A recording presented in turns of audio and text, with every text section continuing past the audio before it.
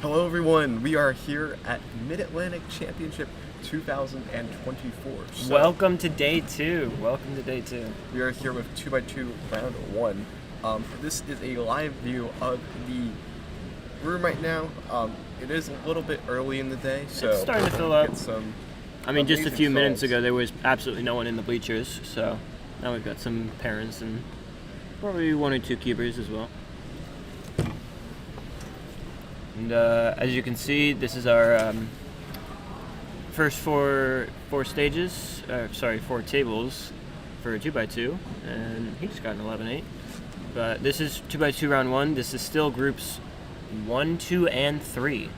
So it's going to be quite a few groups until we get to the more Zane Kanani sort of vibe. I'm sure he's in the last group. If we could just take a look at the schedule Yes. we got going here. If you have 2x2 round 1, that's what we're starting off with today. At 9:55 a.m., we're going to go ahead with 4x4 round 1. There's some amazing competitors there. We got the likes of, let's see here. For 4x4, we've got Ari. Yeah. We've got Chris Sun. We have Jerry Yao, Carson Carson. Vijaya, and so many other amazing competitors. Clock round 2, you have the likes of Carter Williams, Yourself. Eric Sue, Sean Mack, course. and the Mid-Atlantic's best clock solvers. Did anyone notable DNF round 1? Drew Duong. Drew Duong Drew DNF. Duong Oh DNF. no. Okay. Actually, For 3x3 round 2, that will be happening after the lunch break, but we'll be able to get some amazing solves from all of the 3x3 competitors, including the favorites to win, Christopher Sun, Carson Vijaya, Sean Mack, and Jerry Yao. 4x4 round 2 is after Megaminx Round 1. Yep. We are Declan Wilhelm and myself, Carter Williams, battling out for first place. Got Chris Sun somewhere Somewhere in the mix. somewhere at the back, bringing up the rear. 4x4 round 2 happens after 4x4 round 1. Yep. Pyraminx Round 2 and Ski Round 2 is a continuation Who do from we have? last time, and that's when you're going to be able to see Zane Kanani. We'll also be seeing Zane Kanani in 2x2 round 1 as well. And then to round off today, we're going to have our 7x7 final. Let's see if Jerry Yao can get his Let's see. second win, I think, of the competition I- before finals. Yeah, I missed it yesterday, but 6x6 finals. You got a very solid PR That looked meet. entertaining. Double PR for him, Double right? PR, yeah. Amazing. Beating his PR single twice in that round. And I think the other thing I noticed is that Roxy is not here, Yeah. but she was registered. So we went over it yesterday, but apologies. We honestly did not know that of too many people whether they had showed up or not. So we also talked about Kyle Mead, who is unfortunately not attending, and I'm sure there are a few others that just weren't able to make it after registering. So we have this competitor here solving with a stickered 2x2. That's an interesting one. When was the OG. last time that you saw a stickered 2x2? It's been quite a while. Well, I mean, I see them at home because I have them in my collection, but Oh wow. the last time, old guy. gosh, the last time I competed with a stickered puzzle must have been, I don't know, maybe like Pyraminx, the X-Man Bell. Yeah. I only got the stickered version. I can't think of any other instance. Yeah, we got a +2 over here. Oh. 556. That's unfortunate. One of the first of the day. Yeah, these are the new competitors. So a lot of 556 is pretty new for a newcomer. Yeah. If he is a newcomer, but yeah, I think they are divided by newcomers. So let's go ahead and watch some more solves. We have a view of, I believe, should be this whole yeah. stage so, here. So whole sort of front section. And of course, if you were unable to attend the stream yesterday, you may notice that we are running stationary and running judges, and that is becoming a more common thing for this area. And I think it went well yesterday. We had enough time by lunch to run our unofficial event, which was FTO, and I wasn't here for the whole day, but did the schedule go over at all? I don't think so. The running judges worked really well for this competition, and I think it's really necessary that. Ooh, that's another close one. Oh, that's really close. I think from our camera angle it looks fine, but they're gonna have to probably get a delegate. Oh, Braden Adams coming over. He's giving it a gander. It looks fine from here, but you can never tell from all angles. What will they be riding? Looks like they're riding a. Oh, that's just the time, and he's signing, I think. Yep. All right, it's good. That's Nice. It's not a plus fail. Okay. So, great for that competitor. But what was also great about yesterday was, first of all, Jerry's 6x6 win. We saw a lot of potential yesterday in results. Not necessarily maybe the results people wanted, but there was a lot of potential. Good morning, before. Clicky stream. Good morning, Was Braden that a Adams. +2 that just occurred over there? We no. caught it on No. stream. No, yeah, it looked fine from our angle. Yeah, but it was fine. It's hard to tell. Yeah. How are you feeling about day 2? I feel great. It's cold. I don't have anything under this. What are your good events today? I know 3x3 round 2. We're on 2. I think 2x2 if you consider that one of my good events. Okay. I have a 198 official, so like. I mean that's fair enough. I'm Sub 2, yeah. good, yeah. But like, I don't know what else is today. 4x4 is today. Clock is today. Mega Purist Cube all. I think it's today. Pyra. I got 5th in Pyra round 1. Yeah, you did. I saw that. Yeah. Good job, dude. It was still not a great average. I've been practicing Pyra actually. So. nice. I got 7th. Really? Best average I've gotten in. I was long like, time. for a second, I was like, could I podium? But I mean, I got 5th like in round 1. it's gonna be hard because like some people just got bad averages. Like I know Aiden, Aiden got a bad average. and like he got a 2-0. Wesley. Before, so. I have it up right here. Yeah. So, all right. Moving on. We don't have any. I think we're almost done. with Yeah, we're this about to group call up activity. group 4, 5, 6. Nice. Actually- How many groups do we have? Of 2x2? I think we am have. not sure. I think we have 5 sets. That would 5 seem sets. 4 or 5 sets. That's, I know I'm in group 15, but I'm not competing. So. yeah, and you're probably in the last group. I'm not competing. I don't know why I looked at my card. It's not on there. Not competing in 2x2. I did not register for 2x2, man. Oh wow. Brandon? Yes, if possible. What's the scramble next? Okay. Like, So, yeah, I can find some other place. Thank you. Yeah. All right. Well, I was just saying, what's up to the Clicky team? yes, Clicky team, yes. Clicky stream. Happy to have you here. Maybe we can get you on during lunch or something. Yeah. For a bit longer. For what? For maybe like an interview or something. Yeah, I'll do an interview. Okay. All right. I'll see y'all later. Yeah. See you later. See you, chat. Who's there? What up, Zach? Yeah, we got some people here already. Zach's up there. I don't know if I recognize any of those other names. But Zach is saying boo stationary. What group is Zane? Zane is in group 15. Hi, everybody. Which will be. It's really group 5, but right now we're on the second set, which is 4, 5, 6. So. Yeah, so you'll be seeing Zane at the very end of this round, so it should be... I actually don't have the time with me for when this event switches over to 4x4, but I assume it's 10 something?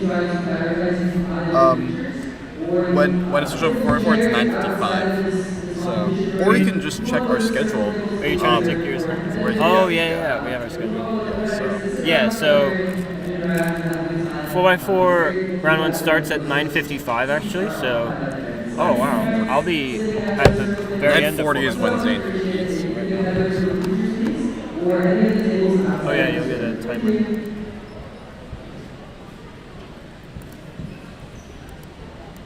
Yeah, so we've got some fun stuff to look forward to today. As you can tell, we'll be crowning one more Mid-Atlantic champion. We had one yesterday, of course. Jerry Yao is Mid-Atlantic champion for 6x6 with a double PR. What was the time? It was a 131.32 mean and a 129.40 single. So that won by 6 seconds almost. And I'm just gonna transit. Yeah, so we'll be taking a quick break, and then we'll be right back with more coverage of 2x2 round 1. It looks like a hoodie, but it's not. You know, you see this thing?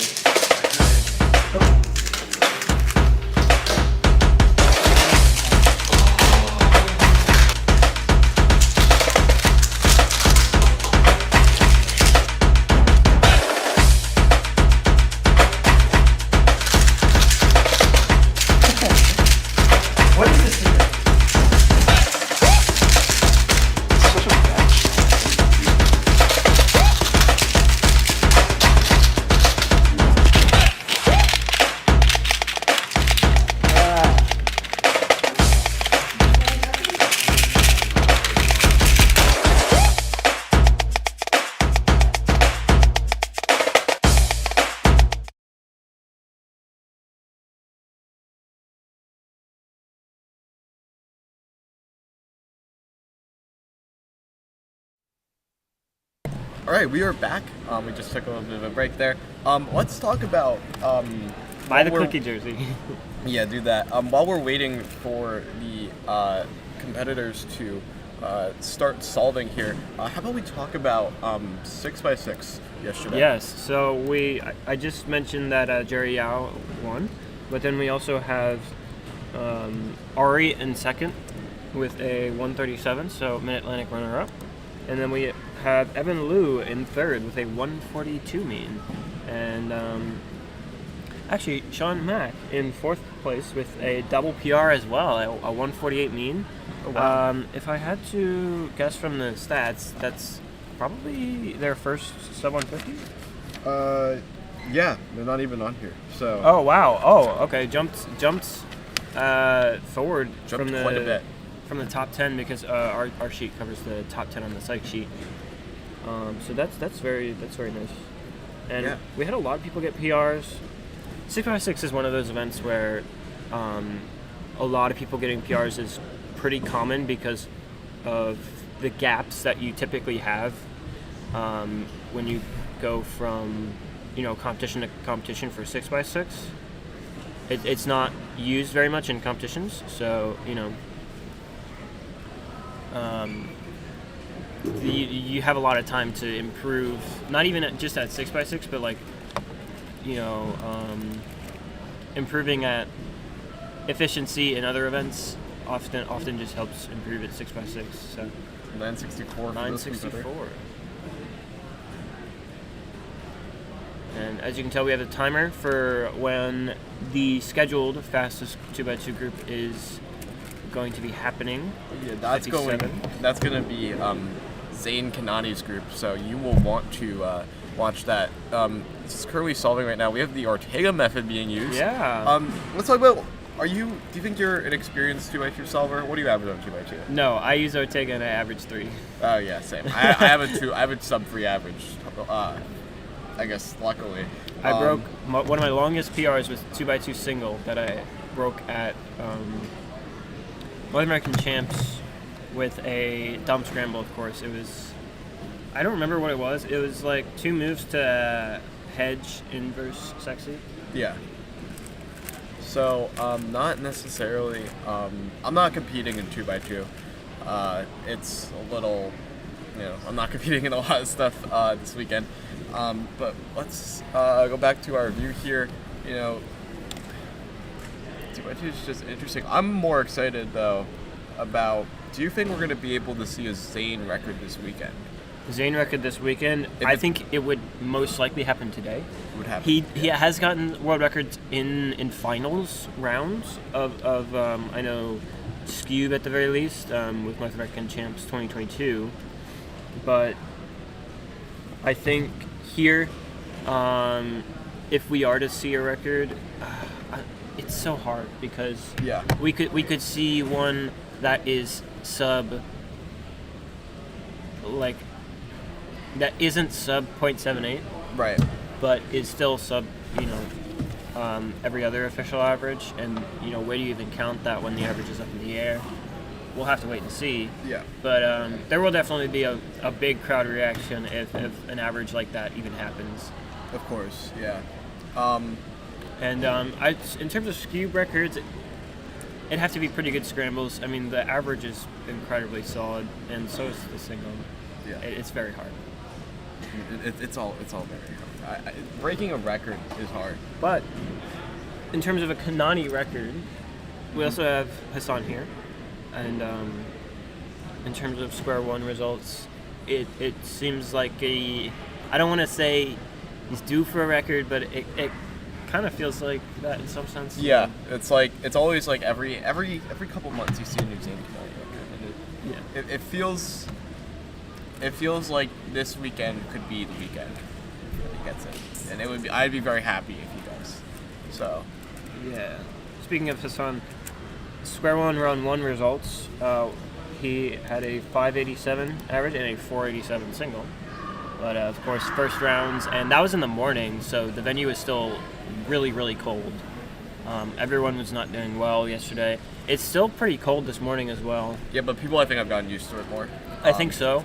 And I think what happened was it did heat up later in the day, or warm up later as the day went on. The fact that more people are here, hopefully, today. I mean, I know Hopefully. some of the first rounds are over, but we still got 2x2 round one here.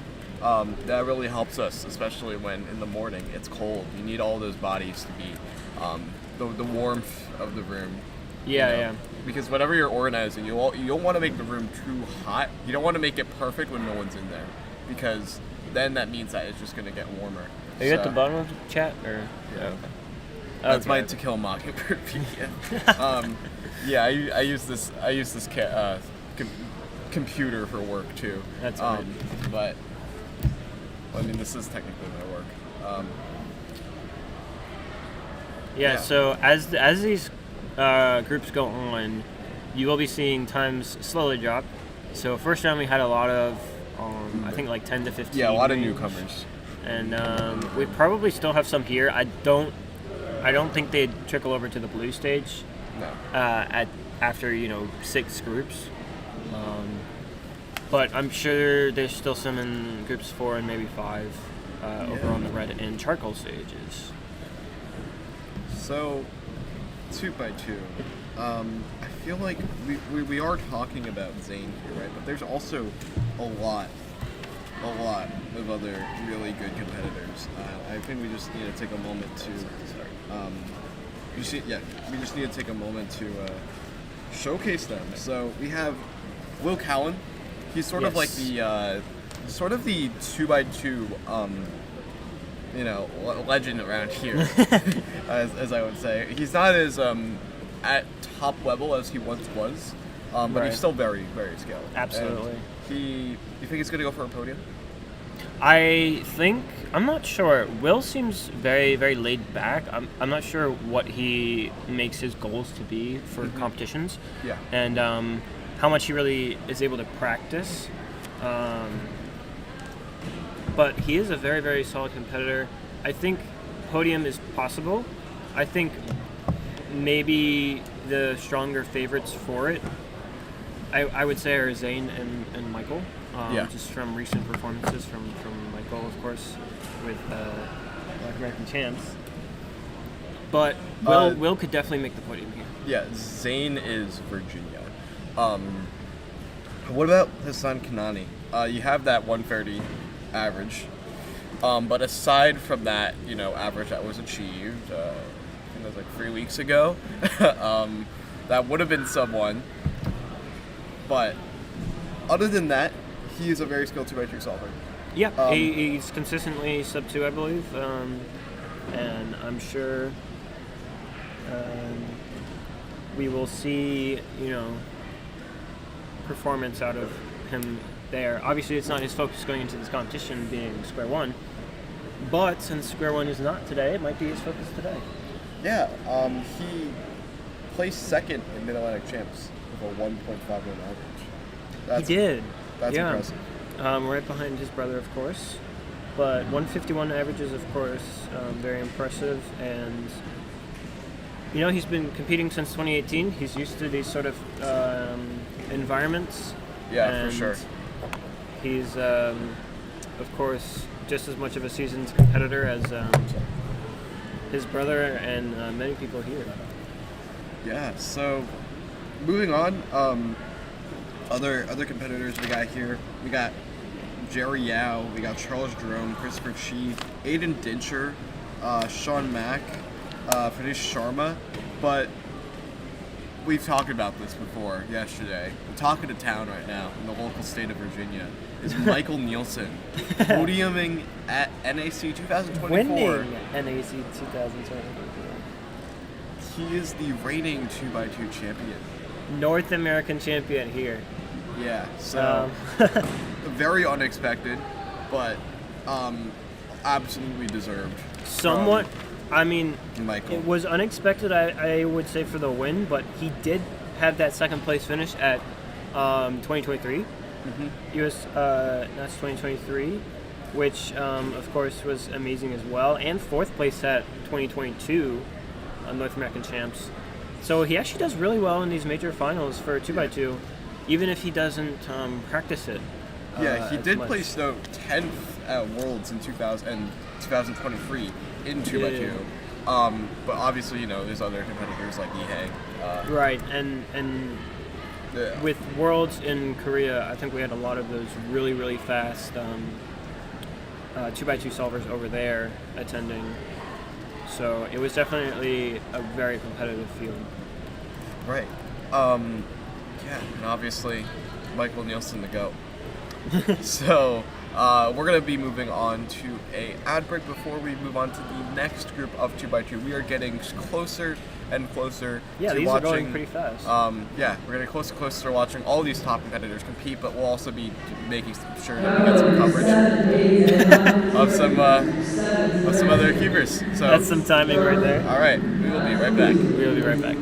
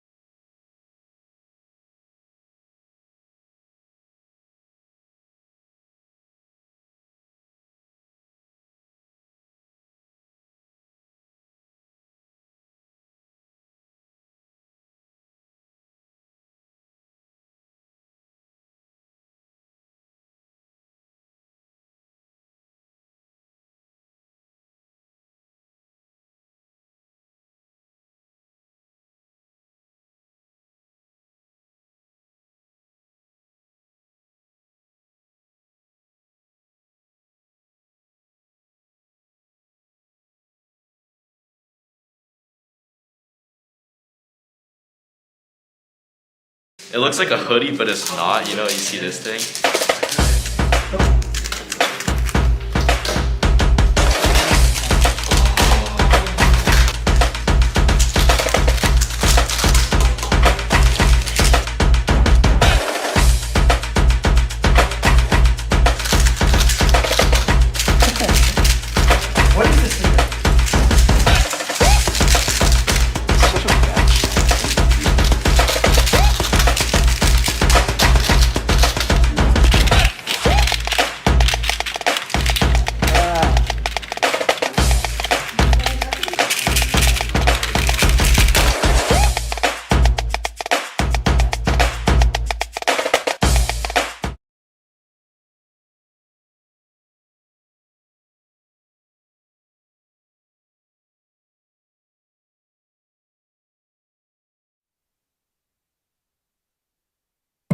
Clock. Yeah. Alright, so hello guys, we are back here at Mid-Atlantic Championship 2024. Let's take a look at the competitors. Not over there. Not over there. But It's 7. It's 7? Okay. But over there. This is a very, very large venue, and we have a lot of competitors here today. Very skilled competitors too. So let's talk about some of them that performed really well yesterday. Of course, yeah. Let's start with the 3x3. The main event. We did first round yesterday, and those results were very competitive at the top. only just a little bit over half a second between the top fives. But we had Carson Jaya winning the round with a 6:23 average. It was unfortunate because there were 2 sevens and 3 fives. Yeah. So there was, of course, I think the 2 sevens were at the start, so it would have been hard to make it sub 7 after or sub 6 after that. But it is unfortunate to see. It's probably one of those things where he's just getting warmed up with those first couple solves and then really dialed in. But we could definitely see a sub 6 average from him at this competition. It's definitely possible. For sure. Do you think it could happen today? There is second round today. Are there only 3 rounds of free by 3? There's 4. There's 4. Okay. Semis. So we've still got 2 more rounds before a really nerve-wracking finals. We could see it today.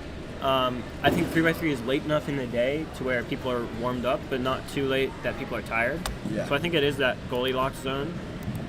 As you can tell from our schedule, it starts at 1:05. So he'll have warmed up from 2x2 and 4x4 round 1, and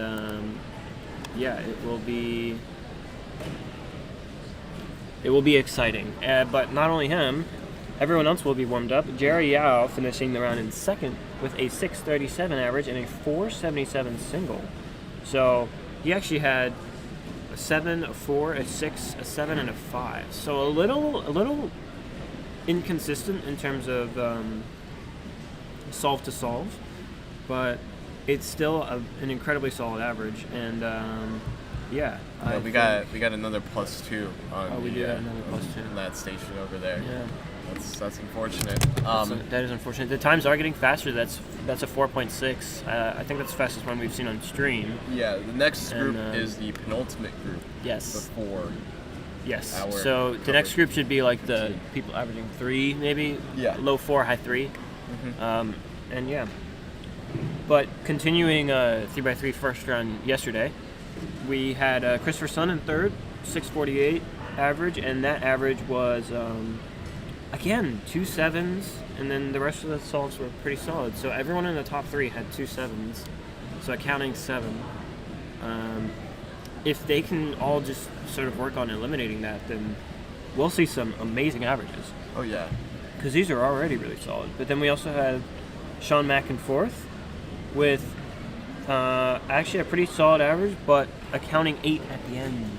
So without that counting 8, they could have taken the round, actually. It was 570, 618, 654.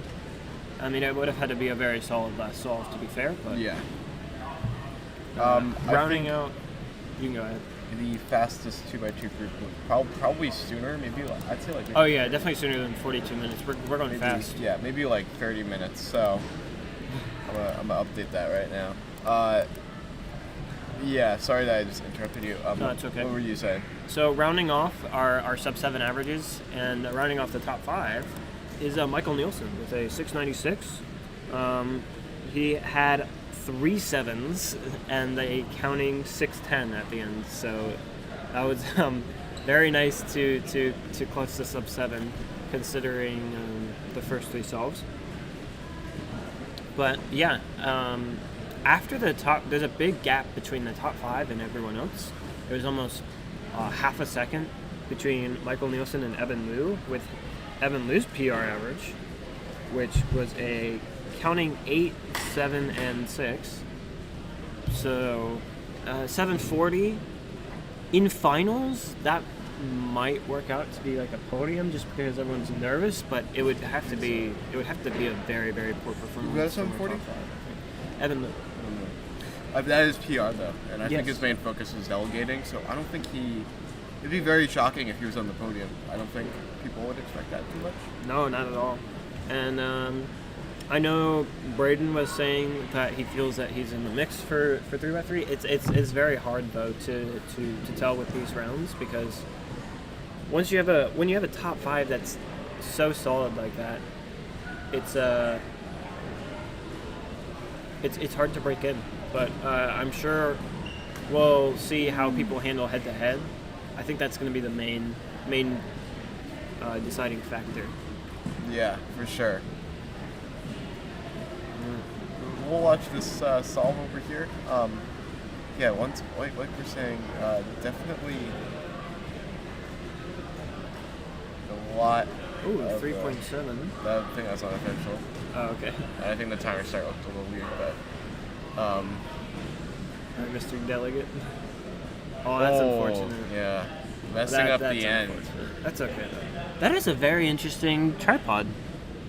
I've not seen one yeah. like that. No, I that is haven't. a Me neither. vertical, and wow, what in the world is that? That looks like one of those things that you put in a car to hold your phone. Yeah, for like the GPS. Yeah. Yeah, but no, that's filming in vertical. I'd love to see it. You know. Yeah. In filming it, you also see the The connection is- contrast between the is competitor and doing- the right. But they're both filming in vertical. That's interesting. I've never filmed in vertical. I've never done solves in vertical. Ooh, I think it's the cover. Ah, Oh, that's unfortunate. The cover is that's okay. covering though. the camera. I mean, we don't have the best angle either, so. Yeah. Warming up for 3x3. 424. 3x3 round 2 is later today. I'm assuming this competitor made it. Yeah, because it is round 2. You know, it's kind of a smart strategy to keep all your competitors here, in the venue for as many days as possible to split 3x3 round 1 and 2x2 round 1. Yeah. Because then you have all the newcomers coming both days. Though Monday, I don't know how many people are going to be here Monday. I'm sure a lot of people will be leaving for school and work and such. Yeah, there's a lot of things to do there. Taking a look at the taking a look at the view, I think that it is a little less than yesterday for round 1.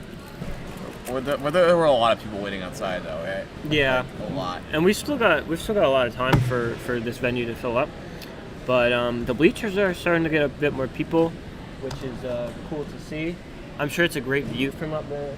I actually haven't been up there yet, but I remember being up there for Virginia Champs, and it was a nice view of everything. Yeah. To quote a DM from Evan on his PR average, can't wait to get a 10 average in round 2. That's Yeah. 3x3. Yeah, no, that's sounds about That's right. 3x3. Round 1, I got an 11 average, Yeah. and not even a sub 10. And like the day before, I was averaging mid 8. So Yeah. I'm not. 3x3 is just not agreeing with me. Right. Do you want to go through some more of the results from yesterday? Yeah, we could talk about clock Yes, a little bit. yeah. If I could just take a look at the results up here. For clock, we had. There you go. I would have not paid for that if I fell. I had a 460 average. Winning the round. It was, considering the venue's cold.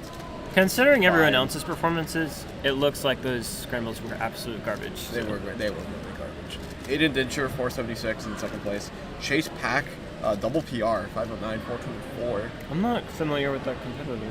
I think you could do something. I don't discredit him. Evan Liu with a 509 average, barely missing out on podium in round 1. Excuse me. Eric Sue, 518, 5th place. Very impressive. Very solid. Any no thoughts on thumbs that? up, thumbs down. Okay. Scramble's bad. Yeah, no, that makes sense. Sean, 6th place, and Andreas in 7th place, both tied on average, with Sean beating out Andreas in single by a solid 0.5 seconds. Oh, okay. So, yeah, that's probably what it looks like now. This is the penultimate group before Yes. We go to Zane Kanani's 2x2 solving. So make sure to stick around. Let's take a look at maybe some of the other competitors. And yeah, we will be right back with 2x2 round 1 after this break. It looks like a hoodie, but it's not. You see this thing?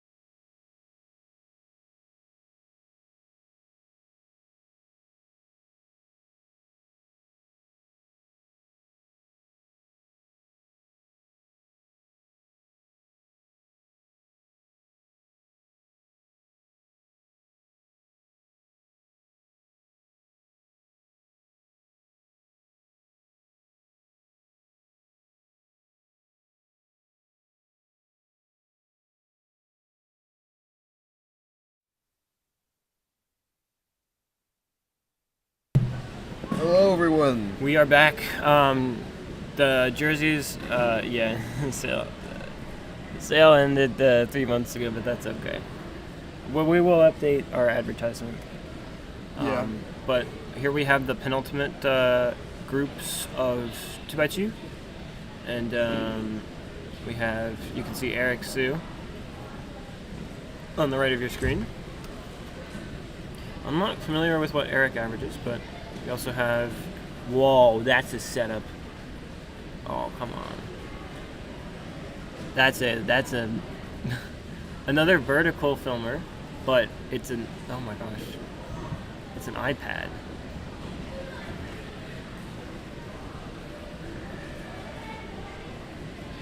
That feels like filming with like a full-on laptop, but you just turn it around so you can see you're not looking at it. On the, I believe on the left-hand side is 368. Yeah, we're getting a lot of really good times. We're also getting a lot of people in front of the cameras. But okay, we can see a competitor going on the very right, 3.4. Yeah, these are the times I suspected we would be getting. It's like the 3 and 4 seconds off behind that first station.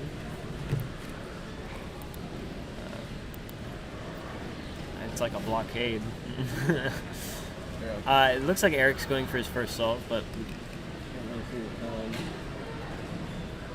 looked like a 3 from here, from where we are sitting. We can kind of peek over at the stations, but yeah, 306, 366, something like that. Solid enough. That's about. This seems like the group that I would have been put in. Yeah. I was actually put in group 15. I don't know why. I was planning on competing in 2x2, but you know what? I mean, I'm not. You definitely could, but if you... I want to watch Zane. So. Yeah, you can get Zane's scorecard on the screen. We got a competitor going here. Well, a little bit of a lockup, but Ortega, so 366, still happy with it. And apologies to the competitors that go watch back the stream later for the displays sort of covering their faces sometimes, but that's sort of the angle that we have to work with at the moment. Although I remember going back, the 342 for him, that's solid. I remember going back in the stream last night to see You're 177. skewed, and those angles were fine. I mean, I was able to see everything. Yeah. I also checked my own footage. I need to upload that still. Yeah. I need to upload the average. Did you hear my reaction with your 177? I did, but like Was it that good? Or was it the like 177, like 177 as a single for that scramble is not good. I was safetying. What I was very excited for was I counted my first sub 2. Right. Or I counted, first time counting a sub 2. Yeah. Which I counted a 198, so it's barely, but yeah. And that second scramble was harder to find the good solution on, but I know Zane found it, and I'm sure some others did. Yeah, I do remember seeing that Zane got a really good second scramble after a maybe disappointing start. So Eric being judged by one Braden Adams there. 2 competitors going on here. Yep. Oh my gosh, that is a like 10 by 10 stand. That's got to be bigger than a 10 by 10. I have Some creative stands we've seen throughout this whole competition. Especially today. That is a good solve. From both of them, honestly. That has to be bigger than a 10 by 10. I don't know what it is. We've still got a blockade here. So let's just get that changed. We got a 4.1 on the front station. And yeah, so the fastest group is going to be coming up. That's probably a pretty accurate time for when the stations will be clearing out, at least. Who we have in chat? Huber Josiah, hello. Welcome to the stream. we're going to be showcasing Zane Kanani's 2x2 solving very shortly. Very shortly. So, while we wait for that, what do you think? What are you predicting? What am I predicting for Zane round 1? Start of the day. Hands might still be cold. I'm not familiar if he uses hand warmers or not. I don't think he does. He uses. I know he does like the that thing. Oh yeah. I'm not sure. I think it'll be. I think. Basing it off of nothing, I'm gonna predict that the scrambles are not gonna be very nice for the final group, and it's going to be still like a 1.3, 1.4 average, but not terrible performance. First person that got your name right. Oh, I thought it wasn't too bad, but I do like getting pronunciations right. 358. It was also pretty kind of lucky too. I can definitely tell there's a lot of competitors that are their hands are very cold. So we'll see how that goes. There's got a competitor down there. Oh, 5-second solve. There's still quite a few people that are still solving, but we do have people still solving, but we also have some stations empty. Yeah. So from that means that we'll be seeing Zane Kanani solve very shortly. Absolutely.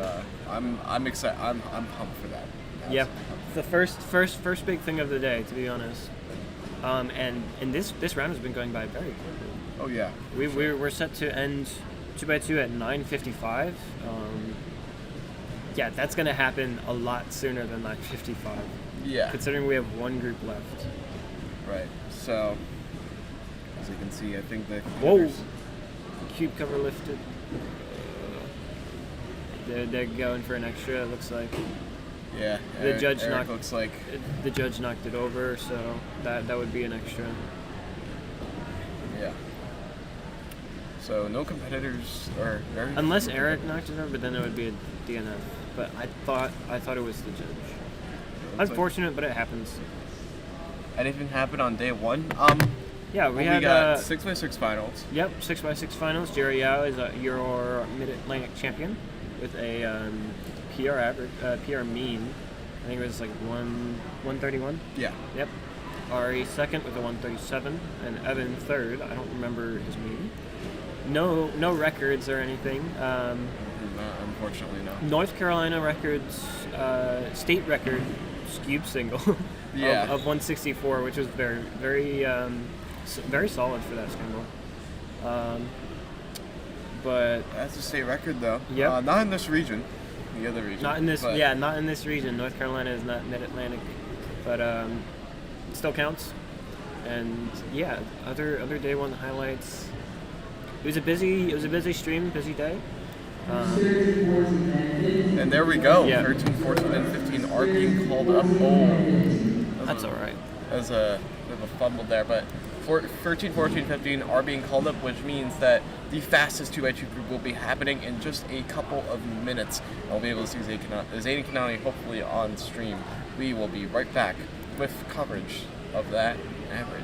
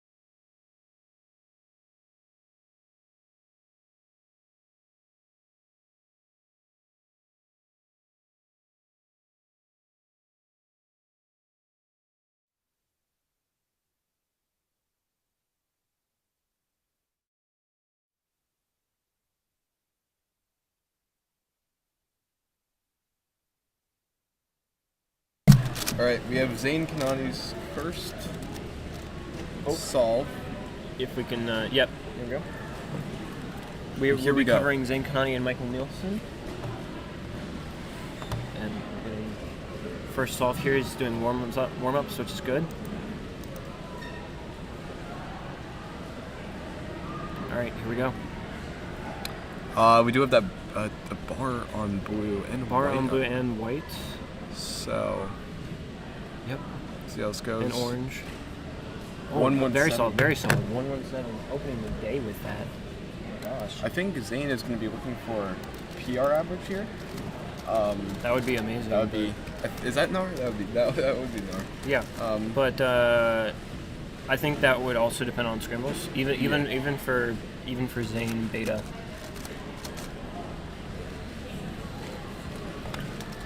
So Michael Nielsen solving now.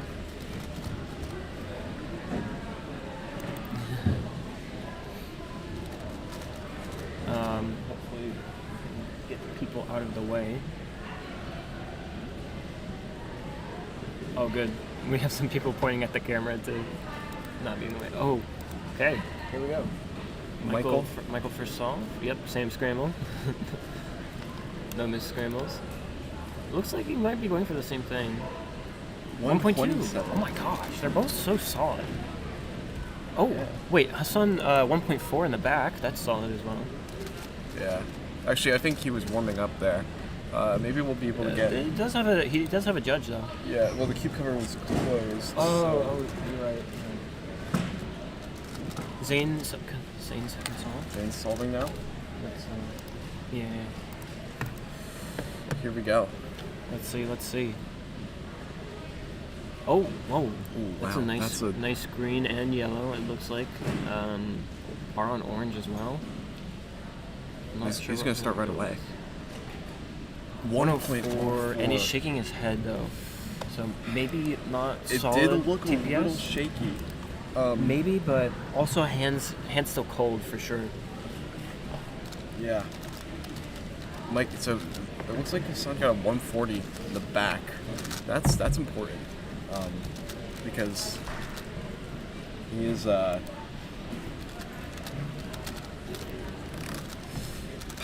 yeah, 1.17, 104. That's very good for him. And this is already And if he looking wants to be a pretty solid if he wants to beat that 0.92, then I think it could happen. It's very possible that it does happen, but Zane Kanani here, looking to do something incredible, but Michael's starting now. Santos is We've starting got behind him. a large crowd of people as well. Zane is getting his third, but we will be on Michael until then. Until he starts. Another solid solve, 132. And here we have Zane, so 132 for Michael. We'll get that entered in right away.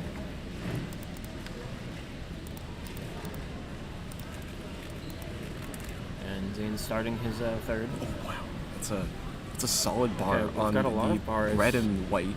I'm not red sure and at yellow. his level of 2x2 what they do with if It's bars taking a lot aren't of really time all that good here. for them. But 1.17. I think we're seeing really solid, like no fumbles or anything, but No. maybe the finger's still cold, still fingers are just a little definitely- cold. So it's slowing us down at times, maybe by like 0.1, 0.2, but it's also really hard to tell.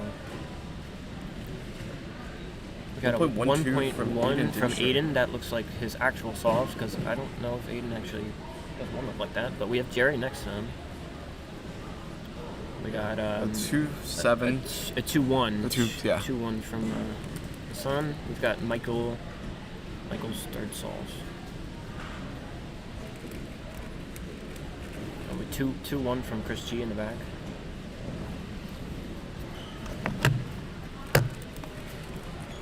It's like Zane's getting his next solve as He's getting his next as well. comes up. We can also try to cover both if needed, but it looks like Michael's about to start.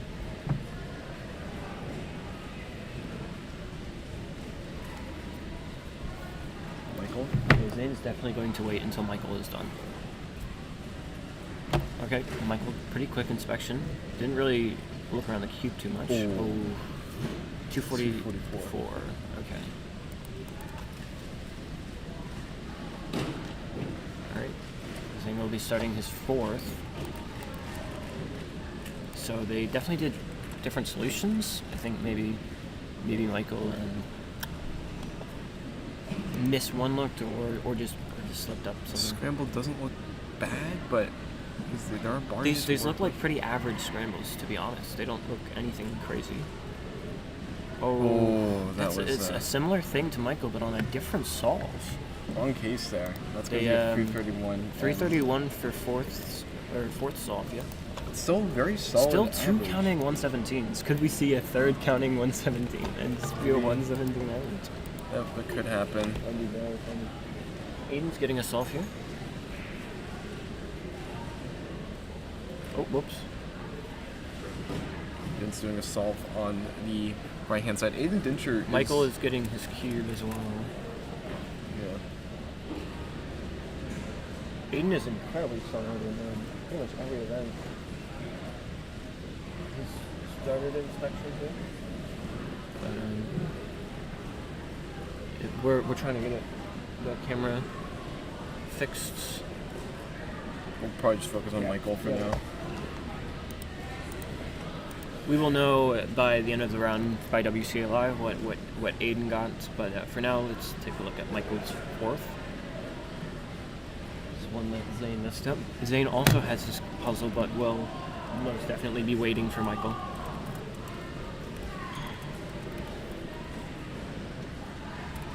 Oh no, another slip up. It's a counting 2-4. Looks like a lot of cold Counting hands. 2-4 and 1-3. Yeah, 3.8 from. Yeah, cold hand seems to be the theme here. Alright, here we go. Zane Kanani, last solve. Counting 117 and 117. Worst possible, I think, is still maybe a 19. Oh, 0.84. With crowd reaction With a very as well. loud crowd reaction. That is best possible average. BPA, for so Zane that Kanani. is. I will take a look at my calculator on my phone, but I'm sure you all are beating me to it. Yeah, a lot of people now. It is a 112 average or a 113, depending on how they input that. But yeah, Michael's on his last solve though. 1.12 average, Michael. Aiden and Jerry are still not done with their averages as well. Yeah, as you can see, the crowd is starting to disperse a little bit after Maybe a little bit, yeah. seeing Zane's last solve there. That definitely should win the round. Yeah, that is go. I think, yeah, that's going to win the round. It looked like it was probably an easy solution, easy scramble, but we'll have to wait and see. Yeah. Michael contemplates here. Hard to tell. Still got. What is Jerry One warming free up the for? back Jerry on the warming up last for solve. 4x4, I think. Yep, Jerry getting his solve, and Aiden getting his solve. Michael has not gotten his solve yet, but we will see if he does.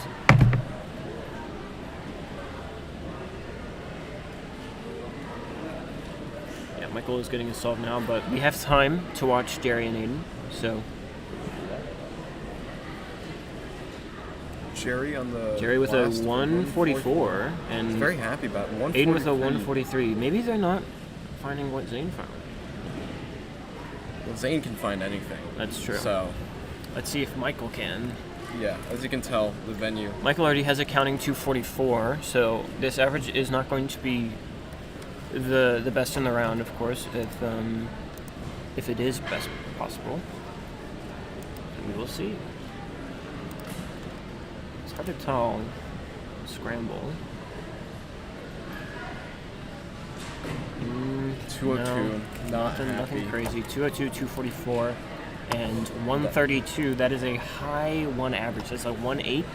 Yeah, Probably a 1.8 average. that's gonna be it for 2x2 coverage of round 1 today. So, Yep. let's digest those solves a little bit. Yeah.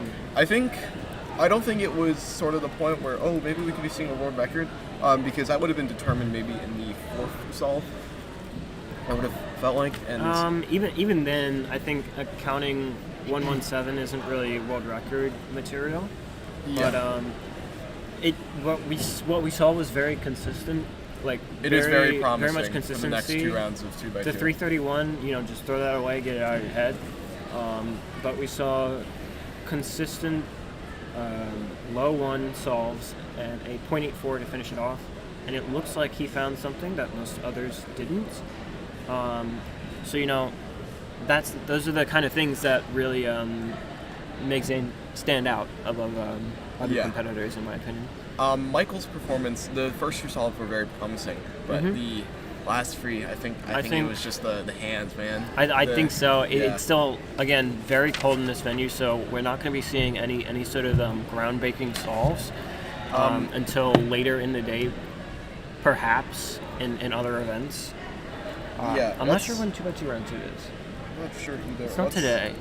Let's take a look at 2x2 round 1. The results are being...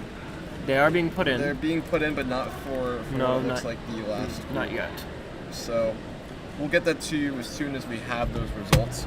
But very solid solving. Very solid from both competitors. Yes. This makes me very excited for finals, which will be tomorrow. But also, we have, I believe, another round 2x2 today. We do not have another round of 2x2 today. It should be round 2 and finals tomorrow.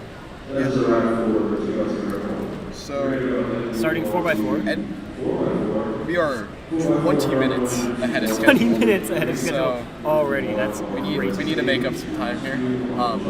We don't want to be violently ahead, as Stone Payne said. Well, long lunch. Yeah. I wouldn't mind a long lunch. Let's go to Cane's. Anyway, long lunch, we go to Cane's. That's amazing. Yeah. So we will be right back after this quick break, and we'll see you then. Are you tired of giving different websites your bank card information every time you go to purchase tickets to a sports game or a concert? Luckily, there's a solution. Introducing SeatGeek. SeatGeek is the ultimate ticket marketplace for anyone looking to stay organized and up to date. It offers tickets to your favorite musicians, favorite sports teams, favorite comedians, and even your favorite Broadway musicals. Not only that, but SeatGeek makes it super easy to track events, manage your payment and delivery information, and connect accounts and music services. You can even sell tickets at your own price when plans change. Whether you're looking to make lifelong memories or have a quick laugh, SeatGeek is there to make planning happen stress-free. So go to SeatGeek.com or download the app today and sign up for free. Make sure to use code Clicky Studios for $20 off your first eligible purchase over $50.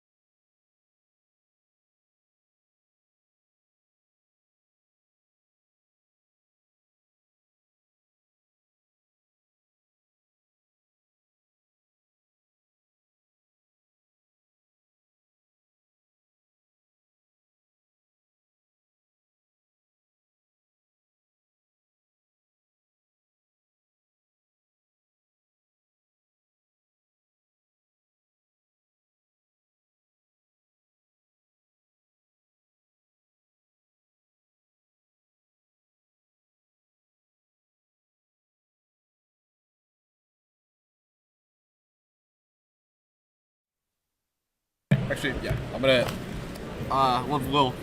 we'll take over for a little bit. Okay. I'm on it. Hello everyone, hello.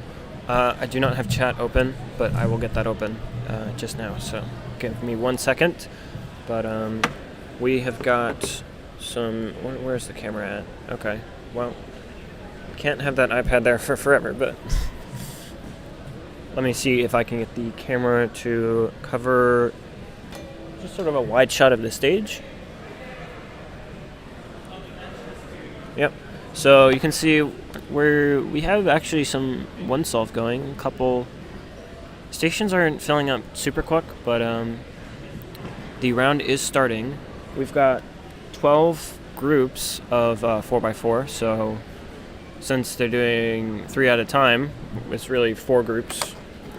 Until you see the fastest competitors, I will not be here to commentate that, unfortunately. I am competing on charcoal stage for group 11. There you go. So I think this is maybe more staff competing. I honestly can't tell. Maybe people are getting their group started first.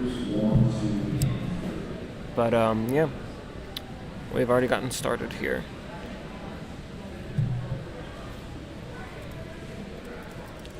And as you can tell, the venue is starting to fill up more. At the start of the day, we had a lot more parents, I guess, in the area standing up and walking around. But I think they've started to settle. And I think everyone's just starting to settle in for the day. We've got a long day ahead of us. It's only 9:30 and we've already finished our first event, which is very, very ahead of schedule. And I'm not sure what we're going to do with the extra time. Looks like they need judges on charcoal. I do not have too many staffing assignments because I'm committed to the stream. Meaning they just didn't assign me to be on too much. But let's take a look at the competitors. And we still don't have too many because the groups were just now officially solved. Hello, Twisted Cuber, the Twisted Cube. Sorry, welcome to the stream. Just starting 4x4 here. After 4x4, let's see what we have. I'm not too sure.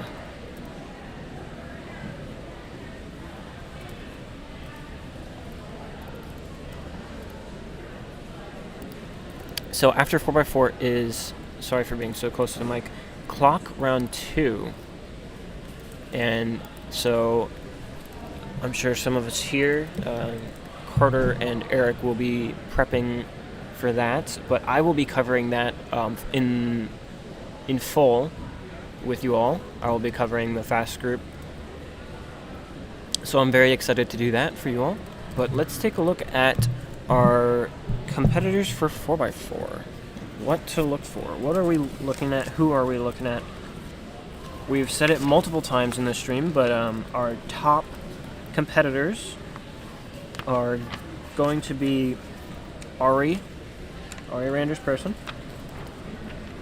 Christopher Sun, Jerry Yao, Carson Majaya, and that is where our podium is going to be. But looking at the rest of the rounds for the first time at this competition, and just because that is where our podium is going to be, is because sorry, I tripped on my words there, but Carson has a 25.73 average.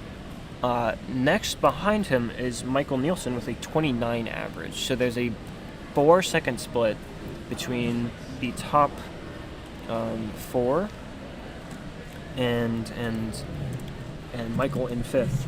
So, but we do have Michael with a 29.10 average, which he got at Bowl City Summer, North Carolina, 2024.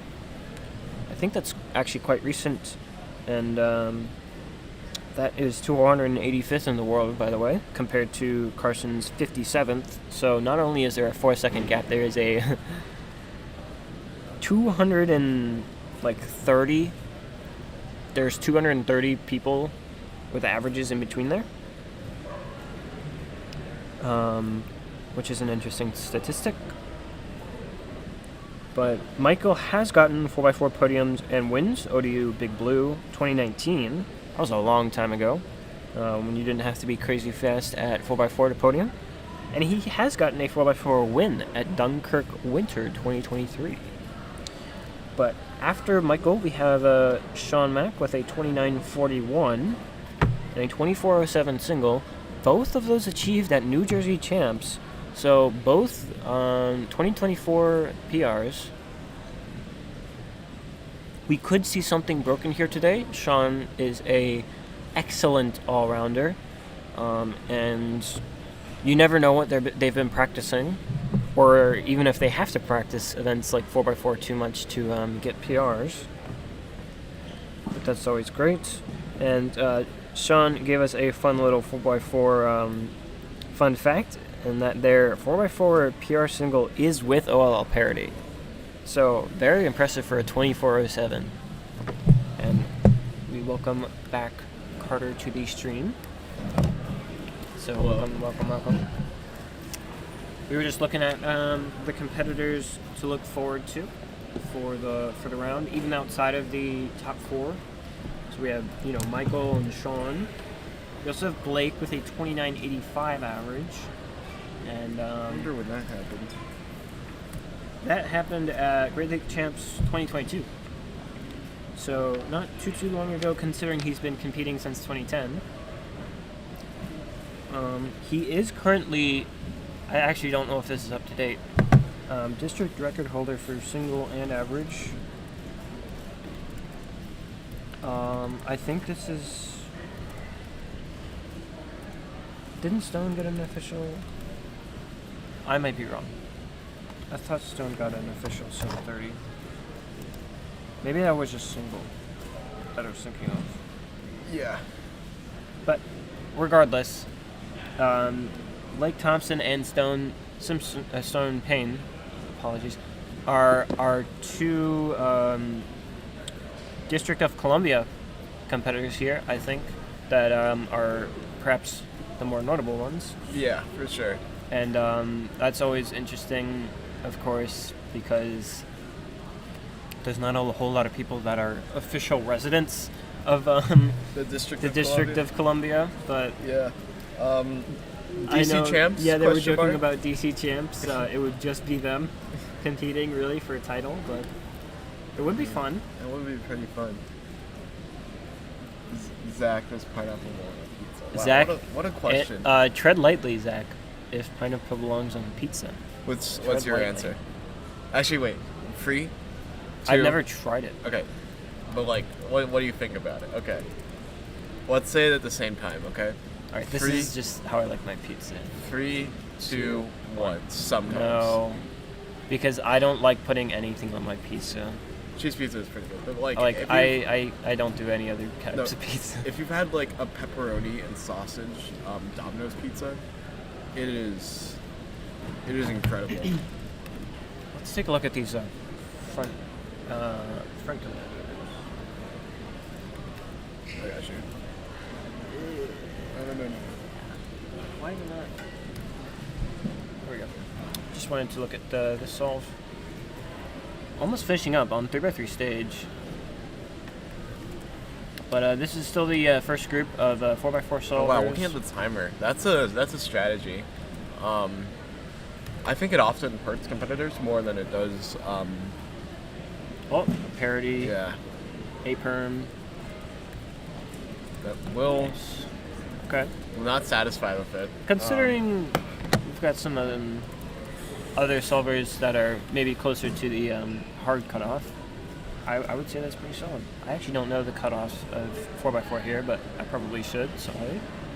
It looks like Clement disagrees with you Oh yeah. on pineapple and pizza.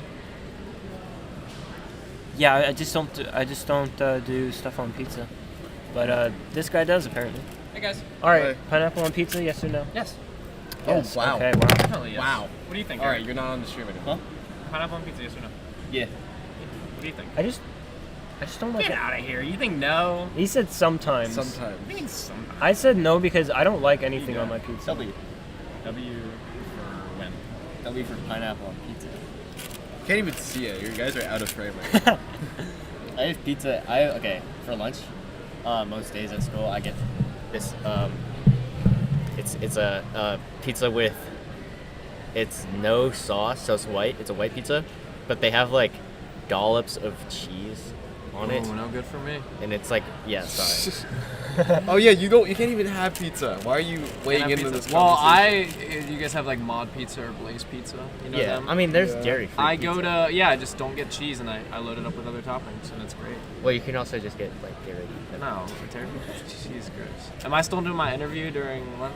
We might get cans, but No. Oh my. Well, we're gonna have a lot of extra time, Yeah, we do. right? Will that go towards lunch 100% or? We added another round of 4x4, so there's 3 rounds of 4x4. What? When is that? It is wiener.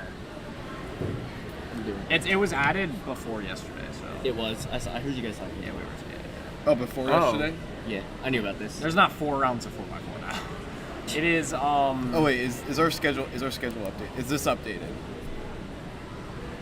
4x4 round. Yeah. Yeah, if there's a 4x4 round 2 Yeah. on there. Yeah. Yes. Okay. Yes, that's right. But our lunch is still. We're gonna hit 12. Lunch is right. Lunch before 12:05. Because we're like 20 minutes ahead. Yeah, we had like a shit ton. We had a crap ton of no-shows. I'm sorry. 50 cents. 50 cents. That's Hold on, we 50 have a jar of swears going. So if you swear, it's 50 cents. I'm sorry. I'm still clean. I still feel bad about Bunko quotes. That was taken so out of context. I'm not okay. gonna. I can't read it out loud. Don't read that out. Yeah. All right. Well, Not a good look. we are going to be right back with more coverage of 4x4 round 1. Did you guys see me on 2x2? No. Right up. Right Yeah, up. you were in the back. Yeah, I was in the we, background. we were covering Zane and Michael. Yeah. No. Right up there. Well, let me talk about 2x2. Yeah. 2x2 is Get over here. Yeah, 2x2 is scary when you have to solve behind Zane and Michael because they're really fast and they attract a large crowd. Shocker. I don't attract a large crowd because I average like 2.4. You're just not attractive. Ooh. Okay. We'll be right back. Yeah.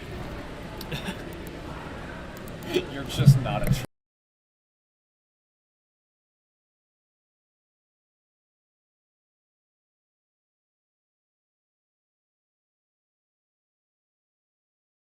Are you tired of giving different websites your bank card information every time you go to purchase tickets to a sports game or a concert? Luckily, there's a solution. Introducing SeatGeek. SeatGeek is the ultimate ticket marketplace for anyone looking to stay organized and up to date. It offers tickets to your favorite musicians, favorite sports teams, favorite comedians, and even your favorite Broadway musicals. Not only that, but SeatGeek makes it super easy to track events, manage your payment and delivery information, and connect accounts and music services. You can even sell tickets at your own price when plans change. Whether you're looking to make lifelong memories or have a quick laugh, SeatGeek is there to make planning happen stress-free. So go to SeatGeek.com or download the app today and sign up for free. Make sure to use code Clicky Studios for $20 off your first eligible purchase over $50.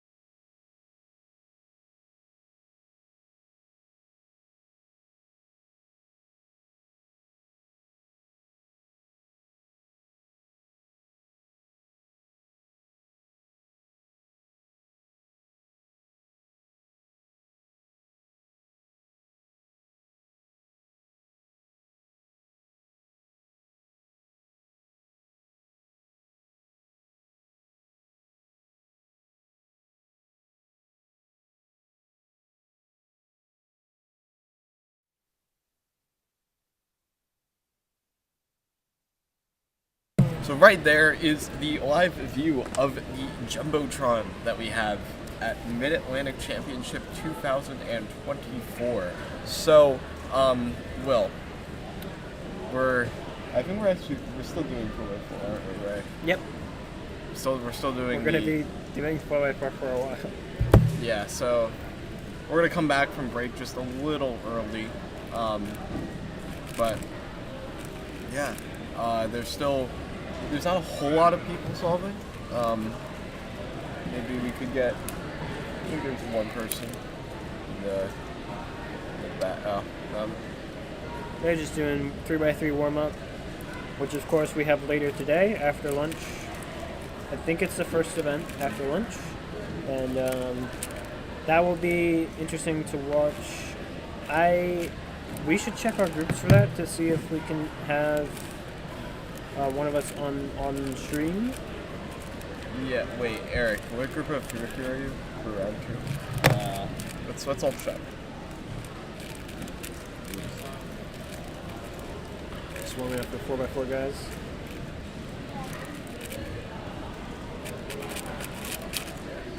So I will not be with you all for our 4x4 final groups, final but group. 10. you're in 10. Yeah. Let me see.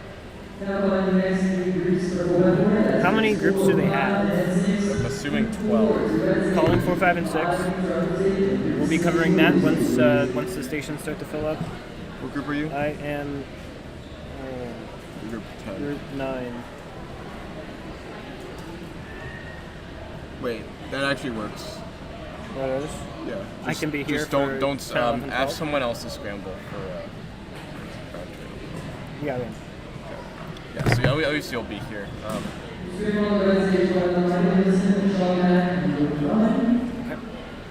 Yeah. So Wait, do I have to scramble for we'll be right back with more coverage of 4x4 after another break. Take another break. yeah. Or do you want to take a take a break.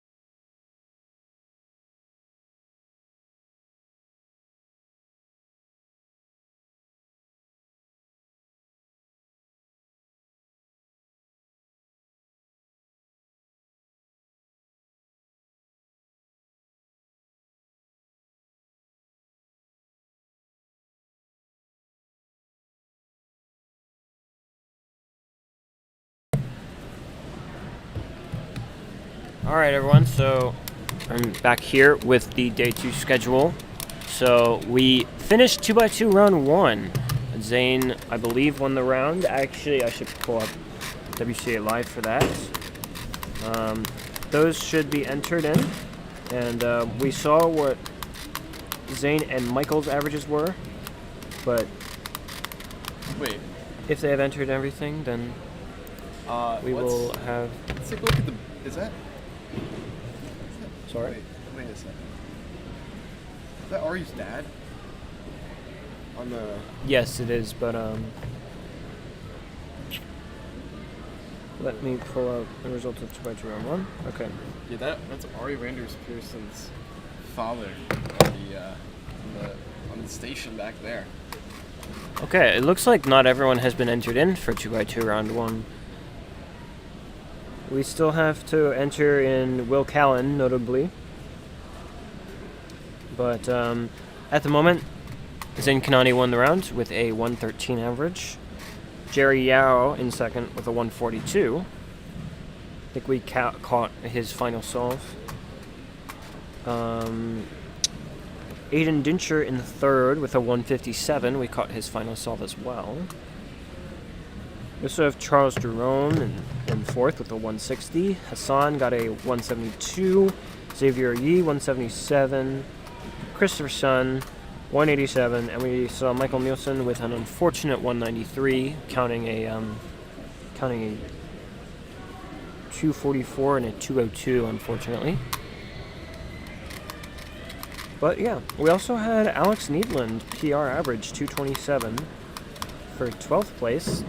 Still too far away for a podium grab, but yeah, very solid first round for a lot of our top competitors. And Zane with a notable lead of 0.3. But yeah, we've got this is what our stage is looking like at the moment. We've got full stations everywhere, and I think the times are maybe going to drop not too much, but we will not be seeing any more 3-minute or 2-minute solves most likely by this point. So we'll have to see here as people are finishing their solves, but it's looking like a pretty solid day so far. Yeah, solid day. So today's Sunday. Were there any notable records this past weekend? This past weekend, as in yesterday, yes, there was a European record 2x2 average of 0.97. I actually didn't look too much into it. I can't remember who achieved it, but that was definitely notable. I think that's Europe's second sub-1 average. Correct me if I'm wrong, everyone, but yeah, Theodor Zadger from Poland, say 0.97. Yeah. That sounds about right. And this was very good average. 0.96, 116, 0.78, 230, 0.77. So counting 0.78 and 0.96, that is very, very impressive. And it's kind of cool to see that everyone else is catching up to just improving with the top two in the world, really. Yeah. So moving on, let's talk about tomorrow too as well, because we have a lot of finals tomorrow. I think every final except for 6x6 and 7x7 from this competition. The organizers did add another round of 4x4, but that was added before this competition started. So, yeah. And that is still today as well. But we have 2x2 round 2 to start the day, which is actually a little unfortunate because 2x2 round 1 started today. So cold fingers for 2x2 solvers here. We then followed up with square 1 finals. That'll be very exciting. That is still very early in the day. That's set to be at 9:25. And we also have clock final after that at 9:45. Wait, let me read this. Yeah, these finals are going by in 20 minutes apparently. I thought they were all after lunch. No, we only have 3x3 third round. But after clock finals, we have Megaminx finals, 3x3 round 3, 5x5 finals, and then lunch right after that. It's not on the WCA Live schedule, but lunch is after that. So we have a later lunch tomorrow. It starts at 12. It's set to start at 12:30. And yeah, we have a lot of finals just right out the gate, starting the day off with, which is very exciting. I think we're probably going to want to finish the day as fast as possible, to be honest, so people can get back to their homes. Another judge or two, and work for Tuesday. Yeah, for sure. Let's see, what else do we have here? After lunch is 3x3 one-handed finals tomorrow. And then Scube finals and Pyraminx finals to follow that up with. That's the only time at this competition Scube is taking place before Pyraminx. And 4x4 finals after Pyraminx. And then 2x2, and then of course 3x3 head-to-head finals, which we will most likely have on the blue stage, but we're still running that through with delegates and organizers.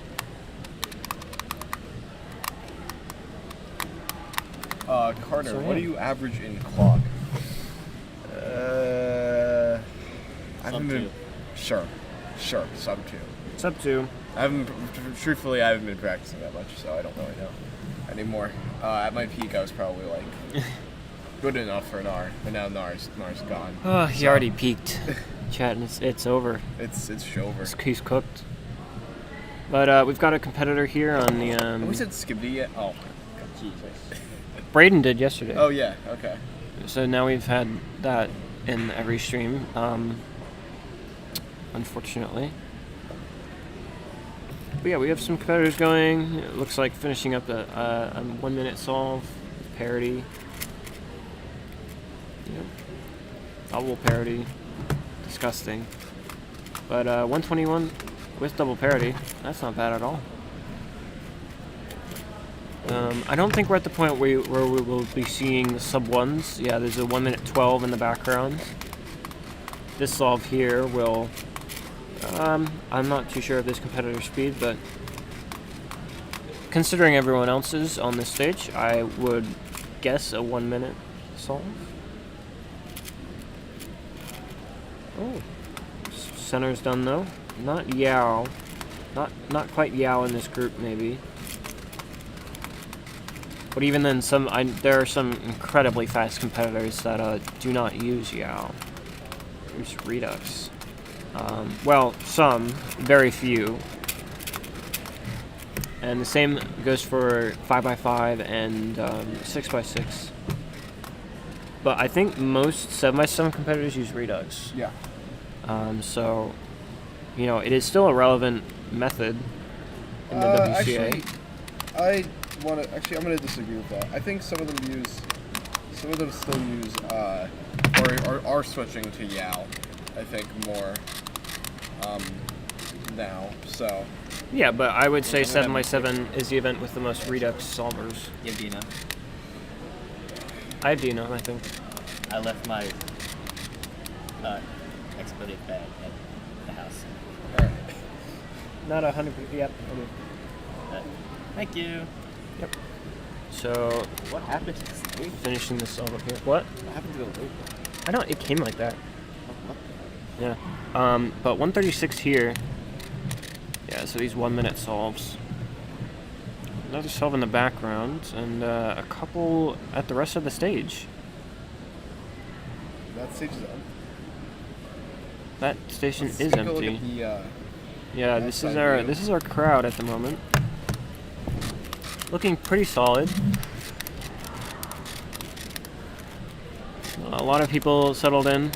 You can see Hassan's table to the left side of the middle of the screen, but it is hard to see at the moment. Right now? Being covered. What's up? Is it still 3 or 4, 5, 6? It is still 4, 5, 6. But we are finishing up the group. Yes. So we will have 7, 8, 9, and then we will have 10, 11, 12. About halfway through, I would say. Alright. Nearing the halfway mark. Yes, nearing the halfway mark. And how many groups do we have for clock round 2? I'm not sure how many people made that. I guess. As in like 1, 2, 3, 4, 5, 6? Yeah. Okay.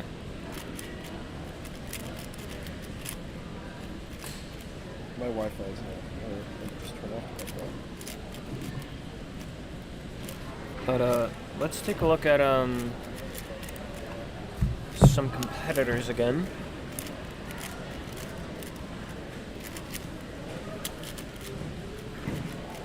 So pretty much empty stage, but is my WCA live? My competition groups is Competition groups. I have competition groups as an app. Wait. Yeah. This is working. Should be getting. We probably won't have the next 3 groups called for another few minutes. Yeah. Um, 4x4, that's it. The next group is 12. I think 35 minutes is accurate, so I'll put the timer up.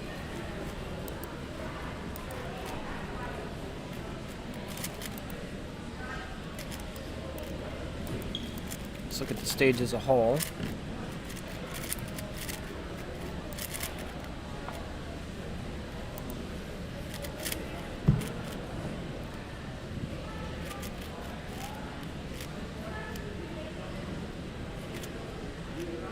You can see our timer for the fastest group.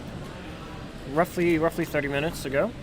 If we move more quickly, then we'll see that before 30 minutes, of course, but it's always hard to tell with 4x4 how long things are going to take, considering newcomers Yeah. and hard cutoffs. But I think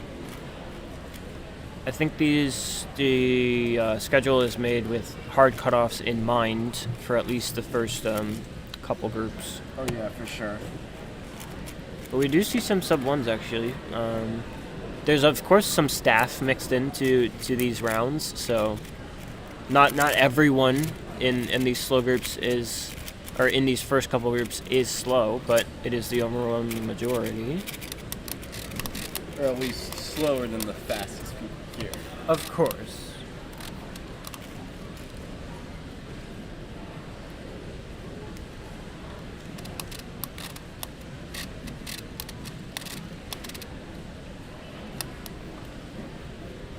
So looking at the schedule, we have 2 more groups to go.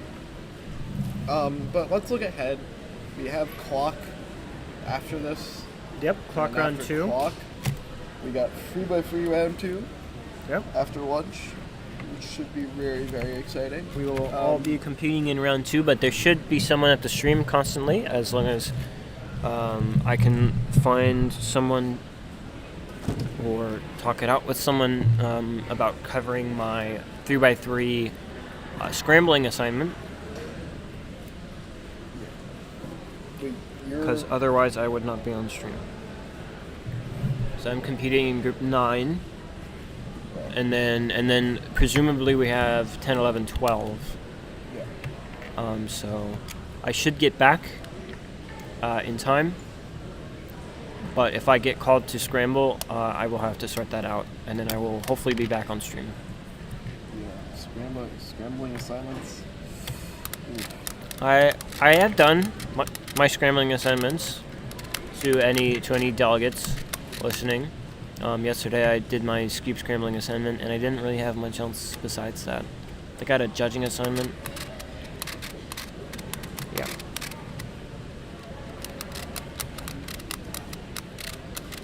We're going for a sec. What event is going on? As you can tell in the top left, it is 4x4 round 1, and we are just finishing up this current group, and then we will be calling the next group. I have D&M again. Yeah. I can give you Actually, they just have a bad. Oh, well, it has Silk, Lubical 1, and Weight 2.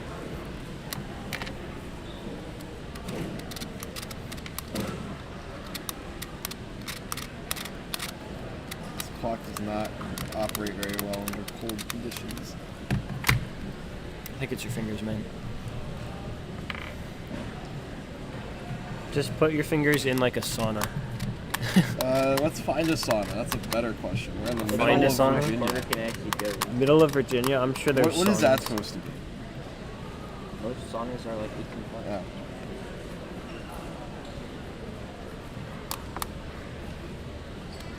It's not a big anymore. It's not 18+. Not old enough.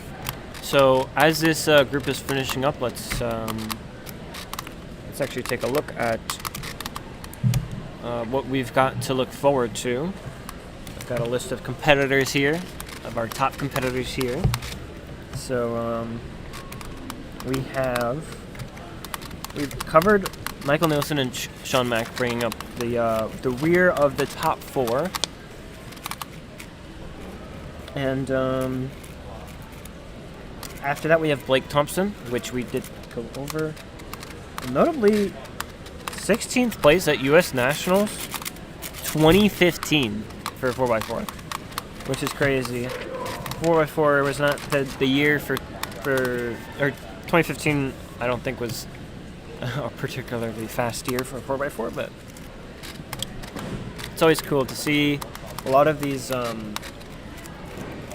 older competitors or more seasoned competitors what finals they've made, especially Evan Liu. Creating this document, trying to get all of Evan Liu's majors and like semi-major finishes was a lot, because that man has been to multiple French championships, multiple Ireland nationals, multiple UK championships, and Panama nationals. Evan, I think, went to school in England. I think he was an England delegate at one point.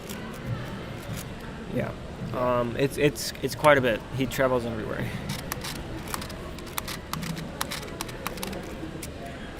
But we also have Aiden Incher with a 30.23 official average.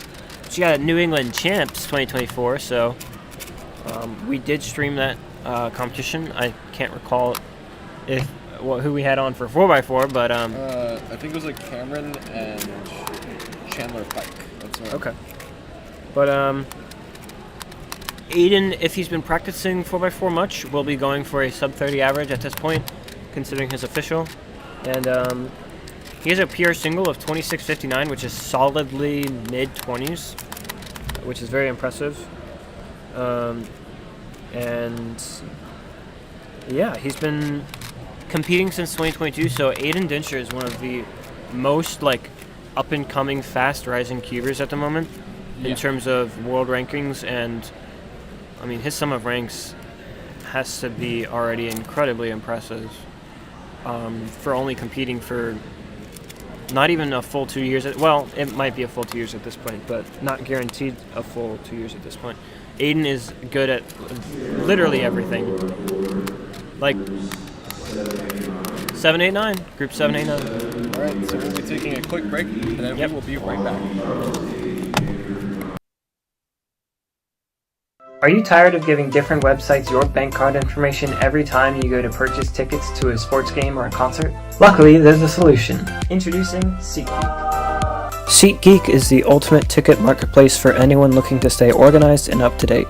It offers tickets to your favorite musicians, favorite sports teams, favorite comedians, and even your favorite Broadway musicals. Not only that, but SeatGeek makes it super easy to track events, manage your payment and delivery information, and connect accounts and music services. You can even sell tickets at your own price when plans change. Whether you're looking to make lifelong memories or have a quick laugh, SeatGeek is there to make planning happen stress-free. So go to SeatGeek.com or download the app today and sign up for free. Make sure to use code Clicky Studios for $20 off your first eligible purchase over $50.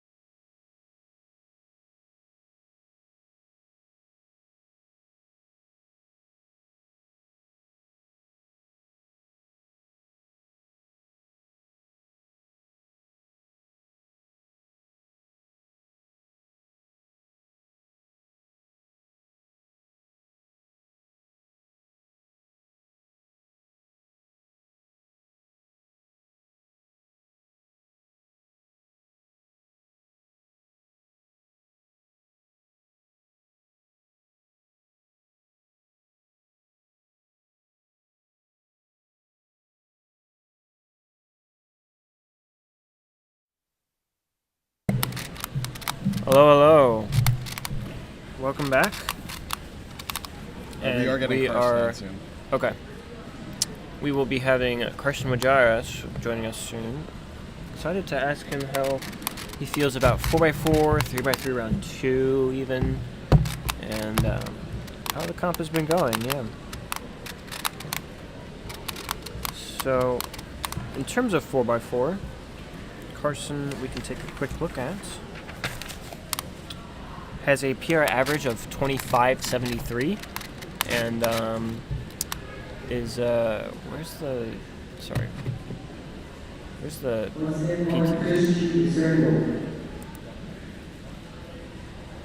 Just give me 1 second, chat.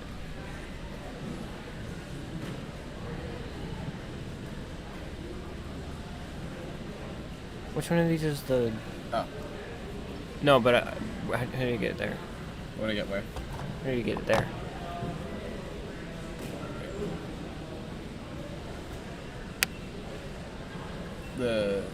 You get it on this side. Oh, yeah.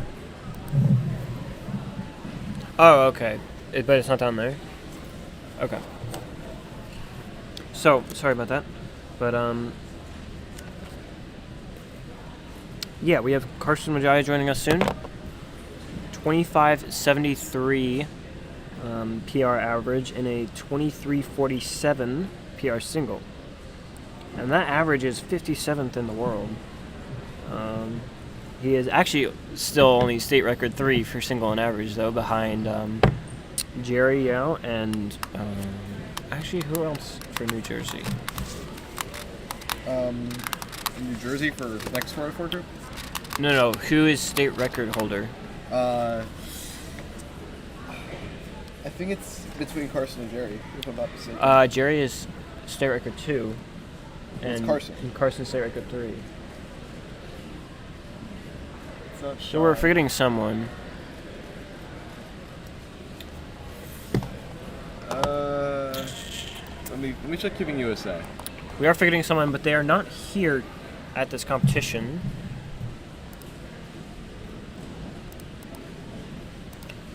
Well, we see Eric Sue with a 52.35. Brandon Nunes. Okay. Hey. We have Carson joining us. Let's get back to here. Good morning. All right, let's move the mic. Oh yeah, let's also get you in frame again. Oh, is this 4x4? Yeah. What, did you compete yet or no? Competing No. next. Yeah. Oh, Fixing the camera here. Yeah. Oh, we're getting clicked up. Getting clicked clicked up. up. Yeah. Oh boy. Mm-hmm.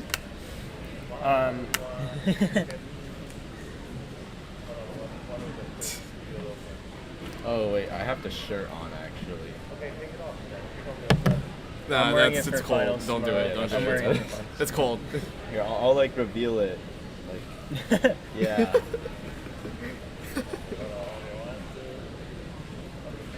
Alright. Yeah. Again, it's got really a quick cold picture here. time. Like again, Yeah. It's really for cold. some reason. Oh. That's why I got my hand warmers. Eric. None of those. Okay. We said That's Charles. Charles. Yeah, it's Charles. Oh, They're Darrington. right next to us, bro. Oh wait, never mind. They're not. I'm tweaking. Yeah. So Carson. Actually, well, we should probably start off. Okay. Well, it's cold again today, but how are you feeling about 4x4? I don't know, cause this is the first time I touched a 4x4 in like 2 months. Oh wow. Oh, wow. So Well, officially, like on the psych sheet at least, you could be in contention for a podium. oh yeah, that's the goal for sure. But I don't know. We'll see how I do. There's 3 rounds, so I'm not like completely worried about my results. That's like true. right now. Yeah. Oh wow.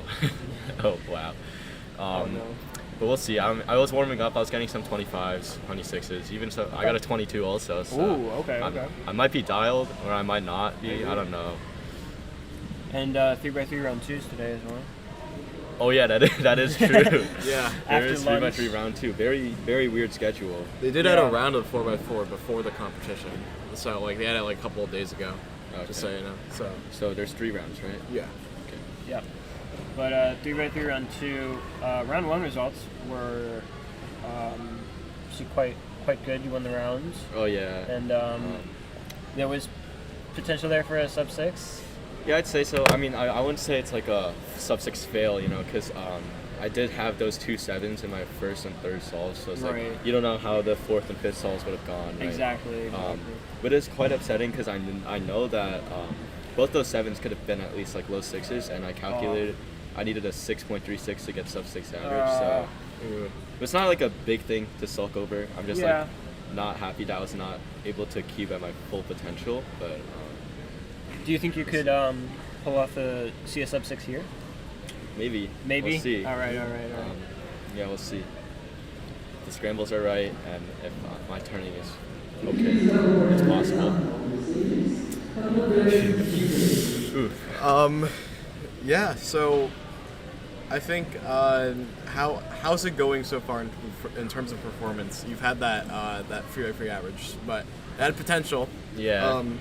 But it's good because maybe something better happens in round 2. What do you think about that? I don't know. Again, I'm not gonna have like huge expectations. I'm just gonna try my best.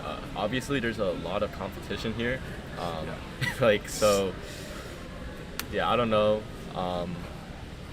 Again, just hoping for the best. Maybe break a PR, because it's kind of hard to break a 3x3 PR. So, Yeah. it'd be great to see some. Sub 4 single. Yeah, or maybe a 4x4 PR. That'd Ooh. be great. Yeah. We'll see. Well, how are you enjoying the comp so far? Having a pretty great time. I'd say I'm having more fun than I did in Virginia Championship, just because I have more friends here. Yeah. So- more people think Yeah. it's worth it to come down. Eating a lot of good food also. Did you have cans yet? Not yet. I think I might have it for lunch. Oh yeah, actually I might have it. Yeah, we should. But I had Vietnamese food yesterday. Okay. And I think that made me like crash out. It's too much MSG. Yeah. But and then then I had Thai food, just a bunch of carbs honestly. But gotta load up on the protein soon. Oh yeah. Yeah, this venue is good though because there's a lot of like food options. And the only bad thing is that it's really cold here. Like colder outside, or no, it's colder in here than outside. So. Do you like the lighting and the table height? Oh yeah, for sure. That's perfectly fine. I'm okay with that. Okay. Very comfortable. But it's quite cold here. I'm not gonna Yeah. lie. Thank God I only brought long pants for this whole trip. Oh yeah. So- Eric was wearing shorts day 1 and was like, "This was the wrong." Yeah, that this is was the wrong. I Wrong mean, move. it is like fall now, so it's supposed to be getting colder, but I wasn't expecting it to be this cold. yeah, like in New why Jersey, is the venue cold? New bro? Jersey wasn't even that cold. No, it's just actually in Virginia right now. It's like I think it's like a little bit warmer than Jersey, but like it's just this venue. It's like they're just blowing a lot of air. At night one day it's supposed to be like 42 degrees, 41 or something. Isn't there like a wrestling tournament like right next to us? Yeah. Is it Okay, still going so on? I think it ended yesterday. Oh, okay. Well, they probably had like the AC like blowing a lot because of that. Yeah. I don't think probably. it's any warmer though, right now, than it was at the same time yesterday. I don't know. It's hard to Yeah, tell. hopefully the venue can fix that in time for like the big events tomorrow. Kind of unfortunate for 2x2 though, because round 1 and round 2 are the first things of both days. Yeah. I showed up really late to the competition. I almost missed 2x2. Yeah, you told me about that. And the scrambles were quite good actually. Oh, okay. So I kind of sold. Or actually, the first 3 scrambles were good. The last 2 were not very good unless you're Zane Kanani and like EG and all that. Yeah. Well, Zane kind of got a .84 on the last one, but Yeah, he also so- got a free on the 404 too. So Yeah, so I don't know. The scrambles were like pretty good for 1 through 3, but those were the first solves I did for the whole day. I did get a 1, and it was harder. It was this. I like show it this- to the camera up there. So I had like a layer. I don't know what the layer was, and I had this thing right here, and I did D moves like that, and I got a 1 on it. So D moves, okay. yeah, for a 1. that's what a 3x3 solver does That's real. on 2x2. Yeah, and somehow you have a sub 2 average. Yeah. I don't Wait. think I'm gonna beat it anytime soon, but it's kind of It's, funny flex, you know. Yeah. Like, It's what is it? It's like a 1.8 something. No, 1.97. Oh. So it's like barely sub 2. Very so too. But I do have a sub 1 single also. So well-rounded 2x2 solver. Getting that money up before you're funding up. On job. Are there other events besides 3x3 and 4x4 that you think you could be in the podium conversation for? I don't know about podium. I just want to do good in 5x5. Okay. I think I have the potential to break my PR again. I broke it last week, but Okay. there is one round, so it could go either way. But That's true. I don't know. I don't know. Like, I realized that I made a lot of mistakes last week, so maybe I can fix up those mistakes and get faster. Well, you've got time to do so. 5x5 isn't until tomorrow. Oh, yeah, that's true. It's only one round, right? No. Oh yeah, one round. one Unfortunately, round. 3 rounds of 4x4 and 1 round of 5x5.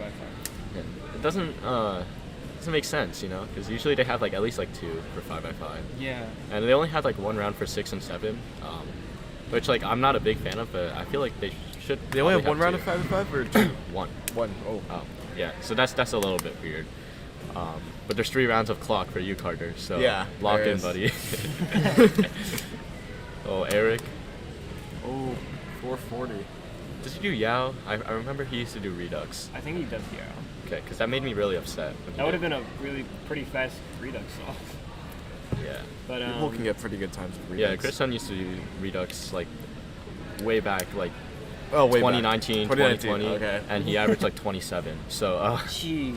yeah, it's like an okay event, but like, dude, Yao is just better for. Yeah, I think Yao's just Everything? better. Yeah, unless Oh. you're Max Park, but he doesn't even do Yao on 4x4 because that's just not right. Carter and I had a little bit of a disagreement for 7x7. What are your thoughts on Yao 7? So I don't really do 7 that much. Right. Yeah. So I don't think my opinion would be like. I think if we got like Jerry Yao or something, he would Yeah, know more he about would. it. But like, I don't know if like it makes like a humongous difference. It does. No, it does. Because like, I mean, I feel like Yao probably like makes you like you have to move the inner layers a bit more like on the left. Like, I don't know how to describe it, but like when you have the cross edges on the left, it's like you have to really adjust your moves and go out of your way Yeah. to preserve like cross edges and all that. Mm-hmm. But I know like Ben Wei, he constantly switches between Yao and Redux. So I don't even know what method he uses now. I know like for Redux, it's like if you get that lucky draw, then you can get a really good time. So Yeah. I think Redux is more luck based, and Yao is just more like probably like more stable. I'd say it's like yeah. All right. Yeah, so there isn't anyone solving on our stream stations right now. There's people warming up for one yeah. 3x3 and clock. So I'd say like the first 2 stations, I sat like in one of them yesterday, and I decided not to sit there again because it was extremely cold, and in the middle area was also cold, but for some reason the left and the outer right sides are like much colder, which is kind of annoying. I don't know where the AC is really. Yeah, I don't know why, but it suddenly got like much colder when me and Alex sat there yesterday. Yeah. So you're not. What are you gonna sit there? Well, probably not for this group. Street, Okay. well, But if good it gets thing is warmer, we then can for still sure. Catch, like, Yeah. Yeah, you middle can. stations. Or when head-to-head finals or the big finals, like 3, 4, or 5, like this, or the stationary finals. Yeah. Right. Got Charles going. What does he average? Like sub 1, right? I think most of the people in this group are sub 1. Yeah, at least sub 1. We saw Eric go to 44. He's like cross or centers now, actually. Yeah, for sure. Yep. I have 49 in the back.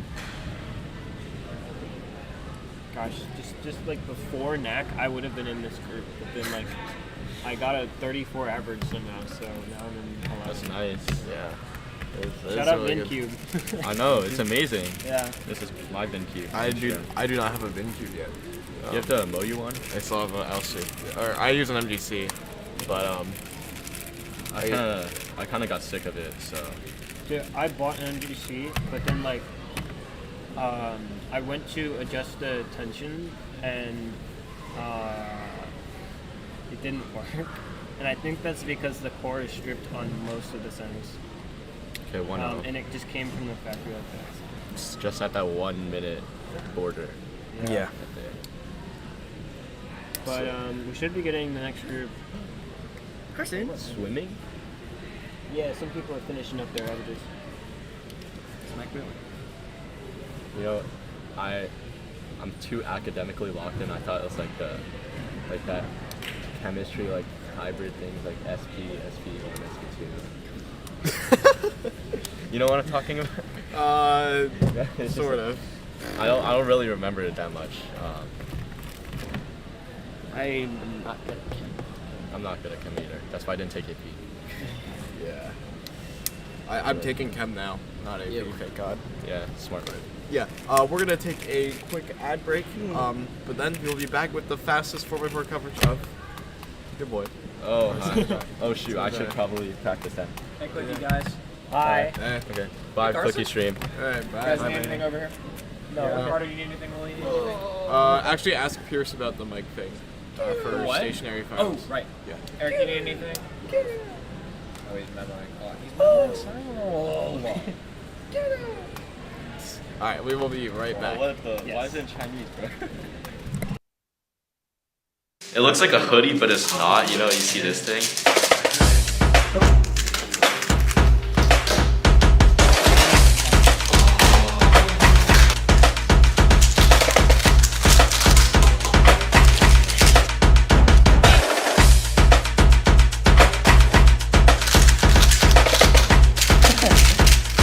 What is this here?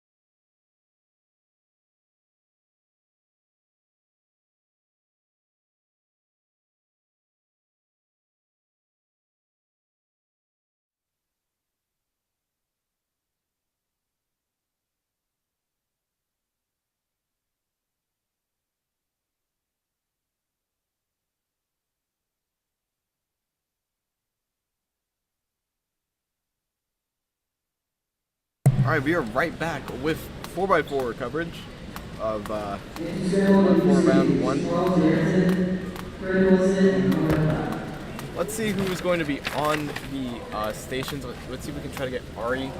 Ari looks to be at the very far back, so Chris is also at the very far back too. I think they're all crowding towards the middle.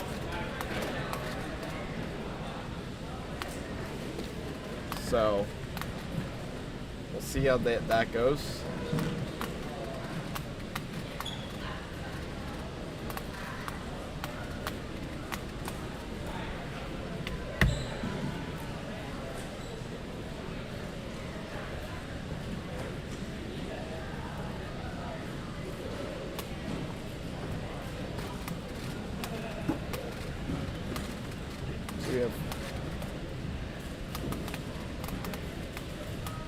So we have Carson Wijaya and Ari Randers Pearson here on stream. We're not able to get footage of Chris's average, unfortunately.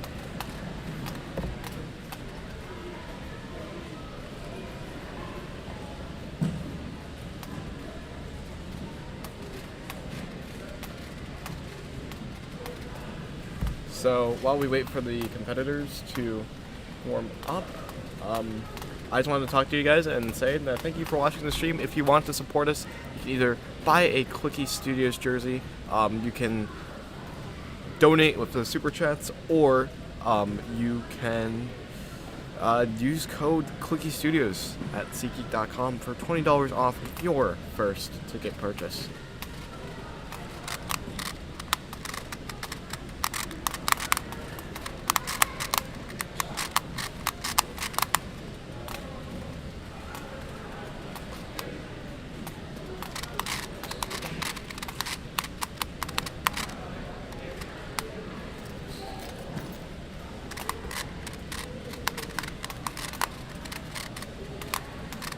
So, doesn't look like Carson is actively solving right now. I believe Ari isn't actively solving right now either. I do see Michael Nielsen though in the back.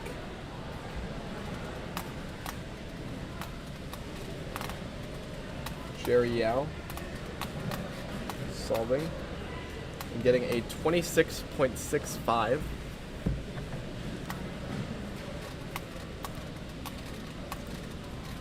Jerry Yao with a 26.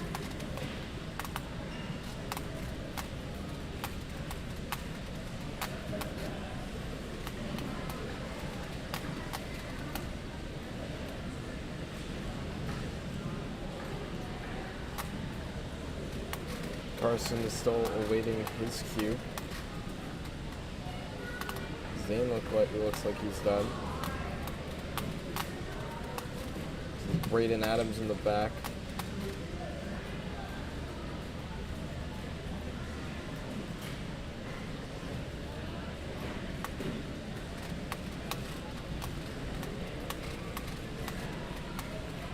And Michael Nielsen with that 39.93.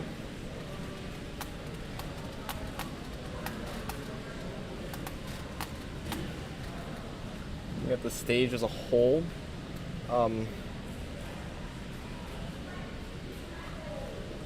like Ari hasn't completed a solve yet. Carson though is solving.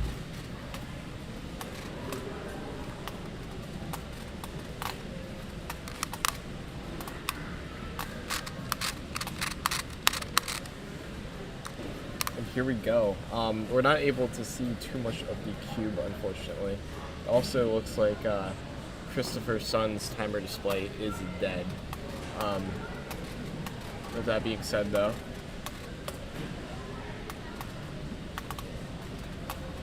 we have Jerry Yao got that 26, and Carson will be getting, unfortunately, 33.58. Not a great start for Carson. Jerry is inspecting on his second solve here. He has a 26 under his belt. His PR average is a 25.71, so he'll have to do maybe a little bit better than that to get something important.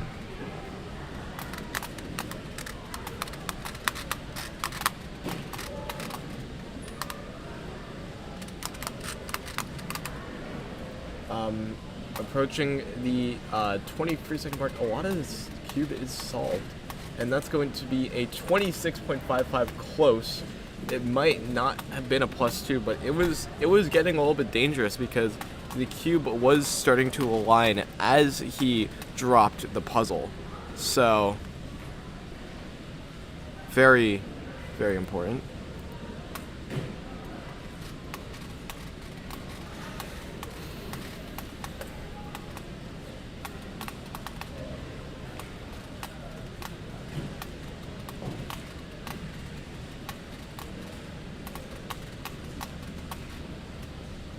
Look at the stage as a whole. Looks like Braden Adams at the back is getting his cube ready.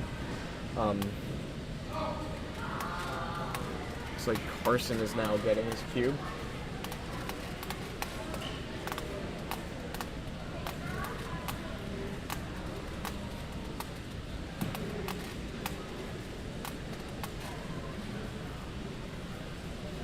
It also looks like Ari is solving at the same time.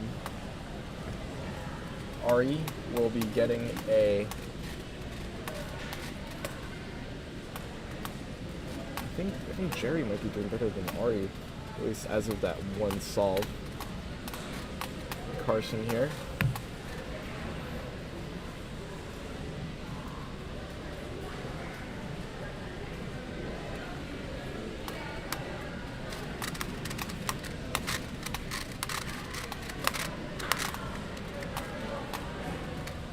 .57 for Carson. That is more like it from him.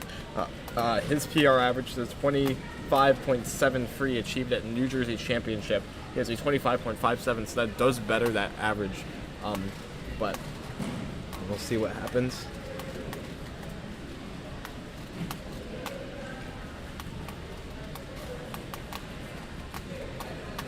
Jerry Yao now starting his next solve. He has two 26s under his belt.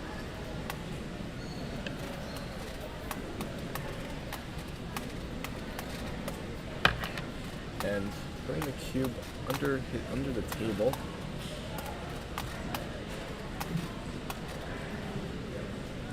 Looks to be almost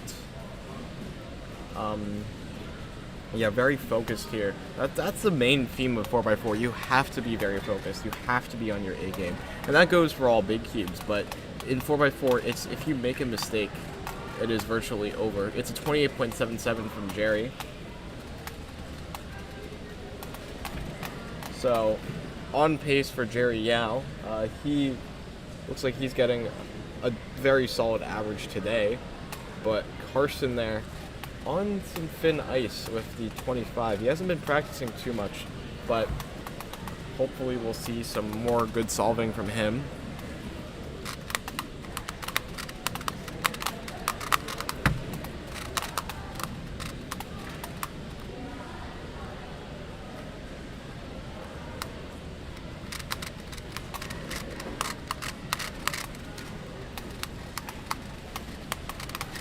Carson still awaiting the solve from the running judge.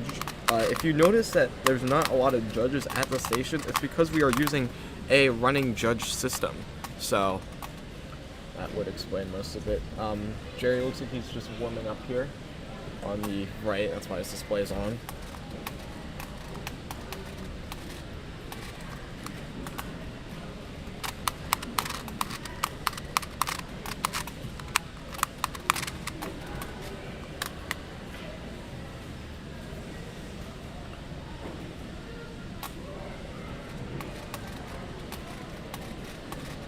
So, Carson recalling a lot of his 3x3 algorithms here, but I think Jerry might be prepping for 5x5 from the looks of it.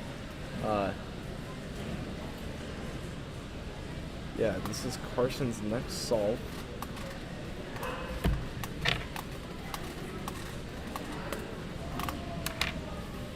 He's at 25 under his belt. So, what's a running judge system? Basically, the judges are also the runners, but you're not necessarily tied to one judge. This is very similar to the process that was used during COVID-19 competitions, but it's a little bit configured.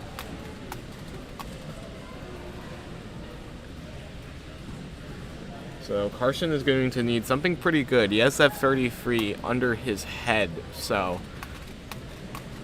not entirely, or above his head, I should say, not entirely in the safe zone, but getting at 3x3 stage here and going to PLL, but a lot of pauses. That's a signal of parity, and he's gonna get a 39 or 30.98, shaking his head.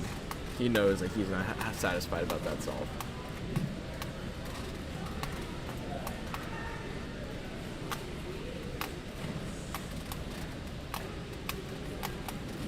Jerry is yet to receive his cube.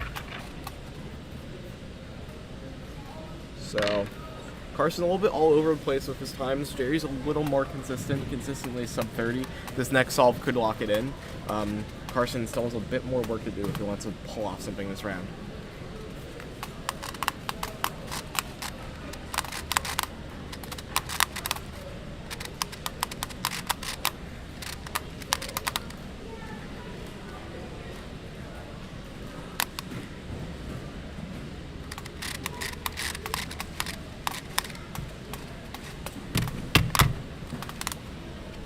Jerry is starting a solve now.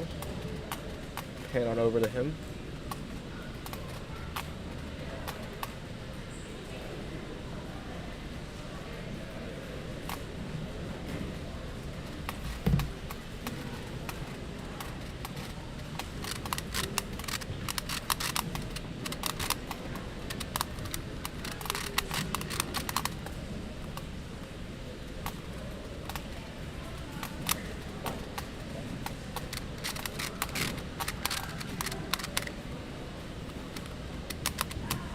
Jerry on PLL stage, and this is going to be a solid average, 28.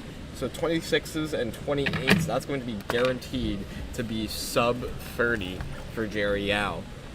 Looking at Carson's times though, he has that 33, did get a 25, but that is close to his PR average. And yeah, Carson is not going to be too satisfied with his average right now,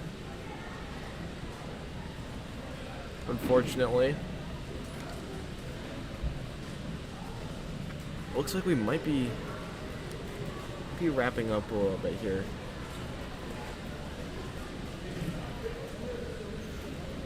The guys at stations, the back stations, are getting their cubes.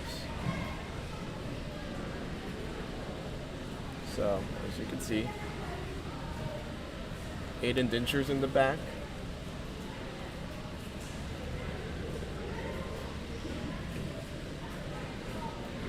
There's a 30.28.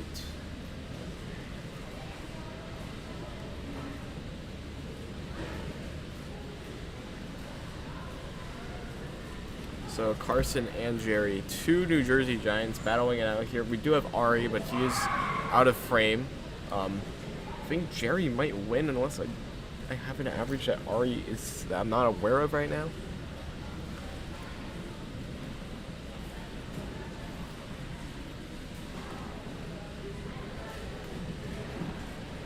So awaiting the scrambling. Scrambling is taking quite a while because all the fastest competitors are here, so it is taking a lot of time.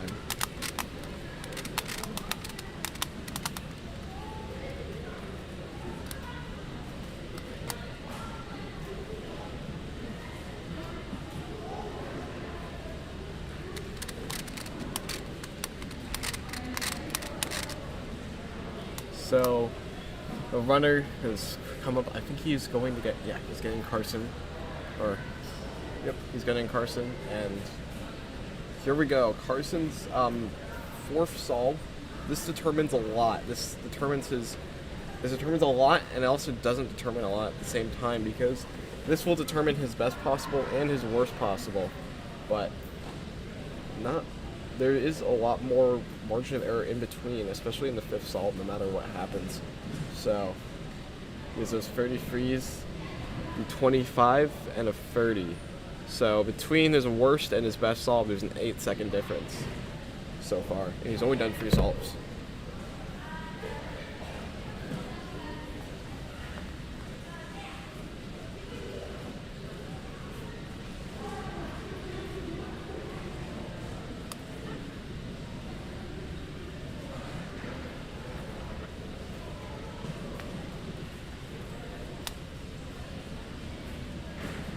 $27 for Carson Wijaya.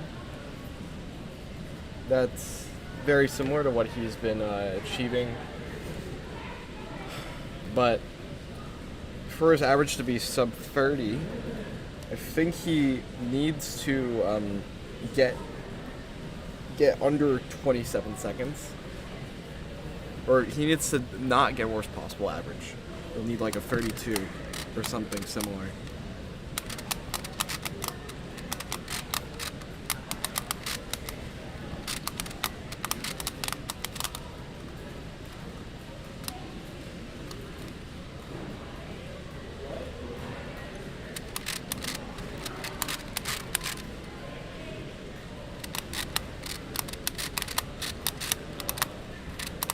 Jerry Yao solving on the right.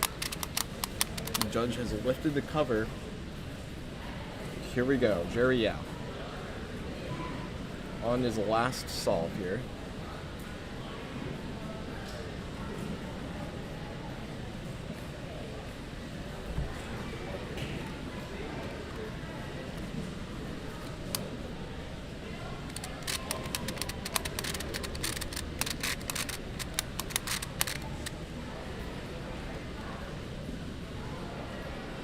So, approaching the 20-second mark, looks to be on the 3x3 stage, but completing some parodies. Hi, Brayden.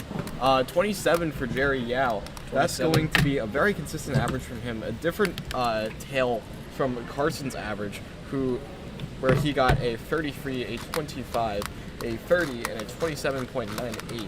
So, Carson's last solve here. Warming up for 3x3. Brayden, you're warming up for clock. I am. I'm excited for clock. Got clock round 2. I've been practicing a little bit. So excited to see. I didn't do very well in round 1, but I guess we'll see how I do in finals. Or second round, excuse me. Second round.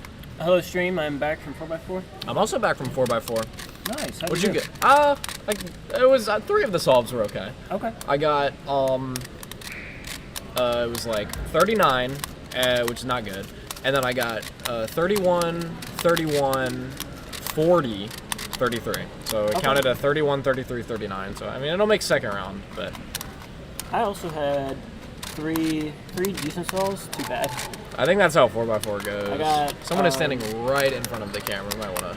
2 35s, oh, wait, no, that was a 36, and 2 41s. Eric, you did pretty alright in 4x4, right? Yeah, like a 47. Hyped up for clock? No? You doing okay? Are you okay? I'm worried about you. Yeah. After this. The expired monster. Alright, we got Do you need, Physically. do you need to talk? Do you need to talk about it?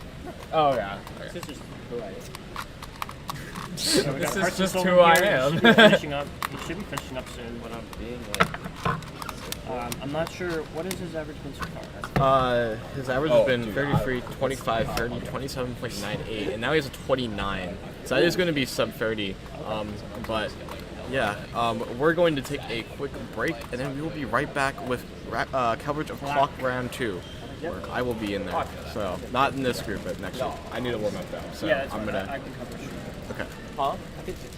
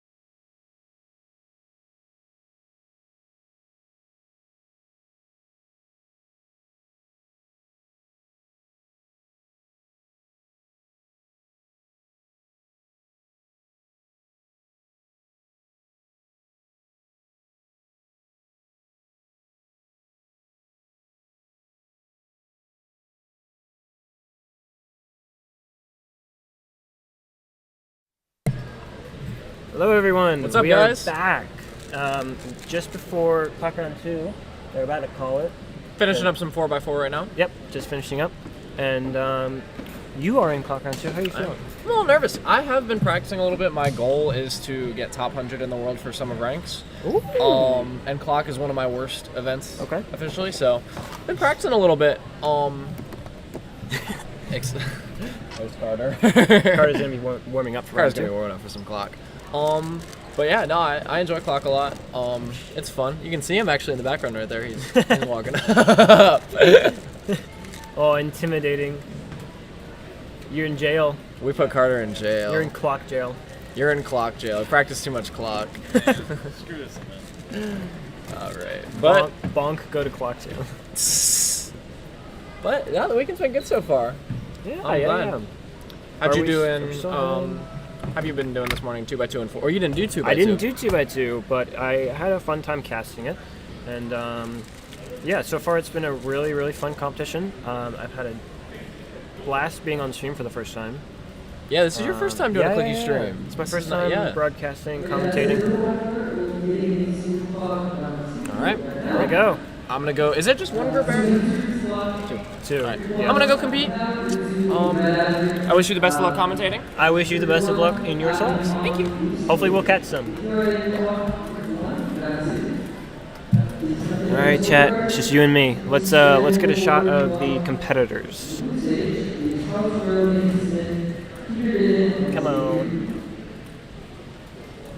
Wait, no, that's not. Okay, hopefully it's on the. Yep. Just 1 second here while I get the camera where I want it to go.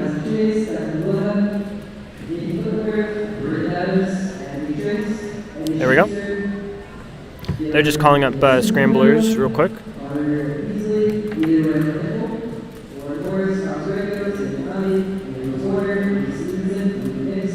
But this is the stage we're going to be working with. Everyone's grabbing their scorecards already or going to their scrambling assignments and so on.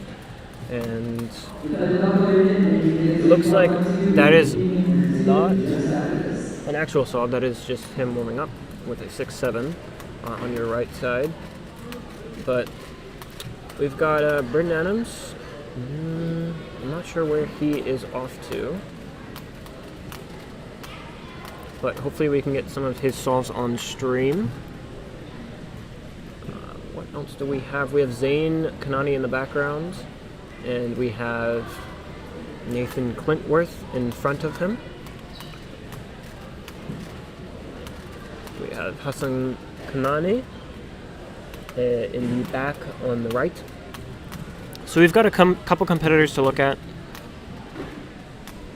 No one in our top 10 for psych sheet yet. I don't think anyone there messed up that terribly, although I was told that Juge Wong unfortunately DNF'd out of his average, so we will not be seeing Drew, who is another one of those mid-4 official averages. Another one of those competitors that has a mid-4 official average is what I mean. It looks like we're getting first solves here.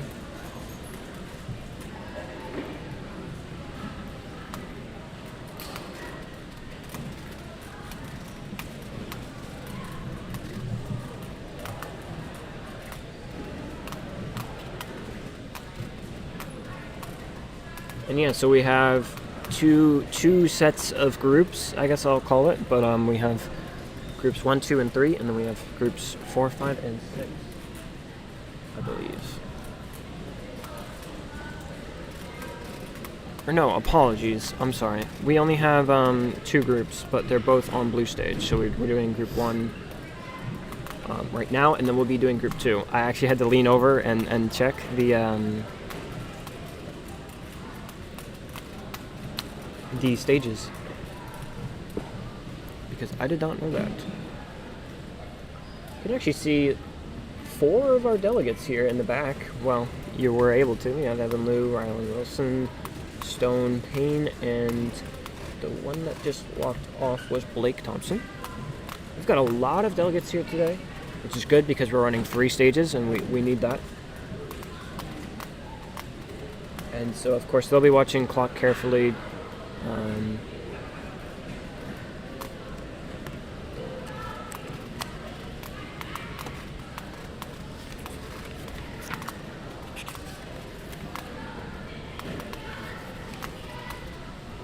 Did he say 4.5 average? If you are referring to when I was talking about Drew Wong, I was, I can't remember if I said 4.5, but I meant this sort of mid-4 area. I know 4.7 some people think is like high 4, but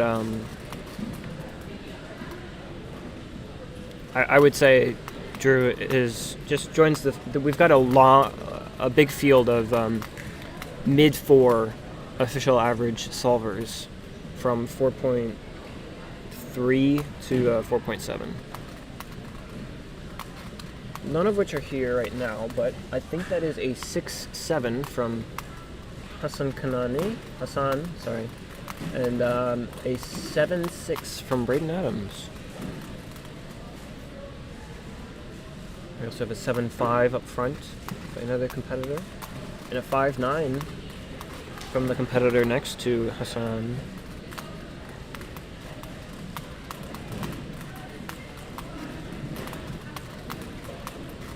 Nathan with a 5.7 or 5.1, something like that. Yeah, we're just getting the first couple of solves here, which will be fun to keep track of, because this group will go by fast, because we have all hands on deck on this stage, and you know, all the stations are filled.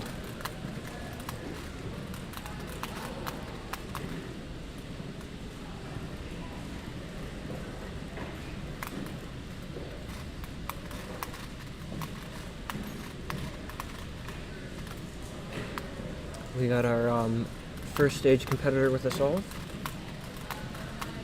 First station competitor, sorry. Oh, if the camera will focus, yes.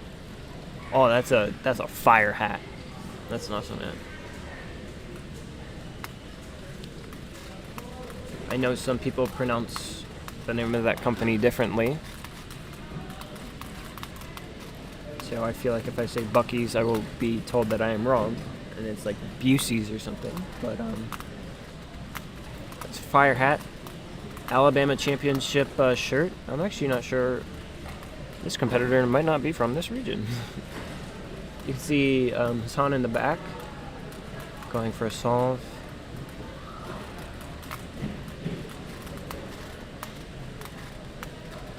Looks like it's a little slow. 7 or no, much slower. 8 or a 9. Maybe even a 10. Let's get a wide shot.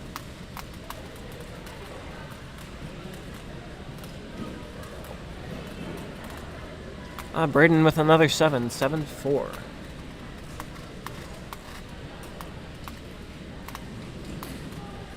Gosh, I can already feel my my voice starting to go away. It's Buc-ee's, you're correct. I think it's like one of those regional things where there's not exactly a correct, but people say there is, kind of thing. But I could be wrong. I've never been to one, actually. Actually, that's not true. I have been to one. Just one, though. Will, there's a hat on the floor down there. Can you throw it to me?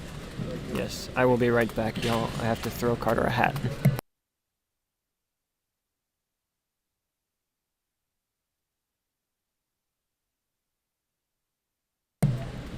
It's an expert throw by me.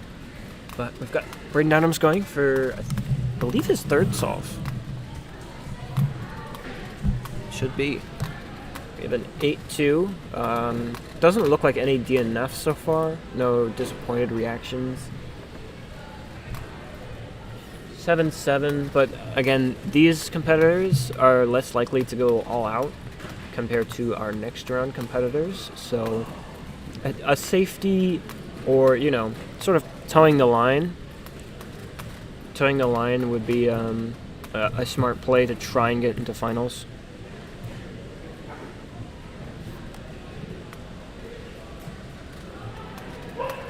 Uh, 6.2 solve from our first station competitor. Looks like Hassan is getting a solve as well. Braden for a fast fourth, 7.5. I feel like we just saw his third, but maybe they scrambled it very quickly.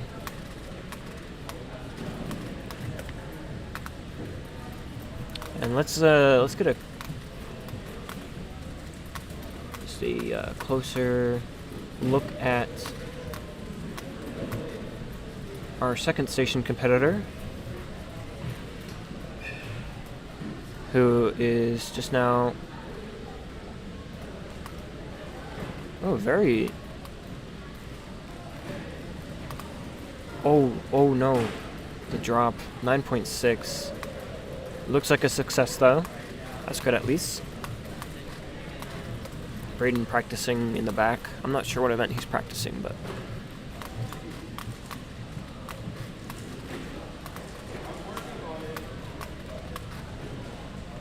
what do we have over here? No one going, but 6.4 and an 8.3. Those are some pretty quick times. In the background, we have Zayn Kanani going for a solve as well. Not known for his clock, that's for sure.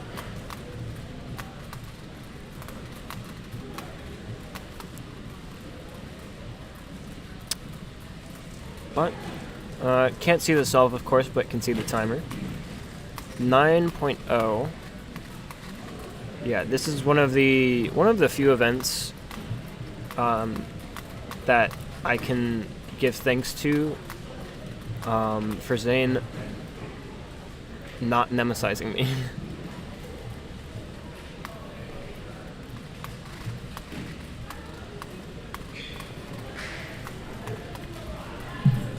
This and I think maybe 3 blind or something else.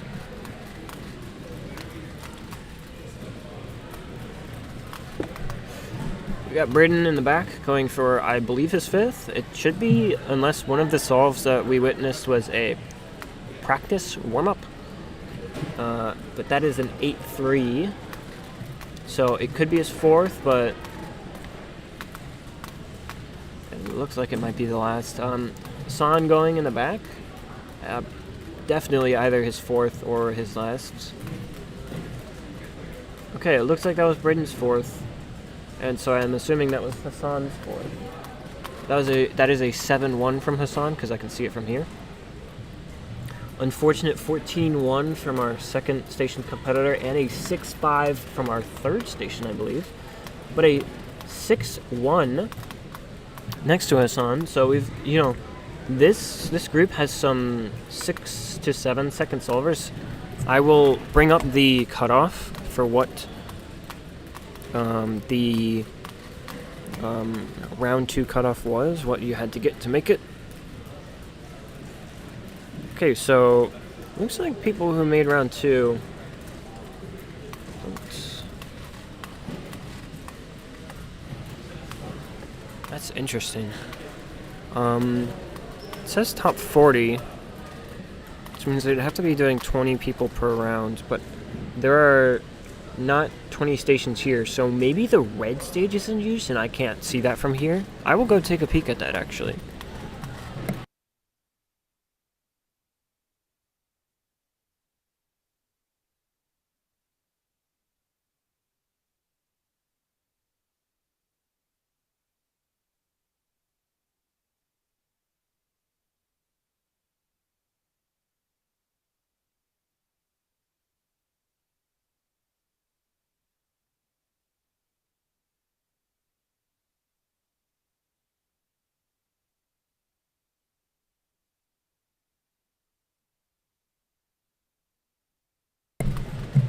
Okay, well, red stage is not in use, so there must be more than... I could be incorrect, this could be everyone, but there's some names on here that I'm not seeing in this group, at the very least. Oh, 7-7 from Braden Adams. So that looks like it's going to be a 7 average, I believe. Should be accounting 377 and something else. I could be wrong though. I should have wrote down the times, but just did not think to. All right, let's look at the stage as a whole. Looks like we're starting to clear out for the next group, which will be very exciting.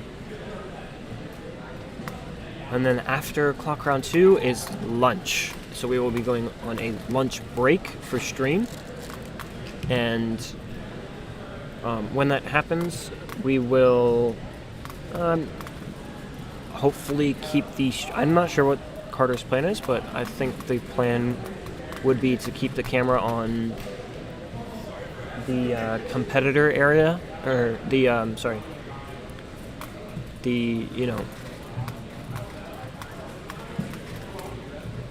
just sort of audience area as a whole.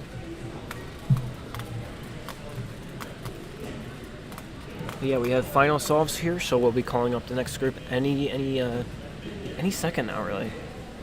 I don't think even a minute would do it.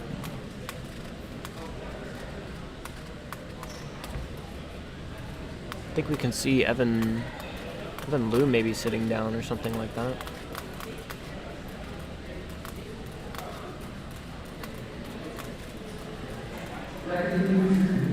Yep.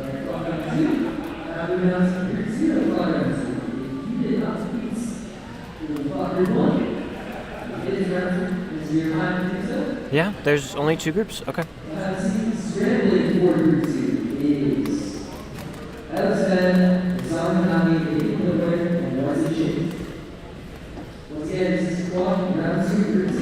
Okay. Let's see who we can get for stream. Looks like we have Ledger Ramirez on station 3. You gotta grab a stream station, dude. Just put your stuff at the station and then get your card. Alright, hopefully he can... Oh. Okay. Well, that person just took both front stations,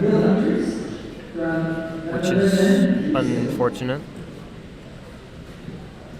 Eric is all the way off to the side, so it will be hard to get. I don't know about how well we can see Carter's solves, but we will be trying to get Carter's solves.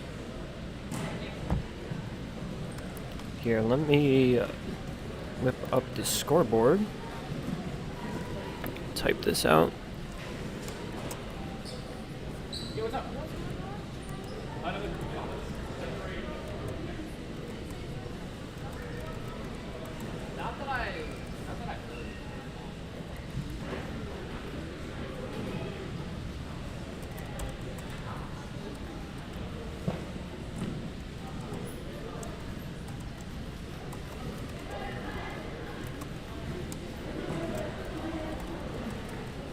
Well, hey, would you like to join me? I'm gonna come commentate. Okay, good.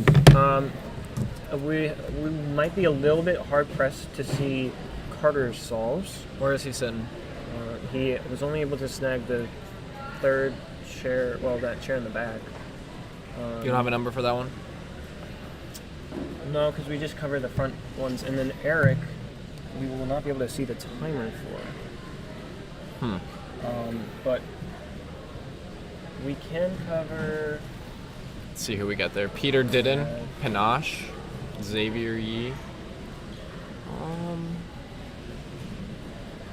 One of our front competitors, I'm not sure where Sean Mack and Aiden did. Sean competed in the last group. Aiden competed in the last group. They really did? Okay. Yeah. They must have been further down. But let's try to get Carter Williams. And here, I'll get this up. Okay. I don't know who's sitting next to him. I don't know who that is.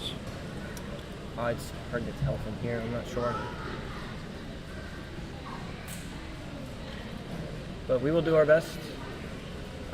There is a 5-6 already on station 3, and Ledger is going to start to solve on station 4. You need to get out of the way. You need to get out of the way.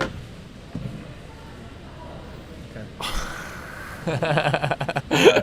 That's ridiculous. Ledger is starting. Where's Ledger solve would stay? very, Oh, there he is. Left. Let's take a quick peek, see if Eric has got a solve. That looks It's like a Ledger got a 504? 500? Eric's hunting for his solve. It looks like a 4 from here, but it's really hard to tell. It's hard to tell. You can't really tell when the. Can you maybe zoom in on? Yeah, I'm trying to zoom in. We also have Charles Jerome in the back. Another pretty top clock solver. Oh, Aiden Dincher is competing this group. Maybe he was just warming up he's last very group. far back. He's very far back though. Yeah. We also have Evan Liu all the way back there.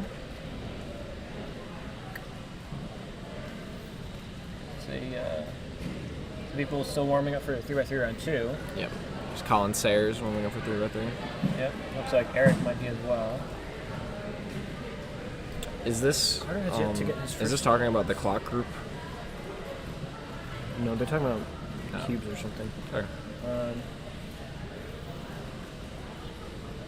We can see Michael Nilsson all the way in the very back with Evan Liu, Pierce Stickle. Former Pyraminx World Record holder. All right, here we're gonna watch Ledger. We're gonna watch Ledger solve. Yep, we're gonna watch Ledger solve until hopefully Carter gets his first solve.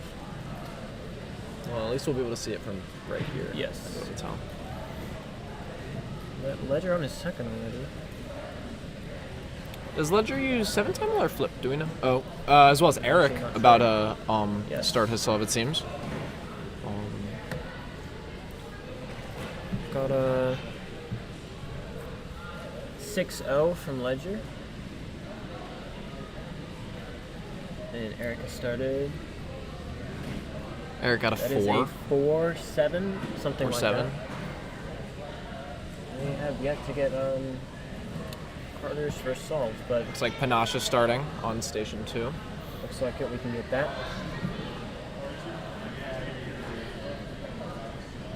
I'm not super familiar with Panache as a clock solver. I know Panache is quick at 2x2. 2x2. He's pretty decent at FMC as well. FMC, okay. Yeah, surprise. But a 6.5. 6.5. Pretty good. As long as it's, yep.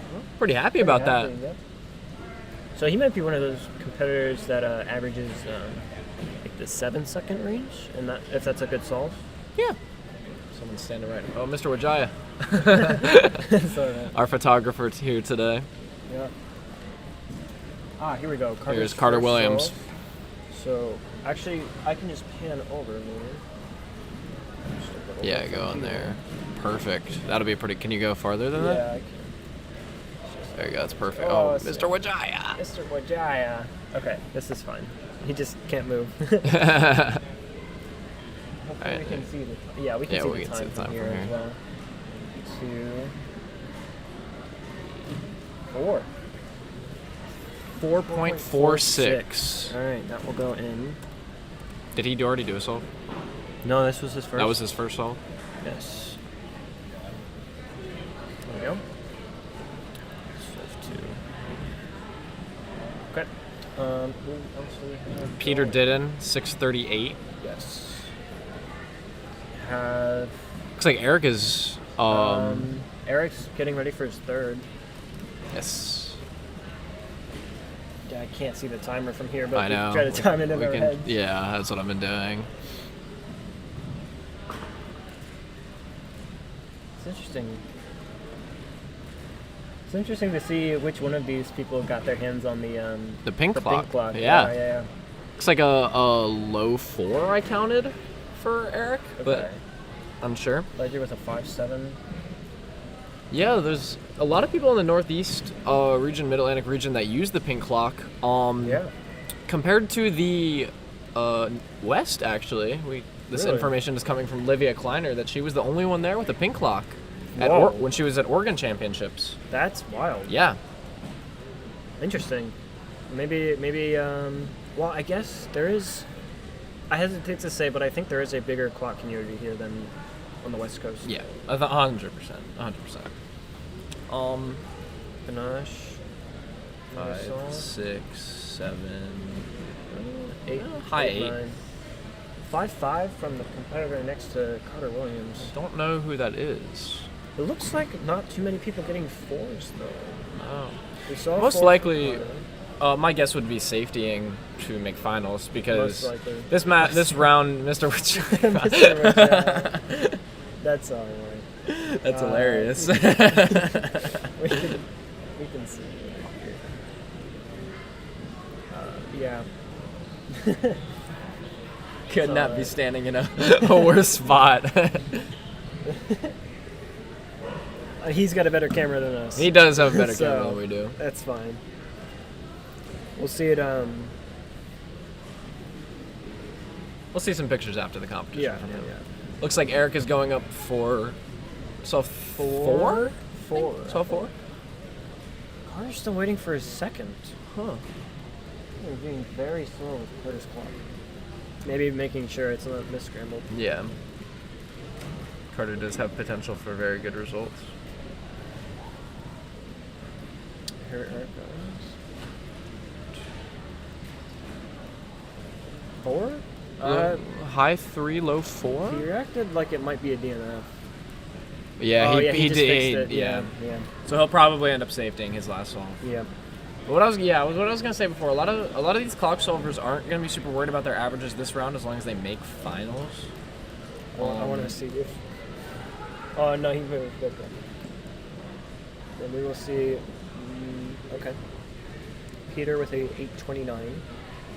I'm trying to see if I made finals. Ledger going for a 6-2. Yeah. What was your average on it? It's probably like high 7. High 7? Nothing spectacular. Okay. That's what I thought. We got most of it on stream. Oh really? Yeah. It was. I mean, it was a little zoomed out since you were right there. Yeah. But still. Well, I guess we'll see if I make finals or not. Yeah. So my mom texted me she's watching. Hi, Mom. I think my mom was watching a little earlier as well. I guess we'll check WCA Live. Do you know if it's top 24 or top 20 that make clock? I think it's top 20. Top 20? I'm not sure. All right. Well, I guess we'll see what. Because there's 40 people in this round. Yes, so top 20. 24 Yes. wouldn't make sense. Yeah, it's 20. You're right. Panache going for a 9-3. 20th and round one Carter, was at 796. Here's Carter. is, Here's Carter. Let's try and get this. Oh my gosh, this camera's not cooperative. And then I gotta move it over. Yeah. Move. There we go. There's Carter Okay, right there. that's Carter's up. Hi. Hi, Sid. It's a 429. Any flip to make sure. 429 from Carter. Very, very solid. You want to come commentate, Sid? You don't? That's all right. You can see Sid. Oh, actually, you can't because he's not in the. Never mind. Not in the shot. All right, 429 from Carter. Pretty legit. Yeah. How's it going? Good. We got Eric on his last. Eric on his last already. He needs to safety this because he does have that Or no, he DNF. just Oh, he just finished. Looks like a. 5, 6? Yeah, he definitely 5, safetied that. I mean, that'll make finals, no doubt. So. Yeah, might even be second. And we're not seeing a whole lot of quick times here. No. That was from the competitor audience. table. Yep. Yeah. That's from an audience. Nothing table. going on. Oh, whoever's sitting next to Carter, 426. 426. Yeah, Do you know those who are that is, some good Sid? solves. Sitting next to Carter. Could be. Is that Evan Waters, potentially? I'm not sure what Evan Waters looks like. I don't know what Evan Waters looks like, but It definitely could be. could be him. You see Zane New Kanani York judging on competitor. Station 1. Yeah. Never too fast to staff a competition. Of course. Although his clock times aren't. His clock times necessarily aren't. notable. He competes in it. This should be Ledger's last. This is on Ledger's the last far solve. left, and maybe even Peter's last. Okay. 7-8. Probably good enough for finals. Ledger with It's like a 4-2. 4-2. Yeah, Pretty legit results from Ledger. And Ledger does have a sub-5 official average. they are being geriatric with Carter's clock. But he's got his. There we go. Third solve. and Mr. that's, Needland judging. Yep. Alex Needland's dad. Notably, potentially in contention for 3x3. Definitely a final. Oh, I thought you meant Mr. Definitely Needland. a finalist. Mr. Needland, world record potential in Mr. Needland. Yes. All right, Carter beginning solve 3. Yep. Come on. Gosh, just a little lower. It's all right. We can see the timer from where we're sitting, so we will let you know. Oh, a little bit of a Oh, he flipped. He's safetying 520. 526, I believe. Why can't I scroll on this computer? No, that's 520. It's Oh, 5206. 520. Okay. Yeah, 520. There we that's go. 30. What? No, that's delete. This Well, keyboard is lock so in. weird. I'm not used to this keyboard. 5.2. There you go. Looks like Panache starting either solve 4 or 5. I believe it should be his last. A pretty good view of him. I'm not sure where Eric has been up to. Probably the restroom or something. Panache, one of the many people who modded his clock to put the white face on the white side and the black face on the black side, the little paper inserts. Seems very happy with that average, maybe. I don't know. I thought he seemed disappointed, but I don't know. Make sure you sign the card. Always make sure you sign the card, everybody. Some sort of mixed reaction. Very mixed reaction. Because a 7-7, I would think wouldn't be too terribly slow. Considering this is Carter 6-5 coming is up. happy. Yep. Carter solve 4. Pan over. he's so like. He looks like a New Yorker just walking on the street. You're right, he does. Got the vest and the hat and the hood.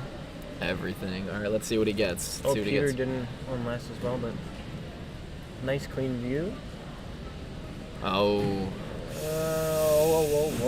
Whoa. At least 754 looks like. it's not a DNF, so. No. And that will pretty much guaranteed lock in that he makes finals. Oh, absolutely.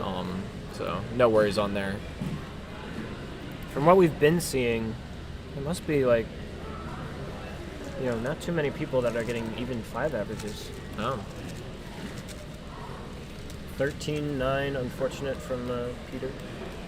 It happens. Clock's a hard event to compete in. Absolutely. Getting in, even I would consider myself decent at clock. I'm not great or anything. I mean, just the But- idea of like the way you solve a puzzle is by not looking at the entire other side of it. I know, It's yeah. kind of mind-boggling. It's also hard because if you have one little mix up in clock, it's so easy to have a all do Hi, Declan. to do it all one or an all -1, just one tick off. Eric, How was your average? how'd your Eric? average go? I DNF'd out of like mid-4, but I got like a high 4 instead. All right. High 4. That's probably 4. second in the row. Probably second. We haven't seen like any 4s. Carter. No, Wesley got like mid-4. Wesley got mid-4. Oh.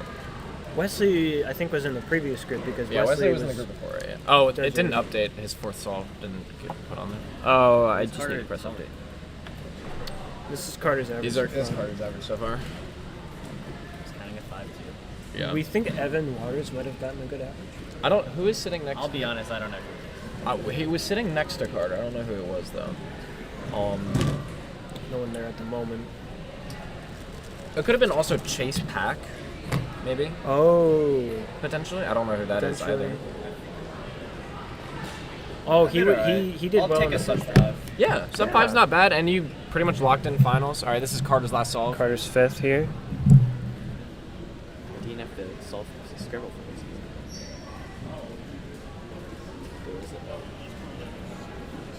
He's probably gonna go all out here. Oh, it's 4-4-4-4. 444. Jay-Z.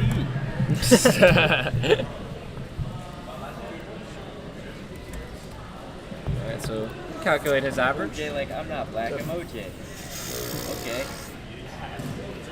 So this is like a 4-6 average, 4-7 maybe. Yep, 4.70. Nice. Alright. I think we all, well, okay, the scrambles were way better than round 1. I mean, I did way better. There you go. Which Peter didn't. Peter already has a 13. 506. So 506. Could be a DNF. It looks Oh. like, based on his reaction, looks like a DNF. Hey, Carter. Hey, congrats on the 470. 470? No. Oh, wait, it says DNF 460. 446. Oh, you DNF'd it? Yeah. Oh, okay. Wait, no, this is So- first round. Well, Carter's last one was DNF. Yeah. So No, the first one. Carter's Wait, which one was your 446 was DNF? Oh, okay. I think this is the first clock round I've ever beaten. What's up? It's because you Am kind of just I said- like 6? I think I'm 6, right? Something like that. Who did in better? the- in the round? Sean, Wesley. So you got They haven't entered 573. anyone. Yeah. 573. Yep. I'd probably be around 5th or 6th. Who was sitting next to you? It was Panache. Oh, No, he wasn't. No. Panache was in front next of to you. you. Oh. Bro does not know what next to. He was not locked in. Oh, wait. What is that? We were thinking either Chase Pack or Evan Waters. Don't think it was other ones. Remote's not being. Okay. Yeah, as you could tell, the round is done, and we are going to be. Hold on, cut back to me. Oh. The last one on Big Nancy. So this is Big Nancy, everyone. This is a 9x9 that I own, and it hasn't been solved in quite a while. But a lot of our friends here, Stone being one of them, and Ryland and Curran, have worked together really hard to solve the majority of Big Nancy. And I will now be completing the final turn on Big Nancy. Big So, Nancy's Big final Nancy. turn. Everybody ready? This is a moment in history. Yeah. Wait, there might be some people. Oh yeah. There's no one solving. There's no one solving. There's no one solving. Well, Big Nancy Yeah, Big Nancy. has been finished. Let's go. Should I scramble it up again? Absolutely not. Why is it It called hurt Big my Nancy? eyes so much. Why do you ask questions? Why are you asking questions? That's a good. That's a good question. That's not a good question. Alright, what are people saying about Big Nancy? Nothing yet. Yes. I think stream Oh delay. wait. To where are you going? I might do an interview. Here, Okay. too. Actually, If you want to go to Canes, join them. Okay. Is that still happening? Yeah, I'm going to Canes. What's that? The interview is Yeah, it's still Stone. happening. Do you have room in your? Do you want to do it before you eat or after? Before you're in? Well, oh wait, Stone, do we have staff vouchers?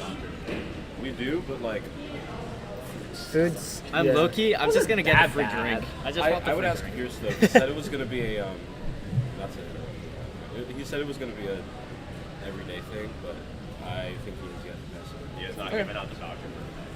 I still have Yes, because we went to Canes. If they're reusable day after day, I'll give you mine. Is anyone still here to watch the stream? I can stay here. Okay. Do you want to talk to Will? Or not? I'll Brayden? talk to myself.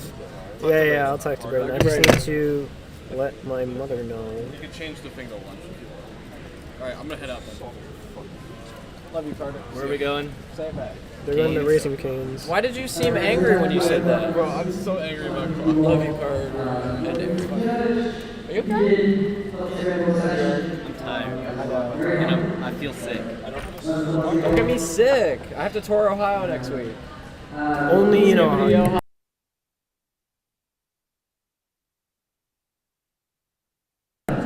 I saved you guys from brain rot. Although this chat has 2x2 brain rot whenever 2x2 happens. So, Really? yeah, Is it skibbity? it's beta. Is it still muted? It's beta and Sansa and other brain rots. Anyway, Brayden Adams. This is exclusive insider interview. Yes. Yes. I'm glad to be here. You've been competing since 2018, 2018. and how long have you been cubing for? Did you start in 2018? I did. I started, the first time I solved a cube was April Fool's Day 2018, which was also Easter in 2018. Really? Yeah. Wow. The holidays collided. Yeah. Well, the holiday of you starting your Yes. your so journey I as solved well. a Rubik's 2x2 for the first time. I had first seen a Red KB video of, is this mic on? No, this one is. We can. I guess, can they hear me from? Yeah, I they- guess, they- you know, yeah. Yeah, no, I saw a Red KB video who was back in the day. He was an old. I can't believe Red KB is old now. He hasn't Isn't that uploaded in crazy? like 7 years. It's been a little bit. It's been a little bit. I learned that from my Jeopardy. Yeah. What'd you say? I learned that Red KB hadn't uploaded in 7 years. I think it's from, been- from making Jeopardy questions. Has it been 7 years? I thought It was has been 7 years. Yeah. Wow. Ridiculous, but That's yeah. crazy. But no, he was an old. He did videos about his collection. He had a pretty big collection, and I saw it was like his top 5 most difficult Rubik's cubes. Ooh. And I saw that and I was hooked, and I started out just collecting them. I didn't think I'd ever go to a competition, but then I saw a Derpy Cuber vlog actually of a couple competitions, and I wanted to go to one. And there just happened that in about a month there was one in Fairfax, Virginia, which is semi close to where I live. So Yeah, there you go. That's awesome. Went to one and got hooked on it. Yeah, man. And ever since. Okay, so I want to ask. No, Sorry, it's okay. It's not mine. sorry, Carter. Sorry, Carter. GoPros. I've seen GoPros drop from like wells and Yeah, stuff, it'll be or okay. like dams. It'll be okay. I want to ask. At what point, like, what year do you think was your year? Like, did you start being competitive in your best events, especially for like podiums and maybe even wins? My first podium was River Hill Fall 2022. I got an 11 second average, or 11 second average in square one. That was the event for the longest time. That is still my best event, world ranking wise, as well as just overall. I podium in it the most. It's the one people know me as a square one solver, but that was when I started being competitive in that. And later that year, I went to NAC 2022 in Toronto. And I missed the first year. the first ever NAC. Yeah. And I missed out on finals at that competition in square one. That was my first time feeling like I had a legit shot at a major championships final. Right. But I got a 904 average, which if I had gotten that in the first round of that competition, I would have placed 14th. So I was pretty like, oh, I definitely made finals. Like I was pretty certain that I had made finals, and then I didn't. So that was a little disappointing, but yeah, I mean, I kind of consider myself more all-rounder now. I'm ranked 269th in the world, I think, for sum of ranks. And I'm trying to decrease that number. Right. So I've been practicing a lot of events now that I haven't really practiced before. Like, practiced multi-blind a little bit for Mid-Atlantic Quiet Champs. Nice. I've been practicing clock for this competition. Ooh. Did a little bit of Pyraminx. Been doing some 7x7. So just Okay. trying to do as many events as possible. Yeah. But yeah, so I would consider myself, when I started to get competitive, like 2022, 2023, around Okay. about 2 years, Okay. 3 years, yeah. So I have another question. In this region, we have a lot of competitive states. We have Pennsylvania, New Jersey, and Virginia are some of the fastest states in the entire nation, as well as Maryland. But besides Delaware and District of Columbia, I would argue that your state is one of the less popular for cubing. Yeah, definitely. Do you wish your state was more competitive? Do you wish there were more West Virginia cubers, or is it something you don't really think about? And how does it feel being one of the few people from your state that has state records? So, that is a really good question. There are definitely pros and cons to living in a state with not as big a community as some of our bordering states. I definitely think that the community is growing. I've started to see more and more people from West Virginia sign up for competitions, and they'll let me know that they're from West Virginia, and they're excited because they're one of the first ones to compete in West Virginia, and stuff like that. I mean, the pros, there's not many pros. I would say the one pro is getting to have a bunch of state records in events that I probably shouldn't have them in. Like I have Scube state record average, stuff like that.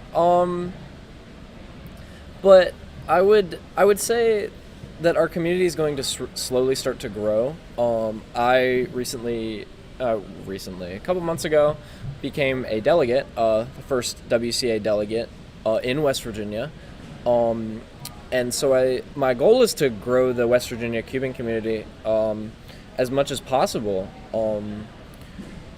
I think West Virginia has had 6 competitions ever, compared to Virginia having about 80 ever or something like that. That's one of those numbers. 80, 90, 100, probably more, probably around 100. I'm not 100% certain, but West Virginia has had 6. Our first one was in 2011, actually. Oh, whoa. Yeah, it was a very, very, very old competition. And then we didn't have one again until right before the pandemic in 2020. We had one in Martinsburg in 2020. Maybe Road to Martinsburg? Country Roads, Martinsburg. Country Roads, Martinsburg. Yep. Yeah, I was there. Yeah. Country Roads, Martinsburg. I've been to one West Virginia West comp, Virginia and that was comp. it. But there are more. I will say, I'm not gonna leak anything, but there are more West Virginia competitions coming. So I'm really glad to be able to grow my state's cubing community, and bring the hobby around the state. Because I think it's a very beneficial hobby. I think so too. a lot of people can learn a lot of things from it. And Yeah, great hobby. And I guess my next question would be, so you said that the first time you felt like you could make a majors finals was in 2022. Yes. From 2018 to 2022, what was your sort of mindset about cubing? Because I think most people, especially nowadays, you see 2023 IDs and 2022 IDs trying to just skyrocket up the leaderboards as fast as they can, try to get as fast as possible with their times and everything. But to be honest, for quite a while, that wasn't my goal. I started competing the same year I started cubing, but it wasn't the main attraction to me. I really liked building my collection and getting a bunch of crazy random puzzles and learning how to solve them. Mm-hmm. So I still have a lot of non-WCA puzzles. Mm. Yeah, me too. Me as well. And I think that's definitely a mindset that's dying off big time, especially as we see, we don't have JR Cuber showing us all these crazy puzzles anymore. We don't have a JR Cuber now. But yeah, what was your sort of mindset? Was it sort of a mix of both, or were you just to have a good time? You didn't really put too much focus into it. Yeah, I think that I think my main goal was just to have a good time with it. I mean, I made my old group of friends who pretty much none of them compete anymore. 1 or 2 still. Stone and Dean are probably the 2 people I know from cubing the longest. But everyone else from that group we were great. We would always get on Google Hangouts every night. Around 2018, 2019. Google Hangouts was the place. It was the place. And a similar story. We would hang out and we would cube. And I mean, it was about improving our times, but it was more about us just hanging out together and relaxing. 2018 I was in middle school, so I didn't have a ton going on, and cubing was kind of my outlet to express myself. And so you're good. 2018, 2019, just kind of hung out with friends. 2020, I did start to get more serious about cubing, especially over the pandemic. That time being home, I really focused a lot of time on cubing. Got sub 10 during the pandemic, which is a huge barrier for. Absolutely. And yeah, that was when I got pretty good at square one. I think I started averaging probably 12 after the pandemic. Mm-hmm. So that was probably, and cubing at home, for some of you who don't know, cubing at home was an online Rubik's Cube competition that happened during the pandemic, and my whole group, we did it the one time, and then we got hooked on doing these online competitions. So they were happening all around the world in every country. So we would schedule when we were going to do them based on time zones. So we could do one that was being held in Asia, and then do one that was being held on the West Coast, and then do one on the East Coast, and then do one in Europe. So we would do 3 or 4 of them every weekend. We would wake up at 3 a.m. to compete in these, we did that pretty much every weekend, and it was such a fun time. That's so crazy how similar stories are. Really? But on different groups of people. Yeah. Like if I could for a bit, Yeah. just Google Hangouts was the place. It Like was the anyone place, pre-COVID, it was not Discord. Oh, you used Google Cubing, Hangouts. if you were a cuber with like a friend group, Google Hangouts was the place. I was in a so my general friend group, I guess, was Michael Nielsen, Robert, Aiden Bryant yeah. while he was in Virginia, Ari, just everyone that went to Virginia competitions all the time. Eric was definitely in that group. Mitchell Hum was my best cubing friend for the longest time. He doesn't really cube as much anymore. That's a name. But yeah, absolutely goated man.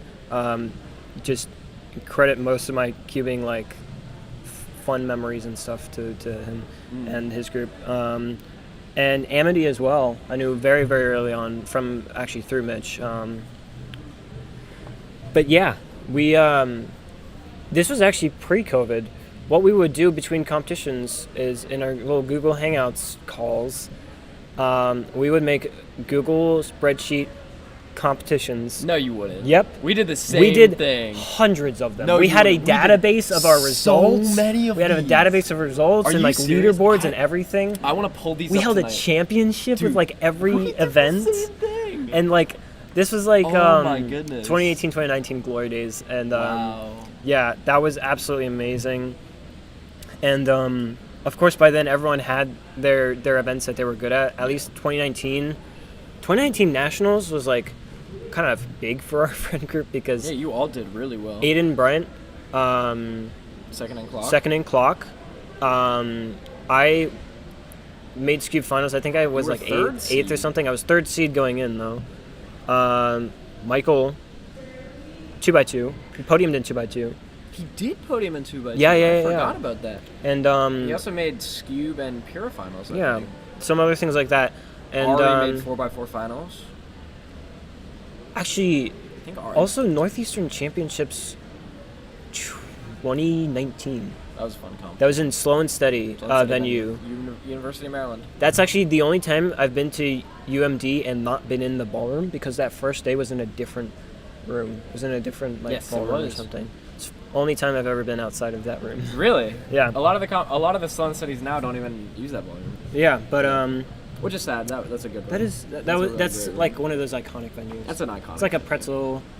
Pretzel's kind of iconic. I'm trying to think what other iconic venues. Slow are. and Steady is iconic I for think sure. the TJ venue's iconic. TJ venue is pretty iconic for me, this it is, region. at least, yeah. I'm sure like Empire State venue probably They have a lot of probably competitions. pretty popular.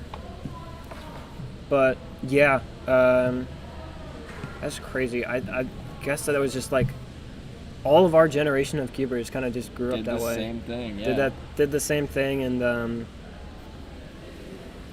I wouldn't say it's like inherently different because it's kind of just switched over to Discord. Right. But it's still like I don't know. I feel like doing the whole online competition with your friend group kind of thing isn't.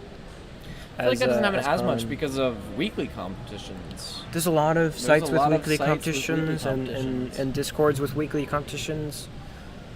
Most of the You being event, one of them. mostly of the Mid Atlantic Discord, but most of the like event Discords, like 2x2ers Discord and Scubers Discord and Pure Discord have weekly They have their competitions. weekly competitions. Yes. But yeah, I think cubing has kind of changed in that way. I'm sure it was even different. I think the meta before us, the generation before us, was like Skype calls. Actually, Yes, it was. I never did Skype calls, but It was I know Skype that call. was a thing. It was a thing. For like the Derpy Cuber generation. I was about to say, yeah. ASDF cubing. It actually is kind of cool to see there is like noticeable generation splits in cubing. There definitely is. Because, you have your like 2013, 2014, Right. 2015 IDs. And those, that's the generation before us. Yeah. And but it's like a serious split between like Skype and Google Hangouts. And Google Hangouts is like Yeah. 2017, 2018, 2017, 2018, 2016, 2016 even a little bit, 2019. 2019. There's a pretty big range between 2016 and 2019, just pre-COVID. Right, pre-COVID, and then you have your like after COVID IDs, your 2021. like right after COVID, Right, 2021, yeah. 2022, and then you have your new that's, IDs. That's definitely a split actually. 21, 22, then 23, 24. Yeah, definitely. That's interesting. It's a really short generation, but Yeah, it's fun to see how much cubing has changed in the past absolutely, years. and it's changing like even faster. Yes, it definitely is. Like I know back, oh gosh, the first Nations relay. When was that? That was I think that was Worlds 2017 2017. in Paris.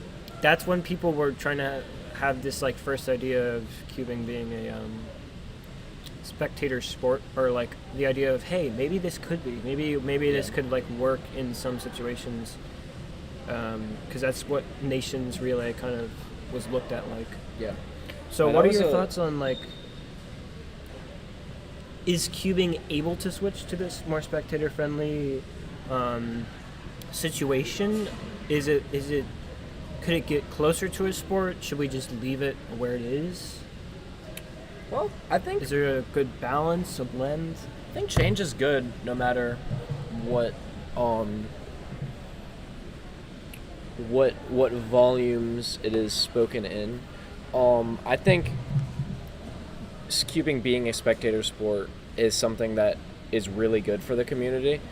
A big one, I mean, obviously live streams, because there's so many people who wouldn't even know about this competition if it wasn't live streamed. And Worlds and Nationals, Sorry you to find pause you. There are also the 1982 cubers. yes, all like 23 of them.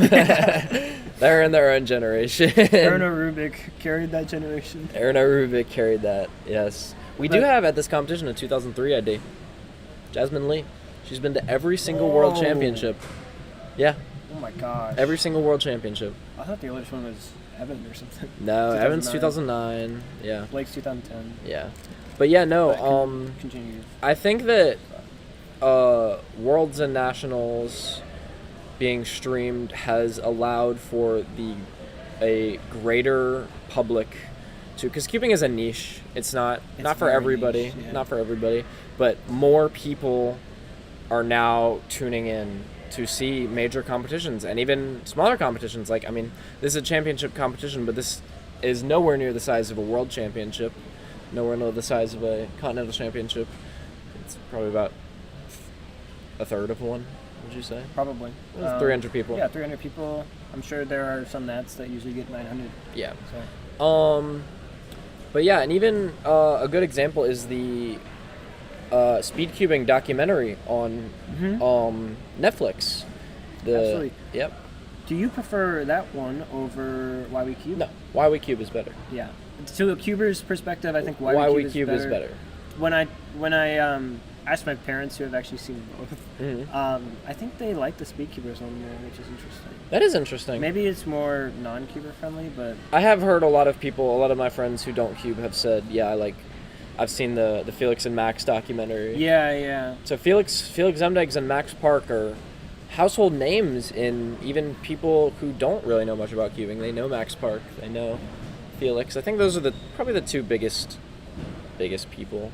I would say so. Even still, I mean, to cubers, the biggest might be, Max and Timo at the moment, and of Yeah. course Yiheng is in that conversation. But Mhm. in terms of, a lot of events, Yeah. like all the end by ends, it's Max and Timo. It's Max and yeah. But yeah, it's But for our generation, it was Felix. it was Felix. Felix and Kevin Hayes Yeah, were the big guys. Kevin Hayes.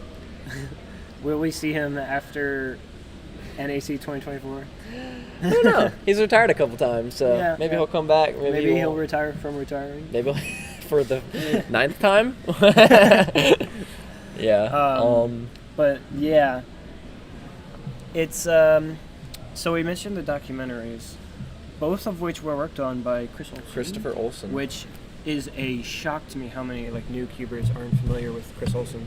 He was at NAC for one of the days. He was. He watched a couple of the finals. That. Yeah. Okay, that's that's unfortunate, but yeah, Back one in the of day. the best cubing filmmakers of all time.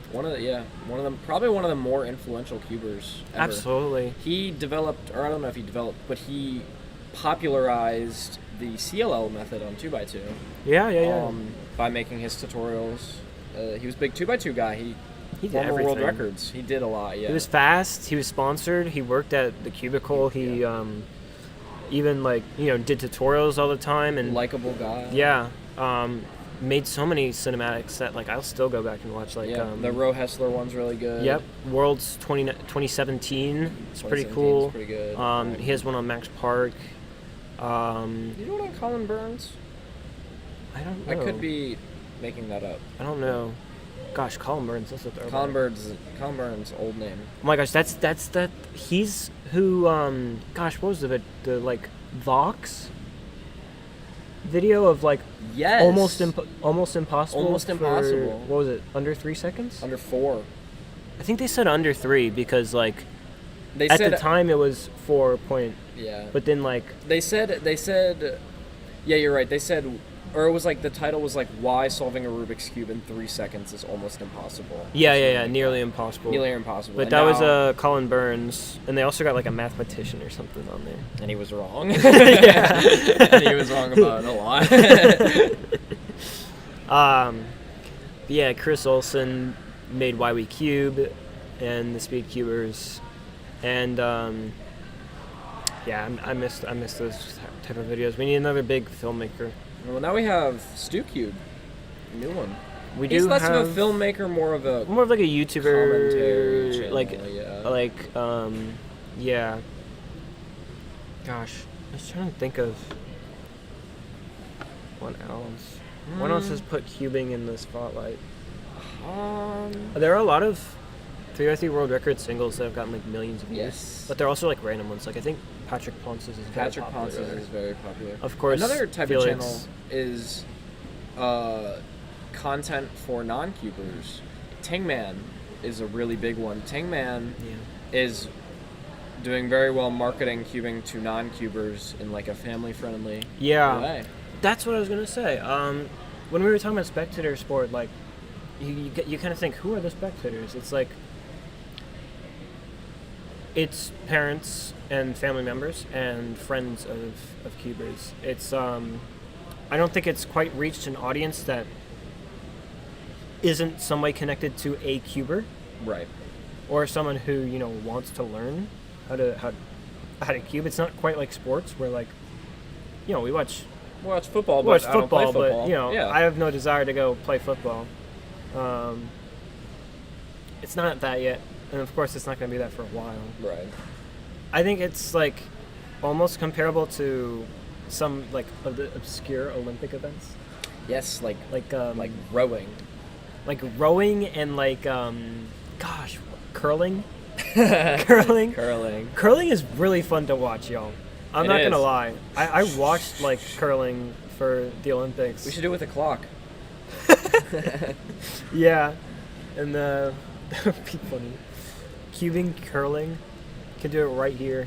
We do Right it here on the floor. right past us. There's a pretty long opening. Yeah.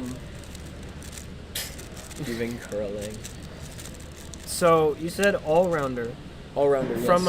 From practicing a lot of other events, are there any ones that pique your interest in a way that you'd want to go even further with them, and maybe main them for a while, or just learn more than you might have to? You want to come on, Sean Mack? Come on, Sean Mack. On stream. I don't know. This is guys. Sean Mack, Hi. everybody. How's everybody? Speaking of speaking of all-rounders, Sean is Okay, I can sit here. Okay. Sean is a much better all-rounder than I am I'm alright. at many events. Where's the camera? Not all of them. It's right It's over there. That one, alright. But we were just talking about Braden on his trek to lower his sum of ranks, and you are a pretty well-known all-rounder, I'd say. I think so. I think I'm alright. So, 50 something in the world. what are y'all's thoughts on? Ooh, this is a good question. What do you guys think is wait the? for the mic to stop. Okay, yeah.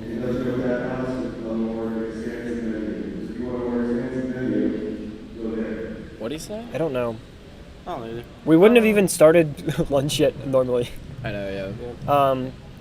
What do you all think is the hardest event to fit into your sort of all-rounder, like lower your sum of ranks enough and like be good enough at it, but not like, you know, world class multi-blind. level. Multi-blind? Yeah. Multi-blind. I mean, for me. it's, You think it's, so? it's that if you even consider that an event, because Well, I just don't do. You're multi- different. Okay, Yeah, so well, you're how a about- different type of all-rounder than I do because I do all 17 events. Yeah. You only do 13, 14? Okay. That's generous. Well then, Yeah. That's very generous. well then, outside of PBQ events, what do you guys think is my, the my hardest? two answers would be multi and then FMC. FMC. I haven't like thought about it because like I just kind of just solve whatever event I feel like in the moment. That's fair. Like recently I've been doing like homework. But, but this summer I guess I was doing a lot of Scube. I think. Yeah, you We're were. doing Yeah. I was doing Kind Doing of a lot fire. of 3x3 too. I mean, yeah, but that's ZBLL. like kind of I always do that. Yeah. Yeah. For a personal note, it's hard for me to do Pyra because I kind of don't enjoy it that Right. much. Okay, yeah. That was difficult for me. Megaminx too, kind of for the same reason. But recently I'm practicing Megaminx. Excuse me. But yeah. Oh yeah, you're like sub me now. Officially, for sure. Because I have a 53 average, but you have I like have a 52 average, so 52, not yeah. by that much. We'll see later today. But yeah, so that's all fun. In terms of, so you're less focused on summer ranks Yeah, I kind of just because I just have fun with like it. blind and FMC kind of kill that if you don't really do it. Well, you have Yeah, pretty good but if FMC I- results. That's like- true. Yeah. If I improved both of those rankings, I would probably be like top 30 in the world. Yeah. But I don't feel like it, so I'm not going to. Yeah, That's Sean's kinda- pretty legit. Sean's pretty legit. Oh, stop. Do you? So you take it more like you change your you change the event you're maining every whenever you want to.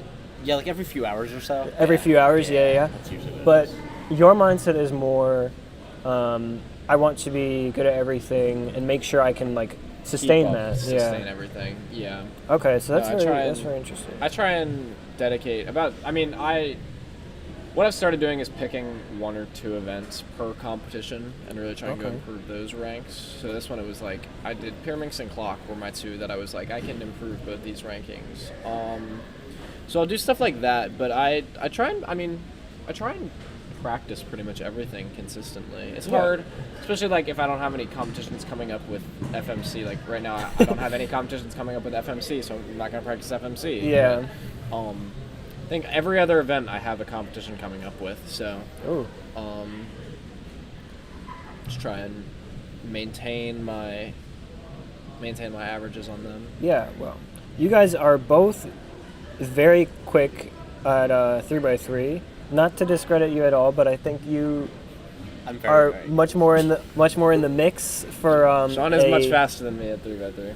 maybe even a. Do you see yourself in title contention, in the title conversation I think for minute contention, chance? yes. Contention? But also like it's very hard to beat Chris Sun in a head-to-head final. That's what Carson was saying too. yeah, no, like very he's so, hard. Or Chris is that's so what difficult that's to what beat. Jerry was saying when we had him on screen. Yeah, honestly, like it's. I'd be very lucky to even get on the podium. Like I think Carson, Chris, and Jerry, like that's kind of an all-timer. Like, Jerry was saying he's not too comfortable in finals though. that is true. Like I've competed against him before, and he's struggled a little bit. But like I've also struggled. It's just I struggled fair. a little bit less because of luck. That's Like I'm thinking like specifically like New Jersey Champs finals. I think we were like the 3rd and 4th seed or whatever. And like I like beat him like barely, and I was like shaking the entire time. Like it was okay. kind of just down to luck. Like I think I just got Okay. better cases, but And do you think Michael can kind of sneak up on any of y'all? I don't know yes, how he think does in can. 3x3 finals. I Michael mean, is he a makes them. Michael is a very good cuber when he needs to be. When he needs to be. Yeah, I mean that's my North American champion. That's I my mean, North when he- American Yeah, when champion. you look at his all-time 2x2 results at majors, he competes very well when he needs to. Yeah, I mean he made the 3x3 finals at NAS 23, which was the most difficult final in WCA history to make. At the time, At the yes. time, Oh, For about 2 weeks. for about. For like 2 weeks Until Worlds, happened. yeah. Like, I mean, Do you guys think Worlds 25 will be the most competitive? I don't know. Probably. I think. I mean, we'll have to see I mean, it has to be. who comes it over. It has to be because like that is true. I think like if like I mean, of course, Timon will. yeah, Timon's gonna be there. Yiheng planned to be at North American Champs, but then did not make it. He went Yeah, to but it's Australian different 'cause, like, champs. He went to Australian Champs. maybe like travel plans like fell through just because of like it wasn't his title to defend or anything. So Yeah. Maybe, yeah. I kind of get it from that. Who else do we have that could come over? I think a lot of people Nam. will. I think a ton of people will. Nam. I think Leo honestly it Bormera could be is sub probably gonna 6 come to over. make the final. Whoa. It could be sub 6 to make finals. That's crazy. Well, I mean, we'll have to see, I like but him. I like him. If not, low 6. I What think are- it will be the most competitive final ever. what are some Europeans we could see come over besides Timon? Theodore. Theodore will come. Oh yeah, Theodore. He got like 5.6 recently, right? He got like. He got a .97 average. Yeah, I mean, yeah, 0.97, but that's not 3 by 3. No, yeah, it's not. that's 2x2. Yeah. That was 3 by 3. That'd be It's Who's the kid from Russia? Timofey Tarasenko? Timofey. Timofey, Yeah. You excuse me. had to like warm yourself up to say that. Like you were like, all right, I'm gonna pronounce All this. right. He's very quick at Euros at least. That might be worth. James Alonso. James Jalonzo. Jalonzo. Jalonzo. Maybe A lot of people will an come. appearance from Patrick Ponce or something. Next thing I had in mind was you two are rather quick at OH. And was your 9 flat your first official sub 10? It was. Oh my gosh. Was that yesterday? No, Pretzelmania. Pretzelmania. Okay. Count? That's far away. It was only a while ago. It was like a month ago. So how do you all both feel going into OH finals? I actually win. do have. What'd you say? I'm gonna win. Sean probably You gonna will win? win. Yeah. I'm on pace for a sub 11 average of 3 rounds, and You're on pace for a sub 10 average officially. yeah, that's happening. That is It's true. gonna I'm happen. planning on getting sub 10 very soon. I'm working with the script writers to make sure like it's at least interesting when I get sub 10. Yeah. But yeah. You could throw it in head-to-head finals maybe. OH Yeah. head-to-head finals. Sorry, OH I'll head-to-head talk finals. to Zach, see what we can do. Yeah, Zach's the head script writer for the WCA, if you guys didn't know. Yes, he is. Yeah. Yeah. He's not here, but he's like here. He's here in the script, yeah. Yeah. He's credited. I do have comments on OH too. Yep. Yes. You go ahead. You finish up, Sean. I was like, oh yeah, this is the script right here. Oh yeah. This is the script. Um, I will be right back. Adam's Mid-Atlantic champion. You all have to converse to each other in a PG manner. Okay. I'm grabbing my food. You want to talk about? Wait. What's your food? Talk about the stock market. I'm just getting my parents bringing Chipotle. I might when you get back. I might head out to get food for a Okay. second. I forgot my OH main at home, That's rough. and I cannot compete with any cube in one-handed that is not that cube. So first round I borrowed Eric's cube, which feels kind of similar to it. And I got 13.1, which I think I got fifth in round 1. Second round, Eric competed, and I had no cube to use, so I used my 3x3 main, which I I gotta got make that choice sometimes. It's rough. like a 15 average or something, like high 15. We made finals though, right? Yes, it was not. Yes, it was not disastrous because I made finals, and I'm actually okay because I was 17th, I think, which Yeah. I'm pretty happy with being a lower seed in finals. Yes, there's no like pressure. There's And then not you're really just gonna come from pressure. behind the podium, like easy. I would like to podium.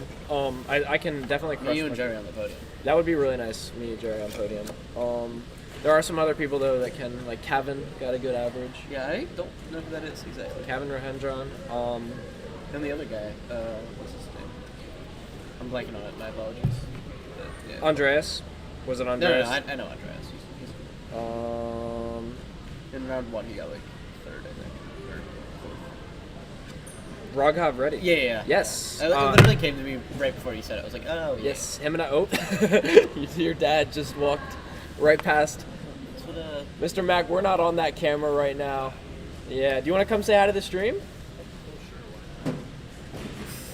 This is one of the most influential, one of the most decorated cubic dads of all time, potentially, Mr. Aaron in the Mack. contention. That's my dad. This is Mr. Aaron Mack. Braden, Sean, how you guys doing? Good. We're doing good. We're just talking about one-handed. As a cubing parent, Yes. what are your opinions on competitions? What do you? Oh, I mean, I love them. I mean, it's fun to volunteer, fun to sign up for the big ones like this. It's really fun doing data entry. Yeah, first time doing data entry, so that's been interesting. But it's been did a little bit of it like at our local comp that we hosted, so Yeah. not foreign as far as doing it. The one thing is, as you guys both well know, and anyone watching or listening knows, is the handwriting. Yes. It differs from numeral to numeral. Yes, so it does. That's always interesting. You're just sort of asking for second and third opinions. I bet you'll get pretty good at analyzing numbers. Oh yeah, after for this sure. weekend. Yeah, I know. And You definitely, gotta like start thinking about like, okay, where's like the pen stroke? Like, Yes. Yeah. Well, the thing next time that I am writing, I'll be much more conscientious. Than Yes. Perhaps, Oh, yeah. I have. And I think I'm pretty good. So. yeah, no, like Yeah. all your writing's logical. Yeah. Dealing with those 4s and 9s. Yeah, 4s and 9s, 0s 7s and and 6s, 1s. 7s Yeah. and Oh, yeah. 1s. The, Those are the big ones. Yeah, 3s can be tricky too. 3s with 8s or 5s sometimes. Yeah. I got scolded last weekend by Evan on my 5. So. Did you? Yes. What's up? Yeah. How do you write a 5? I guess I write it kind of like a 3. I guess I did the little thing. Oh, you do the. Yeah. Interesting. I just write it. I just literally just write it as Now an S. my 8s are snowmen, so you can always tell they're double zero. Do you- Yeah, do you I do don't the I snowman? don't do the infinities. Huh. I'm not sure what that says about me. I think it's You gotta say awesome. something. Yeah. There's something there. There's something there. What would be your advice to any cubing parents watching? For any cubing parent, I would say get involved. It's helpful 2 ways. It's going to occupy your mind. If you're not, here and catching up on work on your laptop, and you're just sitting around and you're looking for something to pass the time, but you can also pass the time and be productive. That's how I got involved. Competition I thought it was running a little slow. I was like, look, I need to do something to help, to get in and help. If it's your one or first to go to the new competitive tutorial, whether you got Braden, Zach Rydell or Evan, you're going to get a good explanation of what to do, and everyone's super helpful, from delegates to even your more experienced competitors. So I would say get involved, and and then sign up for something like this. Sign up for for a Mid-Atlantic Championships, one of the state championships. It encourages your kids to do it too. So I would say jump in and go, and and then those days maybe hit the road 25 minutes early. So There it's you a good go. thing. So I would say get involved, and it's fun. There you go. Great advice. Great advice. You're a pretty seasoned parent competitor. We're not competitor. You haven't competed yet. I have not. No, I yeah. can't. I can't solve any of them. No. When is that gonna happen? Probably never, which is fun. I don't know. How do you think that's like not a delegate making those No. announcements? Isn't that just like somebody? Some guy. guy. We just give some guy the mic. I think you could learn clock. Blake, put the mic away. I think we could teach you clock. You think in so? the next 10 minutes. Oh man. I mean, I got my lunch voucher. So. I also have my lunch voucher, but do you think we could teach clock in 10 minutes? Listen, I tried to teach my mother, and it took like 2 hours. All right, stream. I don't have. Oh no. Should we teach Oh, no. Mr. Mac how to solve a clock? Not a clock. You'd probably be better off trying to teach me how to scramble 2x2. That'd be You could learn how to I scramble. feel like you actually could do that. Yeah. As long as you can like check the colors and not send out the scribbles. All right, let's do it. Let's teach you clock. I'm not getting involved in this. I'm getting involved. This is something you're getting yourself into. All right. So, the first thing that we need to learn is how to turn the puzzle. So, there are these 4 pins, and you can push them up and down. Yeah, so the 4 pins control the Yes. 4 So they faces control around the it. 4 dials around them. So, if I have this pin up and I'm using this dial, it will control these 4. Yeah. Important thing to remember is, for the method I'm going to teach you, don't turn one of the dials unless the pin adjacent to it, so like these 2 to go together, these 2 go together, these 2 and these 2. Don't turn that dial unless that pin is up. So for example, if I had this pin up, don't use this dial. Yeah, okay. Only use this dial. So those 4. So if I had this pin up, use this dial, turns this one, of these, two on these. Oop, what did I just do? Sorry, made a mistake. So, if I had these two up, which ones would turn? This and this. Yes, so which like clock faces? Oh, all Yes, 6 these of those. 6. Yep. 6 simul, they call it. Yeah. Not right, actually. That's a different thing. So if I had these 3 pins up, which ones are going to turn? In an L. Yes, so all of them except for this one will turn. Yeah, okay. And then if I have all of them up, they all turn. Huh, okay. So we'll give it a little scramble here. So the first thing you want to look for is you're going to look at your middle dial, okay? Yep. And you're going to see how you can move it to match up with any of your other edge dials, so these two. So we can just start, we can pick this one. So to do that, what I would do is just turn the dial until these two match up like this. Okay. So now we can push this dial up and see, match these two to this one. So you're going to use this dial. You don't want to use this dial. You don't want to use this dial to match these two up, because remember that breaks what we already made. Yep. So you use this dial, turn it to here. So now we got lucky because these two are already matched up at the start. Yep. So now we have these 4 that are matched up Okay. together. So now we're going to push these 2 dials up to move these 4 to this one, because we don't want to just move this dial, because then that breaks what we made with this one. We don't want to move this dial only because that breaks what we have with this one. So we'll use both of these. And we'll turn it so that now we have all 5, the whole cross matched together. And the last thing you're going to do is you're going to push all the pins up, and you're going to rotate it until they're at 12 o'clock. And 12 o'clock is marked somehow. So 12 o'clock is just red. Yeah. So now we have them all at 12 o'clock. Now what we're going to do is we're going to flip it around and do the same exact thing on the other side. So do you want to try doing it on the other side? Oh my gosh. So the first thing we'll do is we'll move this clock dial to here. Like that. Okay. Now what would you do next? What would be your next move here? Push this in, push this in. I want to try to get these 2 to there. So one click there like that. So No? my next move, what we would say next is I would move these 2 to this dial. So you're trying to move what you've already built Okay. with this middle dial. You're trying to move it to another edge piece. There you go. So now look, you have 4. You don't need to worry about the corners yet. You got lucky that these corners just happened to be solved, but you don't need to worry about them yet. So now you have these 4 done. So now what you need to do is move these 4 to our last one. So how would you do that?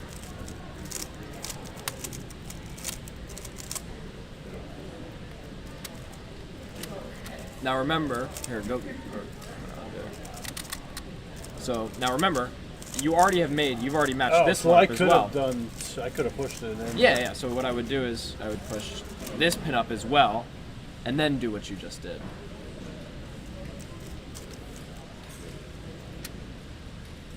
Right. So you want to match it to this edge. Remember, we're not worried about the corners right now. We're only worrying about the edge pieces. There you go. Oh my God, Sean, look at the corner Yeah, no, skips I on was that. like, that's that's like crazy. crazy. Okay, that's extremely lucky. That usually. Yeah, I would scramble it up like a little bit more from that point. Like get him back to like Yeah, the I corners, but like that's too easy. Easy. What was it? Was Too easy. easy. That's too So easy. now you did. So now you made your cross. So the next step, I mean, you don't have to do it on this one. What you do on the first side is, remember you moved it to 12. Yeah, 12. You don't need to do it on this side because we're not done yet with this side.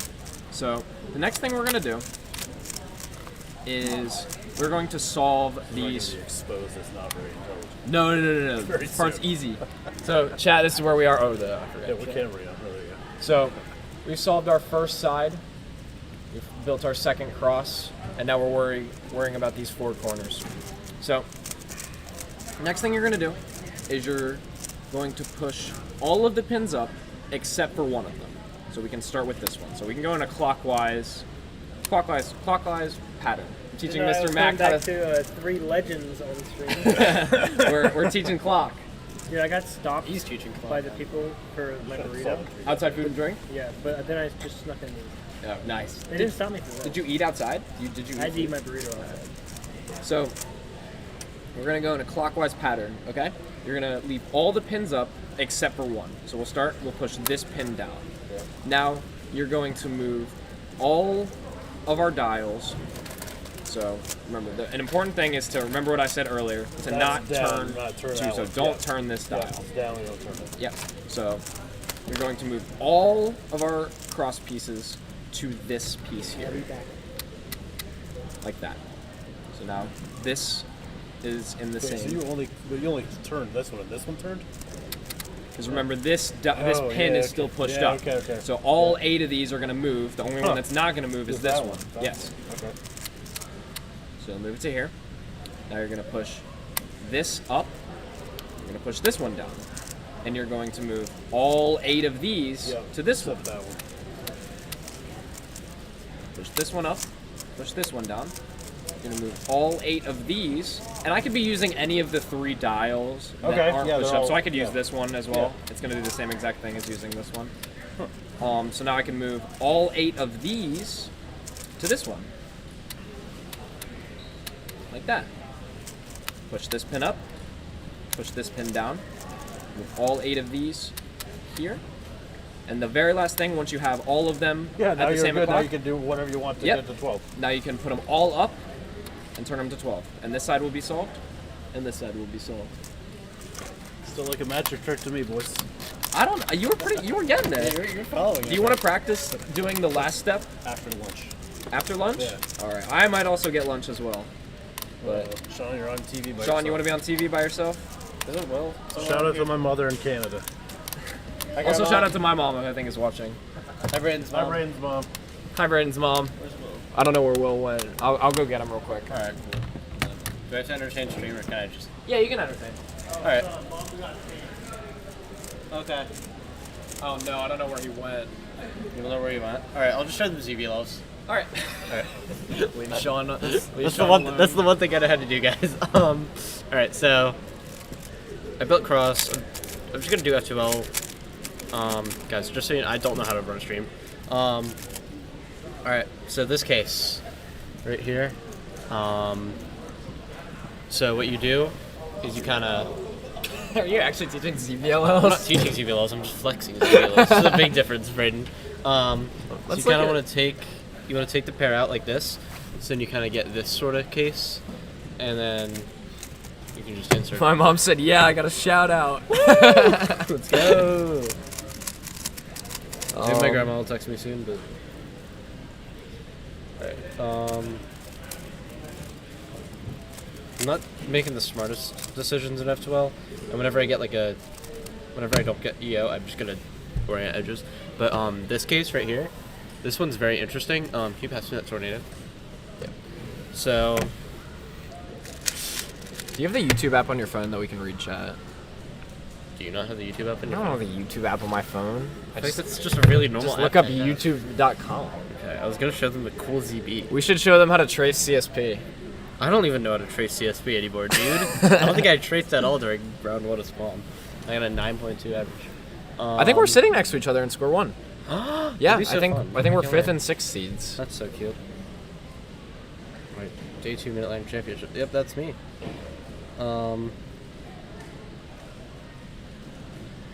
Why aren't you guys showing solves? That's because nobody is solving right now. We're on lunch. We're at lunch.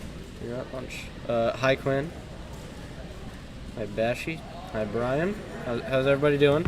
I'm not gonna read chat anymore. It's enough my reading. cousin just texted me asking for a shout out. Shout out Braden's cousin. Shout out to Poet. Not a cool name, Poet. That's kind of awesome, yeah. P-O-E-T. Yeah, I Yeah. thought you said something else, but no, that's just actually a cool name. No. Yeah. Yeah. That's pretty sick. All right, so ZBLL. Y'all know this PLL, right? It's just a G perm. Dude, Everybody knows nobody's G-perm. gonna care. Brian Johnson cares. Hi, Brian. Is Brian Johnson here? Yeah, Brian's in chat. What up, Brian? Bashy's in chat? Yeah, bro, everyone's there. Everyone's here, man. Basically, you do like an R prime, and then you do that G perm alg. and then you just do an R. It's pretty sick. There's a few cases that are like that. There's one where it's like a V perm, but I don't use that alg, but like you can do it like that. I'm not gonna show it because I don't want to. Someone said I'm watching you guys IRL, lol. It's just My guess is that they're at the competition that we're at right now.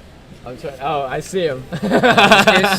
This case is just you just do like soon, and then you get this easier L case. Sean is showing ZBLLs. Oh. I'm gonna go get my food. I'll be back. Yeah, yeah. You enjoy. My mom texted me. She was like, I texted her that I was going back on for a second, and now I'm gonna text her again, telling her that I'm leaving. So Okay. I'm sorry, Mom. I'm being confusing, but can I have a chip? Yeah. Alright, so this case, I'm hungry. How far is the Chipotle? you kind of take out the pair with like It's pretty RUD close. moves, and then you just do this much variation. It's pretty nice. Bye, Raiden. Bye, guys. Dude, you brought outside food and drink, bro? It's disgusting.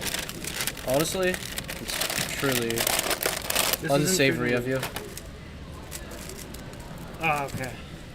This ZBL is just a G perm.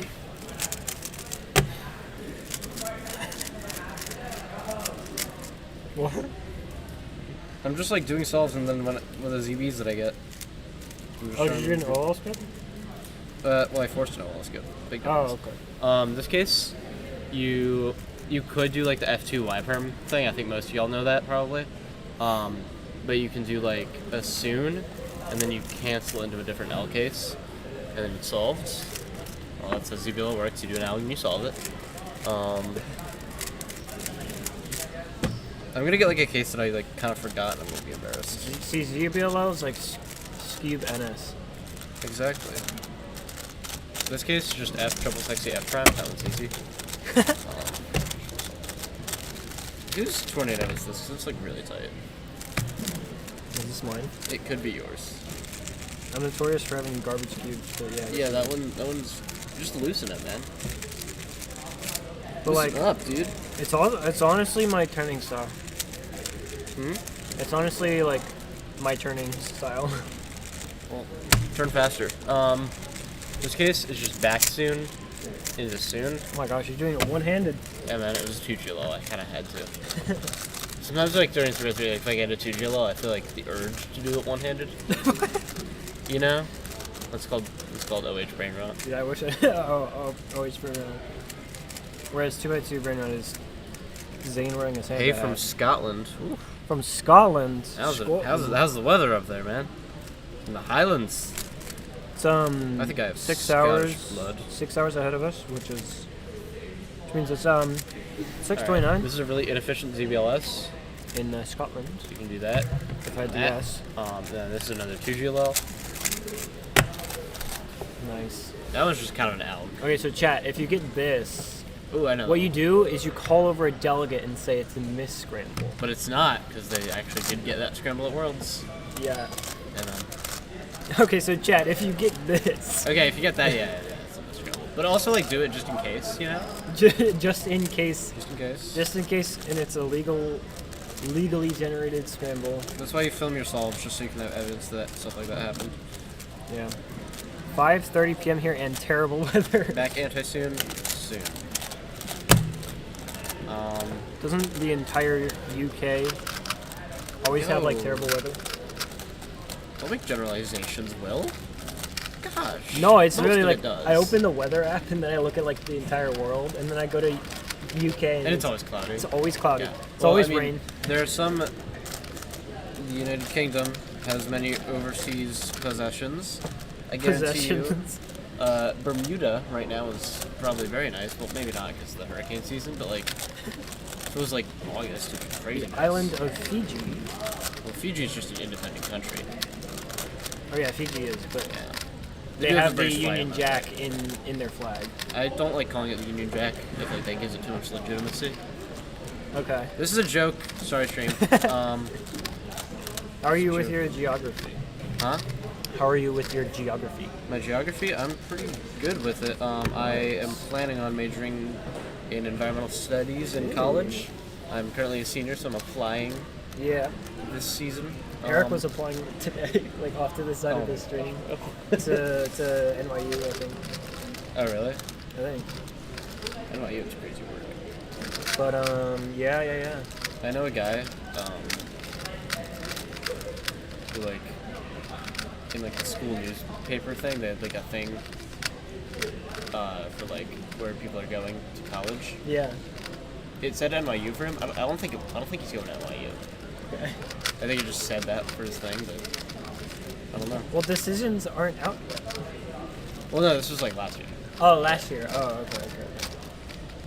Well, so you never know. Maybe they really liked him. But like, they haven't closed applications yet. I don't think anybody's rolling admissions. I don't know. I don't know what these words mean, William. All I know is my essay is a banger. All I know is that you toured UVA. I did tour UVA. And you I liked liked it. I liked it, and then they're gonna give me like zero money. Yeah. Yeah. Did you guys know this guy? Very cool if I say what school you go to. Yeah, sure. Okay. I think this it's guy goes to public. William and Mary. Yeah. He's the William. Yeah. I am. They named half the school after him. They did. I kind of got there and like took over. Yeah, Just they're like, wow, we really like this guy. well, it was just like, I went up to the dean and was, Do they have like electricity? Because I know it's like a really old school. they have electricity. Yeah. Yeah, but no, it's like the last time the school was updated was like 2000s. That's what it feels like in some buildings. That's kind of cool though. Sort of, unless you are in a dorm and you have a group, As most people are. you have a floor-wide bathroom That's like every school. for guys that doesn't get cleaned regularly. That's rough. Oh my gosh, it was the end of the year, and I don't know what was going on, but there was like some drama with the cleaners in our building, and of course I'm in college, so somebody emptied their stomach onto one of the toilets. Cute. That didn't get cleaned up until I had left college. That's a good look. So that was like a week or two, I think. This like room is huge. Just want to talk about that for a second. Yeah, this really. Like, push in the bleachers. I feel like you could host a Nats here. Oh, yeah. No, for sure. Because like, I don't know if you have a round table area, but like, bleachers are absolutely ginormous. Yeah. You were I was at NAC. not here for Virginia Champs, were you? I was not because this is far from me. Yeah. Shocker. I'm only here excited to earn some titles. Yeah. And also because I want to see my friends, obviously. Yeah. I'm not sure the parking lot could accommodate a Nats. This part of Virginia is just only parking lots. I feel like it could. I mean, okay, well, we are in a, old I drank this. mall that's being Look at the Hi. expiration date. What's up? Look at the expiration Yeah, don't date. say the name of my high school. Look at the expiration date. I was gonna say the name of it because I forget it. You're shaking. Whatever. That's all right. Oh, I'm always. You want to join us? That's not. Whatever. Don't worry. Yeah, just come around. I'm gonna. What's your hat say? My head says Toyota Racing. I saw a nice S2000 in the parking lot. My hat says William Clower on it. My Honda hat S2000. says the North Face. My son's hat says Toyota Racing. My son said my son's hat says Toyota Racing. My son. At East Berlin favorites. My son says. My son is reading chat. My son doesn't know where it's pointing to be. There's Nancy. This is Big Nancy. My son has two chats Big open. Nancy. Big Nancy. Yeah. Big Nancy is Big Nancy in the house. Big My Nancy is in the son house. solves Big Nancy. My son is Megaminx at you guys. Would you be Don't throw it. I wanna throw it. There's Mr. Clicky. That's what you do to a game. We just had the worst experience driving and parking. So here's what happened, okay? We were at Raising Cane's. Horns were honked. Let's just say that. So we were at Raising Cane's. Dean was driving. Michael was behind us because he had no idea how to get there. That's like a Michael thing. We parked at the parking lot. They came at the same time.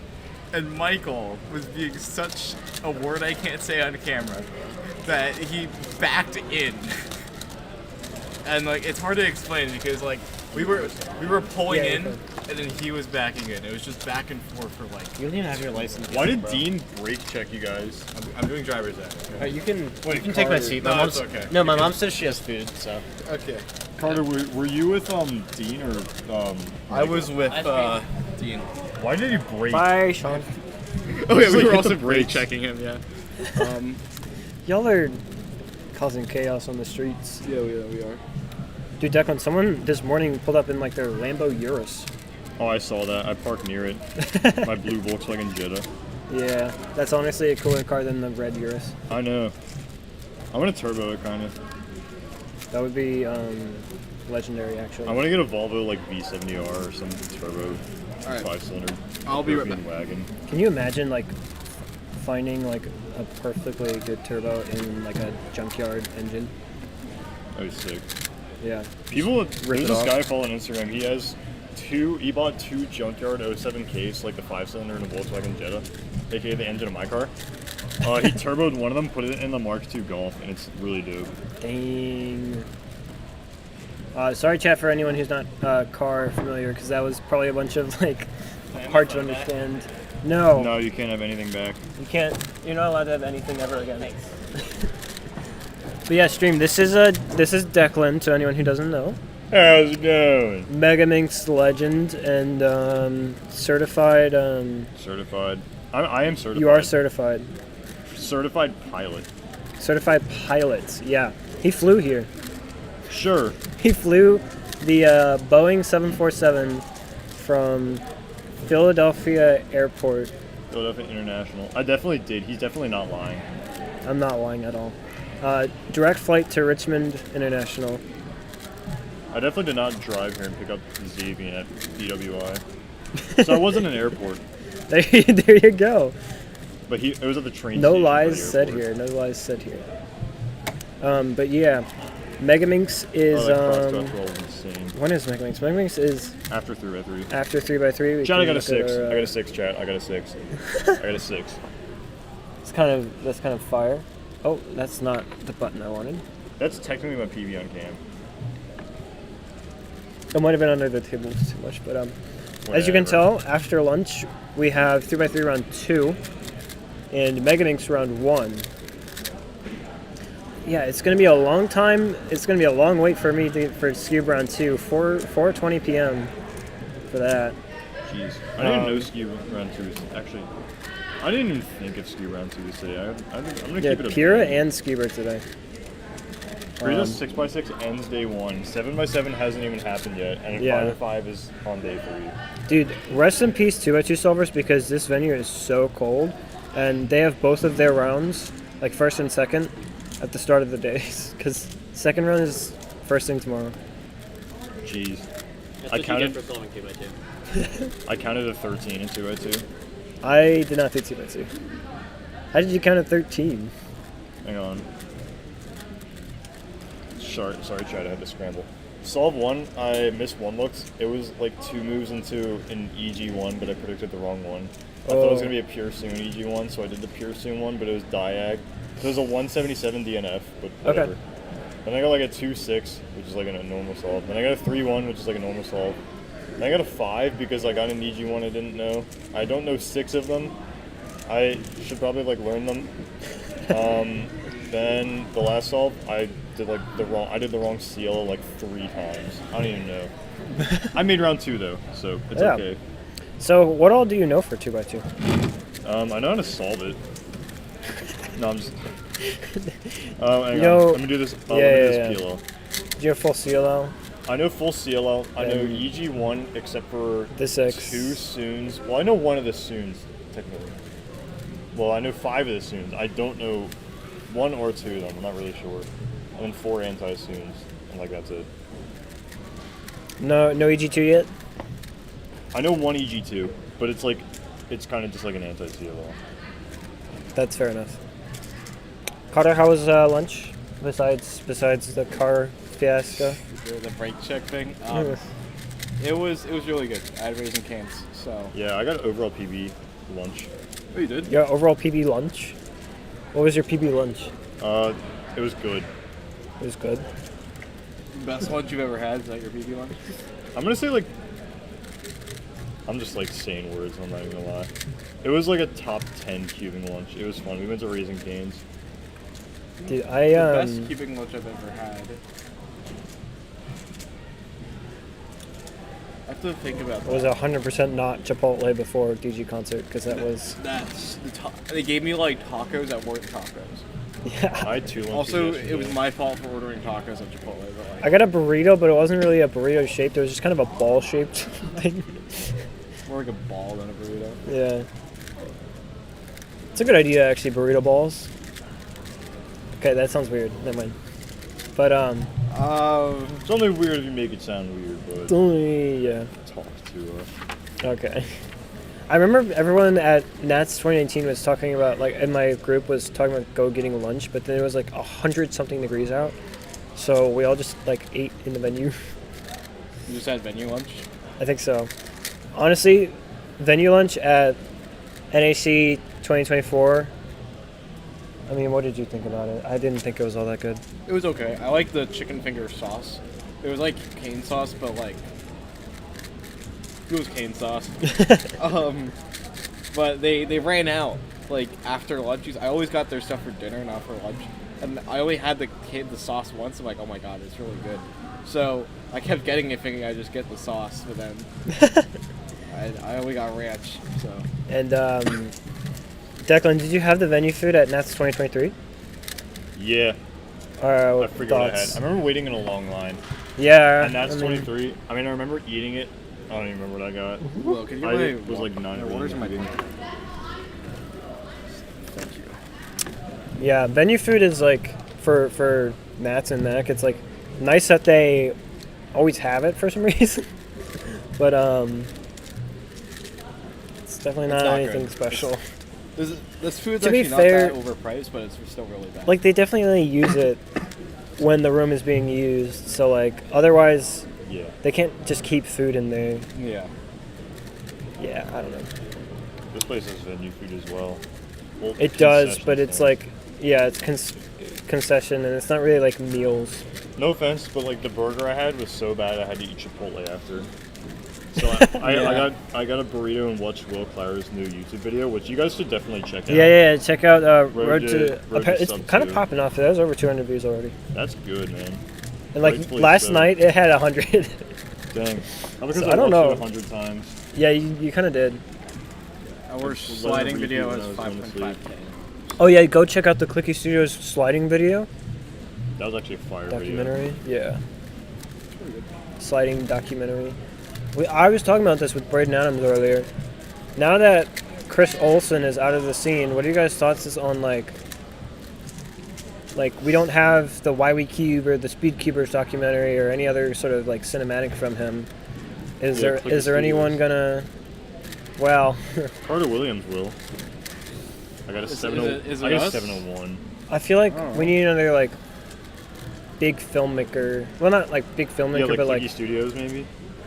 Did Chris go to film school or something? Yeah, I know he has a job in I think it's film now or photography, whichever one. But I think it's like badminton or something. We looked it up on LinkedIn. I think at East Berlin. Oh, that's cool. But yeah, hire a filmmaker from film school. I plan to go to film school, so no, it could be me. Spreading misinformation is so fun though. I'd love to spread misinformation. I'm spreading misinformation right now saying that. We are really the hat squad here. Yeah. We are all wearing hats. Oh my goodness. Differently. And different orientations as well. Because if I look like this, people tell me that I look like Russell from Up. So it's true. Okay, I'm gonna put it back. No, but when you were doing clock and you had like your hood up and the hat forward and everything, I told I was commentating with Braden. I was like, he looks like a New Yorker that's just like walking down the street. He kind of is. Hey, you hear about the Mets game?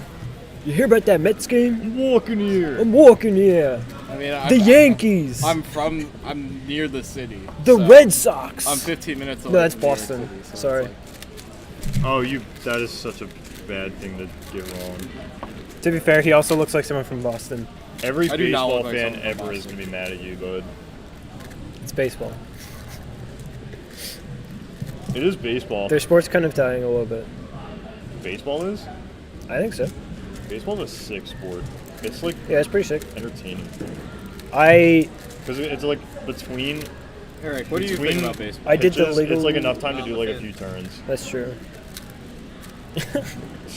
What does that mean? Wait, what? I don't know. A few times. Like I could turn my cube a couple times. What does that mean? I don't even know what I'm talking about because I don't watch baseball unless I'm going to like a baseball game. Fair enough.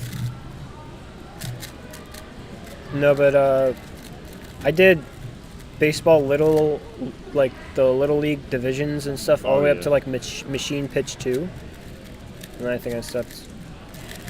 So I never got to real pitchers, I did but kid that's pitch. just because the kids sucked. People Yeah. next to Carter, what are your names? That's crazy. What's my name? I introduced him to the stream, but you know what? That's okay. My name is Will, and this is Declan. Hey, how's it going? This is going to be our Mid-Atlantic Megaminx champion, the One of favorite. us. The Probably favorite. one of us. Yep. Chris Sun's gonna get an overall PB again. Get like a 35 average. Yeah, he got an overall PB at NAC apparently. NEC? But I don't think Olivia's here. No, Olivia's not here. A lot of people like registered but didn't show up. Olivia registered, canceled then she registration. And Kyle Mead is not here. I do not deserve to be Mid-Atlantic champion. I live in the same region as Nicholas Nang and Alexis. I wasn't. Yeah. No, it's fine. Yeah. But dude, I think you do deserve it because, like, you know, I mean, it's just one of those things. Like they had mids in New York last time. We have yet to have Mid-Atlantic championships in the Mid-Atlantic region. That's true. So New York is 100% New England area, and At least upstate Virginia. New York is. Pretty much everyone, Virginia is the South. I heard one agrees. person say once you get past like the Waffle House in Frederick or something, or Fredericksburg, you're in the South or something like that. That's the saying. That is the saying.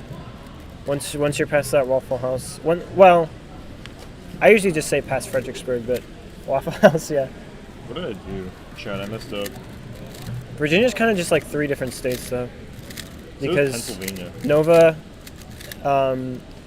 and then you have the rest of the state, and then you have like the chunk that's Richmond down To, like, down bottom Virginia right to Virginia Norfolk, Virginia Beach, like I've been that there. kind of area is a state, Busch Gardens. and then everything else is Virginia, and then Norva. Same with PA. Like Eastern and Western PA are so culturally different. Once you It's cross such a the big state. Susquehanna, bro. It's such a big state too, so like, kind of has to be. This guy out here typing on his computer. Typing on his typewriter. We should get a typewriter. Use that for You should stream. not get a typewriter. Clickety clackety click. What's the people in the courtroom called? The transcribers. We should get a telegraph, like for Telegraph Road. 11,000 Telegraph Road, Henrico, Virginia. Henrico, just don't do that. Do not do that. Henrico. It's Henrico? It's Henrico. It's Henrico. I am so sorry, my native people That's from okay. Virginia. That's okay. It's like I'm gonna Poughkeepsie, or you wouldn't know how to pronounce. I low-key think I've always known it as Poughkeepsie. I think I heard. It might not have been you, Michael, but I think I heard some. I thought I heard you say Henrico yesterday. I said Enrico. You are a Virginia said native, but you're Enrico. also not, Richmond area, so that's fair. Who is Enrico? Is this the Will Clowers cube? That one? Yeah, I'm gonna give it a whirl. I'm not even gonna lie. you can give it a whirl. It's pretty good. Wait. Some people, I think Kyle's is a little bit better than mine, and so is like. I think most people's Angstrom Gan is better, but oh well. Alright, chat. If I get a good time here, you'll have to like, comment, and subscribe. Well, they can't quite comment in a live chat, but yeah, I don't know how Get to the do this memo. blue layer like well. it's fine. Oh, whoa, Yo! It was an 8. It's an 8. They announced like I'm quite bad at skew, but I have a ginormous block in this solve that I will definitely take announced advantage of. they announced like the fastest newcomers at the start of the day. Some of those times were a little impressive. I remember clock was like 15 seconds, which is like, oh, I'm really bad at skew. I'm sure there were faster people. There have been faster people at competitions. That's like a whole inspection time right there. Clock. An overhead camera. What if we have an overhead camera here? That would be so cool. Imagine if there was an overhead camera at this con. Well, there will be for head-to-head. For finals. I know. I was just like For finals, yeah. I was like For general sarcasm finals. right there. Sarcasming. Yeah. Chasm. Like a Isn't that like a Halloween, like a spooky thing? No, CHASM. It's like a hole in rocks. You know what I'm saying? Oh, I thought that was like a manor or something like that. I don't know why. Castle, manor. It's another word. give Do you off know the the same vibe. Do you know the reel that's like? I do. I know every reel. I've seen it all. It's like Gosh. What do y'all And have? what do you call this? What do you call this? A ghoul. A ghost. Oh yeah. Mm. What do you call this? A manor. A mansion. Manor. A haunted. Mm. I think he said a haunted house. Mm. What do you call this? A crypt. A cemetery. casket. A grave. Mm.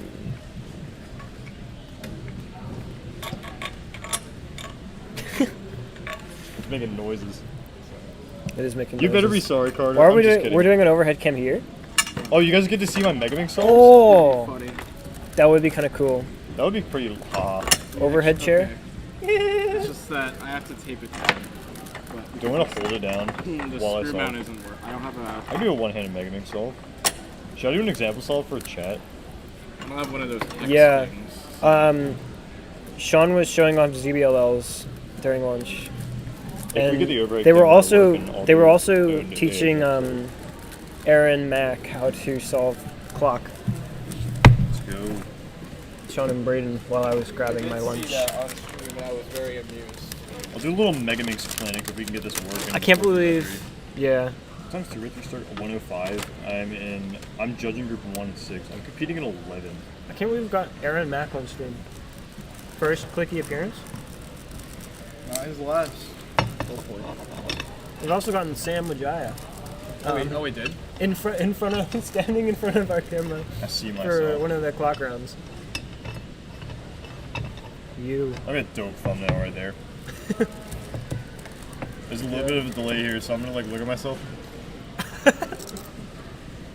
Nah, it's whatever. That's weird. I did that yesterday. I like ran up the bleachers. I really enjoyed it. You kind of have to. But then, like, scooter trick all the way down. Sure. My scooter's at home though. I didn't feel like bringing it because I brought a little mattress in the car. For those who know. There's no good scooter parks here anyway. Besides, like, There's one in Annandale, Virginia, and it's insane. It's like the Ooh. top 5 skate park I've ever been to. I went there after TJ last year. there's a skate park in gosh, why can't I think of it? Pole Green Park here. It's like 10 minutes or something, but I don't think it's very good. This chip smells so strong, dude. I went to inhale and I just couldn't because the scent of chip overcame Sorry. the oxygen. It's all good. What did you get at Chipotle? What's up? What did you get at Chipotle? I almost said burger, burrito. I got a Chipotle burger. burger. At Chipotle. Teach me some skew real quick. Okay. I want to like figure out how to make a nice layer here. That's the key. I see people in like the Discord. They'll be like, oh, now that I've learned Sarah's Advanced, or like now that I've learned NS, how do I start on one look? It's like sometimes that's the case. Sometimes you have to learn how to make good layers first. Should I do blue? Let me see. I also can't finger tip like I do something like that. Yeah, that's not how you do it. So you want most of the movement to be in front of you. You're not really going to be using your back fingers a whole lot. So like So for this, That's a 4-mover? yeah. This one's actually Wait, cool hang on. because it's like a sledge from a different angle. So wait, how did you finger trip that? Let me see. I went like this, I think. So Skew is hard to finger trick. yeah, but just don't leave your thumb up here. Alright, let me see. Just be more open. Just Yeah. turn it. And then what I do here, I'd like sledge. No, that's not where I would. I'd undo that and official. I mean, this is like the worst case you can get first. Yeah, yeah. This is gotta be what, like a 6 sledge or something. Yeah. Well, I'll tell you what, Oh, I did it into 5. 5 sledges. Yeah, I'm yeah. very often. Very, very up. That tape just broke the sound barrier. I'll break the sound barrier. I feel like you could. You fly planes. Planes can break sound barriers They're kind of loud. sometimes. I have a noise canceling headset in my ear for Do you also need like for earplugs aviation. underneath that? No, the noise canceling's like really good. Like when it's out of, it ran out of battery on one of my solo flights, and it was like really loud. I did turn up the radios. All right, this might be the worst scramble I've gotten in my entire life as a Alright, career as a let's human see. being on this earth. I'll tell you what Hang to on. do, and Well, I want can you kinda to- see something. I want I you can to figure see out the layer though. The most optimal layer. I messed up. Okay. I'm just gonna re-scramble it. Okay. Okay, it's Well, I'm speed gonna now. find the best layer, and then I want to see if we can Maybe- find how to do it. This guy's trying to kill me over here. I mean, as part of Tell me what side it's on, and I can probably. I want to figure Yeah, it out. yeah. And how many moves. We were doing this yesterday. I'm gonna set it up for you. Alright, Eric. It's not very good. This is a 7 mover. I want you to solve it.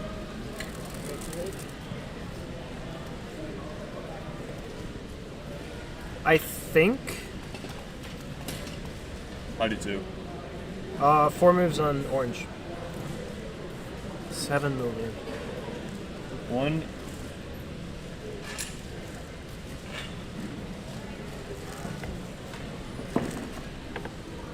I got 4 moves. Nice. I forget what it was, but watch the stream back. I did it. Trust me. Oh wait, hang on. I sledged. I think I got this. Yeah. Yep. Yep. That's the I'm Sarah's advance. the skew god. That was a 7 mover. We're supposed to do 7 moves. Yeah, I don't know. Do it. Do it. I figured this one out.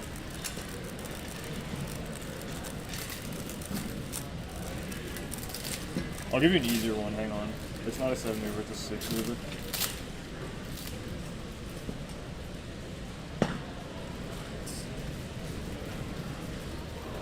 Chat, this is 7 moves? This Chat, is 6 is this moves. real? Do that. That's a 6 mover.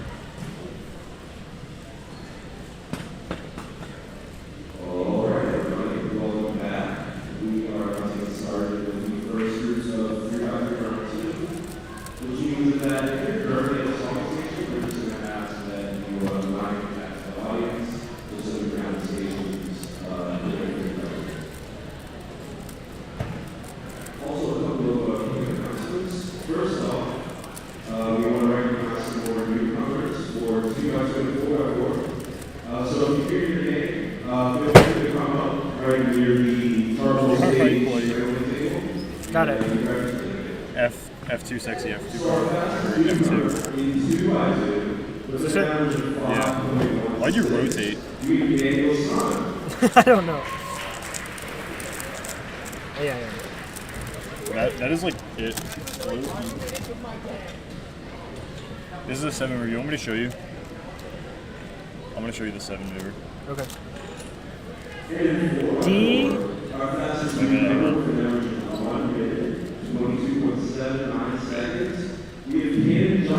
hang on. Hang on.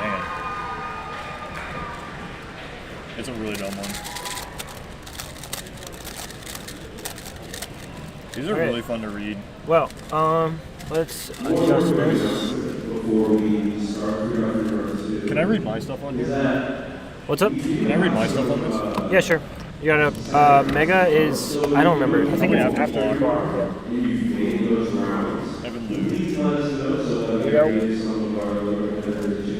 My single's 117th now. Ignore the Dude, fun. this is the same average. Ignore the fun fact. I'm actually Carter. I'm third in the state for single. What? Ishan, No, I made this. Ishan Log at a 33. I made this. When? What? When? It was last weekend.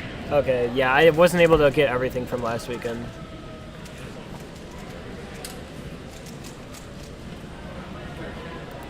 It's cool. I also have like 15 wins, I think, in Megaminx. Wait, did they call? Oh, 3 round 2? Yeah, they did. hang on. I want to This is really dope. The stream deck. Yeah. I'm gonna DM. Can I DM one of you guys? Can I write a fun fact on here? Yeah, sure. All right, I'm gonna take this. It can be whatever. What a pencil it. But it's a cool one. Can I spoil it now or should I not? No, don't spoil it. It's the viewers here. Come on, Eric. I'm gonna write my. Alright, so, wait, what groups are these? I don't know. Probably, Round 2. yeah, groups 1, 2, and 3 most likely. There we go.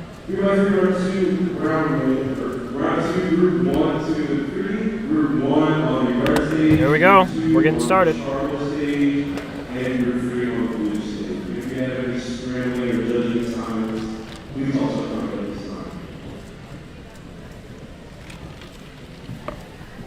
Alright, here we go. 3x3 round I wrote 2. it down. Let's I have a cool go! fact. Alright, we'll cover it during Megaminx. Cool. Thank you, thank you. I'm gonna go. I'm scheduled to like help out. Okay. Alright, chat. It's been real. Has been. Probably catch you tomorrow. See ya. Adios! I don't know my assignments. You're in group 9 though, right? Yeah, but I don't know if I... You're in group 10? Okay. For semis, is everyone going to be here? Or is everyone... 3x3 semis? You're making semis, right? I have no Eric's idea. making semis. Probably not making semis, but I don't know. Okay. Well, I don't know what semis is. Semis is like probably like 12. No, top what? Oh. 64. Oh, then yeah.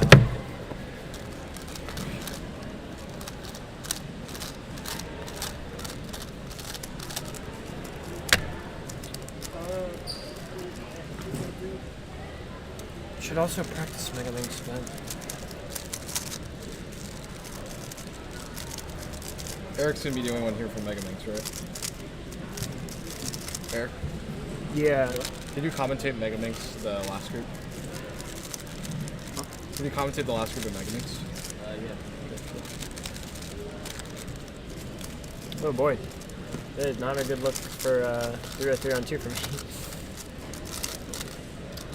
But we're just getting started here with a look at a couple solvers. You want to switch seats, or actually, I got it. Do you want to? One second. Yeah. After this. Okay. Shift over. Don't shift over. Or, actually, you should probably shift over. Yeah. That's your normal seat. Okay.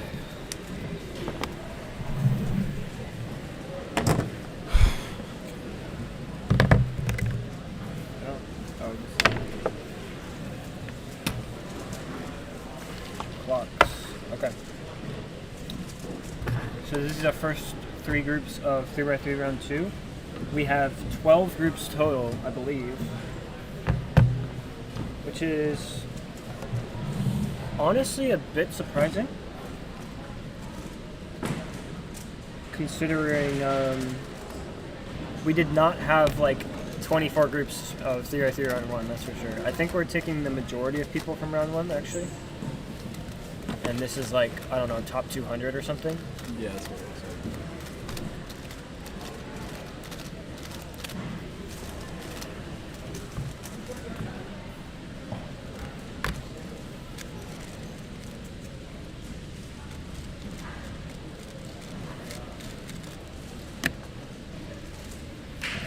Yeah, we've got some solves going on the first station, 17-6. Seems pretty happy with that. And then 19-7, he also looks happy with that. Yeah. So, some sub-20s for sure. Let's move on to the rest of Free Round 2. We're going to be seeing a lot of competitors, a lot of very skilled competitors in the same group. So, what do you think about that? True. I think it'll make for an exciting stream experience. Having all the fast people from round 1 on this blue stage. So, hopefully, I think that means that whoever we get on these front couple of stations will be entertaining to watch. Yeah.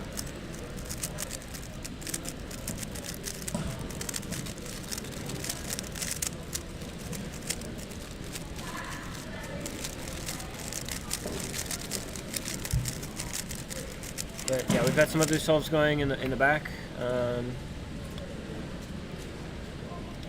Looks like we're in the sort of sub 20 area of solvers. Yeah,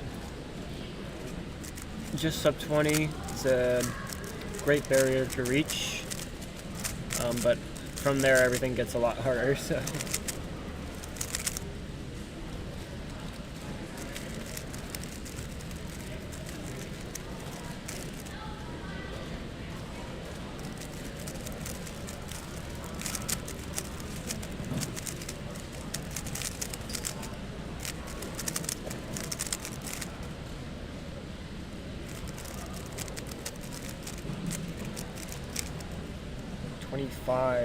Not too happy with that, but that competitor's first solve was,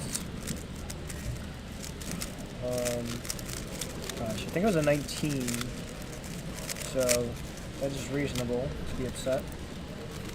Yeah. So, moving on. Let's talk about what other events do we have after lunch? We have right after this we have Megaminx Round 1, which will be very, very exciting to watch. You will have Eric taking over the commentary for the fastest group of Megaminx, because I believe Carter and I are both in that. If I'm not in that, I'm on the stage right next to you guys. So no, I am in Group 9 for Megaminx, which is the fastest group. I'm set to Scramble Group 5, so I will actually go do that, but it will be not enjoyable. Scrambling Megaminx is not my favorite thing to do.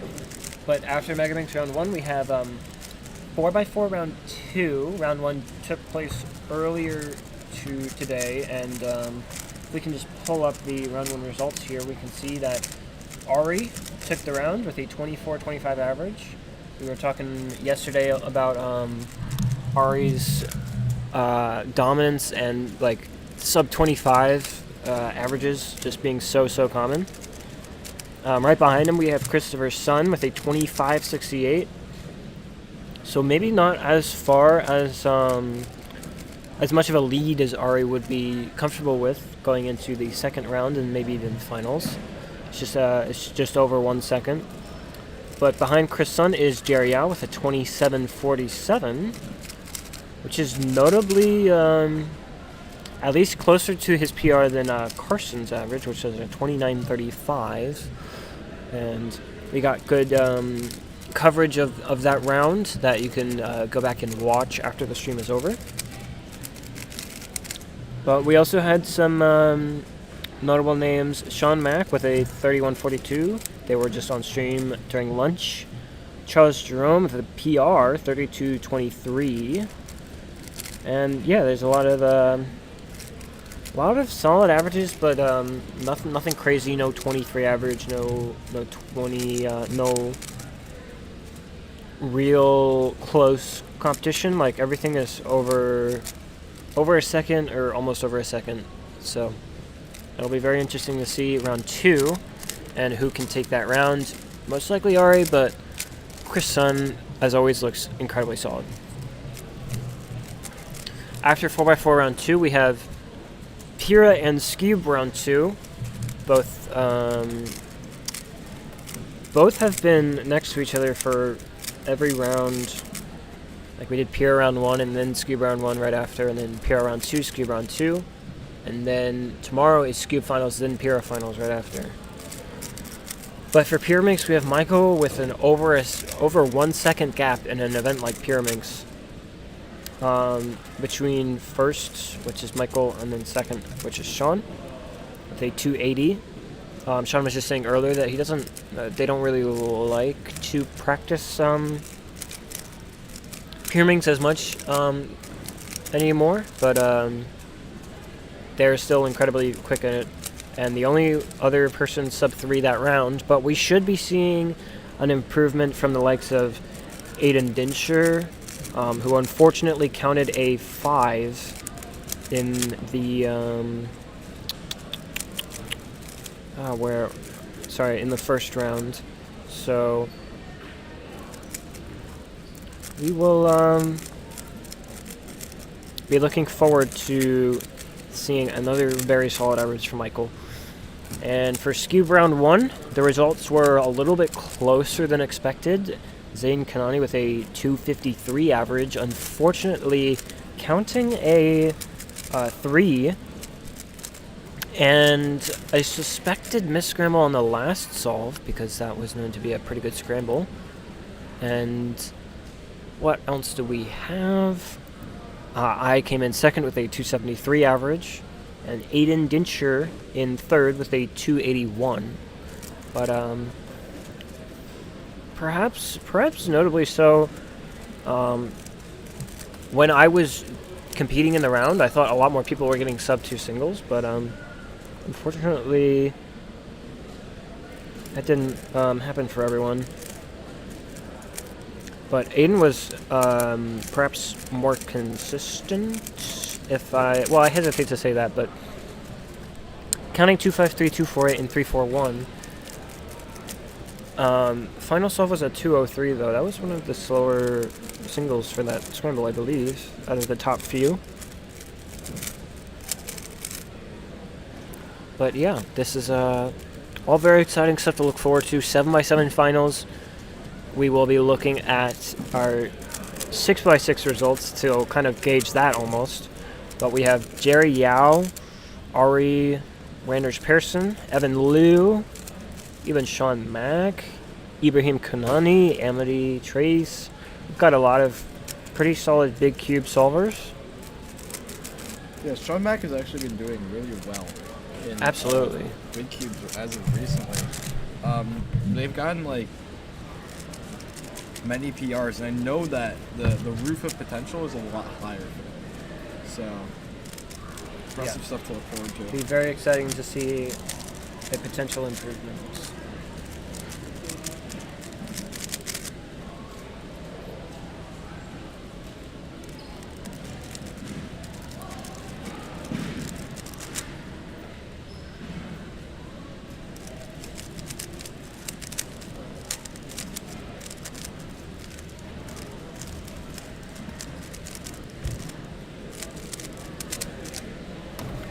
Looks like we're just finishing up the round here, though. A lot of stations have started emptying out. Still got some competitors in the back, but most likely on their final solve. Let's check how full the venue is now. Yes. And just post lunch, we'll see if everyone's gotten back yet. It looks like it. It looks like people have started to come back in. There's a lot of empty chairs on that bottom left table, but regardless, it seems like the stadium seating is not too many people there by any means, but I think it's being utilized more towards the sides. I think so. Which is not technically illegal, but it's fine. Some people are really towing the line with where they're sitting in terms of competitor area. Or solving area. But, yeah.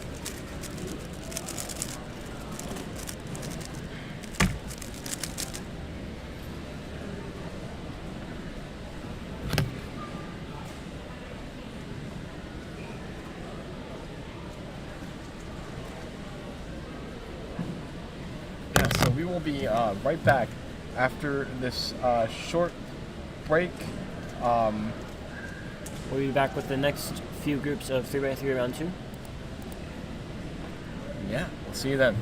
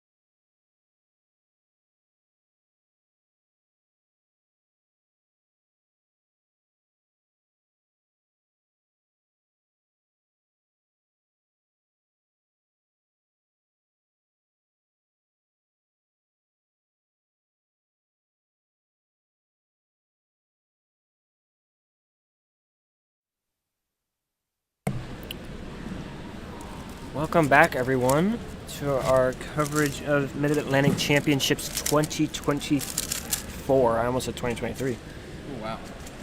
Blast from the past there.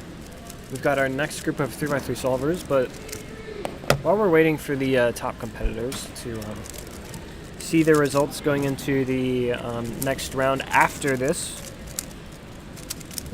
let's go over some of their top statistics. We've got the info for the top 20 on the site sheet.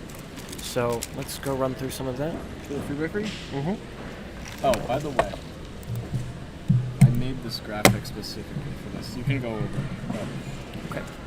So, let me know when you get to top 10. Oh, start from 20th? Yeah, sure.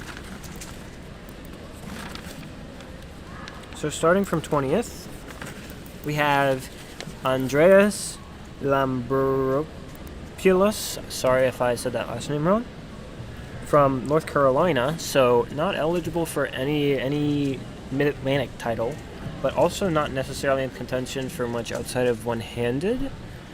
But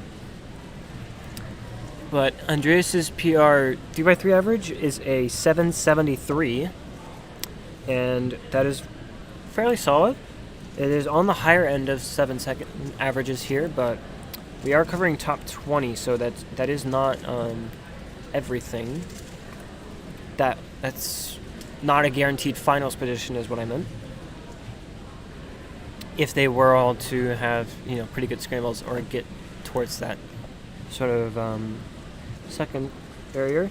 But we have, 773, which is top 1,000 in the world, 860th or so, which was achieved at Southeast Champs 2023. So it is a little bit of an old PR, but Andreas' PR single 557 was achieved this year at Choo Choo Cubing B 2024. That's a fun competition name. But Andreas has been competing since 2017, and is state record 4 for both single and average. So there are some quick North Carolina cubers for sure. And as you can see, we have the top 10 graphic up here for 3x3 according to the site sheet, which we will get to in a bit. Or no, not to the site sheet. This is round 1 results, right? Yeah. Okay. Well, these are the round 1 results, but we also have Hassan Kanani from Virginia with a 757 average, which he achieved at Puzzles in Pottsville 2024.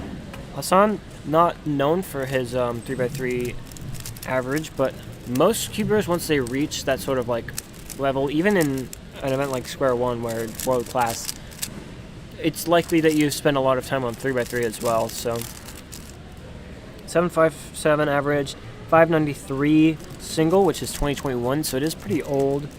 And yeah, he's state record 5 for both single and average at the moment, which of course there are quite a few quick 3x3 solvers in Virginia, but I would say no one necessarily world class in 3x3.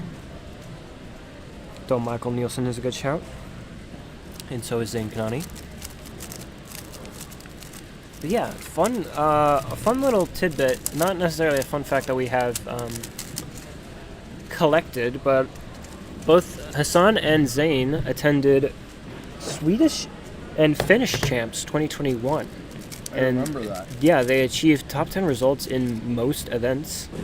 So, yeah, we have those statistics here, but we won't bore you with them too much, and we'll move on to this would be the 18th seed, Ryland Wilson, who I know very well. It's Virginia Cuber. 754 PR average from VA Champs, right here, 2023.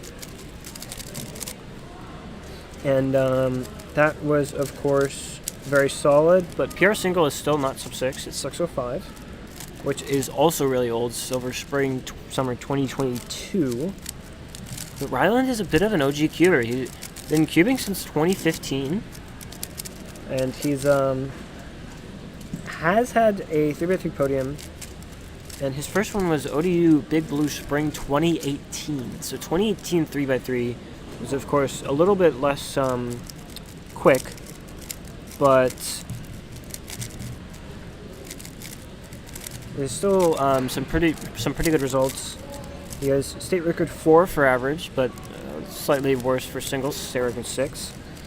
And just beating him out, though, in 17th seed is Raihan Sader. I'm sorry if I mispronounced that, but Maryland Cooper. And Raihan's PR average is 752, which was at UMBC Winter 2024, so I think that was at the start of this year. And Raihan's been competing since 2021, so is a sort of post-COVID cuber, most likely. Did a lot of learning and cubing over quarantine. That's usually how the story goes for 2021 cubers. And Raihan has had a 3x3 win as well, which was UMBC Winter. So Raihan won UMBC Winter with the 7.52 average, which is very impressive. And one of the coolest fun facts, at least in my opinion, is that Raihan can speak Chinese, Farsi, and Spanish. which is a very, very interesting combination. None of those really share commonalities in their languages. Farsi is, of course, the official language of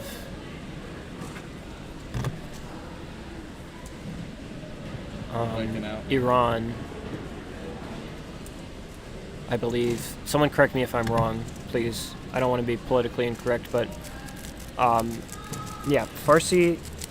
Chinese is one of the hardest languages in the world, of course, and I think a lot of people like learn Spanish in school, but like they can't really speak it. Technically, Chinese is Mandarin, but No, it could also be Cantonese. Oh yeah, that's true. Hey. Okay. It just says Chinese on here, so we're not sure what the specific language is, but it's probably Mandarin, considering how many Mandarin speakers there are in the world. But in 16th seed, I believe, Evan Liu, who did very, very well in round 1 with a PR average of 740, which is a 0.08 improvement. And Evan Liu is one of those competitors that has been like everywhere and was officially considered like a what did we say? England keeper? He went to grad school. In the UK. in the UK. So he's been to UK champs and Irish champs and French champs, all in the 2014 to like 2017 range. And he placed very well at most of them. No podium finishes, but first place at Panama Nationals 2023 in 3x3. And he's, of course, been competing since 2009. So his first 3x3 podium was in 2011. But then his first win was in 2015. So there is a pretty big gap there. Maybe focusing on other events or something like that, but yeah. And then in, I believe, 15th seed, if I'm doing these correctly, is Aiden Dincher, who we've talked about a lot on stream these past couple days as just being one of those rising stars, really, from 2022. Has excellent world rankings in almost every event. I'm not sure if he's picked up PBQ events just yet. I don't think so, but I can't confirm or deny. And then he has a 742 official average and was on the 3x3 podium at North Jersey Speed Solving 2024. So has gotten a 3x3 podium in 2024, but will most likely just be shooting for a finals appearance here. But we'll have to wait and see. I'm not too sure of his round 1 results, but it does look like he was outside of the top 10. And just before him in, I believe, what did I say, 14th, 13th seed, we have Chris Chi, a 736 average. And Chris Chi is another long-time competitor, 2014. Not quite as seasoned as Evan Liu, but still definitely a very well-known name around here. Has had 3x3 podiums and wins, but yeah, he also has the first sub-5 single of the ones that I've covered so far. 496. It's at Huber Jackets Fall 2024. So that would have just happened just recently. Did he have one before that? Did he have a sub-5? Sub-5? I'm not sure. That might. I don't know if that's his second or first, but there's that. Ari Randers Pearson has done well at this venue before.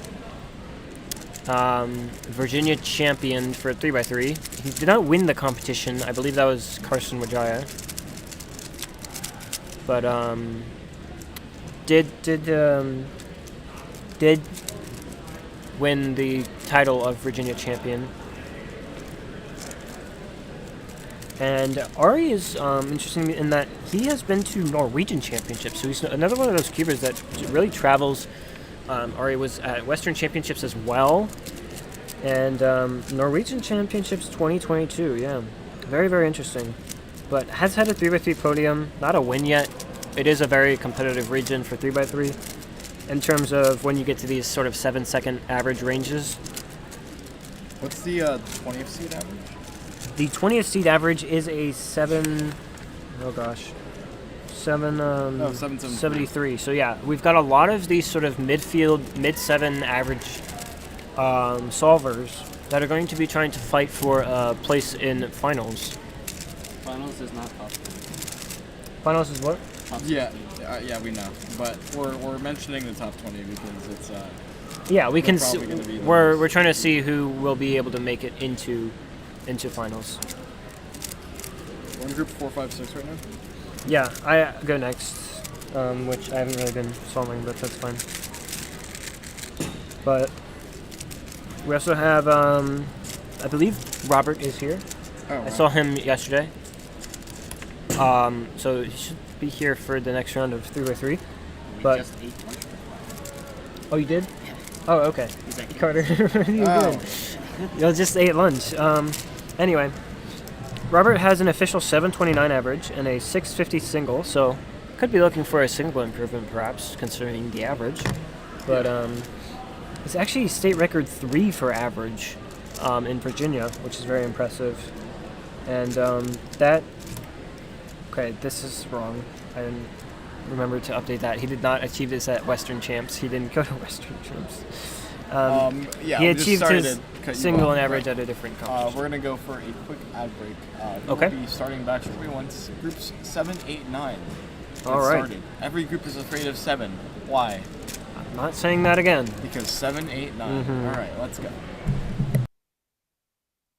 It looks like a hoodie, but it's not. You know, you see this thing?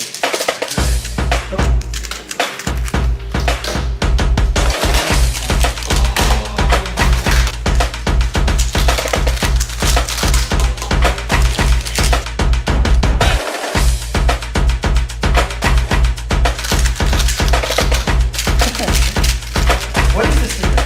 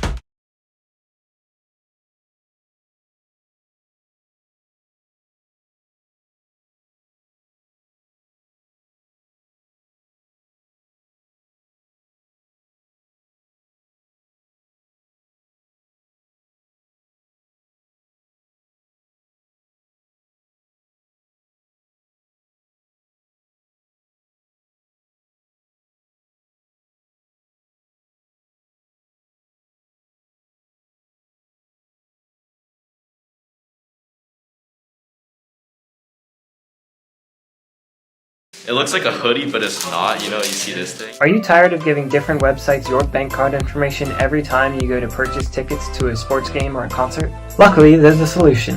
Introducing SeatGeek. SeatGeek is the ultimate ticket marketplace for anyone looking to stay organized and up to date.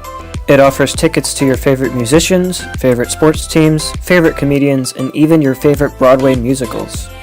Not only that, but SeatGeek makes it super easy to track events, manage your payment and delivery information, and connect accounts and music services. You can even sell tickets at your own price when plans change. Whether you're looking to make lifelong memories or have a quick laugh, SeatGeek is there to make planning happen stress-free. So go to SeatGeek.com or download the app today and sign up for free. Make sure to use code Clicky Studios for $20 off your first eligible purchase over $50.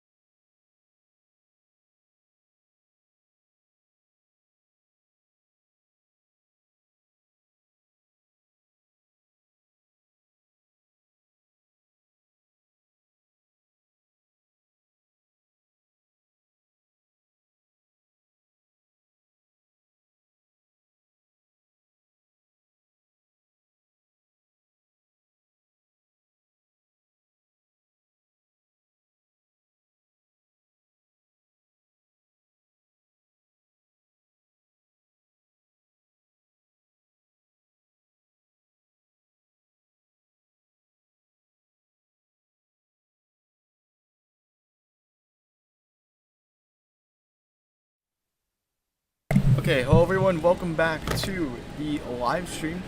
We are going to get started with 3x3 round 2, but we are very close to the last group. This is the first solve that we've seen.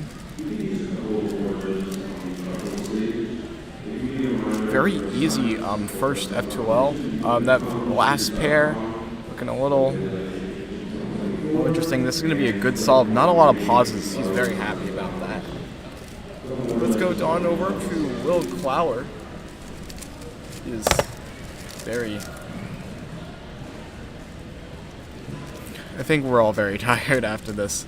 But this is the penultimate group until 3x3 round 2 with the likes of Jerry Yao, Christopher Sun, Carson Wijaya, and yeah. In 3x3 semifinals, you'll be able to see Sean Mack there too. Will solving in his lap. That's a new choice. I haven't seen that in quite a while. It's a 934 from Will. He's pretty happy.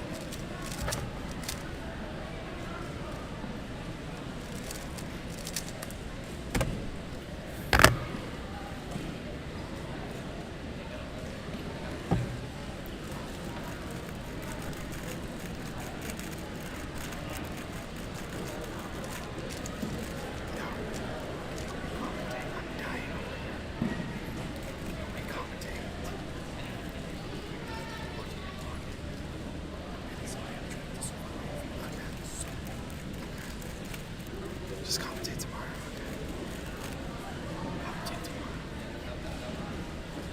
So this competitor got a 9-second solve.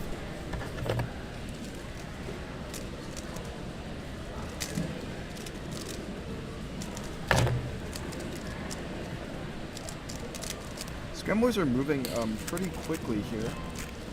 It's also very nice. That's very nice to see, especially in a competition with this setup, and especially in a major championship, or not major championship, but a major championship in this region. I would say this is big enough to be considered a major. This is not big enough? No, it is. I think it is. I'm not entirely sure about that, because like major would have a lot more people. Well, okay. I guess my definition of a major comes from NATO. Where a major is like 3 or 4 top players. Oh yeah. You know, and when there's more than that, it's like it's considered a super major. Right. So I'd say like continental championships and worlds, and like NXT All Stars, like those are super majors. Even though All Stars is like not enough people, like they don't really consider it based on size. They do it more based on skill. That's fair. So, you know, I'd say the Kananis are here, Michael's here, there's top players in every event. So I think I would consider this a major. I don't think it'd be a super major because, you know, it doesn't have that aura, I guess. Aura, yeah. I guess aura would be the word. Yeah. Yeah, because I feel like with more nationals, it's also just more people, too, right? Exactly. Except the NAC. NAC 2022 didn't actually have that many people. I mean, this comp is pretty sizable too. It's like what they're interested in something. Yeah, but like people aren't gonna stay to watch finals like that. Like that type of person. Yeah. Would not be here.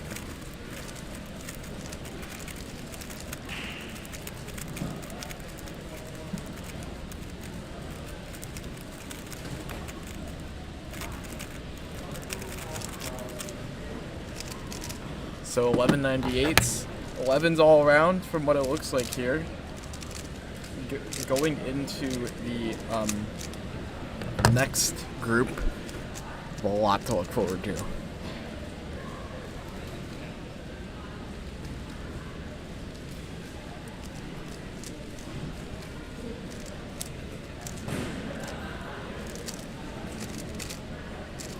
$12.75 for this competitor. Let's check on Will, who's currently solving.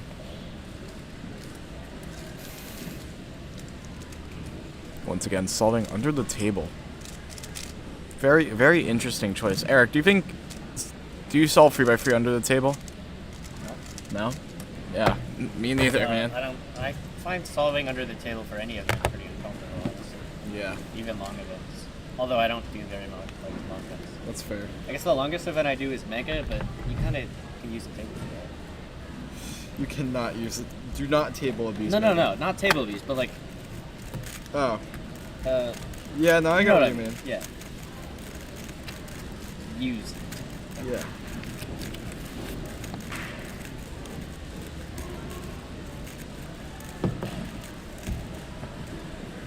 So 982, but a +2 for that competitor. That hurts. Eric, how many +2s have you gotten today? Today, 0, surprisingly. Yesterday? Also 0. Although I did DNF because I knocked the cover over. That was my last solo with DNF. Alright, So that was just me being an idiot. Yeah. So nothing out of the normal. You've said it for me. Yep. We were all thinking. Kidding, you're not an idiot. You're talking to a guy who just drank a 2-week-old Starbucks. Okay, maybe you are an idiot, but we'll see. Also, you haven't owed me 50 cents yet, so. That's true. I think I'm just too tired to swear. Yeah. My money likes that. My money likes that too.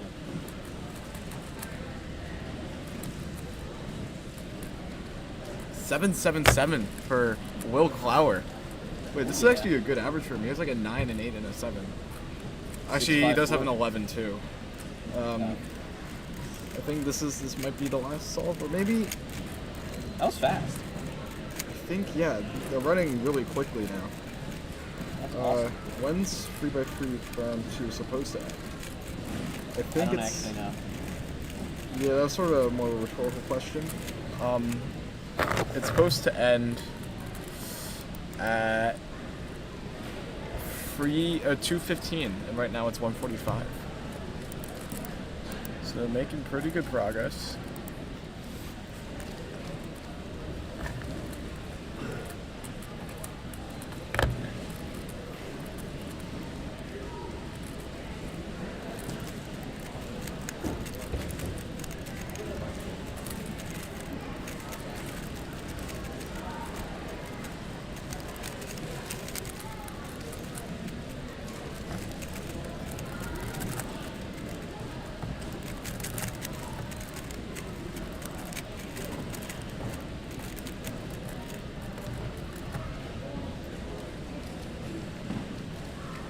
So Will's on, I think, his last solve. Will.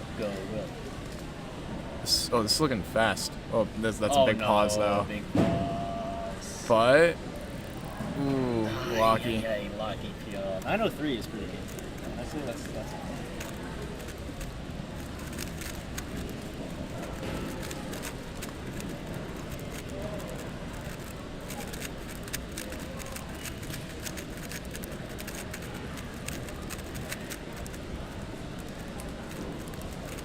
Competing on a stage that's not blue for the first time this month. This month? Yeah, that's true. Wait. Well, yeah, also this month. Well, technically. Christmas City didn't have a blue stage. Interesting revelation. I competed in blue on charcoal and orange. Well, I guess since I'm staffing, they kind of just put me all on one stage. Yeah. So that's going to be it for this group of 3x3. We will be right back with the fastest group of 3x3 coming up next.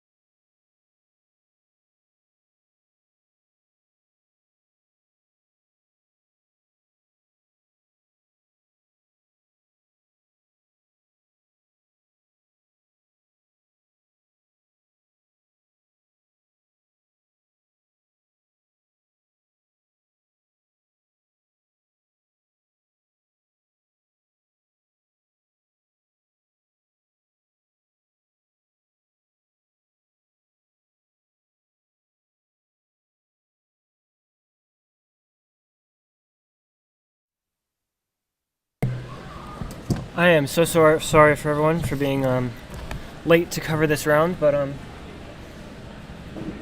we have our top 3x3 solvers here, and as you can see, there's Ari solving. I can't quite tell what the time is. It's like a mid-8, but let's take a look at who we've got here. I just had to run back from the restroom, so apologies about that. We've got Braden Adams there. What? 8-4-9? What? No, what? Did we just miss that? No, there's no way. Oh my gosh. 8-4-9. 497. He's getting a picture in front of it. What? Who is this kid? Excuse me? Dude, this guy's insane. 4-9? Oh my gosh. Are you kidding me? Okay. Alright. There you go. That's a sub 5 on stream. Might be the fastest solve on a Clicky stream. Braden Adams just oh gosh, I just missed it. I still can't see it. Oh my gosh. I'll be right back.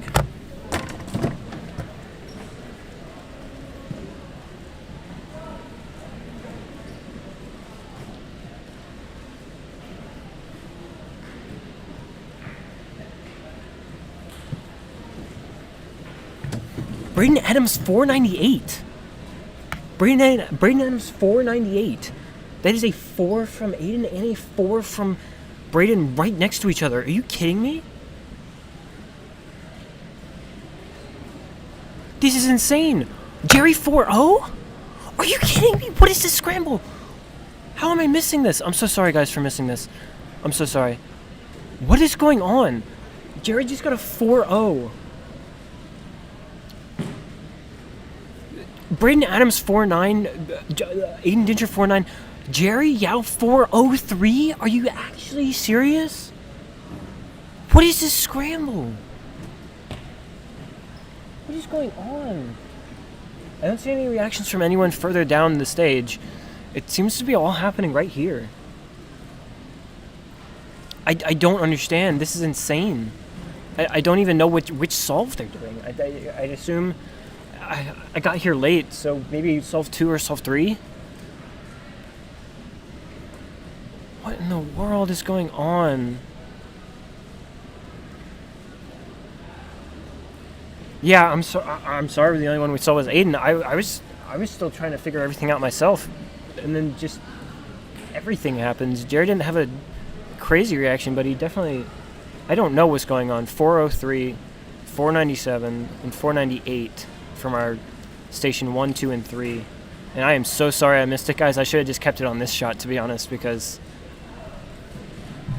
oh my gosh. What in the world just happened?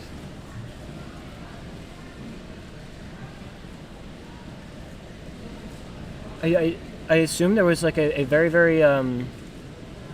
very good scramble that all these three sort of found a similar solution to, maybe.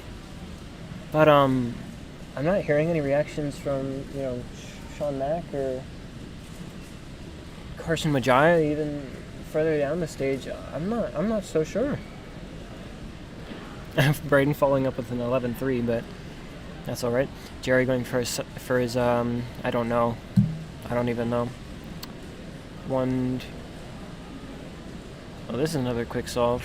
Well, 6, 7 at least. Oh my gosh. This, I don't understand. I mean, we're gonna have to... I'm gonna have to go watch that back on stream myself. But, jeez. Yeah, so Aiden Dincher and Braden Adams are two people who have mid-7 averages, I believe. mid-7 official averages, and they kind of averaged that, I believe, at home as well, if I had to make a guess. So sub-5s for them, even at home, would not be that common. Jerry Yao is one of our much quicker competitors and has had sub-5 singles, but 403 is next level. That is officially sub Carson Wajaya's 405. So now New Jersey has two of the top solves in the world with a 403 and a 405. Oh my gosh. That is technically New Jersey state record single. Jeez, I'm gonna see if we can get Jerry on for to talk about that, or maybe even Jerry and Braden, or Jerry and Aiden, because I want to see. I don't even understand. We need to understand. So I want to see if I can get Jerry on. I'll try to grab him after his average is done.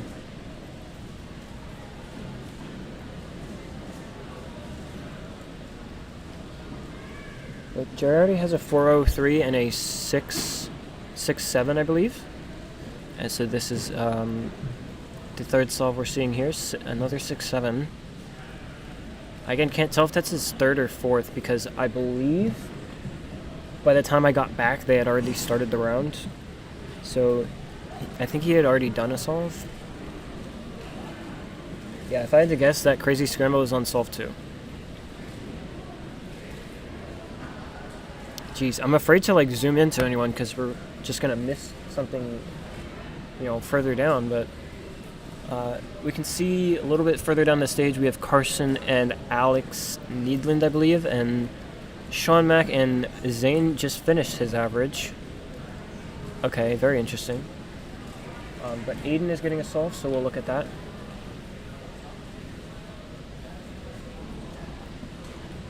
And I will switch it to Jerry if Jerry gets a solve. But yeah, Aiden Nitcher now has an official sub-5. I can't imagine he'd be... can't really be too upset with anything after that, but if it's not too great of an average, then that's certainly something to be said, but that's all right. Braden followed up his solve with a his sub-5 with a 11, so to each their own. Braden is getting his solve here, and so is Jerry, so we're gonna try to watch both of them. Did you see what happened? Jerry Yao 403 single, Braden Adams 498, and Aiden Ditcher 497. Yeah. And we got Aiden's on screen. Scramble 2 was that crazy? I got a 7.6. Oh my gosh. I should have done it because. Was it really obvious? Right here. Yeah, just be really quiet. So, the scramble is basically 3 moves. It's I think it was like a 4 or 5 move X cross, a free pair, another free pair, and then some, I don't know. The continuation from there is probably better than everyone else, but counting 5.8 from Braden and 5.4 from Jerry. Yeah, it's something insane. So it's a pretty obvious X cross. It's so okay. I saw it. Yeah. Okay. Okay. Oh my gosh. Okay. Well, I think it was 4 or 5 move X cross into 2 free pairs, and then whatever happened after that, I don't know. All right. Once Jerry's done talking to his family, I want to see if we can get him on screen. But yeah, no, that after the round's over, it was crazy. Yeah. Did you get Braden's 4? I got Aiden's, and then I was still zoomed in on that one. Braden got his 4. I mean, we got the reactions of everyone, and Jerry's 403. Did you see that? I didn't see that. It was number 2. Try to get him on stream, Jerry. Luke, it was the second. Was Jerry on stream? Carter, what'd you get on Scramble 2? No, I got his reaction. Yeah. I was still shocked by Aiden's. So I was zoomed in on station 2. You got Aiden's 4 though, right? I got Aiden's 4 on stream, and that came out of nowhere. And then I should have gotten it better. Braden's reaction and Jerry's reaction. What did Carson get on? I don't know because he was further down. He's off screen. I don't think it was anything crazy though because I didn't see any reaction. Carson's single is already nuts. I want to try to get Jerry or Braden on stream. Yeah, it was the second scramble. It was nuts. It was insane. Braden's right behind you, but Jerry's in the showing Chris' son. Probably the scramble. What's after this? After this is Megaminx.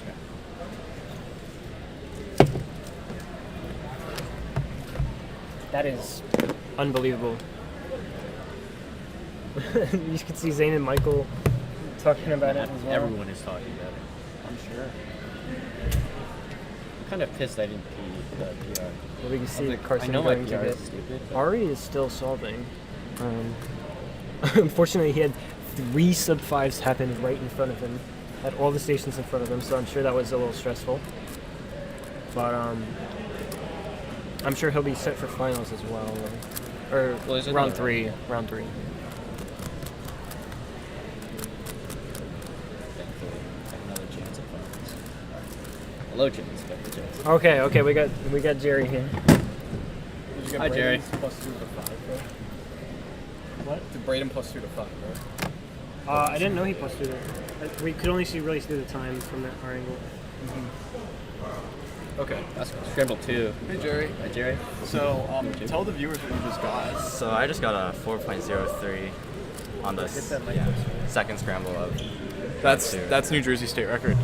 It is actually, yeah. That's insane. I think even if Patrick was here, it would still be state record. I think. Yeah. Would it? Yeah. He has a 4. Yeah, the round isn't over yet, so we're not going to discuss the scramble too much. Yeah. But yeah. What's your reaction to it? Kind of in shock. I saw 2 people. Who was it? Aiden Dincher and Adam. Braden Adams. Sorry, Braden Adams.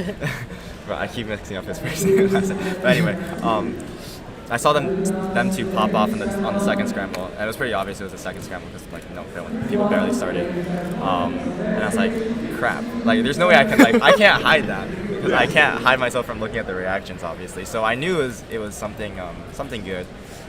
Saw the scramble. All right. Well, the round's over. So. Oh yeah. Do you want to maybe explain to the? I don't remember exactly what the F12 was. I just know it was the easiest double X cross into a free pair into something else that was probably also really easy. Yeah, no, I got the same scramble, but I didn't do my cross correctly. Oh, so I got a 716. Oh, that's okay. But yeah. But yeah, and then the last layer ended up being like.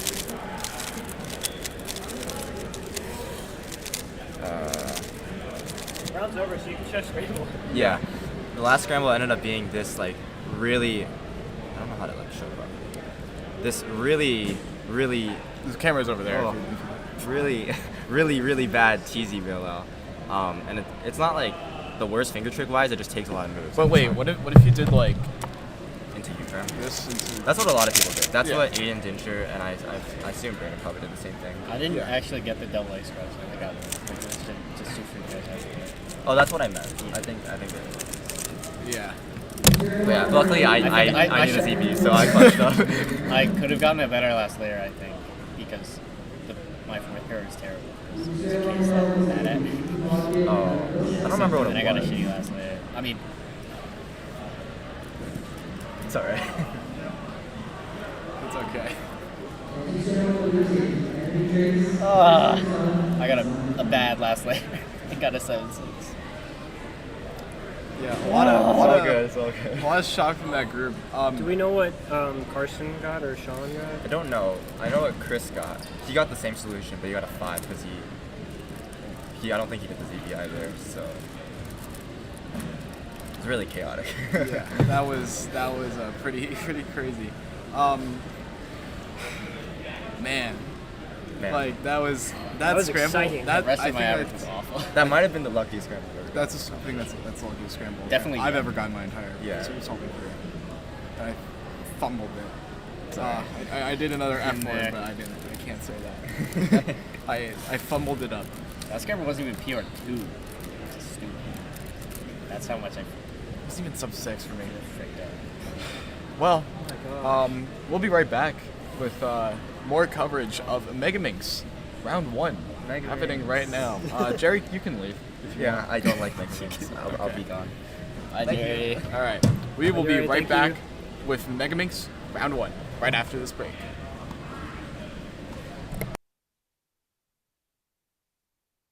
It looks like a hoodie, but it's not. You know, you see this thing?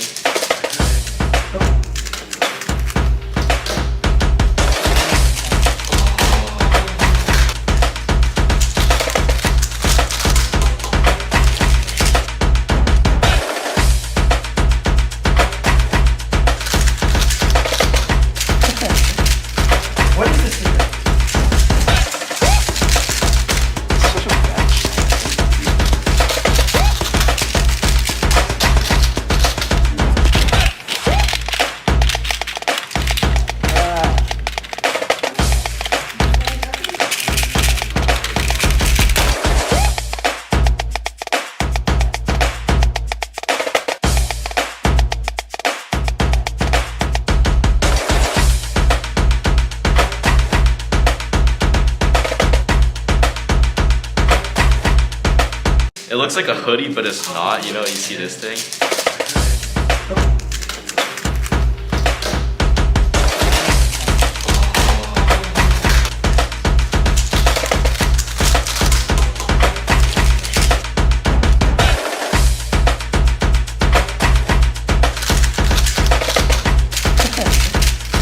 What is this?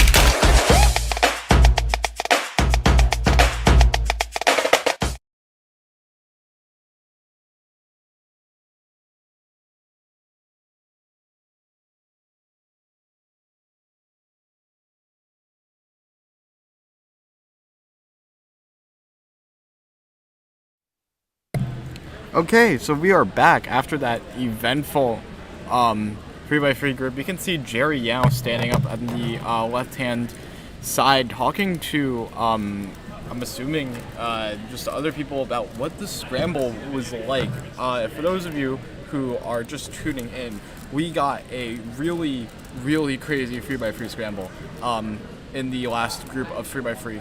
It is now Megaminx Round 1. Let me update that on the live stream right here. And yeah, I'm ready to watch some Megaminx. I'm also ready to compete in Megaminx. It's been a long day, folks. But yeah.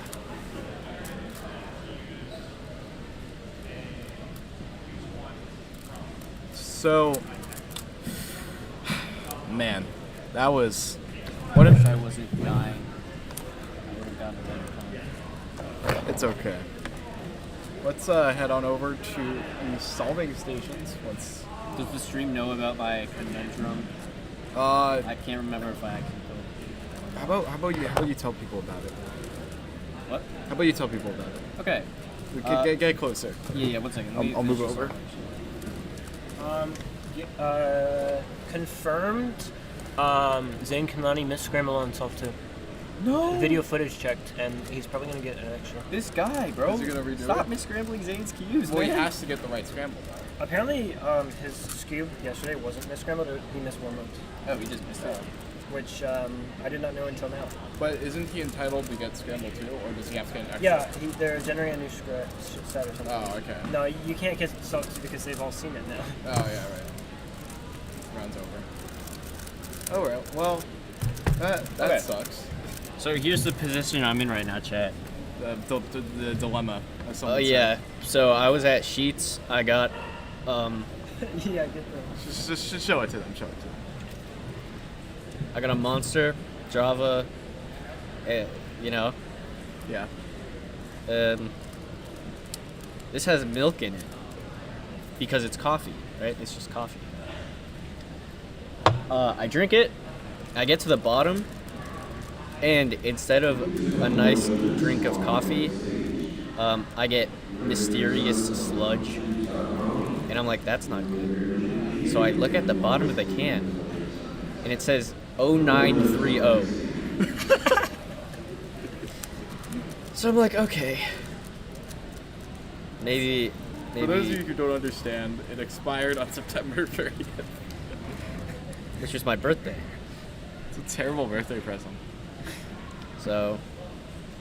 It's I've just been feeling bad. It's not like I'm dying, but like I'm dying. Yeah. You know what I mean? Yeah. Hi, Seijin.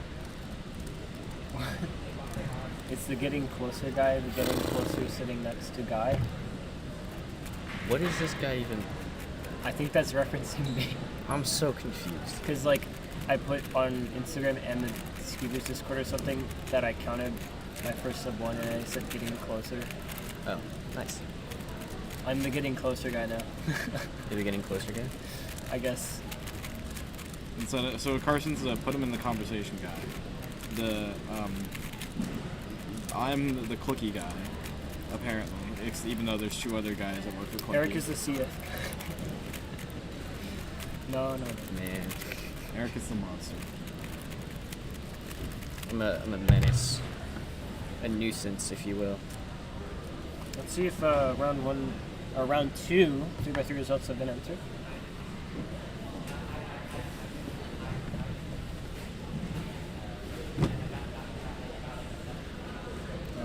Why do I not have? Why?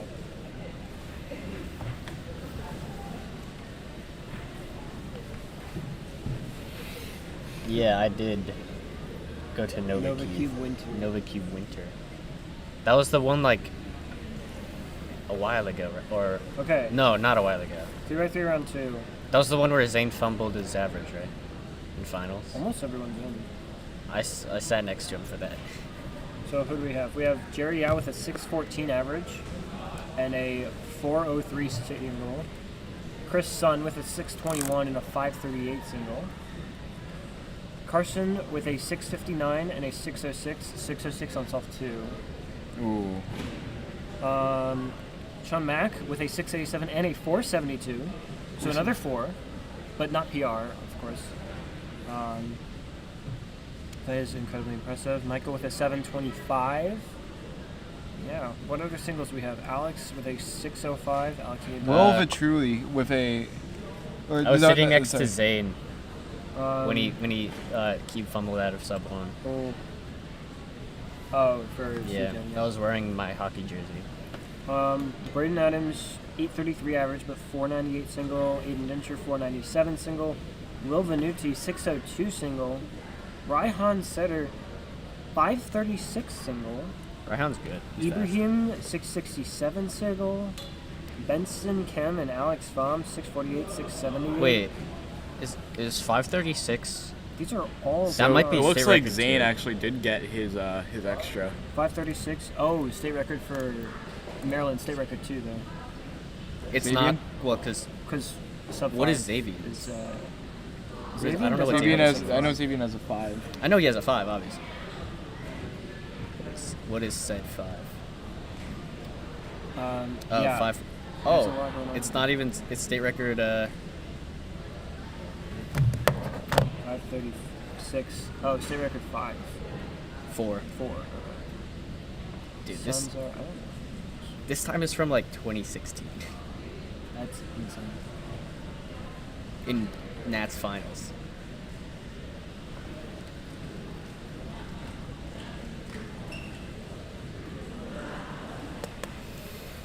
Oh, there then goes. So just completing their 3x3 round 2 solves. I'm gonna warm up for Megaminx. A lot of Megamixers are not on the stream station, which is quite unfortunate, to say the least. I'm not even gonna crack this Mega. I don't care. What's after Mega? After Mega? 4? After Mega is 4x4. Yeah, I'll do 4x4. After Mega, it's 4x4. Yeah, we figured that out. Where's my 4x4?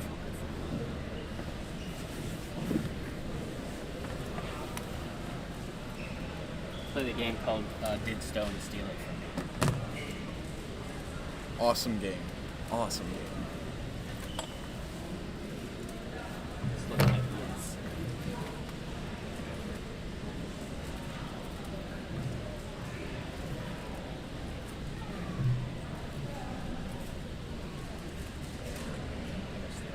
That is the Jumbotron up there for Mid-Atlantic Championship 2024. And so far, there have been a lot of interesting results. That was the most interesting moment of the competition by far. Getting all those scrambles. That was very, very exciting to watch. But hey, yeah, a lot happening. A lot is happening.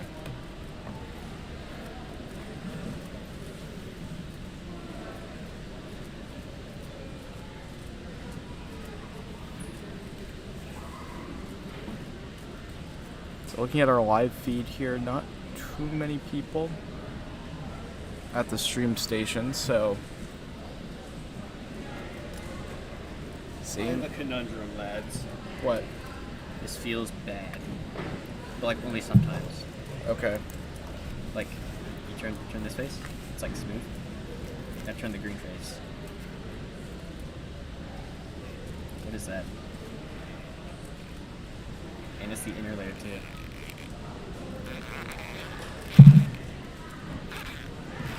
So I gotta figure out what that is. It's just spring noise. No, that's not. Is it? It feels like there's a grain of sand in there. Is it just the spring? Because last time it wasn't on the green face, it was somewhere else. Well, okay, let me scramble it up and let me solve it. Because I want to try it anyway. Is this the Alster V7? Yeah. Which track? Expensive one that I put bug repellent on. Why the hell did you put bug repellent in there? Good, isn't it? What type of bug repellent? Ant. Ant. We'll know. I would show you, but I left my bag full of garbage at the Airbnb. I'll bring it tomorrow. It's actually really good. People look at me like I'm an idiot when I tell them I put bug repellent. Then they try my cubes and they're like, wait a minute. Do you put bug repellent in all your cubes? All the ones I care about, yeah. God.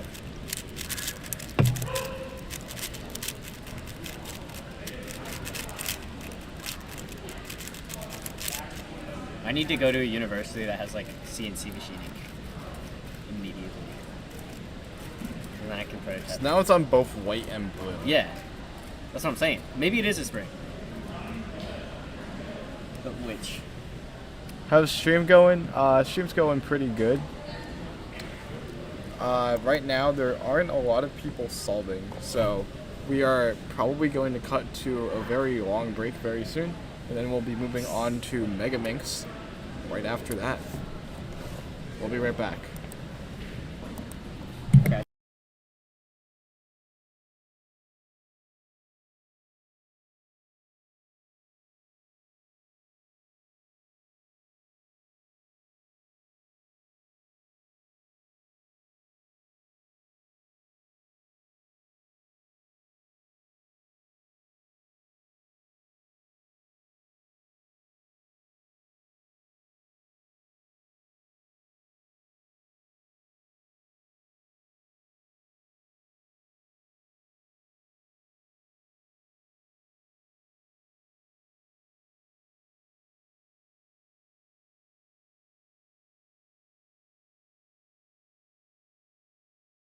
Are you tired of giving different websites your bank card information every time you go to purchase tickets to a sports game or a concert? Luckily, there's a solution. Introducing SeatGeek. SeatGeek is the ultimate ticket marketplace for anyone looking to stay organized and up to date.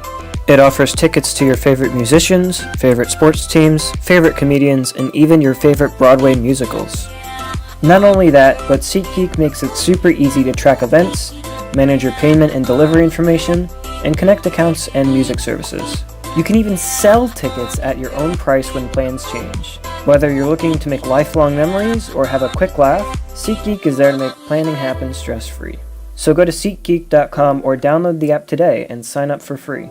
Make sure to use code Clicky Studios for $20 off your first eligible purchase over $50. Are you tired of giving different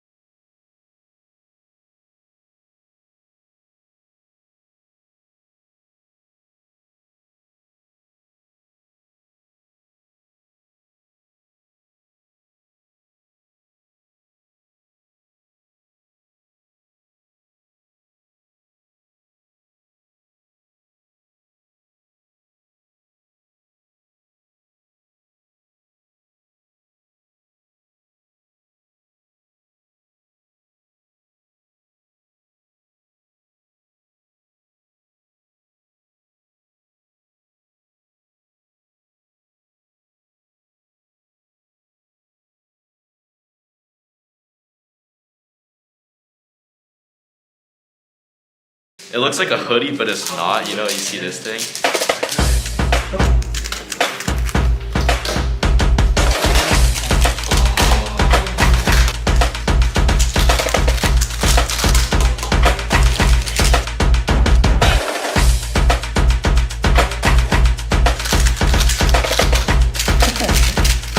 What is this?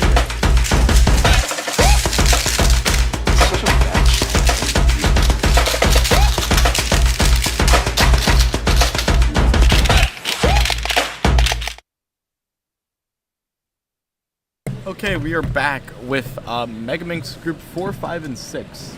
So, lots to look forward to, mainly in the final encounter between me and Declan, and also Christopher's son, so that's going to be really interesting to watch.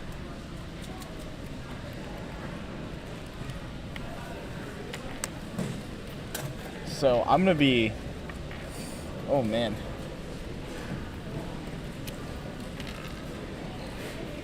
I think this live stream so far has been extremely entertaining for a multitude of reasons. The most recent being Jerry Yao's 403 among others.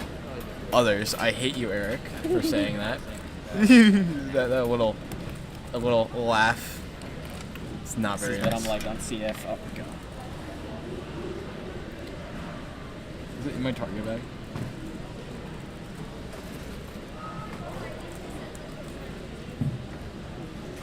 Look at that vitamin water. Okay, it's not in the Target bag. It is elsewhere. You're gonna have to furture out yonder. Oh, okay. 4 inches.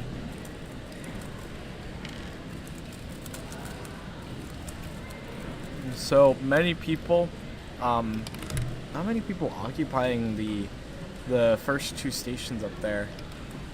They're very disappointing.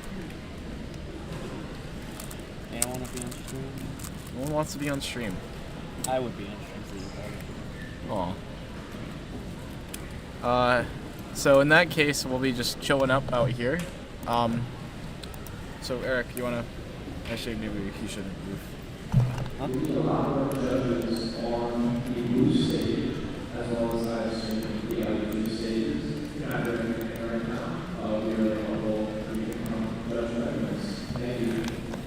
Yeah, so Eric, can you explain to the stream what you're doing right now? What I'm doing? Yeah. My 4x4 felt bad. So I'm making it not bad. Yeah. About 5 minutes before I'm supposed to do it. Oh, well, Okay. you know. What wasn't that fun? Huh? Isn't that fun? Yeah, I actually, you know what? You say that sarcastically. I actually love setting up cubes. It's awesome. Well, I don't love setting up cubes. That's why you should get them set up at thecubicle.com. That's why you should pay me to do it. Use discount code Carter for 5% off. I haven't said that in quite a while, actually, on my stream. Also, ways to support us. Make sure to buy a Clicky Studios jersey. You can get them customized for the low price of $10 extra added on to the retail cost of the shirt. And then you can also buy SeatGeek tickets and use discount code Clicky Studios for $20 off your first eligible purchase. Let's go on here. Let's update the viewers about what they might have missed. So on this stage right here, yeah, we have a Scramble 2. It was very, very good, at least for a 3x3. Jerry Yao with a 403. Aiden Dincher with a 4. Braden with a 4. Among, I think, I don't think anyone else got a 4, but a lot of people broke their PR singles. It was like a really easy X-cross into a free pair. Yeah, two free pairs. I didn't do the cross correctly, so. It was like 4 moves. Well, for some reason the red cross edge was misplaced, so I. How is that? I don't know. I think maybe I was shaking. That's probably what it was. I'm on like 4 million pounds of cat food, and I am not shaking as much as I am. That's fair. While we're on the Megaminx here, we see Xavier in the back, Colin in the back as well. 142. All these competitors are making cutoff, which is always good to see. I forgot what cutoff is. It's 145, right? Oh, Eric doesn't know either. Well then. I saw that. I remember I saw Brendan Dunnigan fall out of his office chair one time during a call, and I was the only one who saw it. That image is still really funny. Yeah, we're moving on to Megaminx Round 1. I will be competing in Megaminx Round 1 very shortly. Me too. Awesome. Put me in. Wait, I misread. I'm supposed to compete in. Oh, so you missed your group. Yep. Womp womp. Okay. It's Megaminx. Who cares about Megaminx? I don't. Honestly, the odds I didn't make cutoff are high. Mm-hmm. So, get to spend my time doing this.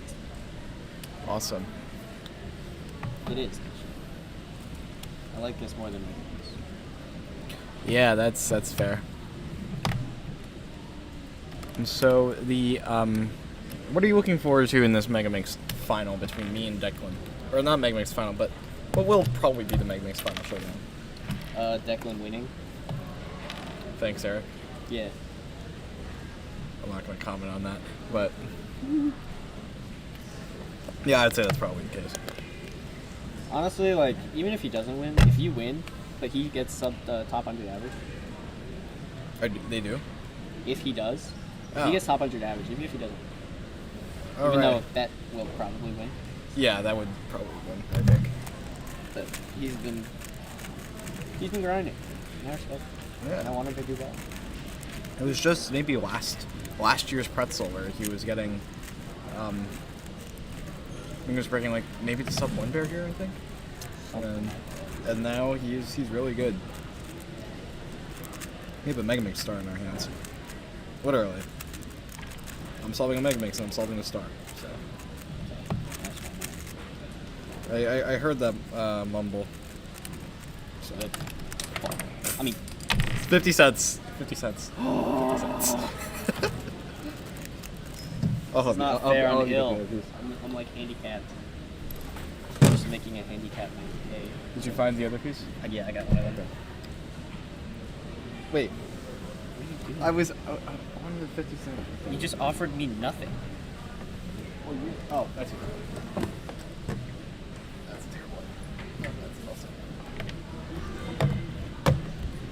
Do not put this on stream.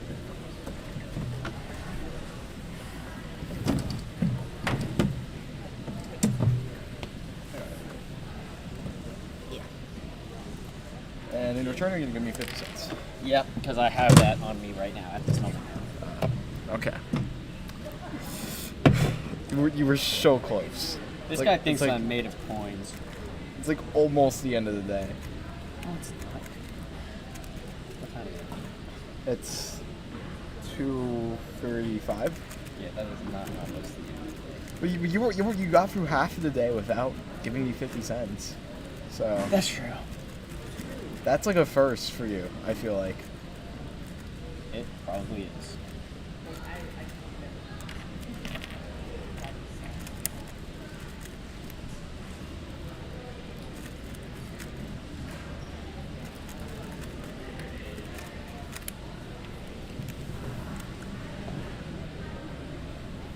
So we are we're continuing our coverage of Megaminx Round 1. I love Megaminx. It's fun. One other two stream stations, unfortunately.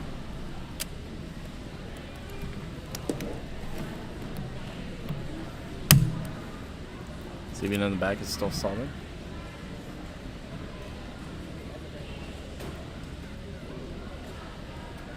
Is it still in there? Oh my god, it's still in there. The spring noise. Is it spring noise? I don't know if there's a spring in here. Oh yeah, there isn't. So like, what could it be?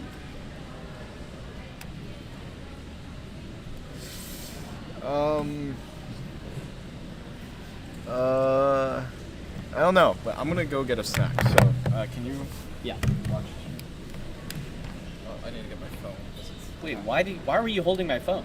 What? Huh? Oh. I wasn't holding it. Ooh, you just put it down. Did I? Yes.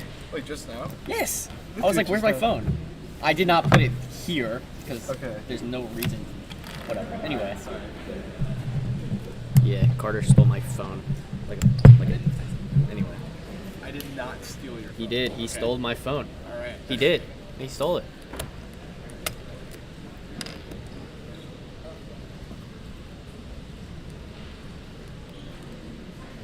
Ugh.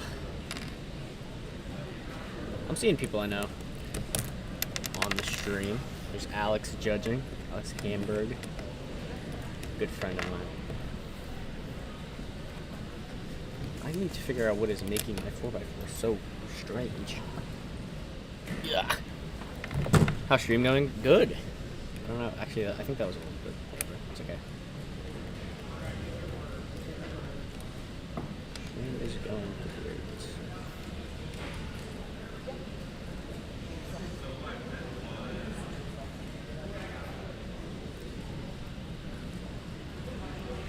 This is so interesting. Like, why is this happening? What to me specifically? Is it a center?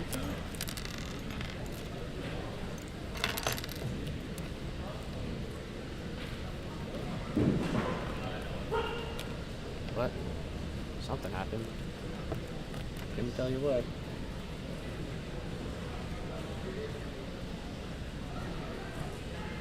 Okay, it's not a center thing. Oh. Yes, it is. Okay, why? That is the new question.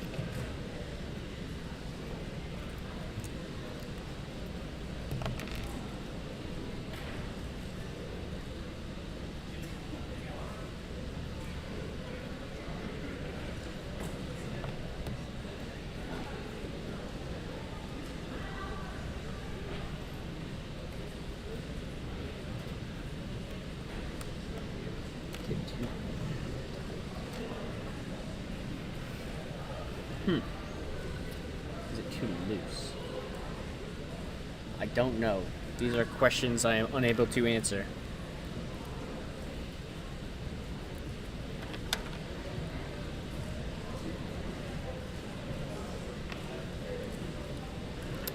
Man.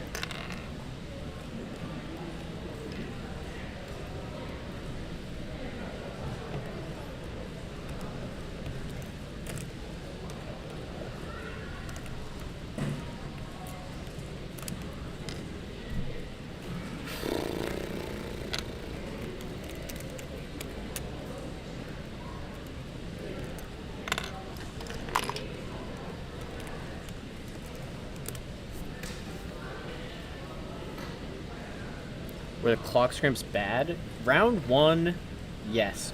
They were very, very bad. Round 2, they were a little better. They still weren't, like awful, but the venue is very cold. And you can't really be accurate when you're cold. So I think that got to a lot of people. Also nerves definitely played a big factor. For me personally, like, I did alright. I did DNF a low 4. So that brought my average from like mid 4 to high 4s. Unfortunately, so that is the recap. Finals tomorrow. Hopefully scrambles are decent. Aiden 497, yep. You're aware.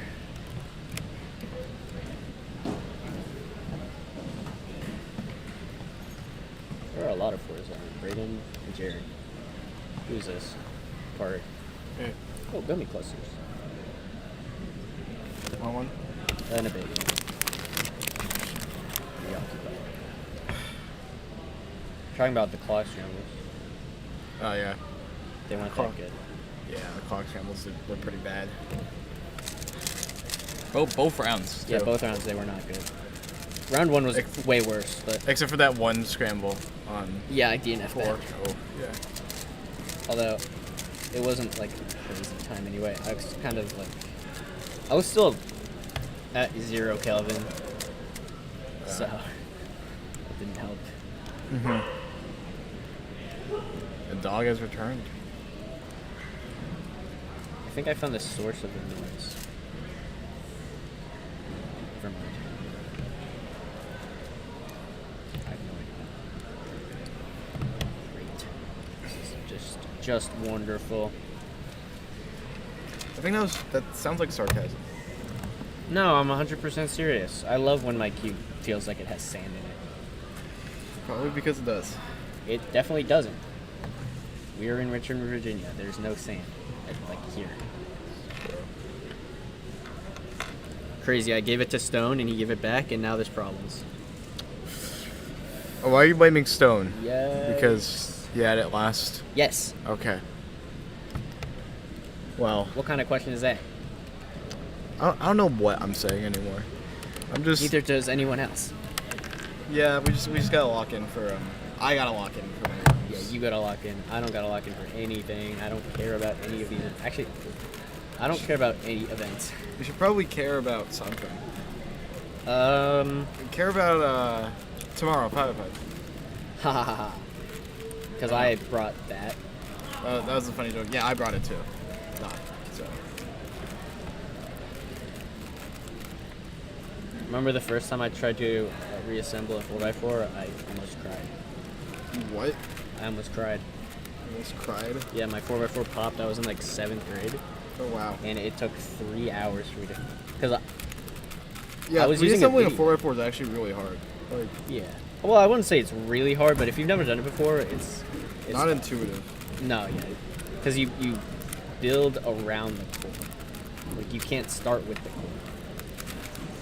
So also if you don't have magnets, which I didn't, it gets 50 times harder. What if your magnets just suck, like in the L-suit? That was not my problem. I have like a reach way. You know what that is? Oh, I know what I know what a lucha is. It's like the. Well, I don't know, man. Like you didn't know what CubeSmith was, so I gotta ask. Okay, hey, you do not have to expose me like that. Just Stowe didn't know who me, myself, and Pi was from the clue. No, he knows who it was. He just didn't like recall. I mean.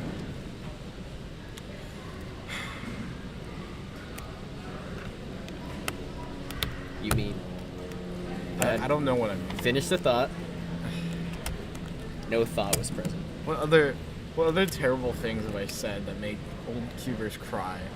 Oh yeah, I didn't know what an old Diane. No, I did not know that actually. Yeah. Not cubing related, but you called "Purple Rain" by Prince a deep cut. Shut up, man. How that happened, I don't know. All right. Listening to this really deep cut, "Uptown Funk" by Bruno Mars. Is Zach still here? I hope so. If he's here, I'm killing you. No, that was a joke. We're going outside, and I may or may not. You may or may not be commentating tomorrow. Probably will be. I'll see if I make it the night. What are we doing tonight? I don't know. I'm gonna be trying to survive. Oh yeah, that's fair.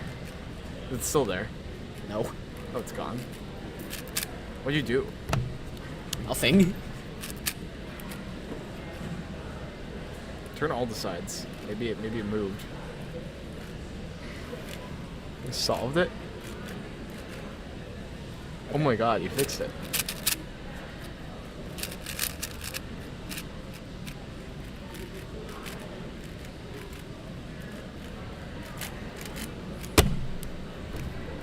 He's really happy right now. You can't see, but he's really happy right now. Yes.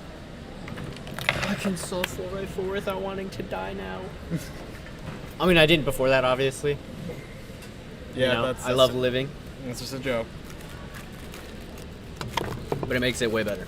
Your role at Clicky Studios is a personality and being an absolute personality, and that's really cool. I'm the person ever. I'm excited for Cuban Box. I get to show. The Oh yeah, side I got to create the Instagram story. Yeah, that is literally like the most like me. Like this is all fake. I'm not like this in real life. I promise. I'm an entertainer. You've created the character Eric Sue, which is different from Eric Sue himself. Exactly. I don't know why I did that. Kind of sad. That's pretty unlike.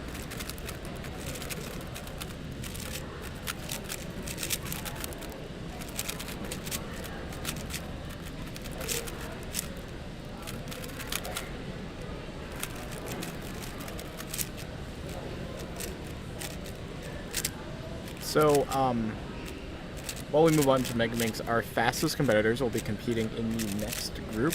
So, very exciting. Your boy Carter. So I would watch out for that. Just saying.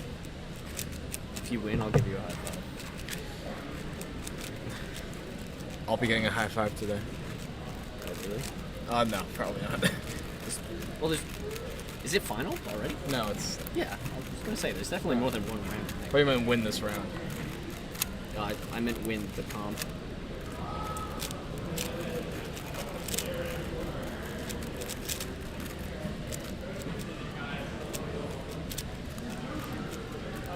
No, I don't know what that is. Hi, Brayden. Hey, Clicky team. Hi, Brayden. How's it going, guys? We're almost done with Megaminx, right? Yes. Or one more group. How far are we into this group? Like about to know. Everyone's pretty much on 4 and 5. I missed you guys. I haven't seen you all day. All day? This guy got a 4. I did. I got a 4. Oh yeah. How was that? Put it back on competitors. Right. Yeah, we know. Everyone knows what we look like. Huh? Everyone knows what we look like. Everyone knows what we know? What we look like. Oh. You don't need the camera. I don't. I'm not aware. You don't know what you look like. You don't know what. I'm not aware what you guys look like. Never seen you before. The invisible. Speaking of Megaminx, time to go. Carter, want to sit next to me? Sure. All right, let's go to. Whoa, hold on. Why was there hesitation there? Saved it. No, because Declan. Oh yeah. Maybe you should sit next to me. Where's the next meet? Bye, Eric. Bye-bye. You doing? Huh? You doing? I'm dying. Why? Stomach? Yep. Is it actually bothering you? Yeah. No, it's not. Shut It up. is. Oh my god. If you need anything, let me know. If you want, like, we can go to the store and get you some, like, laxatives or something. Whoa. Let's not go that far yet. Yet? Yet. Keep it on hold. Okay. Yeah, it's it could be going better right now, Chad. I won't lie. Oh, got wrong. Oh no. What's happening? What am I doing? Yo, Eric, can Yo. you commentate? Because Yeah. we don't have anyone. Yep. You guys are stuck with me, unfortunately. Oh, Carter's not here. I can kind of talk about whatever I want. And yet, I'm like, I'll be commentating with you. Of course. However, let me just say. Yeah. I'll give you a taste of what I'm really like, aka quiet and shy and tired all the time. I don't actually know how camera works. Oh, there's Carter. There's a ghost. There we go. That's everyone. There's also Brayden, Adams, Declan, here somewhere. Who else? Aiden. Got Aiden Dincher. Amity Trace. Christian and Carson all the way in the left. Yeah, this is a pretty sad group that I am not in. Thankfully. I don't know how people are good at Megaminx. There's so many pieces. I'm not smart enough for that. I can barely track 3 by 3. Oh, sorry, you guys have to hear that. Anyway. What's up, guys? How's it going? Good, I hope.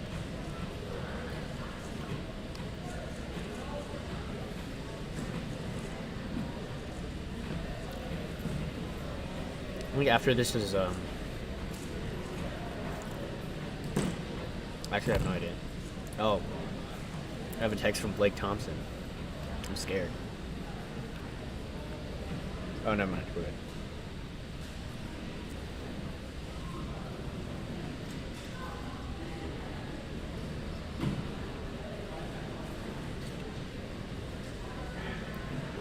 What is next?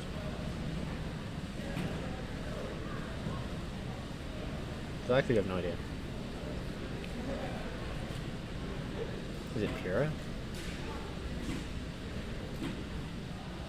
Yes. Pura and then Skew, but okay. And then we're done? Oh, okay. Carter is now solving. Yeah. I know. Don't worry, man. I got it. Carter, get off your phone and solve, you bum. Wait, is he recording twice? That is unnecessary. What is this guy doing? Oh my.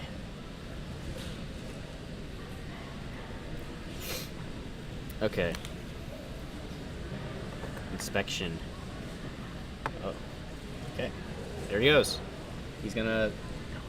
He's solving almost basically under the table. And there's water bottle obstruction happening too. So that's pretty unfortunate. But you know what? It is what it is.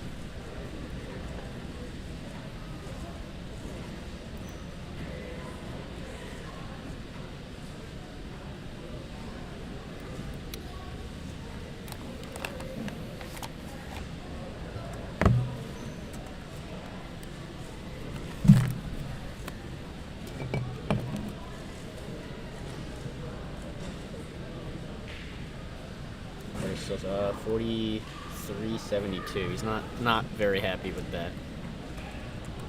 Let me see if I can get this scoreboard to work. I'm not very smart, so bear with me a little bit.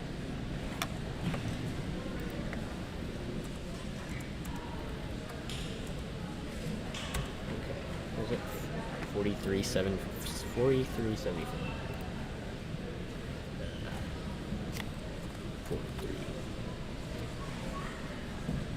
7-4.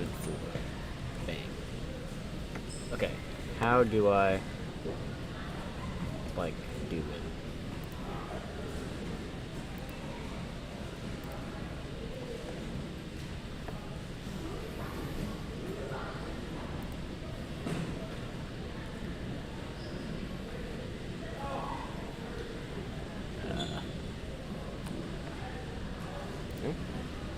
Ah!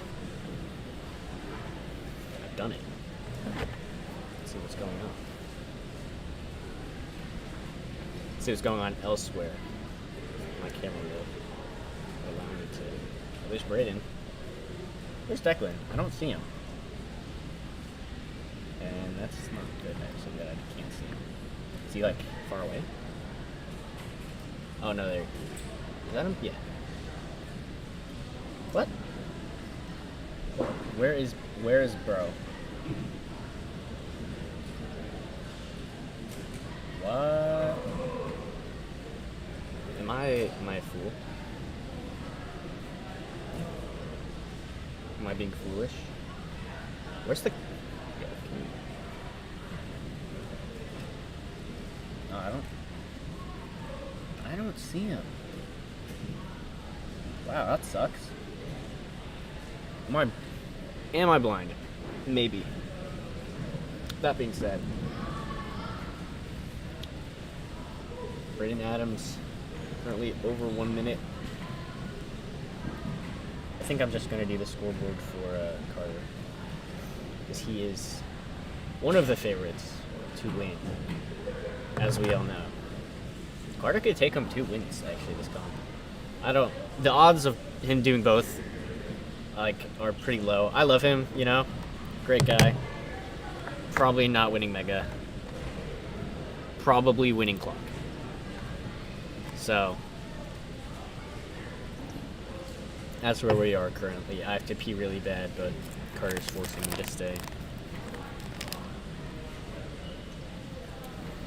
Sometimes in life, we face a lot of hardships, and this is one of those times.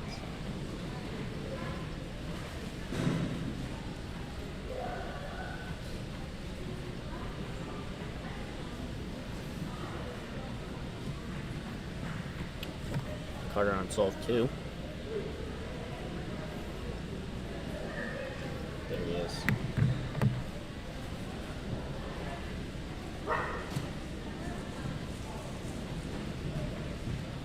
Yeah, oh, okay.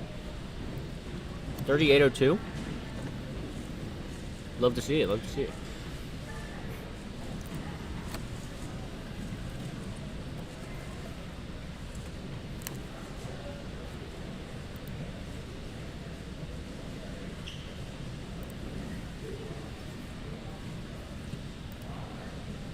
Bang.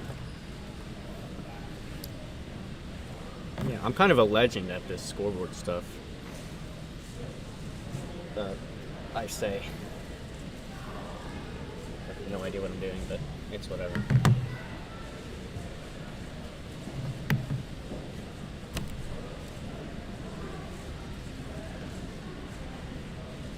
What is Carter doing?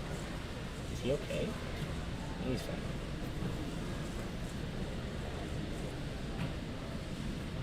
I want to see if I can find Declan. Carter wants you to unplug the battery.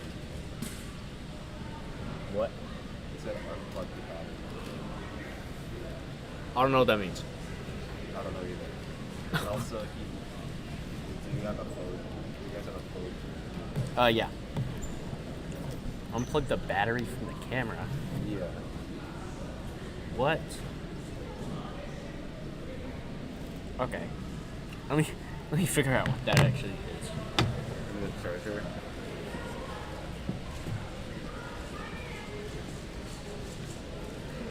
This? Oh, yeah, it is. Okay.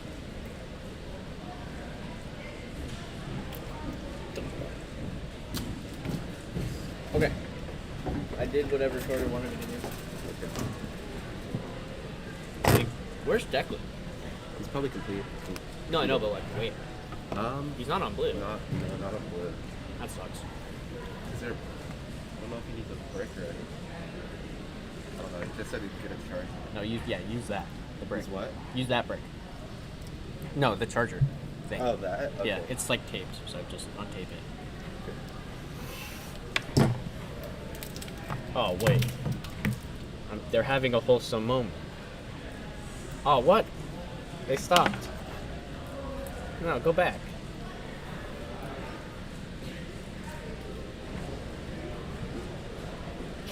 You can see,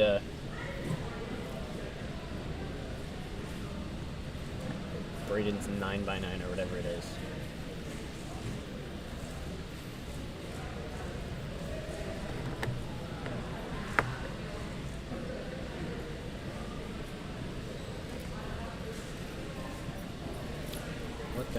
What them bros doing? Yeah, Declan's not on. Oh, he's not on red. Oh, he's on. He is on red. Okay, yeah, that makes sense. That's what I thought. That's a shame. I wanted to see him solve, but you guys get Carter Williams. I don't know. Maybe this is just like a me thing. Actually, it probably is because my brain is like stupid. I love calling people by words that like sound like their name. Like I call Carter Charger. I call him Charter. I call him Carton. I call him a lot of stuff. Very rarely do I call him Carter, like to his face. Let's watch Braden Adams. Bang. This guy got a 4. Oh, 3 right there. Love to see it. That is sad. What's sad? Me being dumb, or that Declan's on red? Because both are true.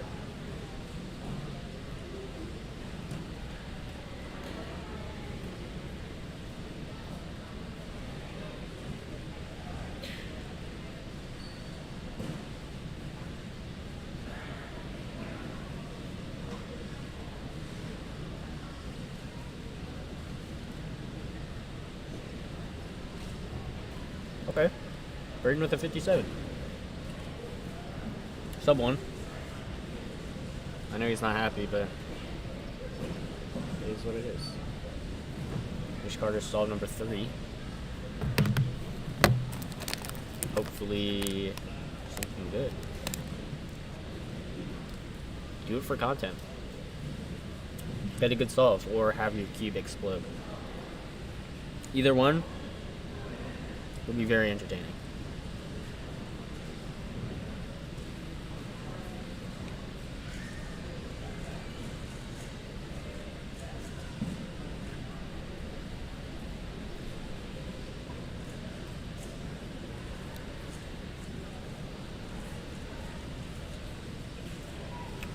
Inspection. Oh, his judge is standing up. I don't know why. Just like sit, man. Stop.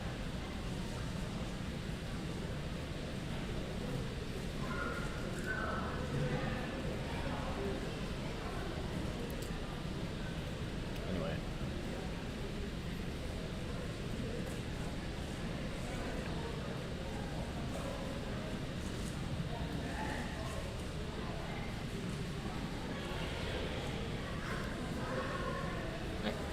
I have no idea how good Carter's doing. He needs such a water bottle.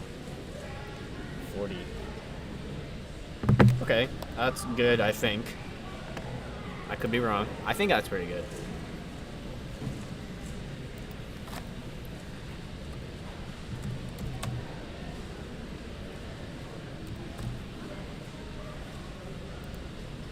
Oh, I can't read.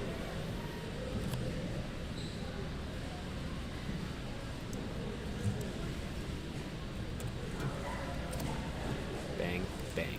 Update. Haha.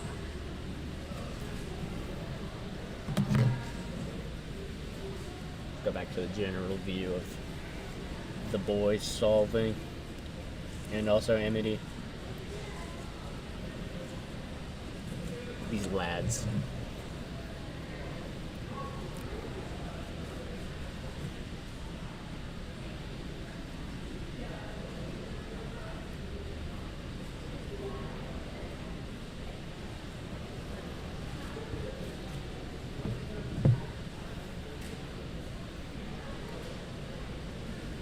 Here we can see Braden Adams doing solve number 3, I think. Camera. Thank you. And Will is behind him, doing solve something. I don't actually know, but he is solving. Can this judge like just pay attention to the competitor, man?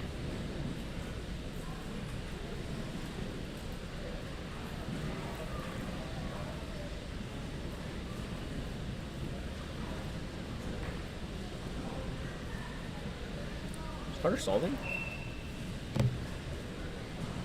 I think so. Yep. Okay, so we can see both of them.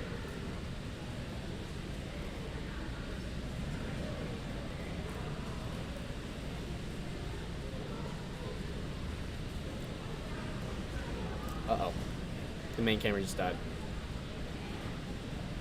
whatever.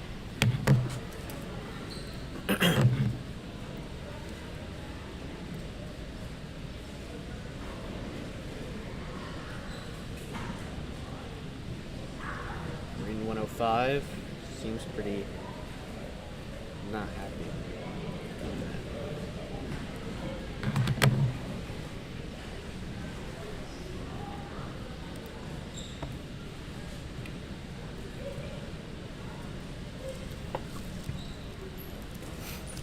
Let's see. You know, in the grand scheme of things, it's only round 1. So I assume Carter's hoping for a sub 40. Is on pace for it, if you can count that 38.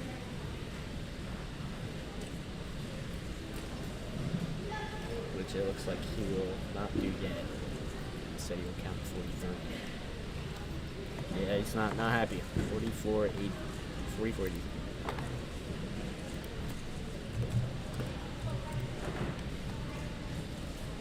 Alright, let's do some calculations. Find out BPA and WPA.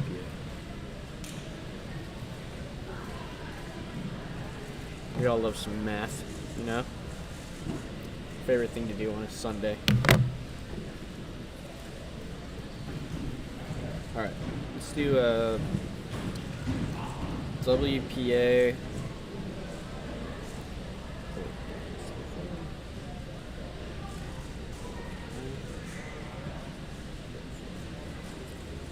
Boom. Okay, so WPA for Carter is 42.95. And BPA 38. 43. And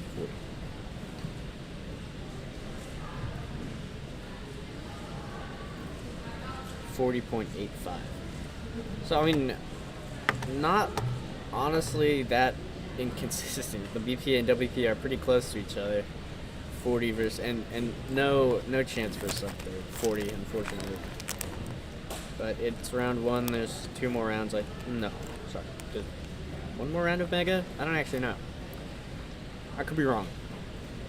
But I think there's only 1 more round of Mega, which is just finals.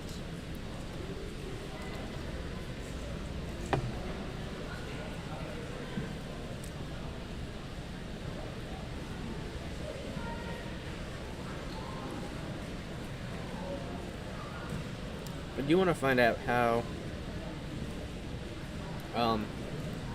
Declan did, because I don't actually know.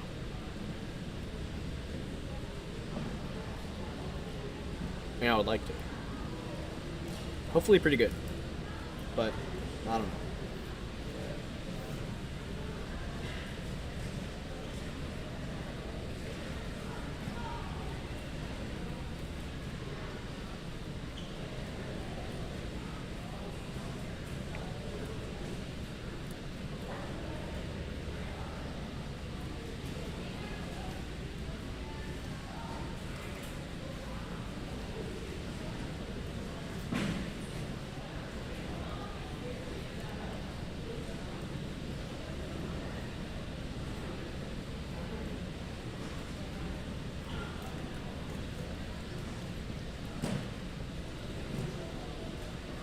I returned.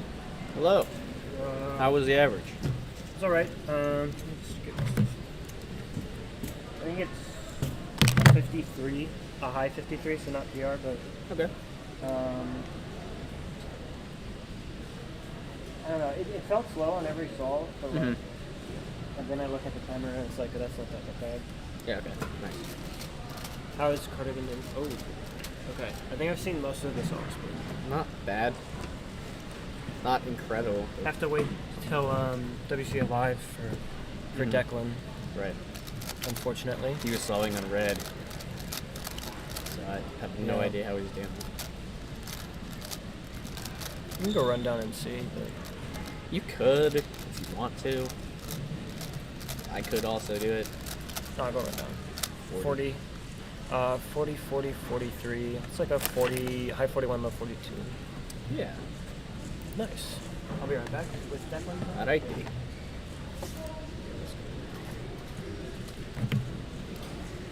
Okay, so we're wrapping up Mega Round 1. After this is Pyra and then Skewed. And then we might be done. I could be wrong though, I honestly don't know. That being said, I will leave it back up to Carter when he comes back to talk about his average. Because he's better at talking than I am.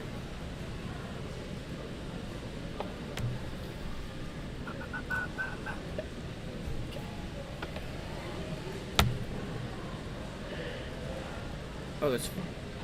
No, that's not 4. What? Am I dumb? Hold on. Oh, there's 4x4. Did I not make 4x4? Oh, I didn't.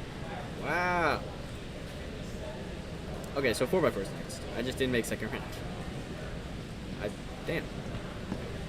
What is it? Oh, it's not 4. Did that camera die? Yeah. Okay, that's fine. I have another battery, so. Cool. Did you stream mine? Huh? Did you see my average? Yeah. Was it like 40? 41. 41? I didn't calculate it.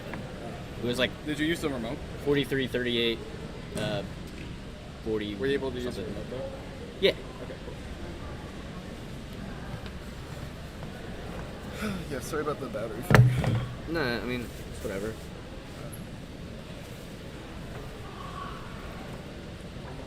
There's 4x4 now. I did not make second round, actually. I didn't compute, so...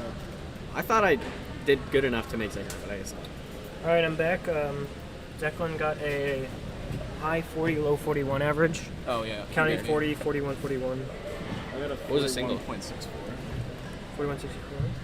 I think Declan got a 37 single on the last one. Okay. Should be fine for finals. Yeah, obviously. I think he won the round.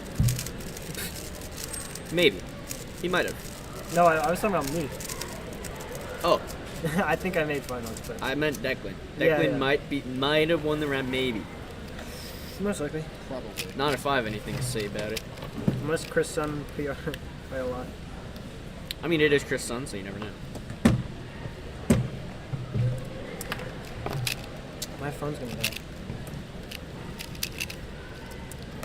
I feel like, die as well, so. Is it possible for me to get better at Pyra in like an hour? Yeah. How? Solves. But like not timed solves. Just do solves trying to find the most efficient solution. Kind of like Megaminx Round.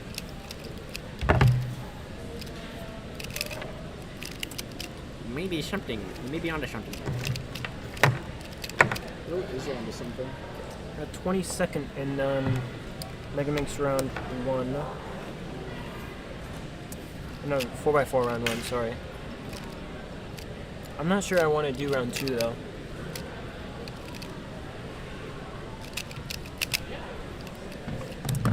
I could be like... I guess it's mine as well, but I also kind of want to practice Pyraminx still. I feel like I could... No.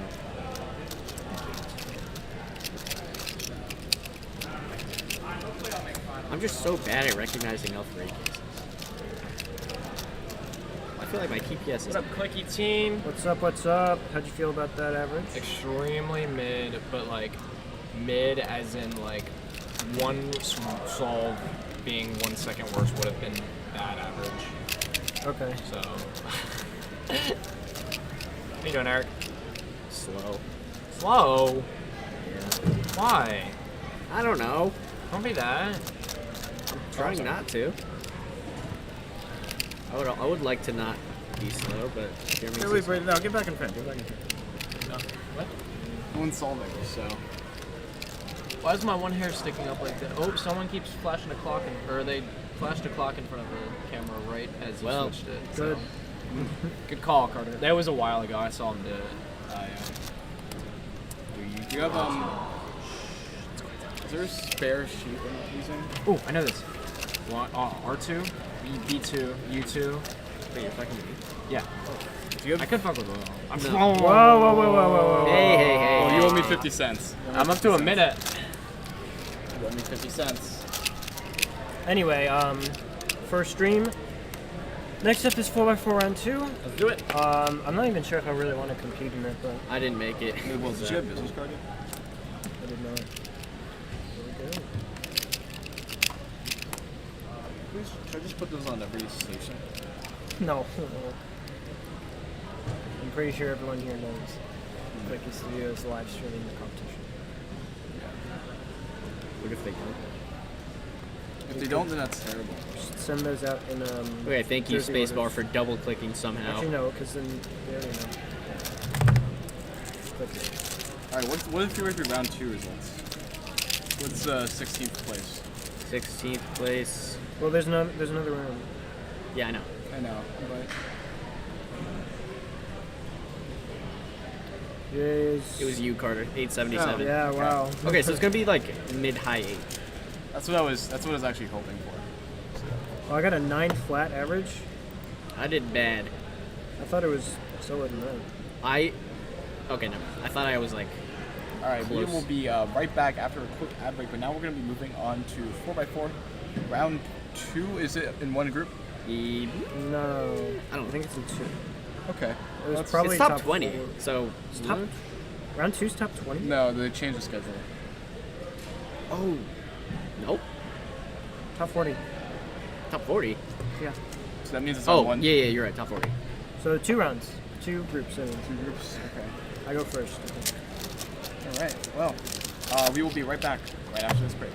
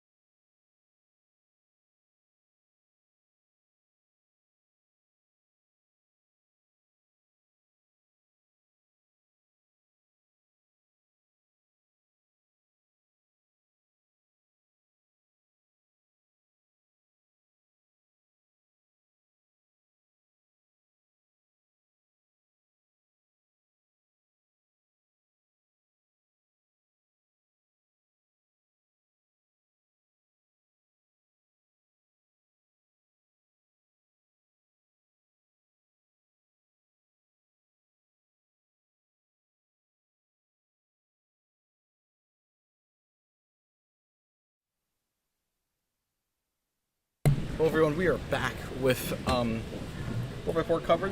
Hey guys. And we're going to be focusing on two people here. So the first person is Jerry Yao. And the man in the moment so far. He got a 403 single in the last round. And then back, back there, Ari Randers Pearson. So I wonder if he's using my key. Probably not, because he got it like yesterday, but yeah, it would be fun. he is starting his solve now. So let's go take a look.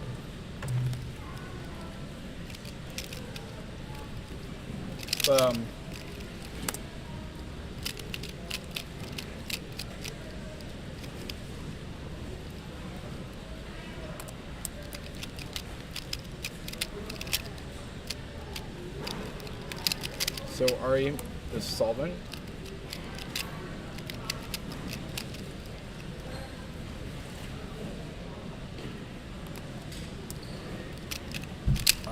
We'll cut back to him, but right now Jerry, I think, is still awaiting his cue. So Ari back there. Let's wait for what he gets on 4x4.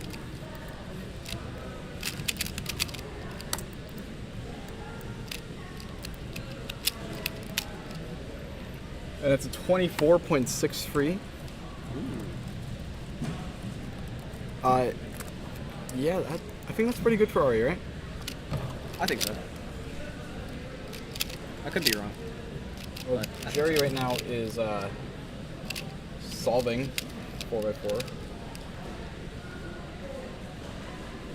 So, we have Ari and Jerry Yao on stream. This is the second round, so this will determine a lot in terms of who will make the seeding here, but a 27 for Jerry Yao. 24.63 for Ari.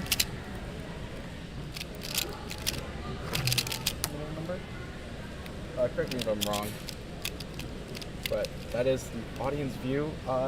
Crowd's getting maybe a little bit emptier from before, but that's no problem. That's just how comps work. Yeah. Ari in the back, awaiting his next solve. Sean back there with a 36. More competitors on the blue stage. Take a look at who we have here. Michael Nielsen. Now we're going to pan over to Christopher Chi, who is solving in the back. Timer display is turned off, unfortunately.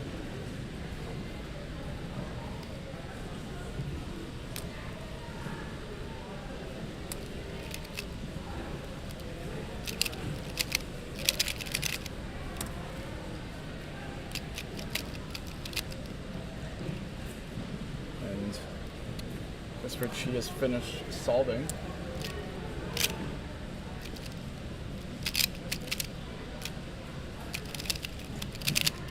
Ari is still waiting. It's a puzzle.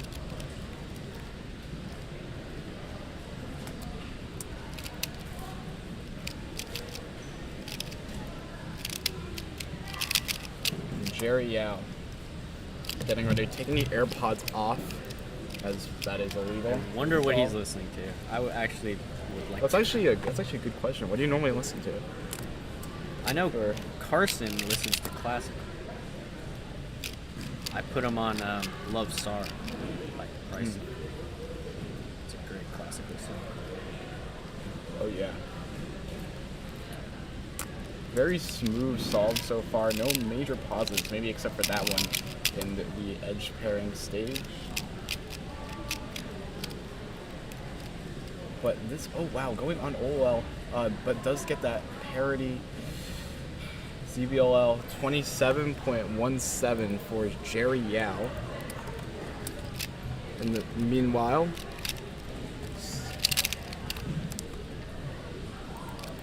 let's go check up on Ari. He might still be blocked. That would be tragic. Nope, he is not blocked. Wahoo! So Ari is going up for his second solve. Going down.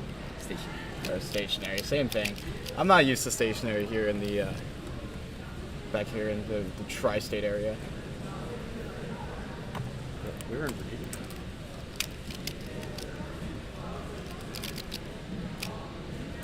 Listen to 1 hour competition noises at the competition. That seems a little redundant. Yeah, that in seems. terms of- There's in terms of already warm-up. noises. You don't need more noises. Any noise you make in a cubing competition is technically cubing competition noises. So Sure. that's what I would say at least. Ari is solving.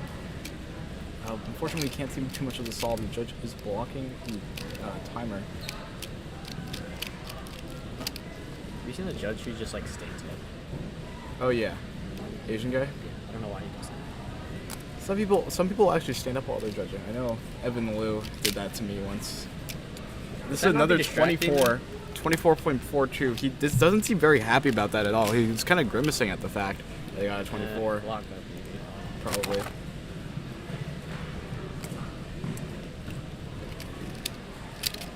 I don't know if he's mad at the time. He might just be mad at the solve. Hi, Colin. Back over to Jerry.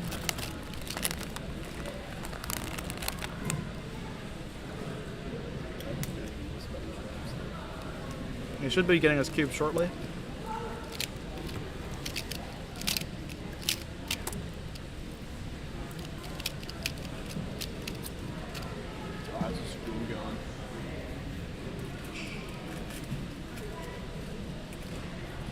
Let's see, Jerry Yao. Checking his phone here.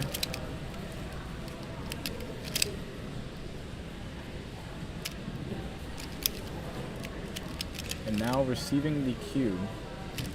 Remember, take the AirPods out, and he does. I've never forgotten that I'm wearing headphones. Yeah. I feel like that's a pretty like noticeable thing. You know? Especially because when you're me, you listen to music every day. The second it stops, it's weird. You're listening to music right now? Actually, I'm not. Oh. Just It is weird. I have it. It's not right now. It's weird. Here you go, solving for the third attempt here. Two very consistent solves, but a 24. That's really good for Jerry. What's Jerry's PR single? I don't know, but it has to be. Let's see, Jerry's PR single here is a 22.149. It's not PR single. That's fine. Ari is in the back. It's a little blurry, but they get it in focus. Zane just looks tired, man. So Ari solving and getting a 23.69. All right. Ari's PR average is a 23.37.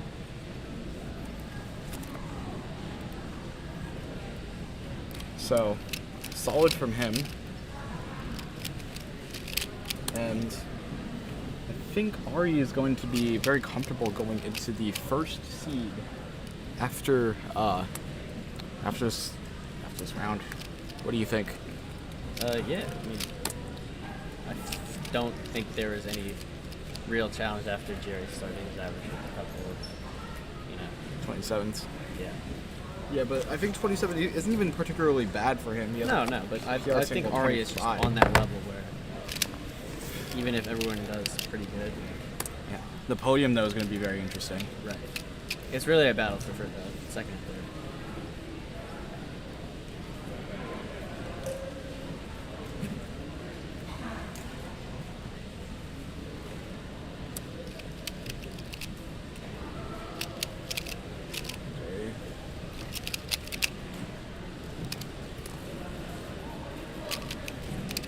Still awaiting Jerry's fourth solve here.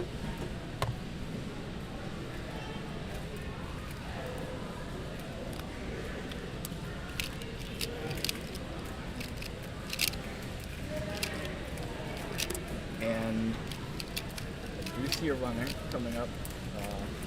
And it looks like it is for Jerry Yao's 4th attempt here. So we're going to take a quick look at it.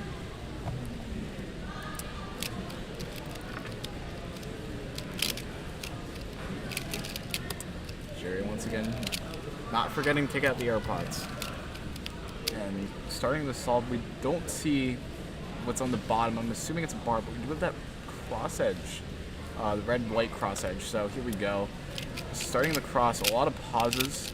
Not necessarily the best start to the 4x4 solve, but the centers are having a lot of pauses and lockups too. Quick flip though. Maybe the edges will save him. No. Can't seem to find anything. They're doing a U3 there at the end, and this is a very good last layer. ZBLL to end it off, and hesitation as he stops the solve. 28.77 for Jerry Yao. 7-2, excuse me.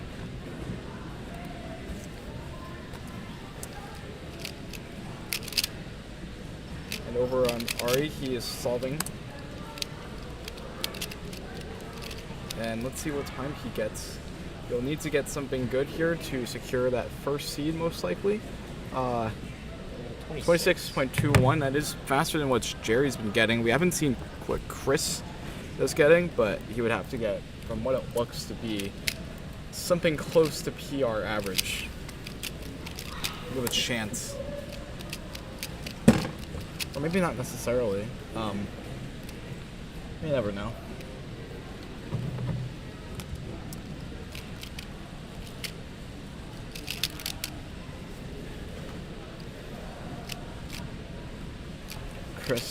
Christopher Chi in the back is practicing 4x4, or excuse me, 5x5, from what it looks like for tomorrow.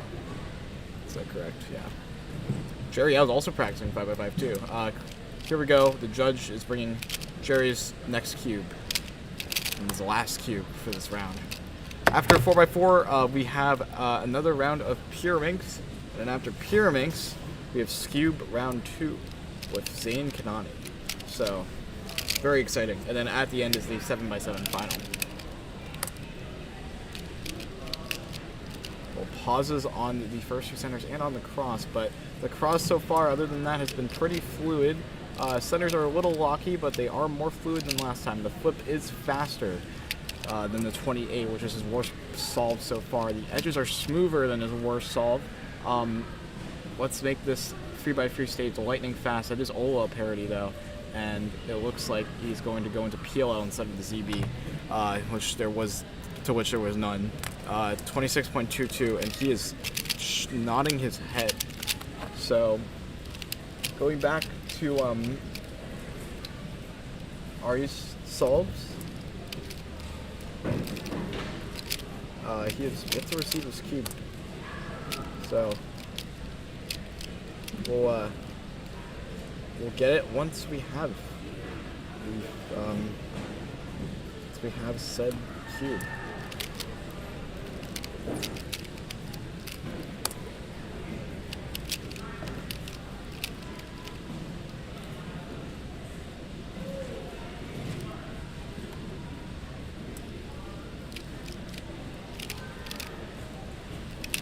So a 0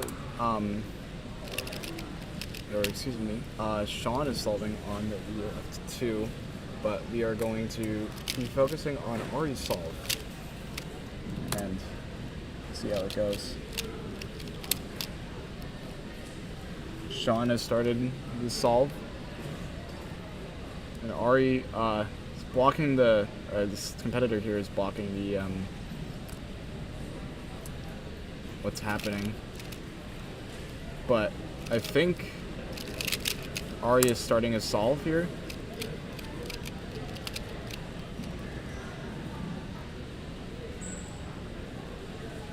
And here we go.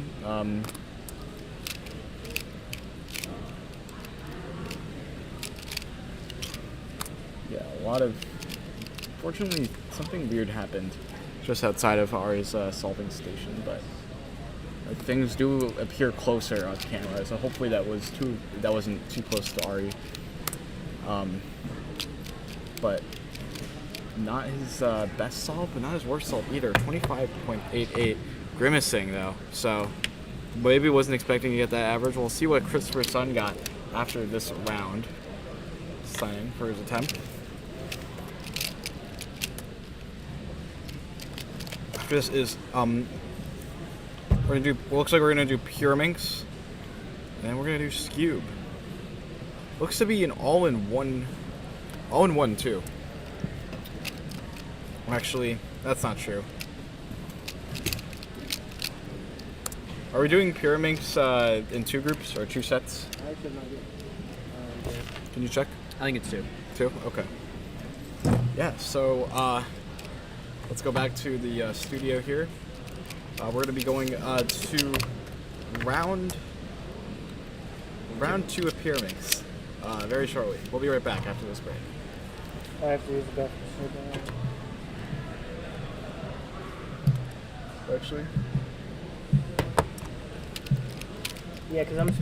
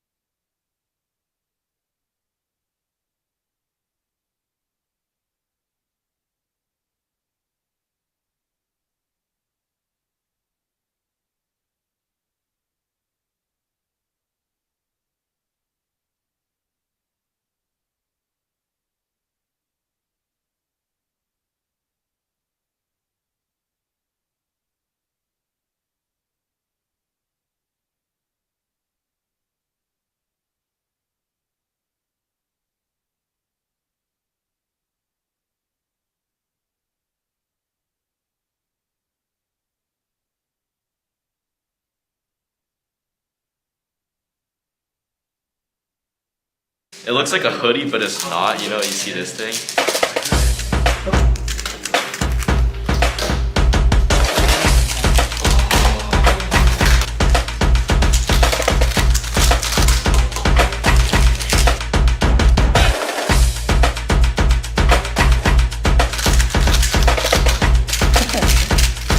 What is this?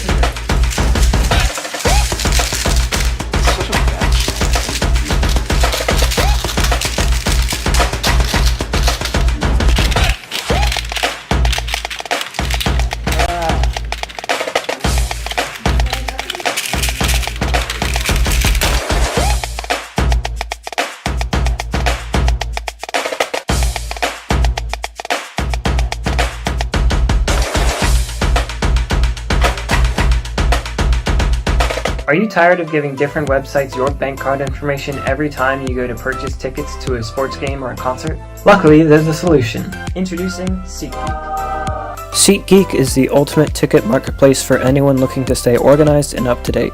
It offers tickets to your favorite musicians, favorite sports teams, favorite comedians, and even your favorite Broadway musicals. Not only that, but SeatGeek makes it super easy to track events, manage your payment and delivery information, and connect accounts and music services. You can even sell tickets at your own price when plans change. Whether you're looking to make lifelong memories or have a quick laugh, SeatGeek is there to make planning happen stress-free. So go to SeatGeek.com or download the app today and sign up for free. Make sure to use code Clicky Studios for $20 off your first eligible purchase over $50. Are you tired of giving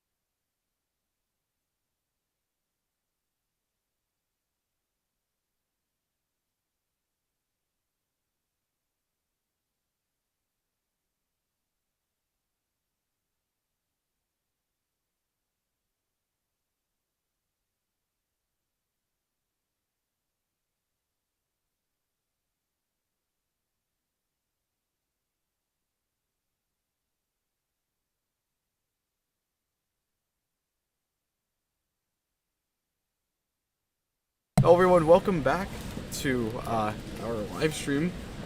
Yeah, I've put Pyraminx Round 2 going on right now. Really getting in there. Thank you, Carter. No problem.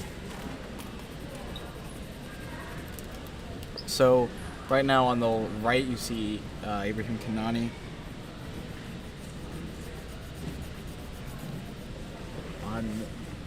You see Pierce in the back. See Santa hat in the back too as well. So, all very good. What? Do it. What? The quickest do is a $1 million goal. Yeah.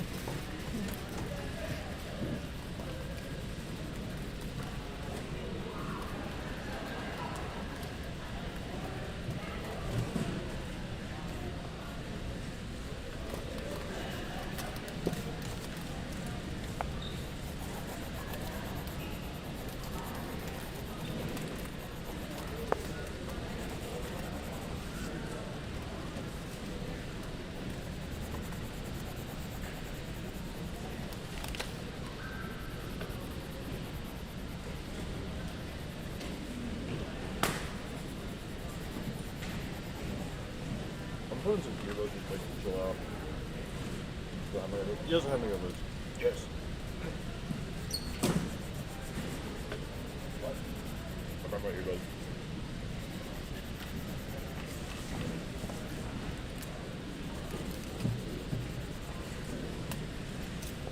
Come on, you see me going out.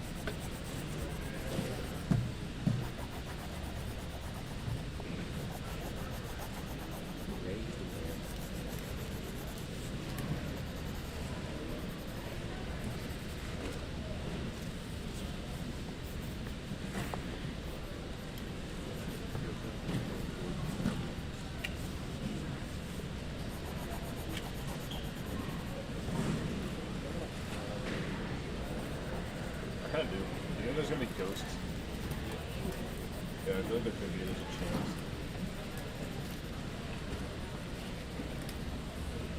What up, Eric? What you guys just now? Out there. I'm not going to listen to music anymore. Eric's here. And Eric's feeling that hard. Yo, I got a 30-second full ref result. I don't have anything else. Was I supposed to scramble? What's up? I wonder if I was supposed to scramble. I think there were 3 open. They would have called you if you were supposed to scramble. Fire password. Thanks. I think trolling themselves. No fake is that.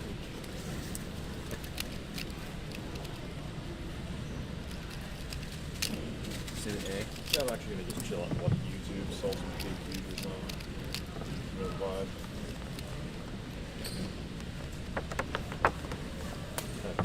The closest thing they had to ginger ale was Sprite. What? This is not close to ginger ale. That's all they had, dude. I just stabbed myself with a pencil. That was really dumb of me.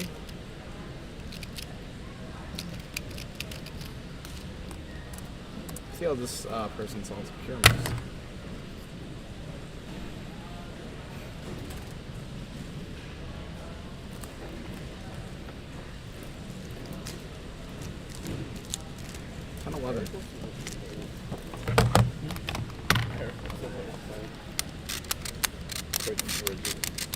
Maybe. That's a little bit. Do you guys have earmuffs or anything? Or earplugs that I could borrow? Or? I do not. Okay.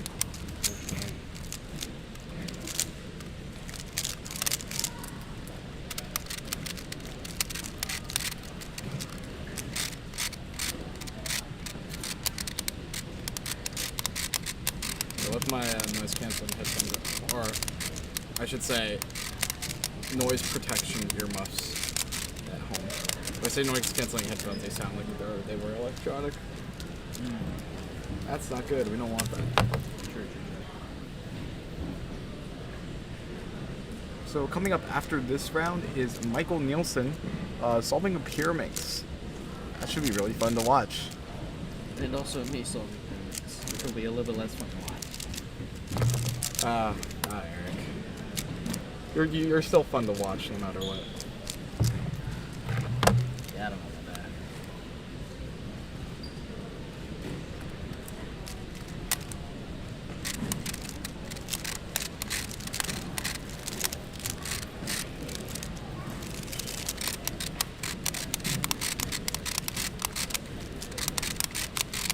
Man, if Bach was later in the day, I would have been killing.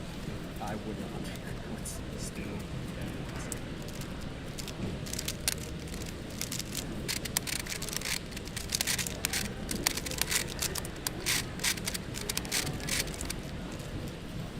So 12:14 or 12:41 for Raheem back there.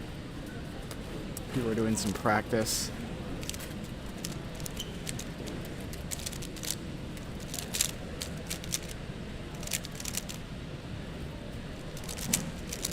Who's recording this? Carter Williams is recording this, I guess, but also Eric Wilplower. Hello. 0.2 free from Ibrahim's timer.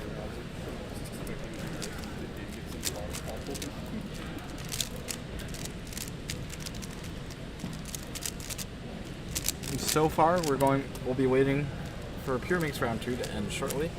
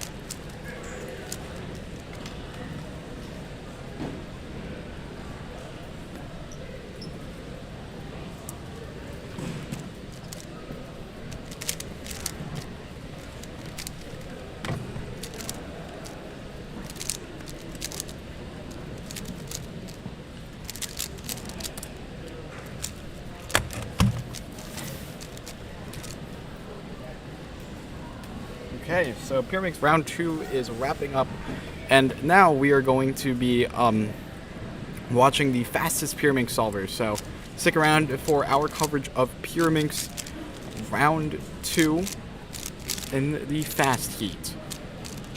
We will be right back.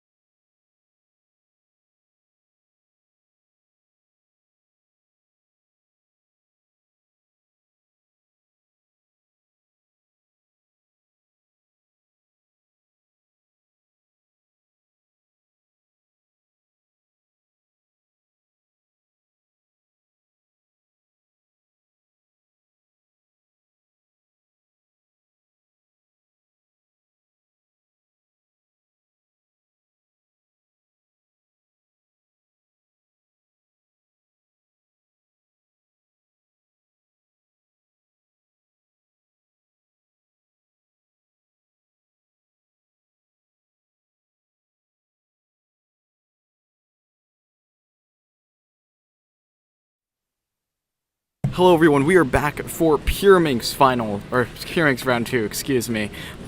We have, right now, we're going to be live streaming Pyraminx Round 2. This is the faster heat. So, the most competitive Pyraminx solvers and the fastest Pyraminx solvers will be on stream right now.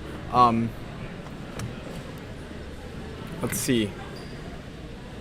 Sean Mack was the second seed for Pyraminx Round 2, and he will be, Sean will be on stream. So we also have Aiden. We'll be focusing on him.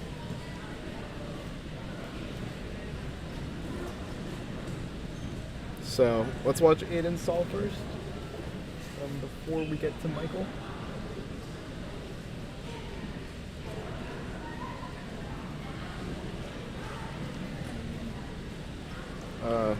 Aiden is solving. Not sure what the time was, but very impressive. Michael, I think, still awaiting a runner. And there the runner is. We'll be taking a look at Michael's next solve. Michael is the top seed here, and since Kyle is not here, or could not make it to this competition, he will be the clear favorite to win Pyraminx. But, you know, something could happen, and it's always very interesting when something happens. So let's hope for that on the live stream here.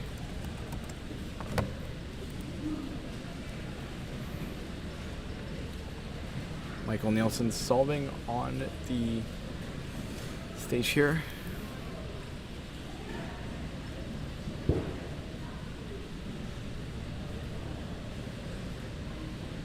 Michael getting ready. 160. Eyebrow raise for Michael Nielsen. I think that's a particularly normal solve for him. I'm not entirely sure.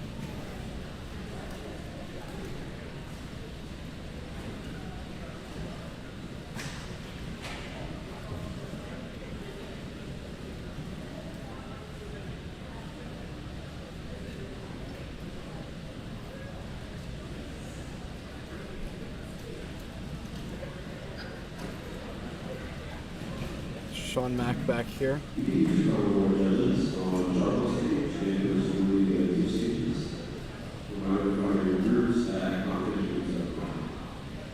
Yeah, so Michael is the main guy we're going to be focusing on for this live stream.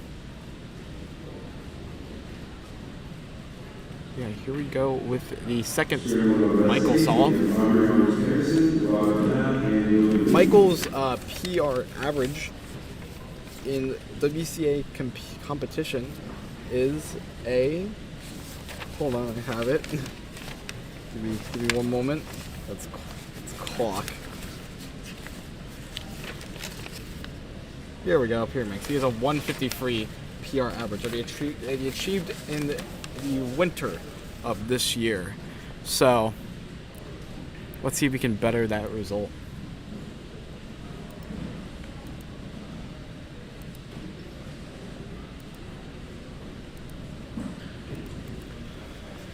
Michael says that he is ready. Not a great scramble here. 2 tips. I think I do see maybe a concept of a bar. Oh, a pause in the lockup. 208. Not happy. Does not express any reaction out of that solve, and rightfully so. 304 from Zayn Kanani. Braden's going up now. He gets a 536. Aiden is going to be in the back, solving.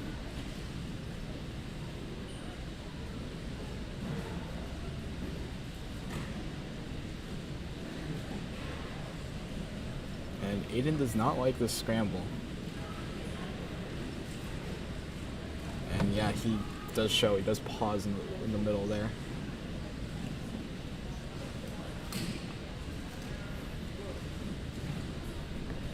Will Clower with a 351. I think it might have been in practice. Michael's very happy. Very happy guy going into this solve. Going into this average in particular. Looks like Michael will be completing his third solve.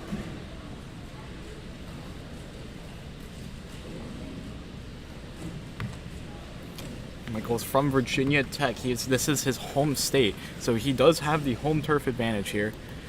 That is very important when considering competitor results, because some competitors tend to do better when they aren't in their, or when they are in their state. It certainly is true for me. I feel, at least in my own experience competing, knowing that if you lose, you don't have to take that 6-hour trek back home like some other competitors here have to do, including myself and Carson Wijaya. So something to look forward to. But Michael is solving right now, taking his inspection. That's a 122. That's good for Michael Nielsen. It's 122.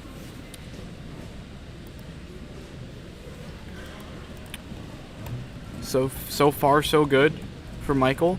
His PR average is a 154. This is really going to depend on the scrambles, though. So we'll see what happens.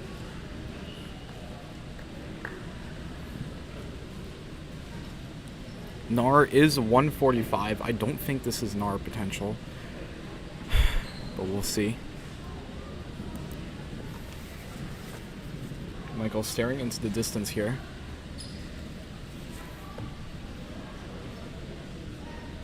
He is anxious. He's very nervous. Or he could just be tired. Either one.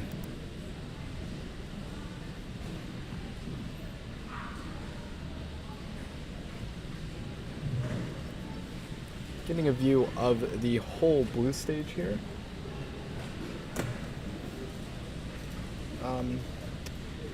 Doesn't look like other people are actively solving other than Aiden in the back. You can see that over there.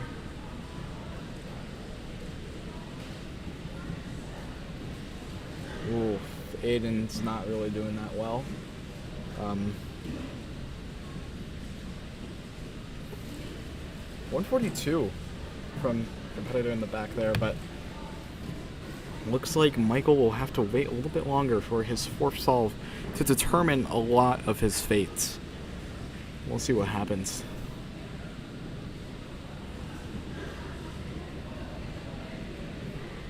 So that 208 is under his head.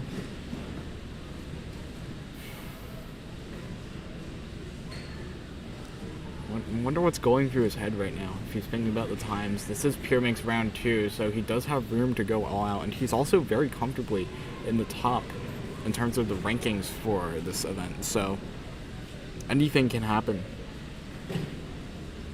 And we'll find out.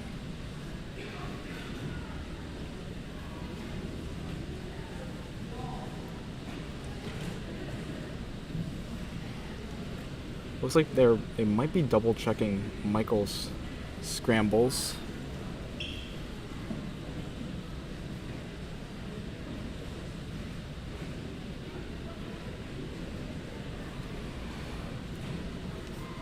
Michael feels... Will doesn't feel like he got the best solve there, which makes me curious about what this scramble is going to look like for Michael Nielsen. This could be Michael's solve right here. Yeah, it looks like it's going to be his fourth solve. So here we go. This could determine a lot in this average. Depends on what the scramble looks like. At 120, was that 122 just sheer luck, or was it a matter of skill? Let's find out right here.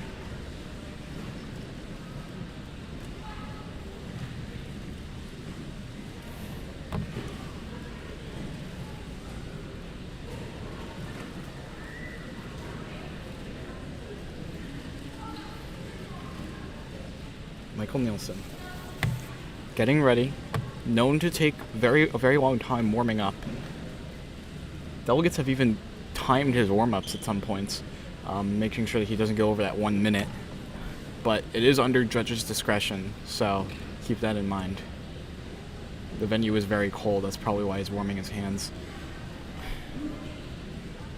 contemplating, looking into the distance. Is he ready? He is not ready yet, just yet. And the scorecard has flown out. Apparently, looks like it's according to a breeze. Michael will take some more time practicing his algorithms, knowing that this solve holds a lot of weight going into the rest of the average.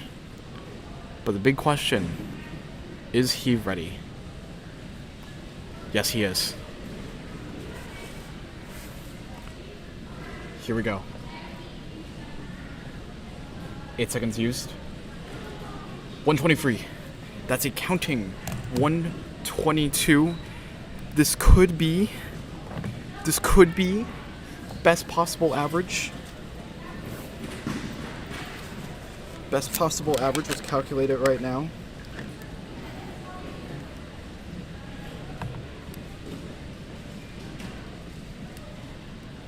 Best possible average for Michael Nielsen is a 135. It would be North American record and his PR. So, to get North American record though, what would he need to get North American record?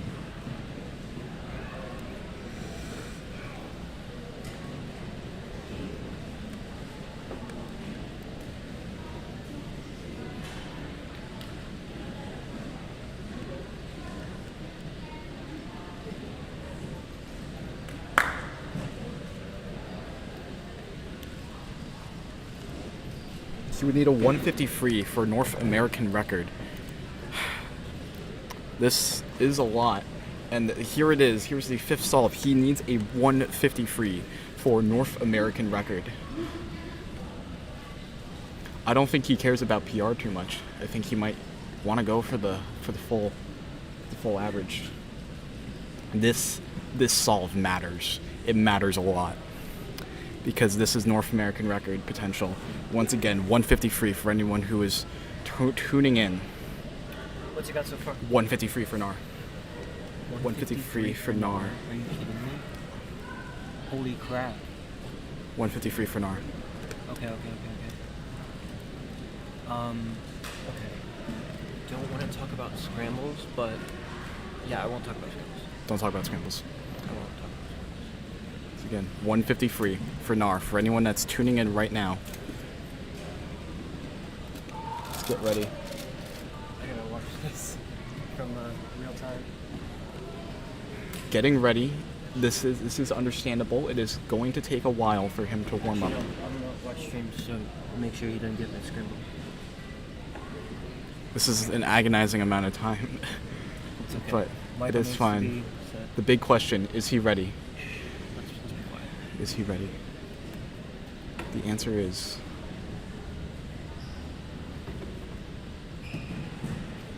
yes, he is. 15 seconds left. Going in. He sees it. Oh! 225. That's first possible average. He saw it right away, but 225. Okay, chat. On that scramble, it was definitely possible. But it was just way too nervous. Yeah. But like, I don't think that L3 was like. I didn't think so. Not the one I got was bad. He probably downloaded it.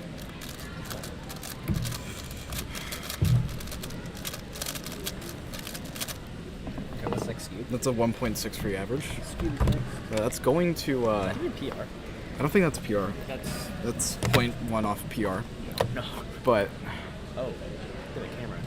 Oh, what a view. What a view. Yeah, for anyone who just saw, Michael Nielsen, his best possible average was NAR. He needed a 150 free. But he does still have he does still have one more round tomorrow. So anything is possible. Yeah, those scrambles good? They were better than average. Okay. There was at least one solid edge for everything. Man, that kind of just hurts to see though. And you weren't watching the whole thing. No, I was but- only watching the last level. Yeah. I got a decent average. 490. So. Oh. What's up? Wait, what? What happened? I'm confused. Oh, that's clock. Oh, sucks. I'm confused. Okay, that's black. Yeah. No. What do you think makes finals? I don't know what makes finals. Let's make finals first. But we'll find out soon, I Top guess. 20. Oh, okay. So I probably made. I got like a 4. Yeah. For anyone who's tuning in, though, stick around because Scoob is right after this, and then after the first group of Scoob, we'll be seeing Zayn Kanani compete in group 2. So stick around. We'll have some fun commentary to keep you guys entertained, right, Eric? Yeah, of course. Yeah. I'm having fun. You're not dying right now. I'm not ill. In the bad way, not in the cool way. All right. You know? Yeah. No, we know. So, it was definitely a lockup. It's definitely cold in here. Man, that. Oh my god! Look, I won the round. Oh my god. Well, that kind of just. Look, I won. Oh, you won. Okay. That's. Stop the count. Stop the count. Do not say that on stream. Yeah, That's Zayn. like one of the most tame things to say. Yeah, that is a lot of tame things.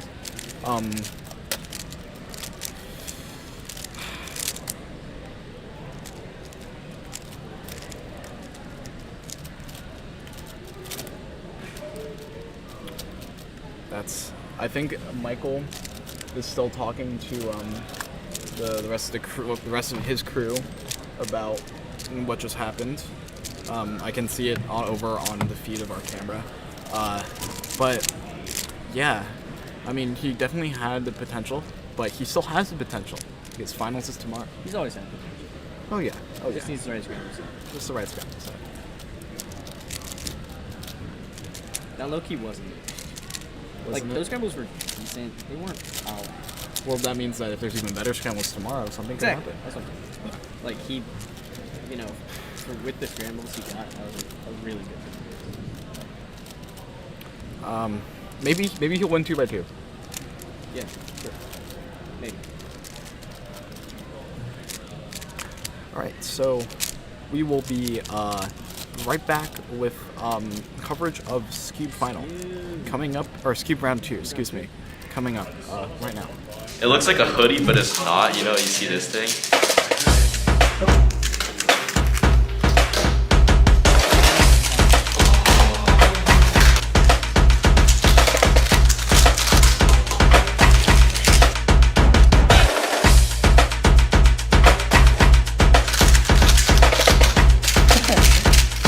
What is this?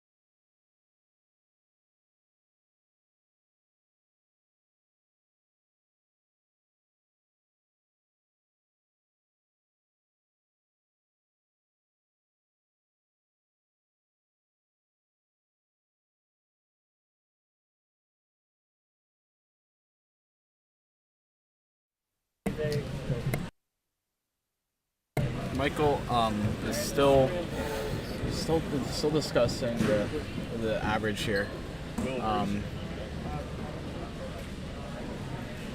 Yeah, very unfortunate. For anyone that's just sticking in. Watching it on stream though, we do have that up. Coming up next is Scube Round 2. You'll see Zane Kanani coming on later.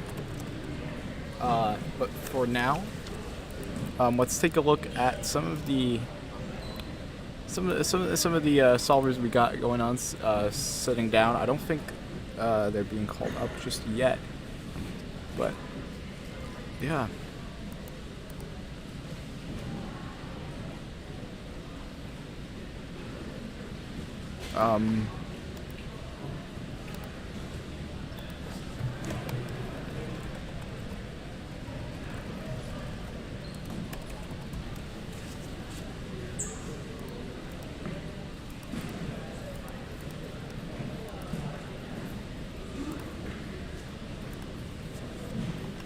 So, Scube is next.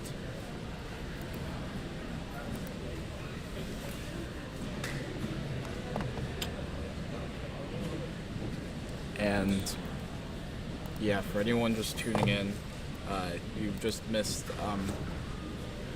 the Michael Nilsson Nar attempt. But we are going to be moving on to Scube right after this. As you can see by the timer over, let me get closer. The timer over here, there we go. And that is Scube. That's when the next group of Scubes is going to happen, and that's when Zane Kanani will show up on stream, which will be really cool to watch. And yeah, something really interesting that I just saw was I think it was with 2x2, or actually with Scube. Zane's last round Scube performance wasn't really that great, but also that was yesterday. And I think Zane has been doing okay throughout this whole competition, so I'm interested in seeing how he performs. It's obviously a different environment. I think people are getting faster times as they adapt to the cold environment here. It is very, very chilly inside this venue. So all the warmth we can get really, really helps. And that's how it is sometimes, Win some and you lose some. But let's go on over to our next Scube competitors. Of course, Will is blocking the camera, but there's his hoodie, I guess, if you want to see it. Is there any questions in chat so far about the stream? How are you guys liking the stream? How are you guys liking this new desk concept where we have a desk, we talk to people, we also showcase some of the solves, and we give full attention to the best solves of the competition?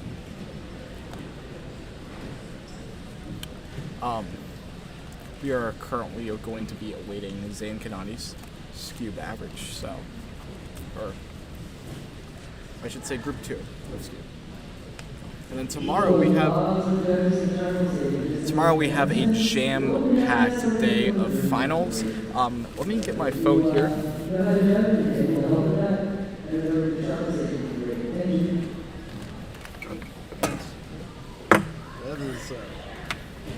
That is Eric's second monster I just dropped on the desk. It's Will's. Will's? Okay.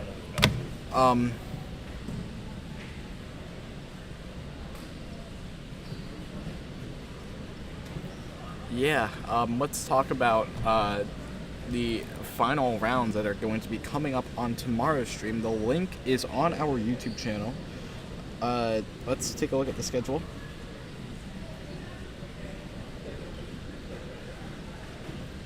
So for Monday, 2x2 round 2 will be occurring at 8:30. That will be the first event of the day. You'll be able to see Zane Kanani there. After that will be Square 1 final, Clock final, and then Megaminx final. And then we'll be going on to the 3x3 third round. And then the 5x5 final, which is one round. And there's only one round of 5x5, so really everyone's competing then. 3x3 OH is after lunch. then Cube Final, Pyraminx Final, 4x4 Finals, 2x2 Finals, and last but certainly not least, 3x3 Finals. And that's the one I think everyone's going to be watching. So, competitors here are getting their cubes solved and prepared. 519. Looks like Michael and Will are discussing the average right now. Colin Sayers in the background here. This cube scramble looks quite interesting.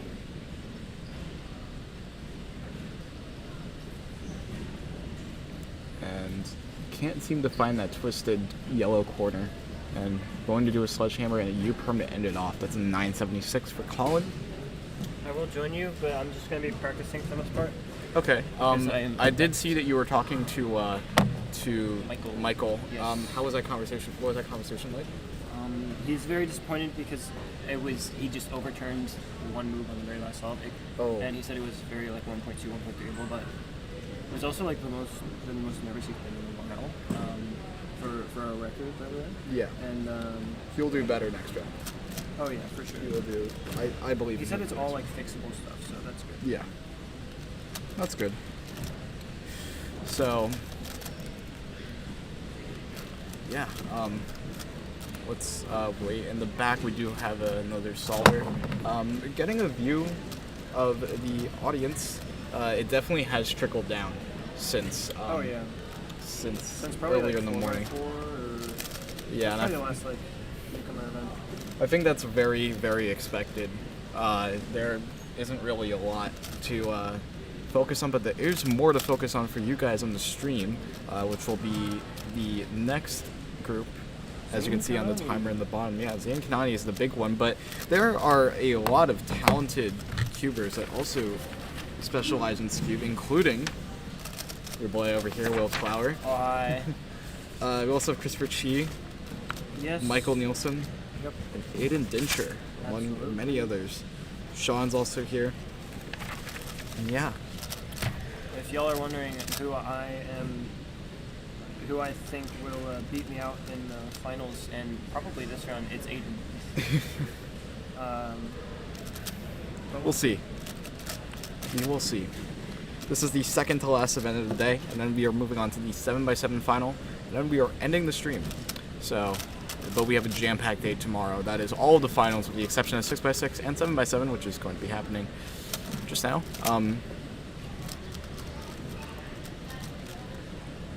Yeah. Yeah, tomorrow morning, I imagine it'll be almost similar numbers, if not less, than what we're seeing right now. Just because there's no more first rounds. 2x2 second round though. I guess a lot of people would make that. I didn't think about that. That is but true. after 2x2, it's just finals, straight finals, all the way through. So well, 3x3 semis, but not too many people made it to that. So. Oh, Colin got a 625. Very nice. Flat or 625. I think just stopping the timer from what it looks like. So that's cool. Yep. Mitch. Yeah. Where bones? That's what Steven's asking. I don't know what that means.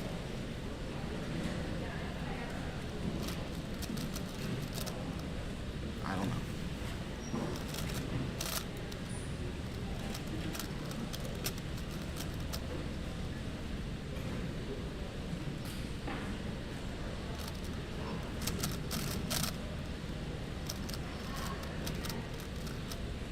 Going for another solve here.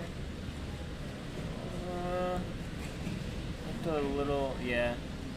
Not so certain on the layer, perhaps. 11, 12, 28.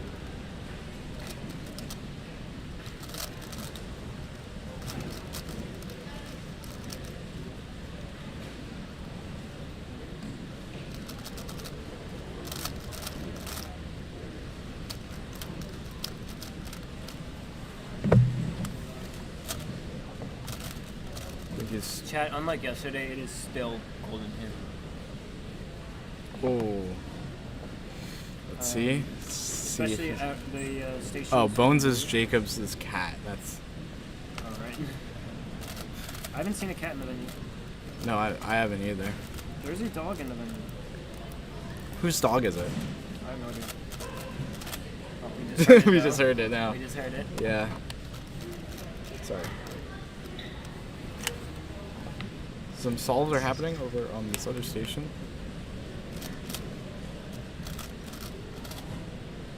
Second round. First round we saw some pretty okay scrambles, but second round you never know.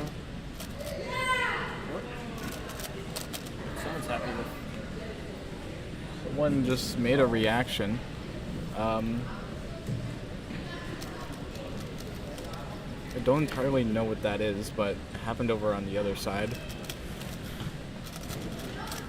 Is he trying to get Mitch? It looks like he is.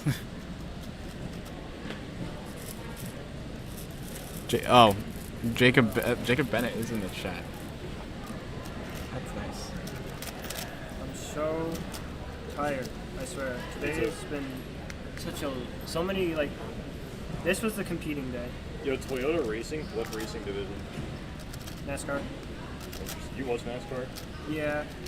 Well, I watched NASCAR F1 endurance. I haven't watched rally F1 in a minute. It's been a while. Well, I mean, they're on break though. Isn't McLaren in contention for constructors? They're in first.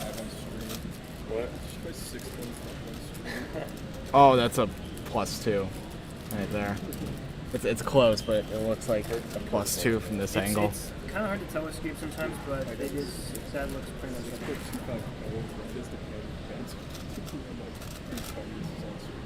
I have no idea what chat's trying to get me to say, but I don't think it's appropriate.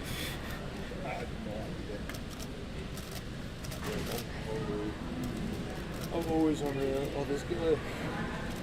So the final cube solves are wrapping up. This competitor is leaving the station. Yeah, it looks like we'll be able to. Oh yeah, wait, I know. Looks like we're gonna take a quick break. The fastest cube group is coming up in a couple minutes though, with Zane Kanani as the Zane Kanani is going to be competing in this next group, and we will try to get him on stream. So stick around. It will not be long before we see Zane Kanani compete in Cube. We will be right back.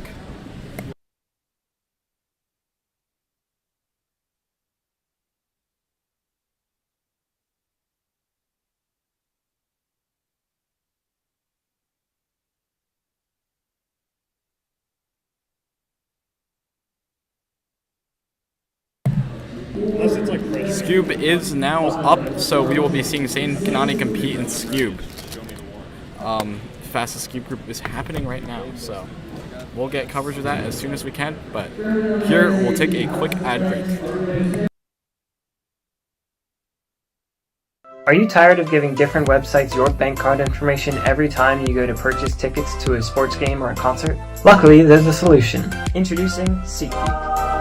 SeatGeek is the ultimate ticket marketplace for anyone looking to stay organized and up to date. It offers tickets to your favorite musicians, favorite sports teams, favorite comedians, and even your favorite Broadway musicals. Not only that, but SeatGeek makes it super easy to track events, manage your payment and delivery information, and connect accounts and music services. You can even sell tickets at your own price when plans change. Whether you're looking to make lifelong memories or have a quick laugh, SeatGeek is there to make planning happen stress-free. So go to SeatGeek.com or download the app today and sign up for free. Make sure to use code Clicky Studios for $20 off your first eligible purchase over $50. It looks like a hoodie, but it's not. You know, you see this thing?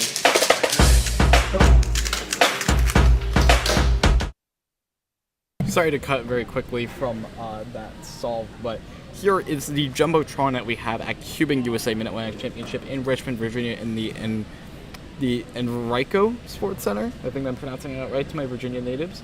And here we are in Station 1 right here. That is Zane Kanani getting ready to solve. We also have Will Clower in the back. So we'll be focusing on those two.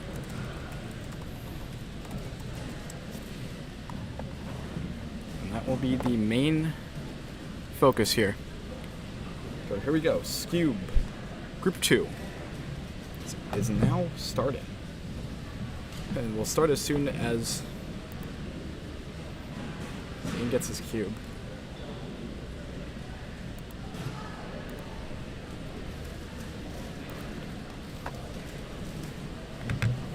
Let's see what Zane can do here. His last round wasn't that great.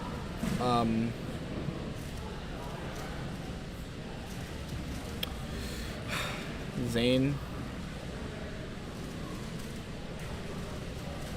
carefully practicing here. I'm not sure if he's more focused on 2x2 or Scube. It's a little bit hard to tell. But yesterday's Scube results, yeah, Zane with a 250 free, Will Clower with a 270 free. So definitely not the average you wanted to get, but here we are. Anyways.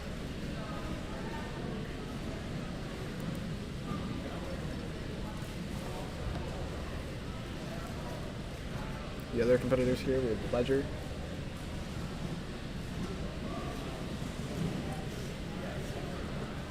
Will in the back, Michael on the left hand side.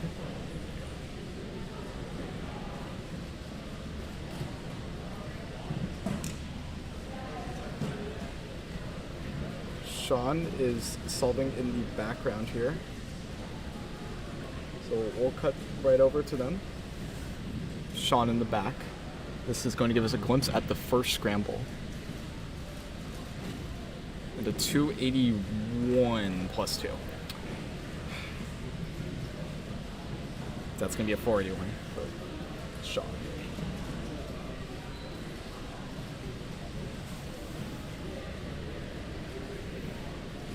Still waiting Zane's cube. I think they are carefully checking his cube scrambles. Yesterday we thought he got a miss scramble on the 5th solve because he didn't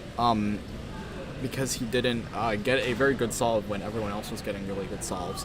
But apparently he just missed one looked, so it was not a miss scramble. Thankfully, that does uphold the integrity of the scramblers of this competition, which is very good to see.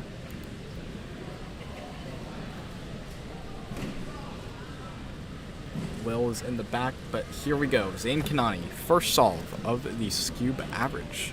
Will we see something magical? Let's find out.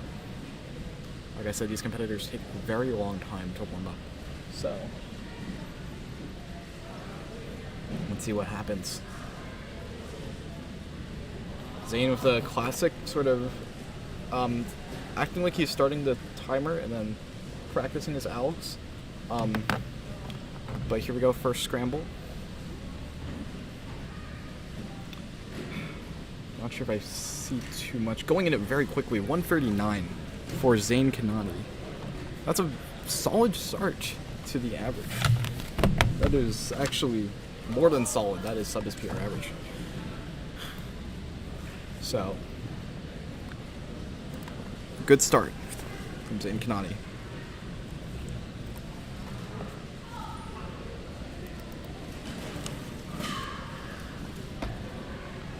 See the rest of the competitors, Michael and Will. Will is in the back.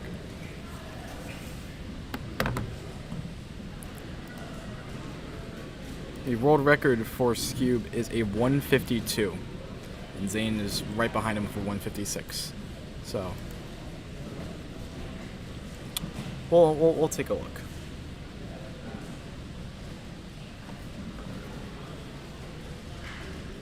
This is the second scramble, by the way, in the back. You're seeing Sean solve. Sean not doing very well. It's gonna be a 4 in the mix in his average.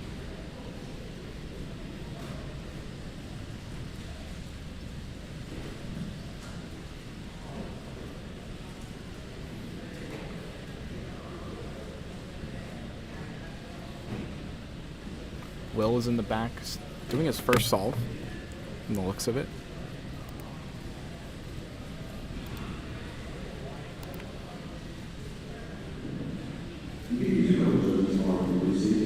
And Zane is also solving, but we have this view where we can get both Will and Zane in the mix.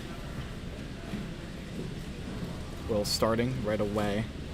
It's 284 for Will Clower.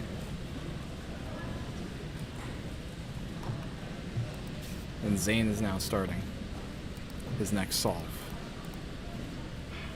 Taking a long time to find his next move. Seems to be scrambling to find a solution at the end. 215.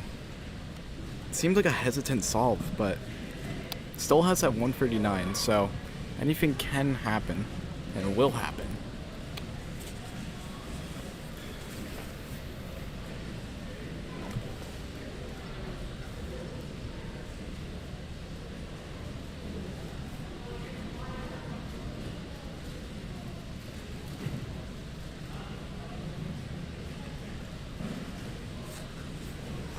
So Michael is solving on the left. Not sure which scramble this is, but take a quick look at it, I guess.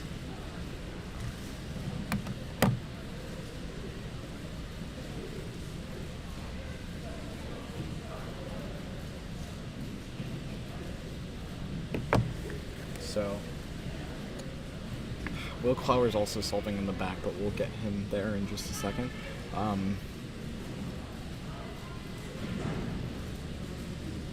This will be second scramble, I think, for Michael.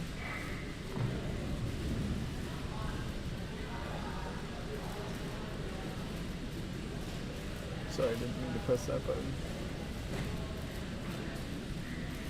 348 for Michael.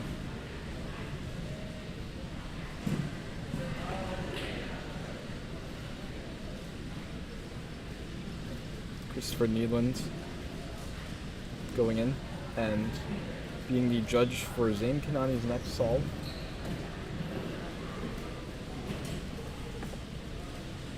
Not entirely sure what the time is. I think it's a 361. I'm sort of looking at the back with blurry vision, so I don't think Will did particularly well on that scramble. But as we go, Zane's next solve. Going in right away. 199. Not impossible to come back from. He just needs two very decent scrambles. So that's a counting 199 guaranteed for Zane.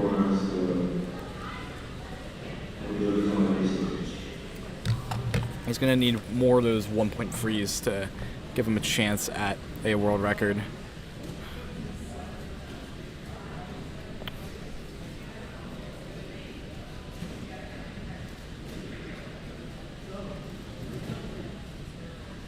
It's not over yet. That is very true.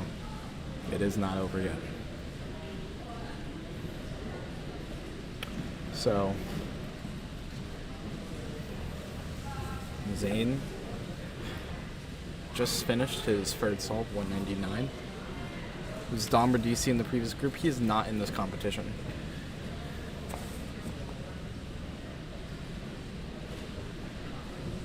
Yeah, if Zane gets some low ones, then anything is possible for WR. Looks like Will Clower and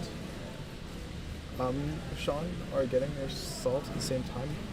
Looking at Sean's cube, doesn't look like these scrambles are very good, because I think this is the fourth solve for Sean. Oh man. 350.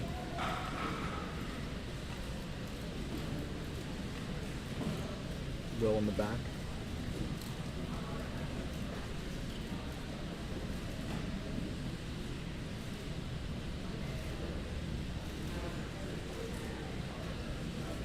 Will Clower is solving in the back here.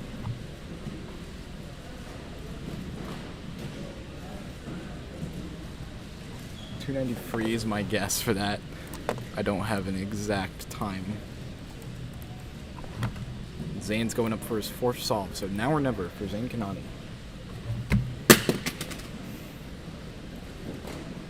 $151. No longer in the conversation for Nar, but could get a very good single depending on what that fifth solve is. Or I shouldn't say for Nar, but maybe for PR. But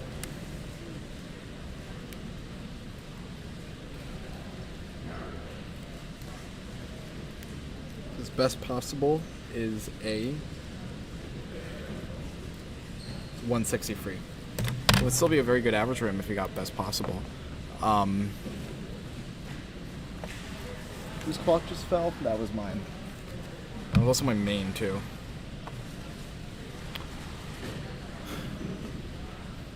Will's already doing his next solve. That's surprising.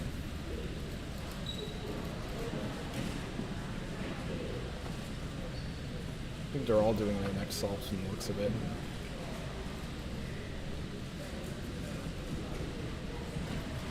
So Will in the background, solving, or going to solve. 363 for Sean in the back. And now he has started solving.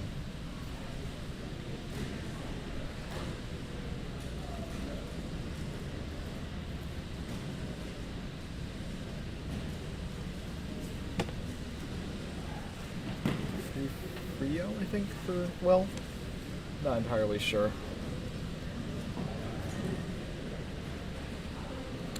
But Zane on the last solve from the looks of it.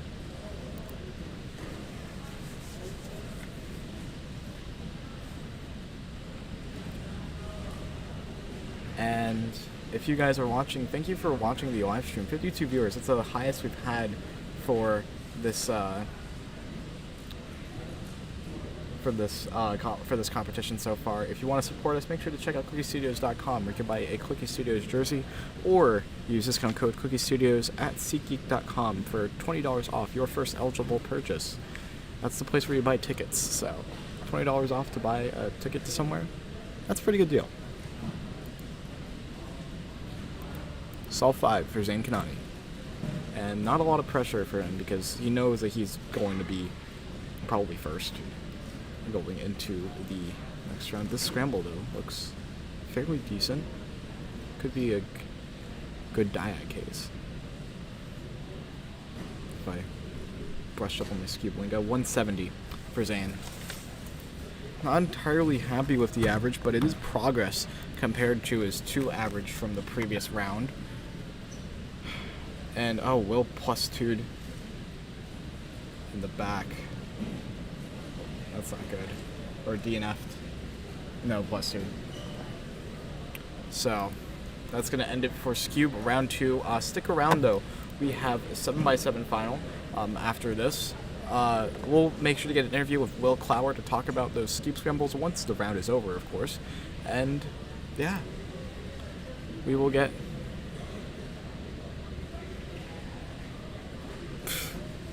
We will get started.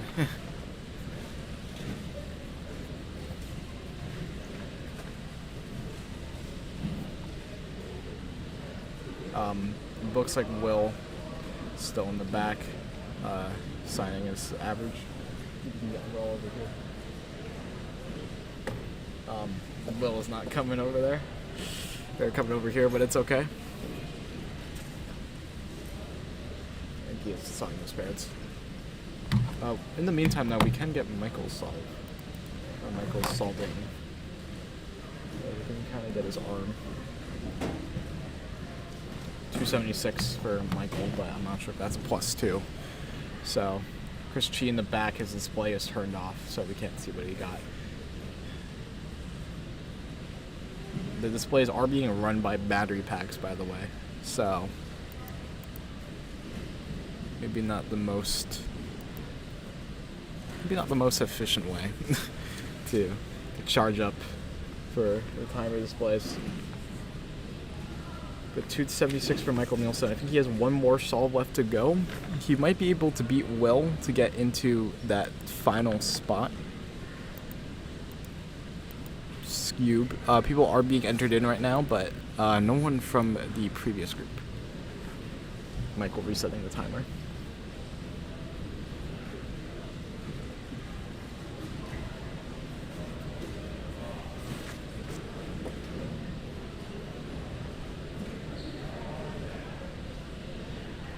Michael Nielsen.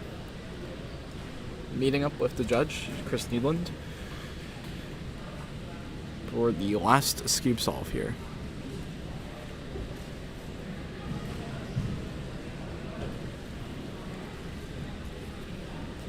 coming right up, we have 7x7 final from the best solvers in the Mid-Atlantic region. Will Jerry Yao continue his Big Cube Mid-Atlantic championship streak so far? I think it looks like he got the same scramble. So we're going to be delayed a little bit more for the start of 7x7 final, which should be shortly. It was scheduled to be at 4:55. It is at 4:52. Looks like Michael is the last one to go solve.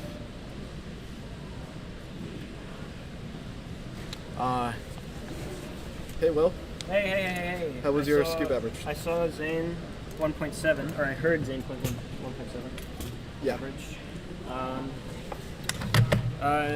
So I'm not going to talk about scrambles yet, but I also talked to Aiden Dincher, and he also got so I got a 320 average, and he also got a 320 average. Just like we're going to be within point. Does he know what single you got? 0.1. He just said like a 320 average or something. And I got a 326, I think. Okay. Because I got worst possible average because I +2'd my last. Yeah. There were no juiced scrambles really. They were just kind of average to bad. At least for competitors like Aiden and I. For Zane, I'm sure the scrambles were a completely different story, but for me, they were bad. Michael has done what, 5 salt? No? Because he got an extra. Yeah. For what? I don't know. I think same scramble. Same scramble. Okay. So like he did the salt and then said same scramble? No. No, he did had a timer inspection. problem. If you do He had a this- timer if you- problem. Oh, timer problem? Yeah, timer Okay. problem. It like turned off and then started like doing the weird glitch thing. I see. Or something. I don't know. He just finished timer. I mean, if you get the hard. same scramble, you're supposed to solve it anyway. Yeah, he didn't get same scramble. He timer malfunction. Can't see here, but it's alright. Michael Nielsen will be solving next. He is behind there, don't Oh, worry. Aiden Dincher 319. So Aiden is most likely second in the round, and I'm most likely third. What was your average? 326, I think. But we have to wait and see what Michael gets. I don't know what time it was that he got he's getting an E1 for, but I don't think he started the timer. Because it was a timer he started the problem. timer, but it was when it stopped. But he got the same scramble. Same scramble. Oh my gosh. He's now on E2. Wow. Again. Oh my god. I was just saying, scramble integrity has been pretty good so far. So But he's had a timer malfunction and a same scramble. Yeah. Michael is not understanding the BS here. Well, can't be.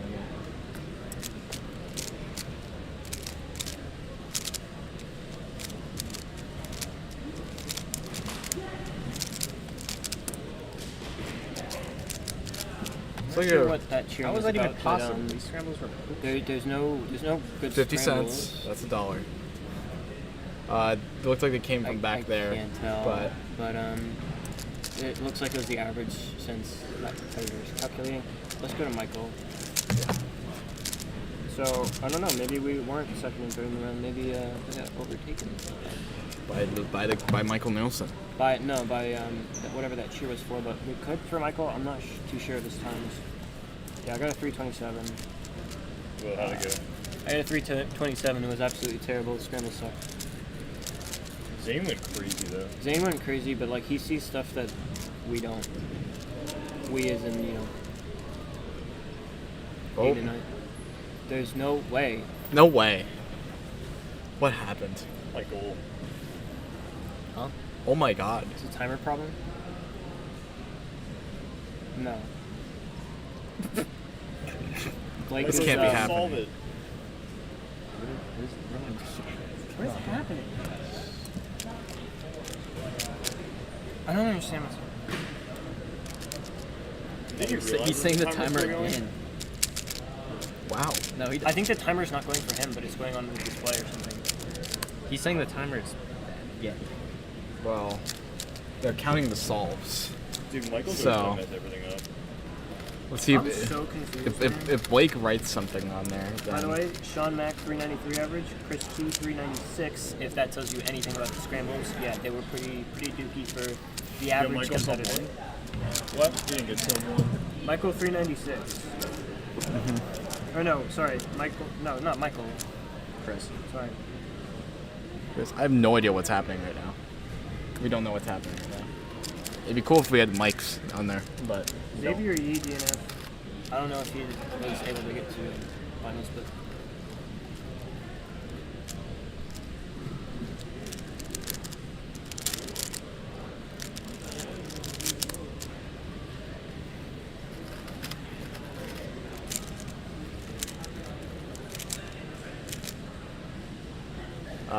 Yeah, it looks like it's gonna be E3 or third salt or average of 8 from what it looks like. So yeah, he's still there. So they're cooking up a scramble right now for him. We're holding back the competition. Now we're running behind.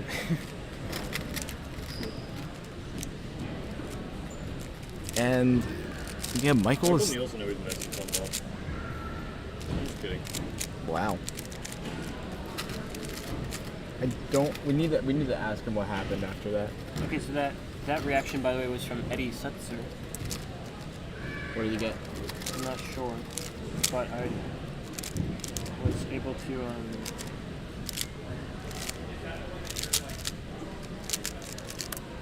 look at the Skeevers Discord yesterday because it was Eddie had the same reaction to North Carolina's state record single.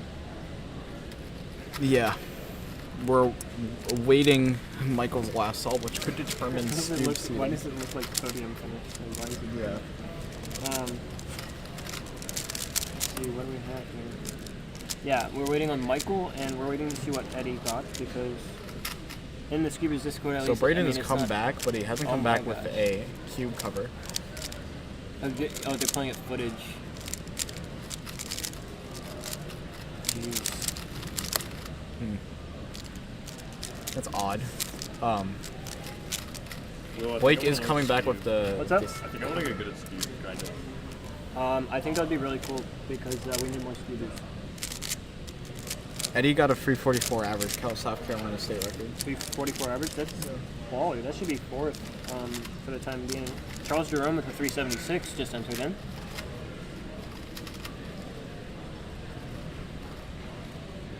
Yeah. So far in this competition, it's really feeling like Zane Kanani for the win, and a toss-up between Aiden and I for second and third.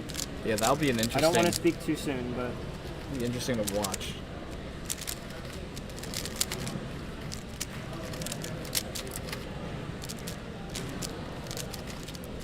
Gosh, I +2 last. It still wouldn't have been, if I didn't +2 last, it would have been like a 3-0 average. No, like a 3-1, but sub Aiden. But sub 2, I mean, +2s happen. I know Sean got a +2 on their first, otherwise they would have had a pretty solid average. They would have been fourth. Yep, Eddie Sutzer, fourth, 364 average. It doesn't say it's PR though. So I'm not sure. Maybe something was missing from it or something like that, but the box was just bad. Yeah, but now this is an interesting. This is a guess. This is a guess the incident. Yeah. On another note, though, this is a surprising gap. Zane with a 173 average. The next average is a 319, and yeah, considering the first round gap and this round gap, it's really starting to look like Zane is probably a little bit more dialed in on Skewed for finals. I don't think it was ever a question that he wouldn't win, but I think he's just confirmed any doubters. Yeah. Any sorry, no. What? Confirmed any doubters doesn't make sense. Confirmed. Because you're confirming the doubts. The opposite of that. Denied any doubters. Yeah. Proven all the doubters wrong. Yeah. Yeah, I'm not sure why that. Oh. There may have been a misinput on Eddie's average. Because in WCA Live, it's put in as a 364 average, but in Discord, Eddie has posted a 344. Yeah. 2 delegates are here, still clearing up Michael Nielsen's solves. So Michael is going to get something. Oh. That must be a 1. Darn. I think they may have mistaken a 7 for a 1. Hopefully Eddie has footage to prove, because it does really look like a 7 on the scorecard that was written. Let me see. That first digit, 3, 7, but like it would have to be a 3-1 for him to get a 344 average. So yeah, that needs to be. So fixed. Michael is Really solving hope right Eddie now. has footage, otherwise. Well, I'm sure Eddie is a trusted competitor, so Michael going. No What way. is going on? No way. What is happening? What is actually going on? We have actually no clue what's going on here. I'm gonna talk to Michael's mom. I'll be right back. Yeah. Please come back to us with information. While that's happening, 7x7 will happen shortly. So Will is figuring out what's happening with Michael's.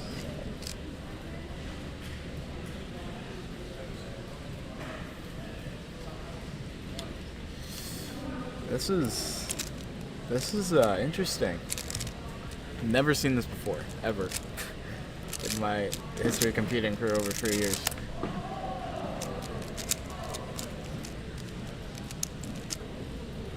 Will has his mouth wide open. You can't see it, but I can see it here.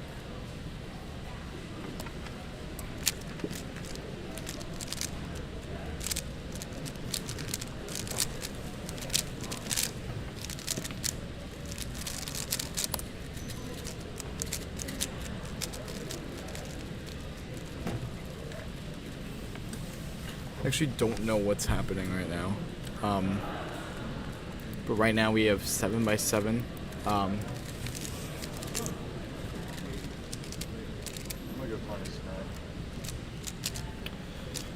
We'll be getting the fastest competitors in shortly, but this is Michael's. Oof. It's gonna be a free 56 to end the solve. I have no idea what's happening right now. Stick around because Will knows what's going on. So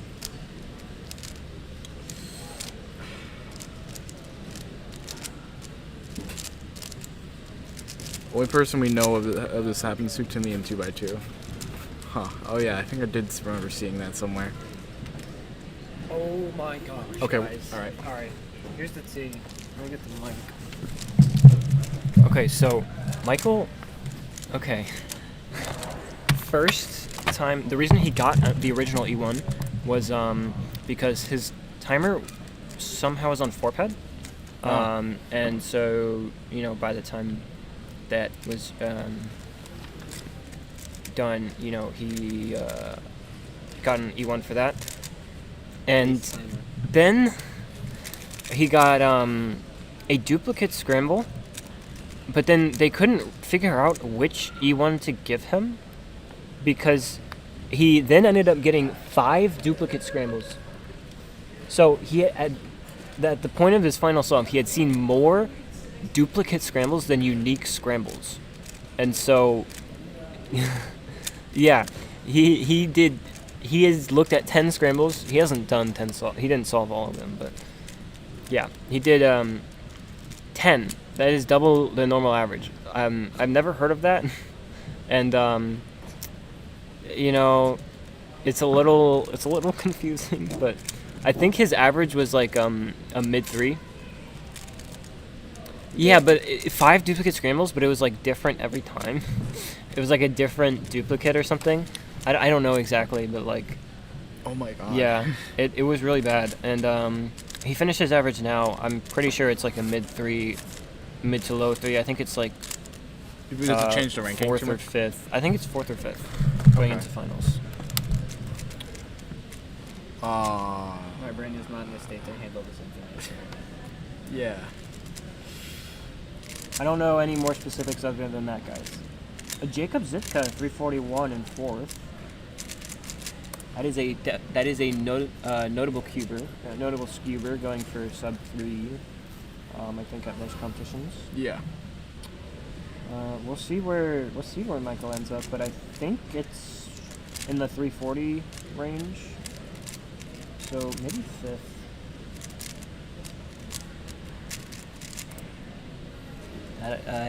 That is I feel like you could write a whole incident log on that one. I think that is going to be an situation. incident on the incident log. Like, that's ginormous. But we have 7x7 now, right? How many groups of that do we have? Eric, you have yet to be entered for this cube. Yeah. Well, thankfully, I won't be shuffling the rank. Alright, but let's look at Pyraminx Round 2 results. Michael Nielsen 164, of course, but Xavier Yee 257 PR average and 142 PR single for second in the round. And then we have Aiden Dincher 269, Sean Mack 277, Wesley Chase PR 289, Charles Jerome 290, and that's all of our sub 3s. Then we only had 2 sub 4 averages that were not sub 3. Evan Waters 349 and Zane 399. And to round out who made the finals, We don't actually. Do we is know? it 24 for finals? Yeah. Okay, unless Cameron Lee and Chance Hagen-Bart made top 24. How is Carson in? It's 461 average. How did he get that? I'm not sure. It's not even PR for him. Carson's not bad. He's not bad at skew. Pira. Oh, Pira. Oh, it's Pira, not skew. Oh, Wow. thought it was. Clock second round results we can look at. We oh, that's interesting. Chase Pack won the round with a 492 PR average, and Eric was second with a 498. Those are the only 2 sub 5 averages, if that tells you anything about the scrambles in that round. It wasn't even the scrambles, it was the room temperature. Well, there you go. We have, top 20 for clock finals with Nathan Clintworth withdrawing. So he might not be showing up Monday. He is not showing up Monday, probably. But any notable? Peter didn't DNF'd. Xavier Yee DNF'd. That's someone who could have made finals potentially, or for sure. 568, 744 DNF, 656 DNF. But yeah, clock is not set in stone for anything. There's very few trends between first round and second. Yeah, so now we're moving on to 7x7 finals, which will be occurring in just a little. We're gonna wait for this group to end before we switch over to coverage of our 7x7 final. So, okay, here we go. 7x7 finals will be happening right after this break.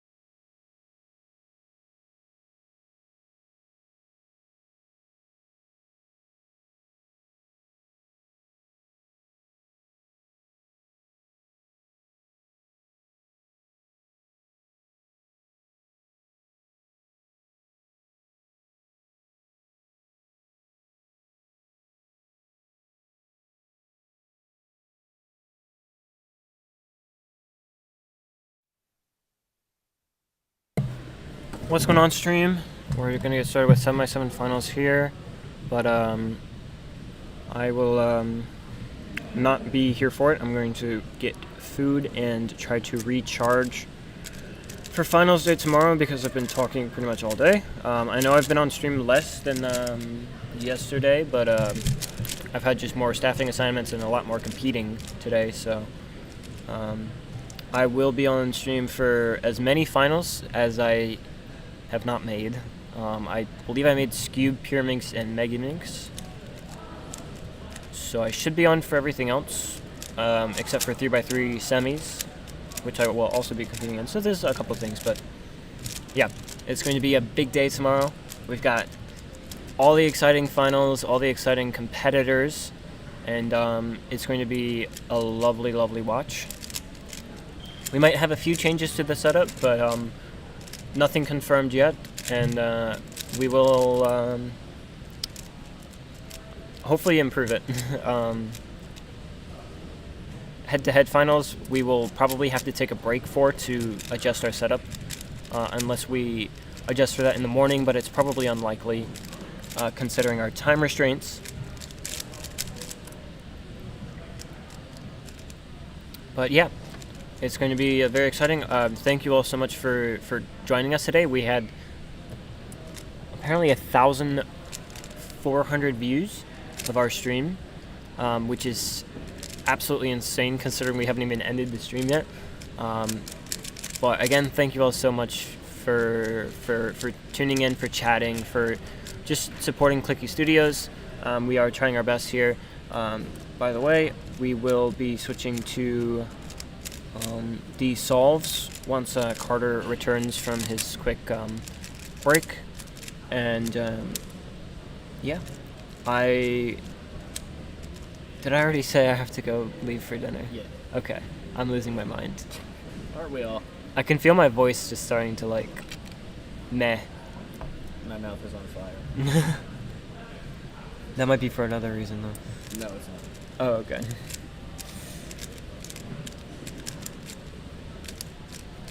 But yeah, 7x7 finals is going to be exciting. I think we've got a couple groups. I'm actually not too sure how many. I would assume 9 or 6.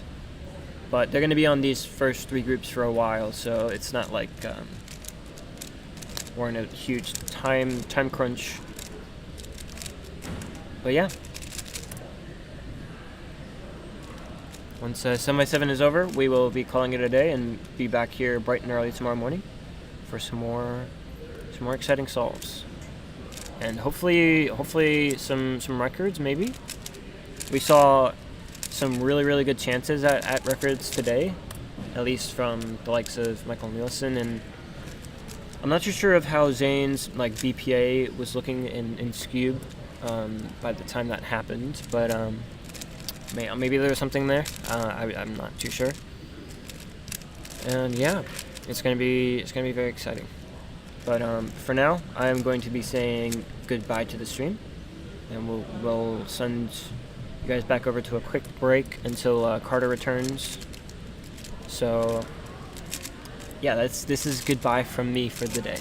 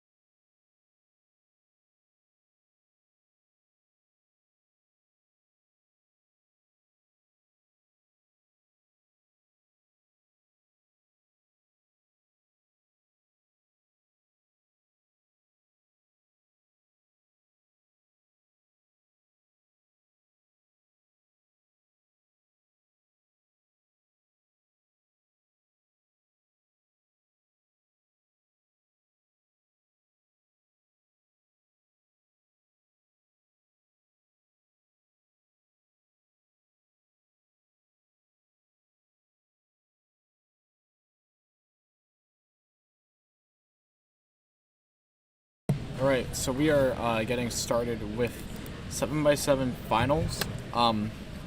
Let's pan on over. See who's there.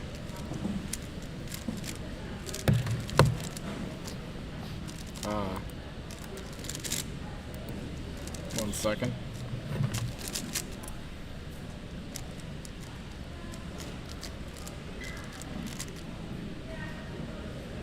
Ibrahim is in the back.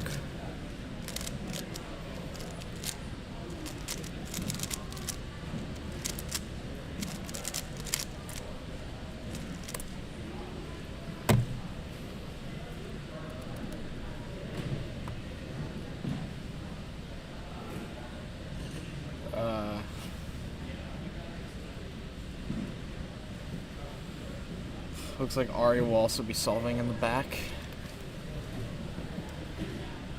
Solving up front is Hassan Kanani. And I don't know where Jerry is on the far middle, so we won't be seeing, and Chris are in the far middle, so we won't be seeing a lot of their solves, but we'll show you guys coverage of the last of these four right here. I think Ari's looking at the camera.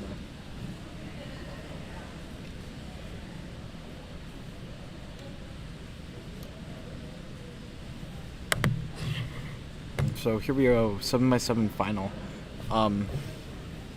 If we take a look at our other view, you can see Jerry and Chris in the far back, in the far middle there. That is closer to the middle, where okay,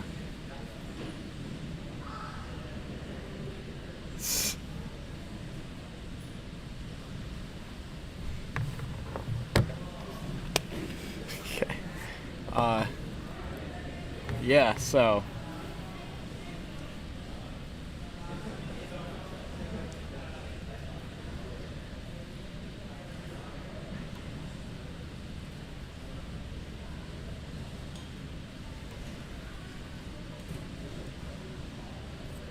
there we go. Alex Boaga with 342 average and clock. Dang. I beat him though. Tomorrow.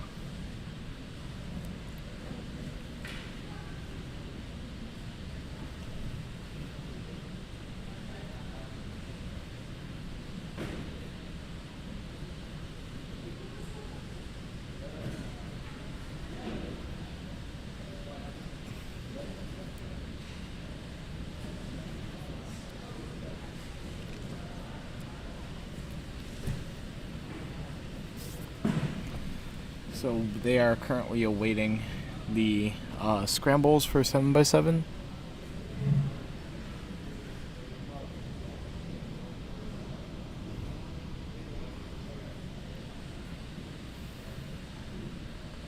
By some finals right here.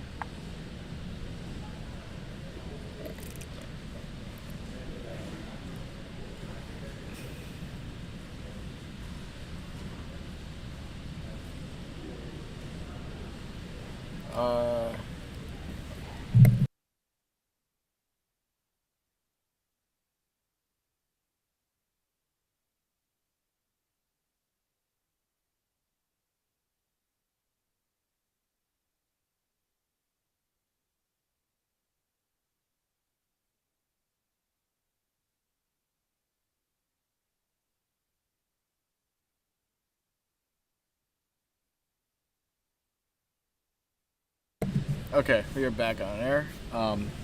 Ari and Ibrahim are starting their solves in the background.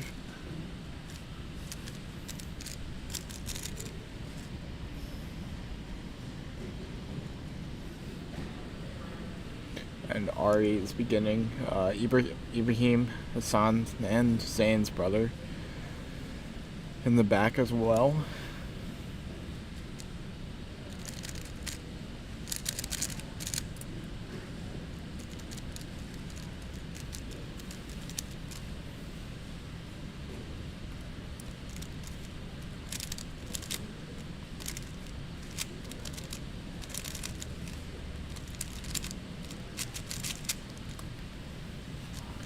So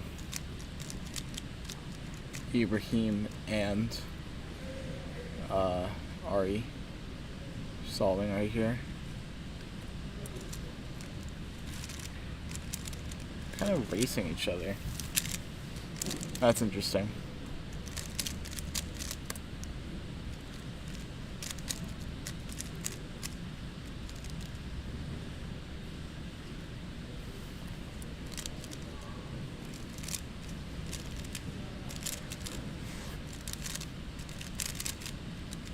So Ari probably approaching the middle of his solve here.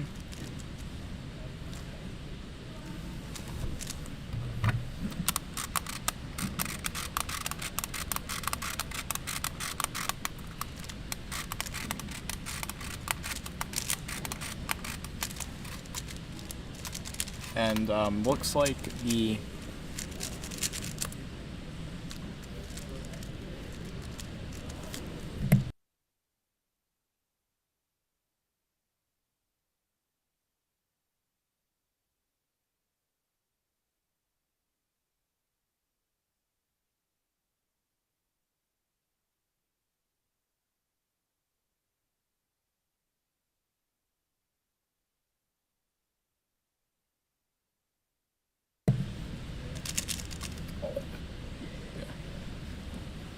okay.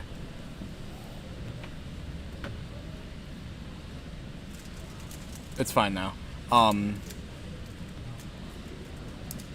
think these competitors are almost near the end of their solve. That was a loud bark from the dog over there. Startled Hassan Kanani. 234 from Ari. And the 242 from Ibrahim.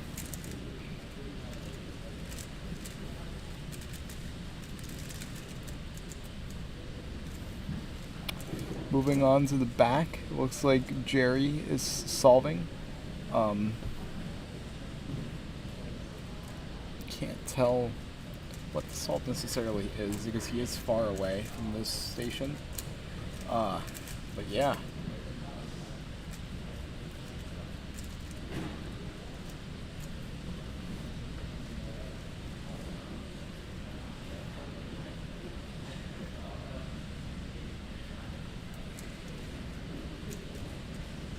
And 7x7 finals is going on right now.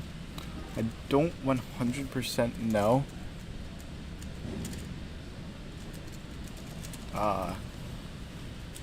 what's going on here. Let me just solve my clock.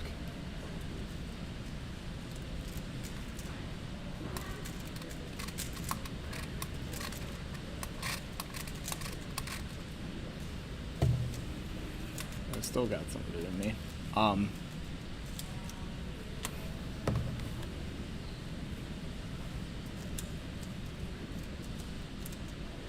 You know what, the solvers, there's no one notable solving, but that's okay.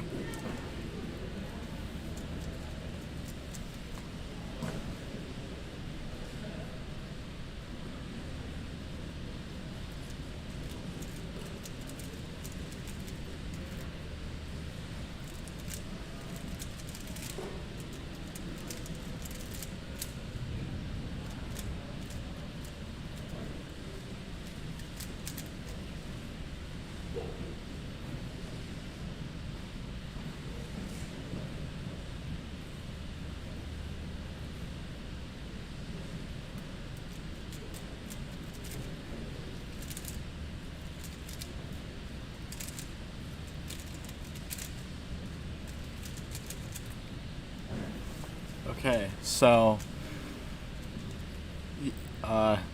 Hassan solving in the middle here. Also Braden Adams solving in the far back as well.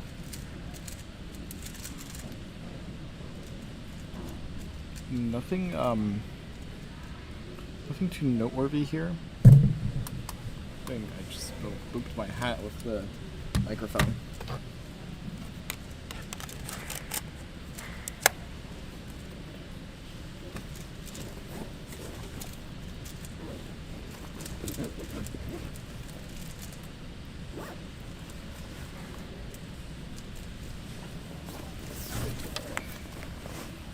and let's see. Yeah, the crowd is definitely emptied out. Let's take a look at the crowd back there. Yeah, it's completely empty. Not too many people are stuck around.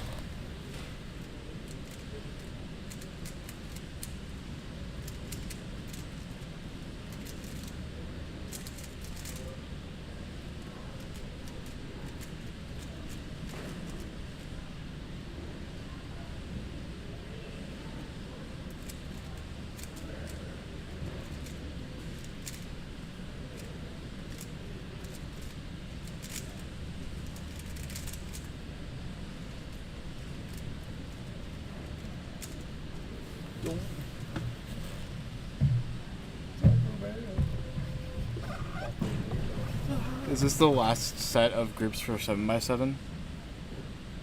I think so. Think so? Okay.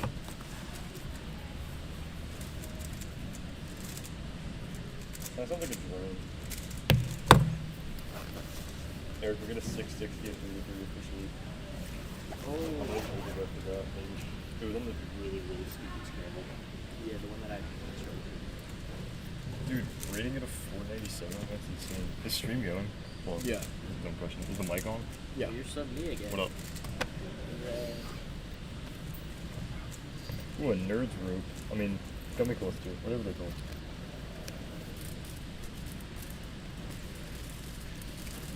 You know where the bag went? Which one? This one? That one? The bag of gummy clusters? Oh.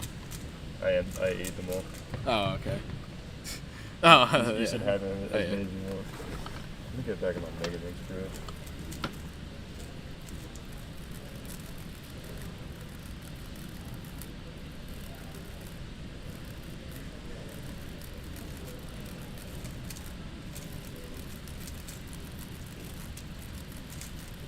Yeah.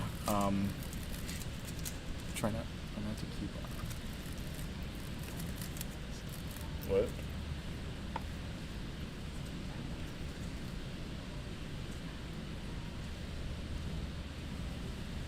So, Ari is on the right and solving. I don't think is Jerry competing right now? I feel like he would be, but I don't see him. He might be done. I see Chris. There they are. They're back there. Press 9. That's what it is, and then I could see.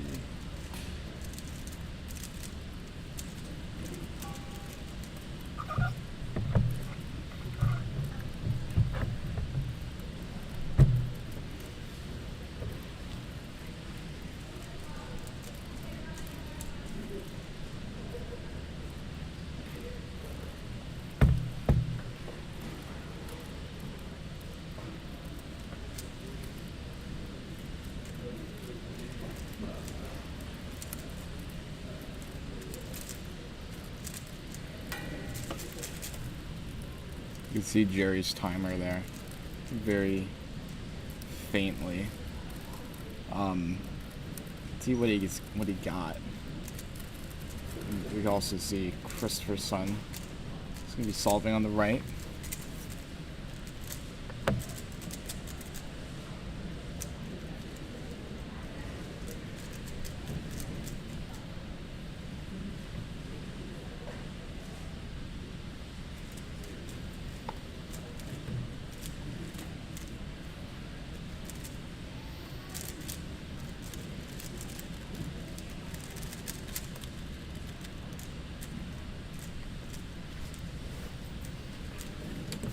So,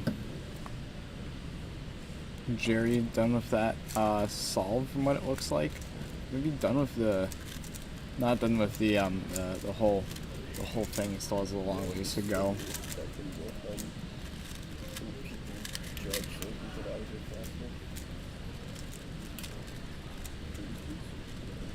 There's a lot of people still solving right now.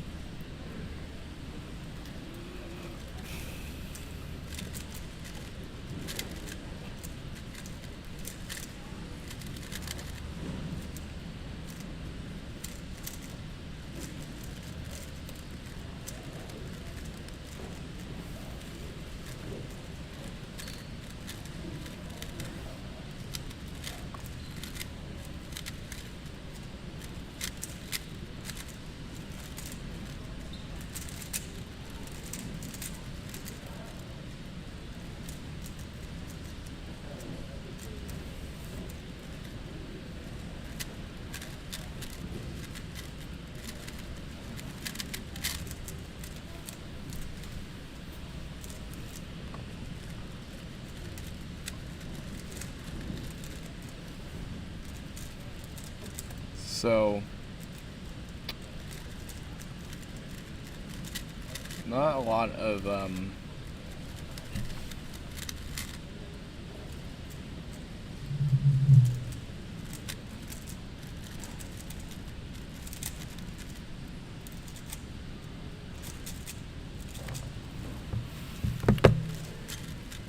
yeah, Chris is still solving, approaching the 2-minute mark.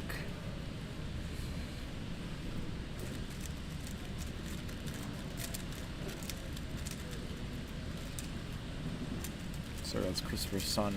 His timer's running on the right with 2 minutes left, or 2 minutes already elapsed.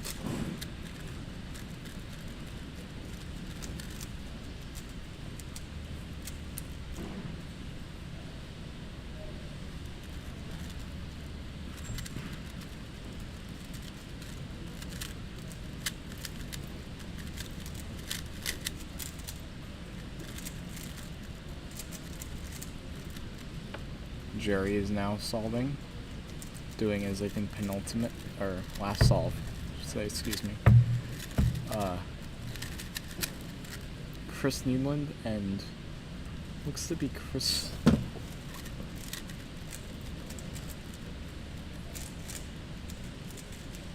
Don't think Chris' son is done with his average.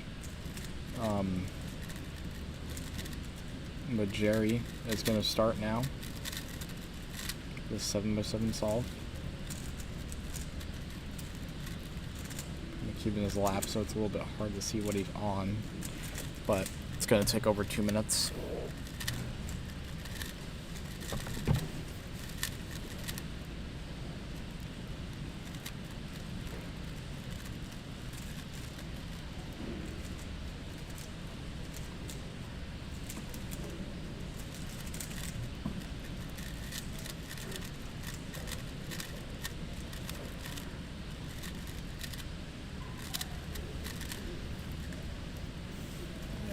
Almost done with the conclusion of the competition. It's been a very, very long day for all of us. Isn't that right, Eric and Declan? I'm tired and I'm hungry. I'm kind of feeling like we should order a pizza to the Airbnb. Chat. That's probably what's gonna happen. What do you think? Let us know. I'm not joining you guys. We're also thinking Chipotle though. Yeah, honestly, I'm down for that as well. Play Geometry Dash.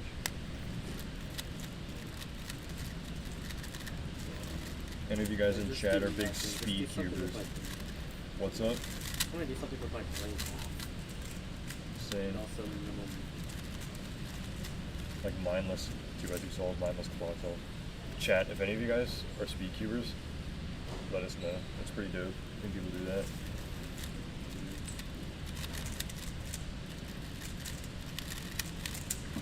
Yeah, I should have done that. I got a GA from like the last 5 solves, dude. Tell me something you guys saw it. Is that camera on? No. I've been pointing at a camera just for fun. That one dude right there, camera, I got to the last pair at like no figure.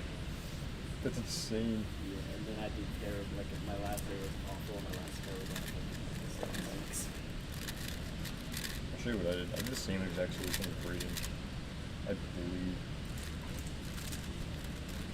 I did 11 to 50 this is good. That's what I did.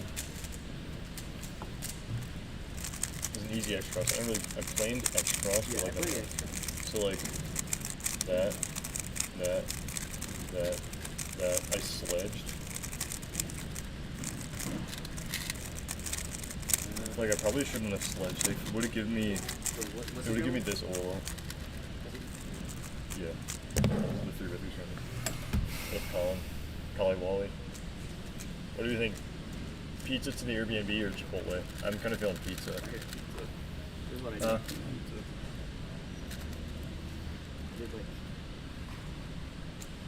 So it looks like Jerry and Chris is at the end there, but I think we're gonna end off the stream for today. Declan, you want to say bye?